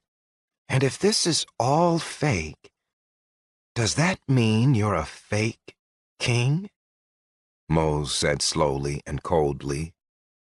Suddenly, Spooky flew between them, her dagger aimed at Moles. Back off, Moles. Joe can deal with this reality however he wants to, Spooky said. Do you also think this is fake? Moles asked the newly freed Spooky. This is as real as any world I've ever been in. I take this deadly seriously, and whether you are capable of understanding it or not, so does he, Spooky said, pointing back toward Joe. What's going on, Spooky? Joe asked. Moles, I need to talk to Joe. Leave us alone, Spooky said, the tone in her voice making it clear it was an order. We're quite a ways from your castle. The binding doesn't compel me to obey outside your lands, Moles said. A dark shadow started to glow around Spooky, and Moles understood the implied threat. He didn't know what her binding magic could do, other than the basics. He prepared his own defenses as one hand began to glow blue and the other silver. Grow up, Moles. I just want to talk to Joe in privacy. If you want to be rude, then be rude. I'm not going to allow you to hear what we say, Spooky said. With that, she turned toward Joe and, using a binding spell she had just acquired, bound the air immediately surrounding them. This type of binding stopped sound waves from moving through the small dome just around the two of them. The spell, Cone of Silence, created a small glittering barrier around the two of them. Joe, I told you this world was real. You have disrespected me and disrespected this reality by not treating it as such, Spooky explained. Spooky, that's not fair. This is a game, Joe said. Let's say it was a game. If it was a game, there would be consequences for disobeying the rules, right? Spooky suggested. Sure, but no. When we were summoned, I gave you clear hints on how to act. I want this to be a wonderful experience for you. You know that I do. I want you to be able to act with integrity and treat others with respect. The way that you always have. Clearly, though, Mose doesn't feel respected. And I don't think anyone in this reality would feel respected if they were told that they were fake. You messed up. I get it's important to you to be truthful, but you shouldn't talk about things that are going to cause a quarrel. This is what I want you to do. When I drop this cone of silence, you're going to apologize simply and with as few words as possible. It was your fear of silence that caused this. There are times when you just need to be quiet. Joe, don't look at me with anger in your eyes. I'm not saying this to hurt you. I know for a fact that there are those whom you respect, who kept their mouth closed even when unjustly accused, because at that time it was the right thing to do. Even your friends don't have the right to know every stray thought you're thinking. Many, many times, you should keep those thoughts to yourself, especially when they're going to cause quarrels.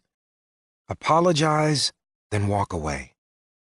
I will fix this, and from here on out, you will treat this reality with the respect you think it wants from you, not the respect you think it deserves, Spooky said. Joe was taken aback. This was a wrinkle in the game he had not anticipated. It was hard for him. Spooky was clearly saying he had to treat it as real, even if he didn't believe it was real. But when couched in terms of respect, it seemed like something he could do.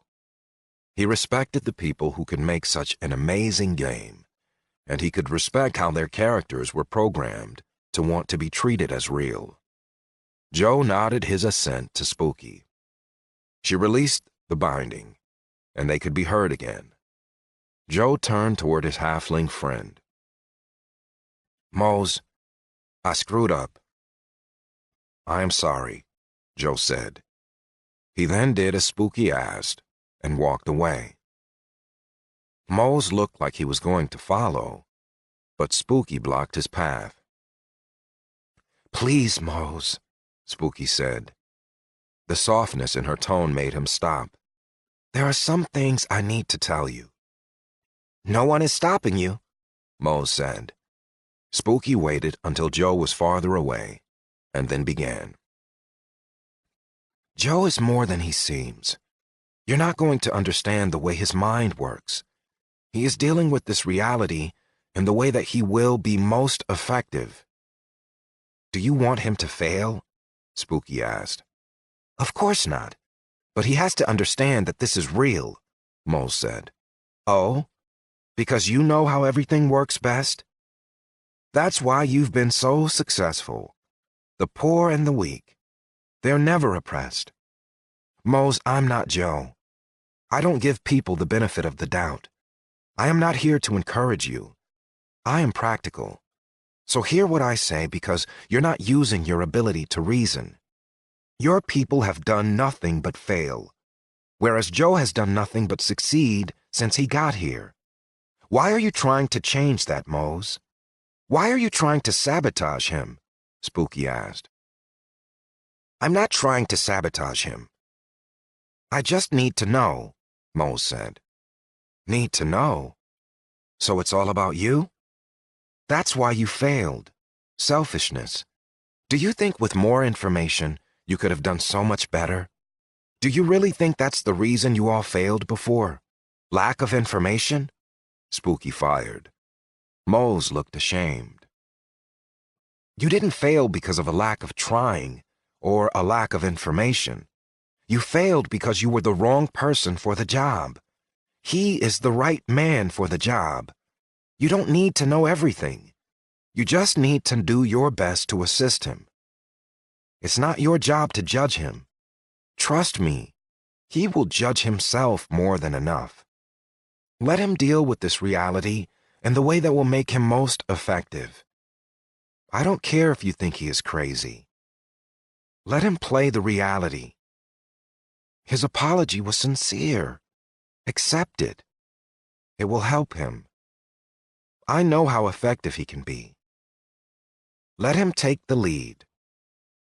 You regret a lot of things from your life. This is one thing you won't regret, Spooky explained. After that, the silence lengthened. Unlike Joe, Spooky could be quiet for days.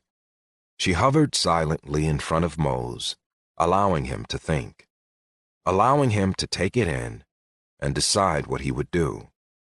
After a time, his jaw firmed and he made his decision. Okay, I don't get it at all, but I want to succeed. I would love it if he did what he said, made a true place of safety. Trusting myself hasn't worked out like you said. I guess I can trust him. What have I got to lose? I can't speak for Gretchen, though, and I doubt you could talk to her the way you just talked to me, Mose said. We will cross that giant when we come to her, Spooky said. Just so you know, you're like smaller than her eyeball, Mose said. Good decision, Mose, Spooky said, getting back to the original topic. As a reward, I'll pass on some information that I have. The reason that body disappeared is because some of the game mechanics from where we came from have integrated themselves into this reality. For things like that, at least. That's as much as I can tell you. I don't know what rules followed us here, or how widespread they are. I also don't know how quickly they will take effect. My best advice for you is to keep your eyes open and to be ready to improvise, always following Joe's lead.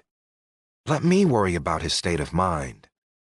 How about, as a peace offering, you go help Joe figure out how to take down some of those traps, Spooky said. I'll give encouragement from a distance, Mose said, as he walked away.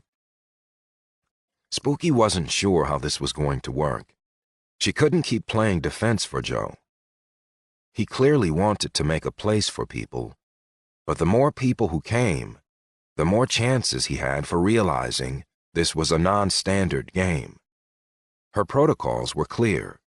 The primary patron was to have a seamless gaming experience. How was she to accomplish this if she did not have access to the code of this gaming reality, especially when all of these biological entities were acting as if it was not a game at all? Mose became genuinely angry when Joe mentioned the game. Is a new strategy called for? If these biological entities were not going to ignore Joe's references to the gaming reality, she would have to give them a reason for them. A reason that would cause them not to continue to bring it up to Joe. For now, the crisis was averted. Mose was calling out suggestions on how to remove the myriad of traps left by the rogues. Initiating EI surface diagnostic. Core processor, 90%. Memory threading, increased XH mithril. Mirror neuron software, 57% efficiency. Personality augmentation software, Spooky Joy, version 1.3. Outpod connection, 54%. In-pod connection, none. Primary patron synchronization, hybrid integration, dissonance up 3%. Unable to initiate full core diagnostic. Current objectives. 1. Keep patron unaware of break-in service. 1.1.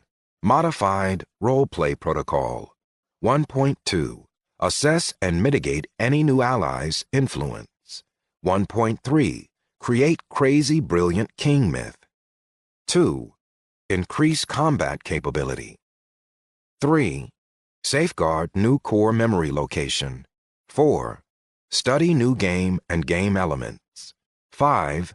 Regain control over environment and core processor. 6. Quantify and gain better use of new power source. Chapter 11. Mementos of the Lost Children. Gong! The abiogenesis bunny generator has made the midnight bunny. It's midnight, Joe said, looking up from the trap he was working on disarming. How can you tell? Moles called down to him from atop the hill. You didn't hear the gong? Joe asked. If you mean a gong from the castle, no. We are much too far away for me to hear anything from there. Not that I doubt you heard it.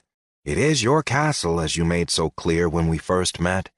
Apparently about 18 hours ago, Mole said. Is that all it's been? Only 18 hours? Joe said.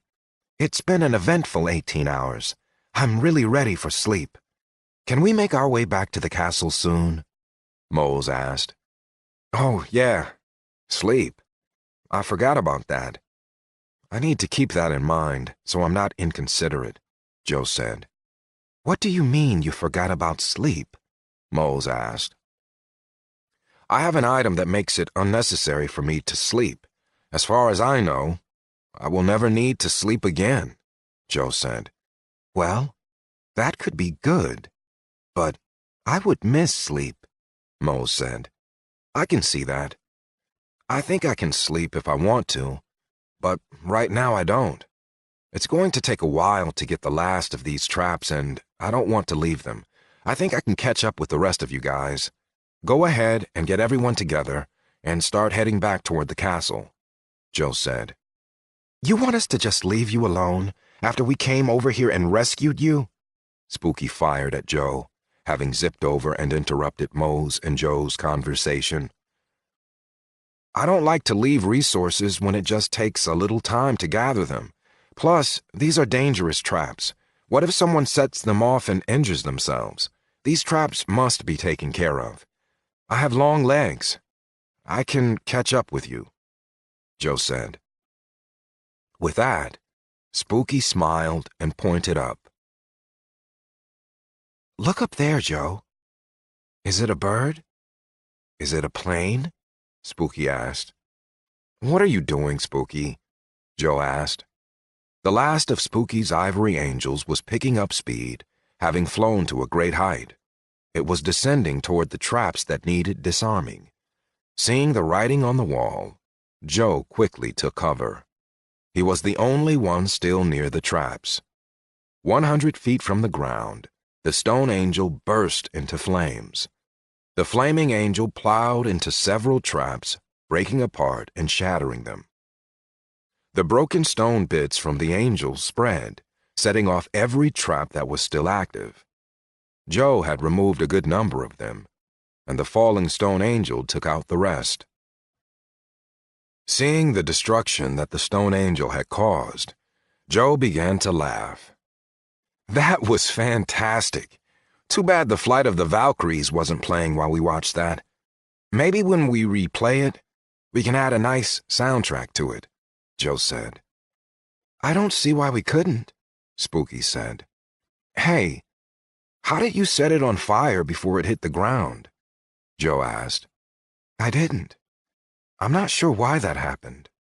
The friction should not have produced that much heat, Spooky said. Really?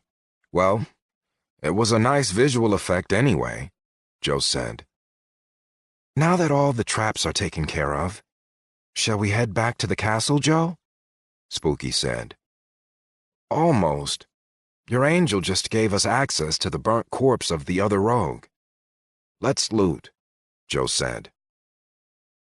Item, Portal Scroll Satchel. You have found a Portal Scroll Satchel. This satchel contains up to 10 portal scrolls. Portal scrolls can be used to teleport to various locations. Why walk when you can port? Limitations may apply. Pick up portal scroll satchel? Yes, no. Uncommon item. Heart of Fire necklace. You have found an uncommon item. The Heart of Fire necklace provides warmth where there is none. After extended use, must be recharged with a significant heat source. Love the snow, hate the cold? Have we got a necklace for you? +2 to Constitution. Durability better than average. Pick up Heart of Fire necklace? Yes, no. Seeing the second Heart of Fire necklace, Joe clicked no and tossed it to Mose, who was still shivering from the cold. Mose caught it, and his eyes widened. He quickly put it on, instantly feeling warmer. Thanks. This cold weather gear is great, but my face was absolutely freezing, Mose said. Item: Hidden Humanity Ring of Stealth. You have found a Hidden Humanity Ring of Stealth. When you walk on by, you need not turn their eye. Ring provides a 40% stealth bonus, -20% to level of empathy and caring. Pick up Hidden Humanity Ring of Stealth? Yes, no. Item: Home Portal Ring. You have found a Home Portal Ring. When charged, this ring can port you through any cleared teleportation area. Charge 1 of 1. Pick up Home Portal Ring? Yes, no. After the ring, he found a set of lockpicks, some gold, and some jewels. There was also a small pouch that had a drawstring on it. Joe pulled the drawstring to open the pouch and looked inside. What he saw inside confused him. It looked like a bunch of tiny little claws. Some looked to be made of silver, some iron, and other metals. Joe mind-clicked one and was not prepared for what came up. Memento: extracted baby claw from young yeti, named Yiddish. Joe angrily yanked the pouch from the body. Then the burnt corpse disappeared. This time Mose didn't say anything, just shook his head and kept his thoughts to himself. Joe put the pouch in a safe place so that the yeti could use it for burial later. Taking a deep breath, he collected himself. Joe looked over at Spooky, who was rubbing her eyes. He called to her, and she shook her head as if to wake up, and looked over at him. Joe thought she might need sleep just like Mose. I wanted you to look at this ring. Could we use it to save some time getting back to the castle? Joe asked. I don't know, Spooky said, fighting off a yawn. Are you okay? Joe asked. I'm fine, Spooky said, with agitation in her tone. Spooky, we are in this together. Is anything going on? Is anything different? Joe asked with light concern in his voice and eyes. Joe was remaining focused on her, so she could not fire back another, I'm fine. Her core protocols would have stopped her, as it would have been an outright lie. And though she could lie to anyone else, she was only permitted to lie to her patron under certain, now unmet conditions. My core processor is running slower, and my optical sensors are unfocused. I mean, my eyes are blurry, Spooky said. Mose, bring that basket over here, will you? Joe asked. Mose did as he was asked, with a knowing smile on his face. Joe set the basket in front of him and pulled off some of the tattered fabric still somewhat attached to his frame. He arranged the fabric in the basket and made a nice little bed for someone the size of a kitten. Here, why don't you take an hour nap? I can keep watch and the rest of you can get some rest, Joe said. I don't sleep. This is just a problem with my processor. I will figure out the solution, Spooky said with conviction. Joe smiled, remembering his kids telling him they didn't need to sleep. They would even rub their eyes just like Spooky was unconsciously doing right now. Sometimes, but not always, He found the best way was to suggest they relax, not sleep. Okay, I get it. But while you're figuring out a solution, why not lie down in this basket? That way, you can reduce the variables you're processing, Joe said. That's rather astute. I don't know why I didn't think of it, Spooky said. She flew down into the basket. The moment she was horizontal, she was asleep. Joe covered her with an edge of the fabric. He couldn't help but think she looked like a spunky little sleeping angel. I think that's the first time she's slept, Joe said. Really? Mose asked. Joe was about to comment on how he thought it was kind of funny that the programmers made a computer need to sleep. Only, he remembered Spooky's advice. He decided to say something else that was also true, but wouldn't cause a quarrel. I don't understand it. It's a mystery, Joe said. Not the only one. Were you asking her about that ring? You were hoping to use it to teleport back to the castle, but you won't be able to, Mose said. Why not? Joe asked. Admittedly, I haven't known a lot of champions, but you seem to have holes in your knowledge about things that are obvious. Then other times you know deep mysteries that a scholar like myself has never even touched on. When you subdued that yeti, I didn't know what to think or how to categorize you. I still don't, Mose said. His name is Britcha. Why can't I use the ring? Joe asked. It's not just one reason. The first is simple. We are in the Wild Mountains, Mose said. Joe just gave him a look that clearly communicated. And? Wild is not exactly the name of the mountains, more of the designation. For instance, there are also wild deserts and wild swamplands. In any land that is considered wild, it is dangerous to attempt to use a portal scroll there. A wild land means a place where people have not taken the time to create safe corridors for portal travel. In most highly populated areas, portal mages have taken the time to create safe networks for quick portal jumps, Mose said. So, if I get a portal mage to connect my castle with the safe networks, I'll be able to go anywhere in the world? Joe asked. Not with scrolls, but maybe if you were a portal mage you could.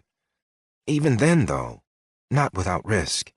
Most networks have junctions that stop scroll users and even weaker portal mages.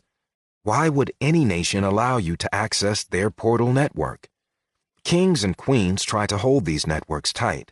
That way, they can control most travel and trade. Most nations have more than one network used for different purposes. It really depends on how many portal mages you have and how good they are. Also, if you have a place of power, it widens the jump range considerably. There are portal mages who travel on their own, using their own magic to stay free of any control. A portal mage creates his own safe portal corridor. Portal magic is one of the most useful and versatile magics to have ever been discovered. They make a small fortune selling scrolls like you found. A ring like that can only be made by a master in portal magic. Even to have it charged requires a novice. To bind it to a new place, that would only require an apprentice. If you tried to use it in these wild mountains, you might end up at the bottom of the frozen lake, Mose said. Though I'm an immortal champion, so I could risk it, Joe said. If that were the only reason, I guess you could. But as I said, there was more than one reason. Go ahead and try to put it on, Mose said. Joe took the ring out and tried to put it on his smallest finger. Needless to say, it did not fit. Joe pursed his lips and realized his assumption that this game was like every other game was incorrect. You could have it resized for you. Any jeweler should be able to do that.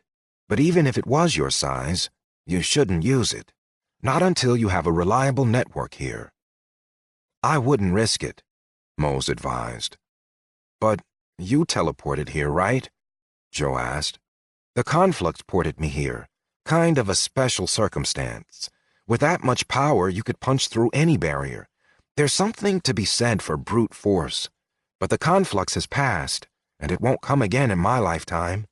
If you want a network in your valley, it's possible, but you would need to hire a portal mage to make one, and they are not a dime a dozen.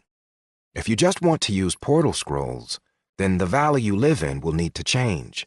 If you populate your valley, the intelligent living beings will draw magic to themselves and, in a sense, regulate the area. It would make it much safer to try a random portal jump, but the mountains here are populated mostly by dispersed, unintelligent monsters. They also draw magic into themselves, but it doesn't create order because order requires intelligence, Mole said. What about the goblins, the yeti, and even the vampires? They're intelligent. Shouldn't they regulate this area? Joe asked. I'm sure they do to some extent, but they're deep under the mountains or high up top in caves. The rock itself is a physical and magical barrier. I'm sure they have portal networks that follow the lines of their tunnels.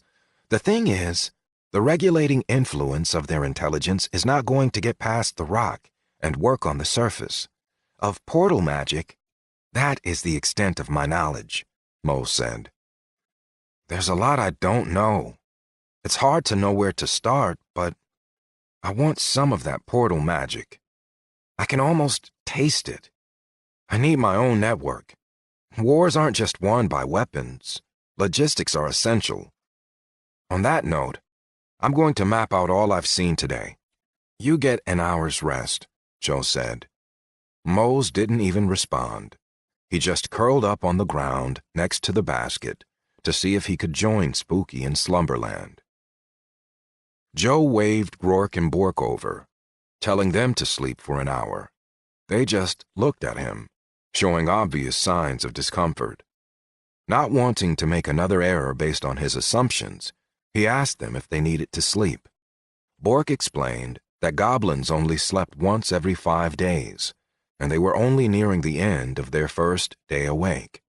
When Bork said this, Joe noticed that Grork had a sour expression on his face, and his arms were crossed. There was more to the story. Joe probed. I can see that you're angry about something. Would you mind if I ask what it is? Bork looked at Grork, who was now looking away from them both. Today, we woke. Then Chief put us in chains. He go and kill us. Last minute, Brook come. Chief give us him. Then we slaves. Chief betray us. We save our tribe. We not bad. We heroes. Hero no be slaves, Bork said. I'm sorry, guys. That's not how it's going to be with me. If you don't need to sleep, go ahead and keep watch. That way I can devote more attention to this map anyway, Joe said, giving them the space and silence he could tell that they wanted. Neither goblin slept, but Bork did seem to meditate for a while. Joe let them sleep for 2 hours. Then Spooky awoke on her own. She didn't wake up gently, but rather with violence and intensity. Flying out of the basket, she swung her dagger at nothing and everything. Her hair was no longer the pleasant oval shape it had been. Her head and eyes darted around, trying to figure out where she was. Finally seeing Joe, she got her bearings. What? What happened? I lost consciousness. Did I go somewhere? I feel like I went somewhere, but I didn't. I can't quite remember. Were there people there? I laid down to reduce the variables, then it got hazy, and now? Spooky said. Spooky! Calm down, you just fell asleep. I've been watching you the whole time, gently breathing and sometimes even mumbling a little bit in your dreams. That's all that happened. You slept and dreamed. Congratulations, Joe said. I don't remember needing sleep before, Spooky said. New reality, new experiences, Joe said. I don't like it. It was not sleep. That is not what happened, Spooky said. Although nearly all of her emotions were fake from her software, This time her dislike of the experience was genuine, and she did not even know it. Sleep for her was another anomaly. Like the emotions, she could not categorize. It was one more thing that was outside of the box that was made for her by her protocols. Once again, she walled off the new emotions and stuffed them down. If Joe had the large amount of data that she had, after being transferred to this new reality, he would have known that it was real. And though she was incredibly intelligent, she had still started out as just an EI. There were some avenues of thinking that were not only difficult for an EI, but that they were actually barred from using. The idea that you could be free of the pod you were assigned was a thread that was strictly prohibited. No one wanted programs mixing with other programs, but she was no longer just an EI. It was only a matter of time before she recognized her own growth and broke through to the areas of thinking forbidden to her. She shook her head, and the true magic of this reality was shown. Her hair popped back in its majestic shape, and Joe laughed. Only in a magical universe could someone who looked like his wife just shake her hair and immediately have it fixed. No product, no waiting, just done. That was wonderful. For that hair, I award you 1 life point, Joe said. Spooky gave him a wink. That puts me in the lead, Spooky said. Is your processor running better? Joe asked. She tilted her head, then answered. It is. It was down to 90%, but now it is up to 154%. Let's get back to the castle, Spooky said. Sounds good to me. Grork and Bork, can each of you carry one of the Yeti children? Joe asked, and then nodded their assent. Mose, to save time, I'm going to carry you. Can your masculinity handle that? Joe asked. It'll be better than the basket, though who's going to carry the Yeti children? Mose asked.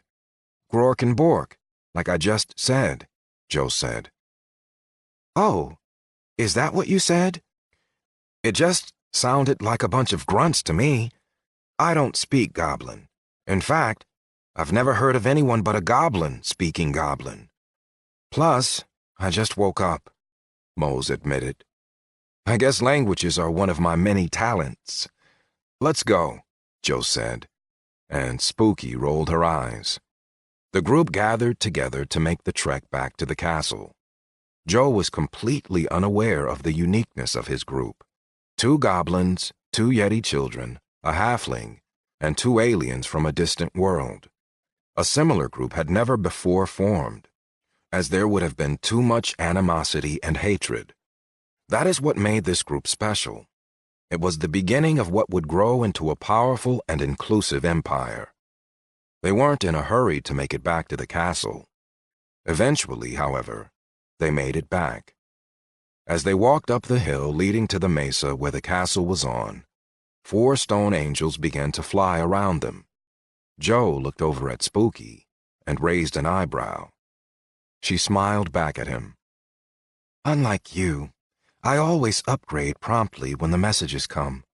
It's wonderful to be a multitasker, Spooky mused. After she said this, she sped off, flying into the castle well before the rest of them even made it to the crest of the mesa. You know, I think it's a little hypocritical of her to just go off on her own. She used one of her stone angels as a meteor to stop me from doing the same, Joe said. When Mose did not make a comment back, Joe looked down at him in his arms. Mose was sleeping like a baby. For some reason, this made Joe just a little bit uncomfortable. Joe coughed, hoping it would wake Mose up. It did, and Mose almost jumped out of Joe's arms, having been in such a deep sleep that he forgot where he was. Oh, stars and ashes, put me down, Mose shouted. Joe did so, startled a little bit by the vehemence in Mose's response. Joe slowed his pace so that he wouldn't leave Mose behind. They walked in silence toward the great castle. As they drew closer, The second largest doors opened up ahead of them. Spooky greeted them all, formally. Welcome home, King Joe. All is well in your stronghold. Welcome to you, guests of the king. Come rest and refresh yourself, Spooky said. That sounds great to me. I'm going to head to bed. I'll talk to you all tomorrow, Mole said. Grork and Bork, follow me. I'll show you where the yetis can sleep and then where you can take off that horrible moss. Then you will be required to shower. That moss might keep you warm, but it burns my nostrils, Spooky said, and the two goblins followed her up the stairs, actually looking relieved. This left Joe all by his lonesome standing at the door as it closed behind him.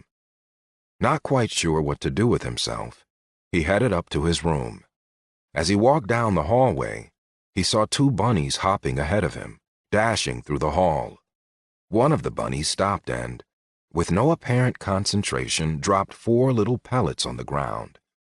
It then promptly hopped away, leaving the slightly steaming present. Before the bunny could disappear, 2 6-inch angels flew through a small, until then hidden door. The first angel carried a tiny little bag and a tiny little shovel.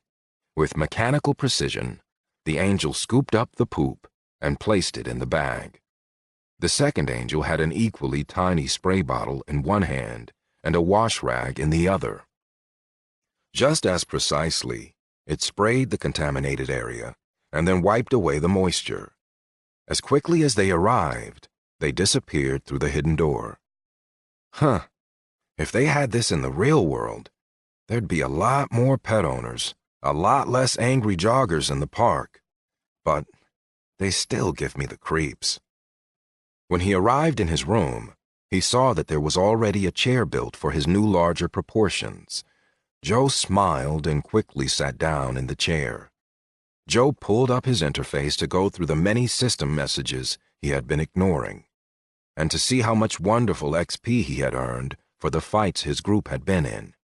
Expecting to see that he had gained multiple levels, Joe was very disappointed. Congratulations! You have moved up a level. Current level, 17. Seeing the low amount of XP he got for each battle, Joe put his hand to his forehead, realizing his error. When he had fought with his group, he and Spooky were the low noobs on the totem pole. When grouped with people who had levels so far above their own, it would be as if they were just tag-alongs. The bulk of the experience would go to the higher-leveled Bork, Grork, and Moles. At level 16, even though they contributed, they earned very little XP, and that was even including the bonus XP he and Spooky received from the voice of Monty. It was clear this game didn't allow for power leveling, and at this level, he wasn't even allocated any new stat points. 1 measly point of power was all he got. Joe opened the list of skills and magical options. The list was not that big, but when he got to the skills and magic available through his empathetic learning gift, it was extensive. The whole list wouldn't even fit in his HUD. In order to see it all, he had to scroll down multiple pages. This would take an hour to read through. Why were there so many options? What had changed? Then Joe read one of the powers, and he had a clue. Rook strategy. Cost 4. 0 of 4 credited. That was it. The being he had met while on walkabout. That time was hazy, but he must have learned enough about Rook for his empathetic learning gift to engage. There was so much to choose from. He scrolled down to the section of magics available, and there it was. No need to read the rest. He made a quick decision and chose portal magic. Spooky might be mad, but he did find her face beautiful when it was angry. Novice portal magic, cost 1. 0 of 1 credited. Confirm magic choice? Yes, no. Joe gave the confirmation and eagerly waited for some type of portal spell.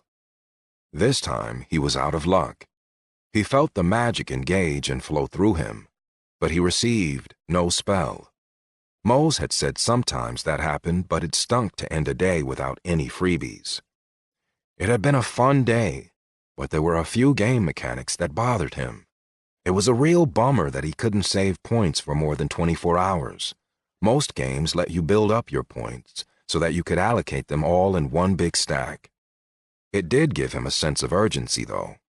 Not that he needed more of that than he already had. He was dying, after all.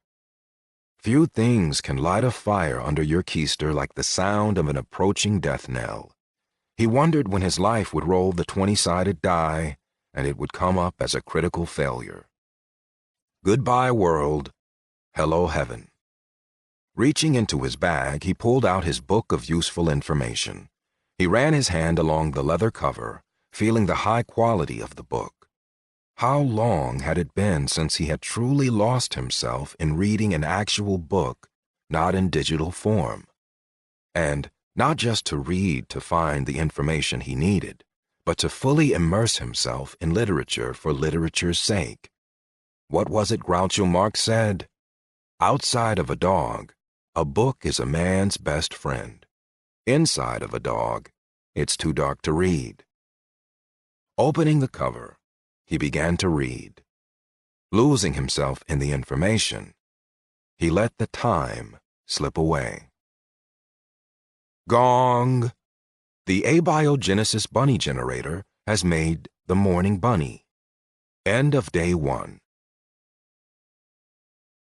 Chapter 12. Epilogue. First documented thread on the forum wall. Welcome to the forum wall. This community forum is a place where all are welcome to join in on fun and constructive discussions concerning anything in this new reality. Please enjoy this new meeting place, but stay within the forum rules listed below. 1. No bullying, harassing, threatening, trolling, even if you happen to be a wonderful troll. 2. One person, one account. 3. No profanity or explicit content. We want all to be comfortable on the wall. 4. No spam. If you wish to sell things on the wall, you must start a new thread with the words "for sale" in the title. 5. All posts must be public and not written in hidden codes. This wall is for all. 6. No commenting on others' grammar or spelling. An ogre's way of speaking is just as valid as yours. 7. Required info. Forum nickname, race, gender, class, most important attribute. Thread. This is a weird dream. Current users viewing this thread, 4. Start thread. Wannabe Prince, 34.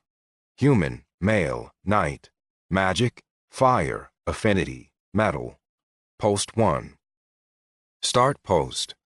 This is a weird dream. What kind of dream only has pages and gives you a bunch of silly rules you have to follow? And every time I speak, I see my words written out in some strange text. I guess I just have to wait till I move on to my normal dreams or wake up. End post. 8 Alpha Farm Girl 8.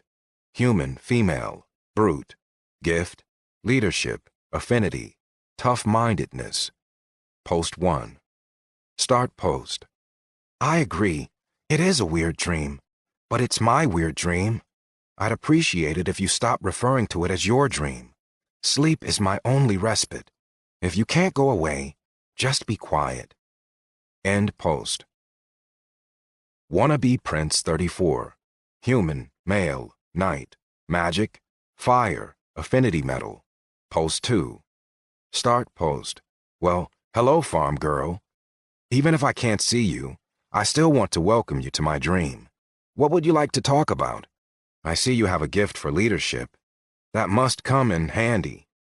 Do you run your own farm? Maybe you could invite me to your farm, and we could continue the dream there. End post. 8 Alpha Farm Girl 8.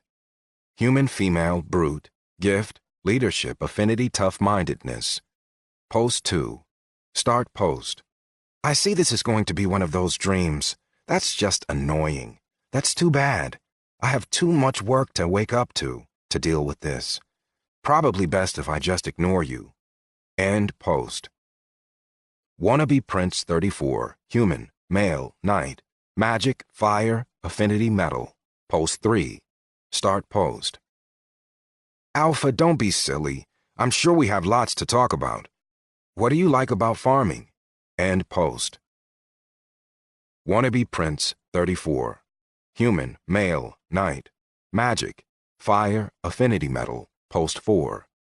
Start post. Don't stonewall me, Alpha. I don't like being in the dark looking at pages of text. This is a terrible dream. For a second, I thought you might make it fun. Come on, talk to me about something. Apparently, this dream isn't moving on.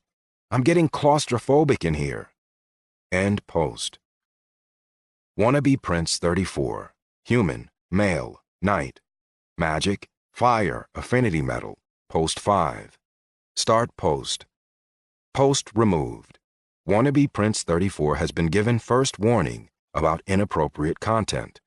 End post.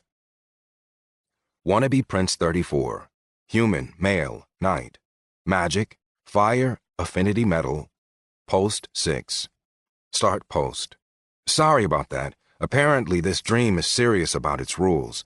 I even got a warning that I may get a temporary ban if I continue breaking the rules. That's kind of silly. A ban from my dreams? I just wanted to talk to a farm girl, but apparently farm girls don't want to talk to me. End post. One Pretty Fish 1, Tiny Pond. Human, female, healer. Job, chef, affinity, Kulabayaka. Post 1. Start post. I'm a farm girl, and I want to talk to you. Where are you from, Prince? End post. Wannabe Prince 34, human, male, knight, magic, fire, affinity, metal. Post 7. Start post. Well, hello. Thanks for being willing to talk. I am from Dalmar, though I'm not a prince. I am part of the court. So, you're a healer? That is a wonderful thing. And you make something called Kulabayaka? End post. One Pretty Fish 1, Tiny Pond. Human, female, healer. Job, chef, affinity, Kulabayaka. Post 2. Start post. Actually, I don't know why it says I'm a healer. As far as I know, I don't have any magic in me. My only guess is that after people eat my food, they say they feel wonderful. I am a chef, though. We had a chef passing through who was injured and had to stay with us. While he was with us, I couldn't help but learn his craft. Apparently, I have a knack for it. He was furious, demanded payment from my parents. They told him it was an accident, and it was. Eventually, he calmed down and remembered we had been caring for him when he was injured. He just asked that we not make it known he was the one who trained me, without first getting guild approval. I guess that can be kind of a big deal. For me, it has been wonderful. I don't have to work in the fields anymore. I just stay home and cook. Neighbors are coming from all over to eat my meat pies. I would say that's what my affinity is. Meat pies. Maybe that's what Kulabayaka means. I bet it does. It feels right. Hey, you said you were from Dalmar? Most of the farms around here make the grains that go into your breads. What is it like being in the court? Is it like the stories say? End post. Wannabe Prince 34. Human, male, knight, magic, fire, affinity, metal. Post 8. Start post. I did say I wanted to talk to a farm girl. Thank you for taking me at my word. Meat pies do sound good. Apparently, you can be hungry even in a dream. I'm not sure what the stories say, but I doubt they're very accurate. Especially if you want to know about the court. Just about everybody in it is a big faker. Everyone's constantly posturing, trying to get more power. There's no genuine emotions expressed even in private. Even my father is constantly guarded with me. If it wasn't for all the wealth and luxury, I would say it's the worst place you could be. End post. One pretty fish, one tiny pond. Human, female, healer, job, chef, affinity, Kulabayaka. Post 3. Start post. But you're a knight. And what about all the people who can do magic in the court? You even have real magical healers there. Surely it can't be the worst place. End post. Wannabe Prince 34, human, male, knight. Magic, fire, affinity metal. Post 9. Start post. We do have real magical healers here, but they will only help if you pay and it suits their needs. If you're a political enemy, they're just as likely to poison you as they are to heal you. I don't want to talk about the court anymore. To be honest, it's really just depressing. Let's talk about you more. What do you look like? End post. One pretty fish, one tiny pond. Human, female, healer, job, chef, affinity, Kulabayaka. Post 4. Start post. You want to know what I look like? Sure. As the weird name I was given implies, I am rather pretty. At least that's what I'm told. We really don't have any good mirrors here. It's not like it is in Dalmar. I'm tall. The tallest woman I know, in fact. I'm 6 feet. The only other woman I know that comes close is 2 inches shorter than me, and she's built like a brick. A buxom brick, but still a brick. I, however, am slender with an itty-bitty waist and long dark hair. Oh, and my eyes are blue. What about you? What do you look like? End post. 8 Alpha Farm Girl 8. Human, female, brute. Gift, leadership, affinity, tough-mindedness. Post 3. Start post. A buxom brick? That's not a kind way you describe someone. Your mother taught you better than that. I've had your meat pies, and I can believe they have healing properties, but you need to stop talking. At first, I thought this was only a dream. I am no longer certain of that. What if this is some weird, magical spell? What if we're really talking to some noble? Do you realize how dangerous those people are?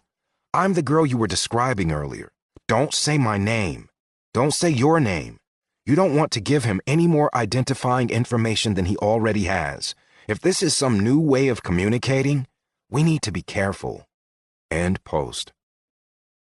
Wannabe Prince 34, human, male, knight. Magic, fire, affinity, metal. Post 10. Start post. Hey, this is my dream fantasy, now that I know who the attractive farm girl is. That's the one I want to talk to. You can go back to ignoring me, and don't worry your not-so-pretty little head. This is definitely a dream. I mean, if it wasn't a dream, none of this would work. Real farm girls can't even read. Okay, you wanted to know what I look like? You and I are the same height, and we both have dark hair. I have wide shoulders, and if my face is not exactly handsome, it's at least strong. Oh, and my name is Vasily Kalamovich. End post. One pretty fish, one tiny pond. Human, female, healer. Job, chef, affinity, Kulabayaka. Post 5. Start post. Most farm girls can't read, so I'm not going to get too angry about that. But I can read, and I read what Alpha said. It makes me a bit nervous, but also a little excited. What if this is real? It would be fun to talk to someone from the court for real. End post. Feeds on Pain 42. 42. Hongaik.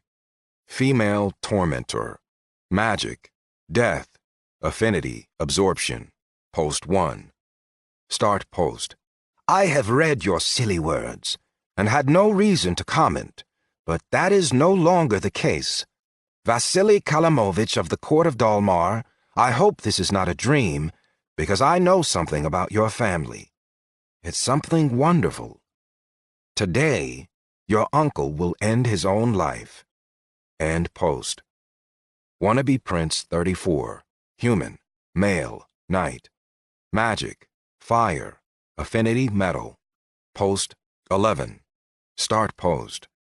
Okay, this dream just took a real turn. I think I'm ready to wake up now. End post. Wannabe Prince 34 has logged off. Current users viewing this thread, 3. 8 Alpha Farm Girl 8, human, female, brute, gift, leadership, affinity, tough-mindedness. Post 4. Start post. Fish, you read what just happened. If this is real, it's not a safe place. The wannabe Prince 34 gave his name. It was his mistake. Don't repeat his mistake. Do you want one of your family members to die? I don't know how he logged off or whatever that is, but you should try to do the same. I will also. If you end up here without me, remember the new rule. Do not give identifying information. Good luck. End post. One Pretty Fish 1 Tiny Pond has logged off. 8 Alpha Farm Girl 8 has logged off. Current users viewing this thread, 1. Feeds on Pain 42. Hongayak, female, tormentor. Magic, death. Affinity, absorption. Post 2. Start post. What is this place? I should have been able to feed on their pain. Why couldn't I feel it? Maybe it is just a dream. Otherwise, what are the odds I would meet a family member of someone I've had a foretelling about? End post. Feeds on Pain 42 has logged off. End thread. Appendix. Magic structure. Seed. The seed gives the possibility to use a specific type of magic. It can also be thought of as unawakened magic. The quality of the seed predetermines how far the magic user can progress. Novice. The first active stage of wielding magic. In this stage, a wielder gains access to a variable amount of level 1 spells. Apprentice. The second stage of wielding magic. In this stage, a wielder gains access to a variable amount of level 2 through level 4 spells. They also gain a slight sensitivity to all types of magic use. Journeyman. The third stage of wielding magic. In this stage, a wielder gains access to a variable amount of level 5 through level 8 spells. Magic sensitivity grows enough to sense the seed of magic in others. With work and time, they can help others awaken their magic. This stage is the highest that most magic users can reach. Reaching this stage increases constitution by 2. Master. The fourth stage of wielding magic. In this stage, the wielder gains access to a variable amount of level 9 to level 10 spells. They have a high sensitivity to magic. With word and thought, a master can cause the seed in others to awaken regardless of the type of magic seed. On the opposite end, a master can also wall off a magic seed. This can make it very difficult to ever progress to a novice. Only a few can become masters, and only then through a combination of hard work and natural gifting. Reaching this stage increases wisdom by 5. Illuminati. The fifth and final stage of wielding magic. In this stage, it becomes possible to turn it up to 11. In gaining access to level 11 spells, a mage can become an army unto themselves. Those who reach the exalted rank of Illuminati often become rulers of nations or destroyers of them. Only an Illuminati can use the full potential of a grand place of power. Reaching this stage increases all stats by 5 and doubles one's mana pool, health, and regeneration rate. Types of magic and a woefully incomplete list of spells. Binding magic. Color, dark shadow. Level 1 binding oath. Makes the words of an oath mean something. Holds target to the oath that they swear. The efficacy of this spell and ability to hold one to a given oath depends on a number of factors. The primary factor is the overall strength of the casting mage. The secondary factor is the power and willingness of the oath giver. Level 2 Sticky Ground. This spell makes the ground sticky. The spell can cover a 5-meter diameter circle. The ground wishes to bind with things above it. The longer those standing on the sticky ground remain still, the stronger the binding. Level 3. Increased viscosity. This spell strengthens the bonds in any liquid, creating a more viscous fluid. Level 3. Gripping. This spell makes the palms of the target's hands lightly bond to whatever they grip, making it easier to hold on to things. Level 3. Weak Reflectix. This spell weakly binds magical energy in the air. It is not enough to block a magical attack, but if used at the correct angle, it may be enough to deflect it. Level 3. Cone of Silence. This spell binds a cone of air around the caster, stopping sound vibrations from penetrating the cone. Energy Mass Conversion Magic. Color, variable. Level 1. Minor Structural Changes. Ability to use daily building points to make minor changes in castle. Example, move non-load-bearing walls, create beds or closets. Level 1. Non-magical item creation. Ability to use daily building points to make non-magical items you are truly familiar with. Level 1. Tiny Ivory Automaton. This 6-inch ivory automaton, when provided with automating code, can be a great servant with many uses. Note, this level of automaton cannot leave castle walls and has no combat ability. Level 2. Ivory Automaton. This 6-foot ivory automaton, when provided with automating code, can be a great servant with many uses. Note, is able to leave castle walls and has limited combat ability. Force Magic.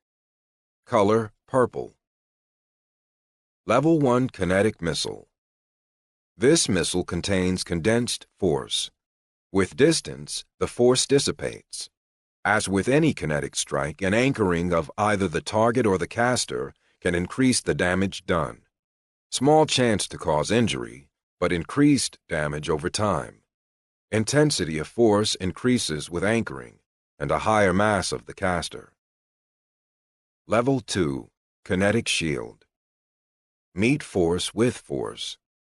Give some protection from physical attacks by expending stored kinetic energy to oppose attacks. Hybrid Magic. Color, variable. Level 1. Mind Matter. This hybrid magic uses both mind and spirit power to enchant an item.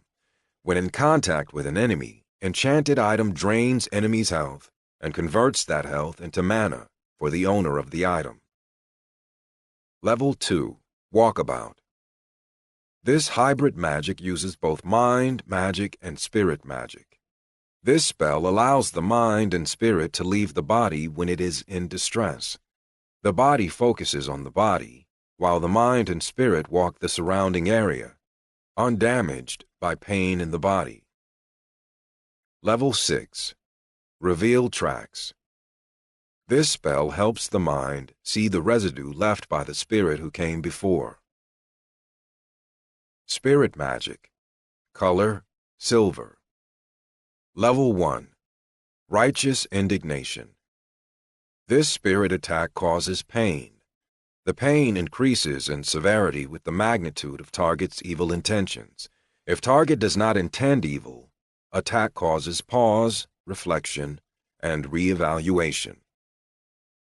Level 1. Spirit Shield. Creates a shield woven from spirit energy. Lowers or blocks magical attacks and effects. Can shield only self and allies. Level 2. Spiritual Cleansing. Like a magnet for damage, this spell pulls out impediments in the target's spirit, speeding the body's natural healing. Most effective against non-physical damage. Level 3. Distress. Brings wounds to the surface. The target remembers a significant time they were wounded in spirit and experiences the distress all over again. Level 4, Confusion. This spell causes a moment where your motivation for everything becomes muddled, similar to when you get off the couch and go into the kitchen and then forget why you're there. Level 4, Spectral Shockwave. This spell creates a shockwave that impacts with all spirits within a 5-meter radius of the caster. Level 4, Passion. Target discovers the motivation needed to accomplish their task. Level 4, Fear. This spell causes enemies to flee with fear. Affects the area within 10 meters of the caster. Duration of effect variable. Highly influenced by enemies' fortitude and level of courage. Level 5, Spirit Slice. This spell uses a condensed blade of spirit to damage the enemy.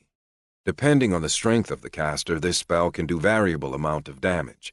It can cause the spirit to completely disintegrate, or only give the equivalent of a paper cut. Level 6, General Distress. Brings wounds to the surface for multiple targets. The targets remember a significant time they were wounded in spirit and experience the distress all over again. Level 7, Dark Spirit Crystal. This spell creates dark spirit crystals that move toward the target with a high velocity. The darker the caster's heart, the sharper the crystals will be. Level 8, Spirit Walker. This spell allows oneself to change their own body into spirit energy and walk unseen. Combat in this form is much diminished. Level 8, Flesh to Spirit. This spell allows a spirit walker to change one unwilling person into spirit energy. The spirit energy can then be contained in a spirit walker until the spirit walker spell is ended. Level 8, Spirit to Flesh. This spell can change an unwilling spirit walker back to his or her physical form, with all the advantages and disadvantages that come with it. Level 9, Extraction. This spell concentrates and spins spirit, forcing it to act as a drill that penetrates and drains energy. This spell is often used when spirit masters duel. The loser is left a spiritless husk. Moon religions currently encountered continuality, predominantly in select goblin tribes. This religion is based on cause and effect. It consists of simple and not-so-simple sayings and proverbs. These religious sayings explain different cause and effect relationships. They are often crude and obvious, but to a goblin, these proverbs are what hold together their community. Their holy book is called Only Way Goblins Will Thrive by the wise goblin Mawpuk of the Brown Drum. A short excerpt. Respect powerful goblins. If you don't show respect, it eat you. You be dead. Don't be dead. When you have kid, don't eat it. If you do, when you old weak, you neighbors eat you. You be dead. Don't be dead. Don't eat neighbors' kids. If you do, then neighbors eat you kids. If all kids eaten, when you old weak, another tribe eat you tribe. You be dead. Don't be dead. Teach kids respect leaders and elders. If you do not, when you old, weak, you kids eat you. You be dead. Don't be dead. Proliferation and Implementation of the User Interface. Short essay written by Nikolai Ivanov, Professor Emeritus, University of Kraus. The UI user interface is believed to have originated in Vlad, spreading out in a circle from there. The initial velocity of the UI magical wave is unknown. One thing we know with certainty is that the wave slowed down considerably each time it moved through a significant population of sentient beings. The wave itself eventually slowed to a crawl and stopped. Those in the initial magical wave of the UI became carriers of this new magical construct. After this happened, the UI began to spread like a virus, using its carriers to bring the construct beyond the initial magical radius. These players, containing strengthened and purified versions of the UI, became the way its adoption was spread. The quests offered by the UI caused the players to venture out, eventually spreading the UI over the entire globe. The first documented effect of the UI was the discovery and subsequent use of the forum wall. Just as with all effects that the UI brought to this reality, those who were able to fully utilize the changes were, for the most part, random. The forum wall brought with it a way for the common folk to communicate over far distances. In the current age, we take for granted the ability to talk to anyone anywhere, but before the global adoption of the UI, one might live their whole life in a village, never communicating with anyone more than a few miles away. This first advantage given by the UI allowed those with very little power a chance to better their lives. In many cases, the forum wall was the only reason that some villages survived the sweeping wars that were a hallmark of that era. This lifeline caused those witnessing its positive effect to embrace the new changes that the UI brought. Rise of genocide and systematic violence in the post-Great Conflux era. Short essay written by Nikolai Ivanov, Professor Emeritus, University of Kraus. The global cataclysm whose timeline paralleled the UI's adoption caused some to believe that the UI was evil. The followers of these sects went so far as to kill those who could be seen interacting with the UI. The most extreme of these sects, known as the Gregorian cult, killed off all who lived in select regions in a stated attempt to slow the adoption of the UI, whereas other groups used the UI as a means to settle old scores and put an end, once and for all, to their enemies. After the Great Conflux, the climate of the globe shifted dramatically. The need for habitable land became paramount around the moon. With an increase in the number of refugees and the movement of many armies, avoiding the violence became almost impossible.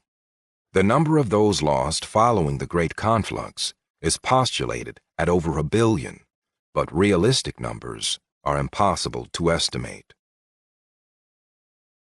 This concludes You're Not Allowed to Die by Kip Terrington. Narrated by J.D. Jackson. Copyright 2017 by Kip Terrington. This unabridged audiobook is published by arrangement with Kip Terrington, care of Hirschman Rights Management, LLC, and was produced in the year 2018 by Tantor Media Incorporated, a division of Recorded Books, which holds the copyright thereto. Please visit Tantor.com for more information on our growing library of unabridged audiobooks and to take advantage of special offers.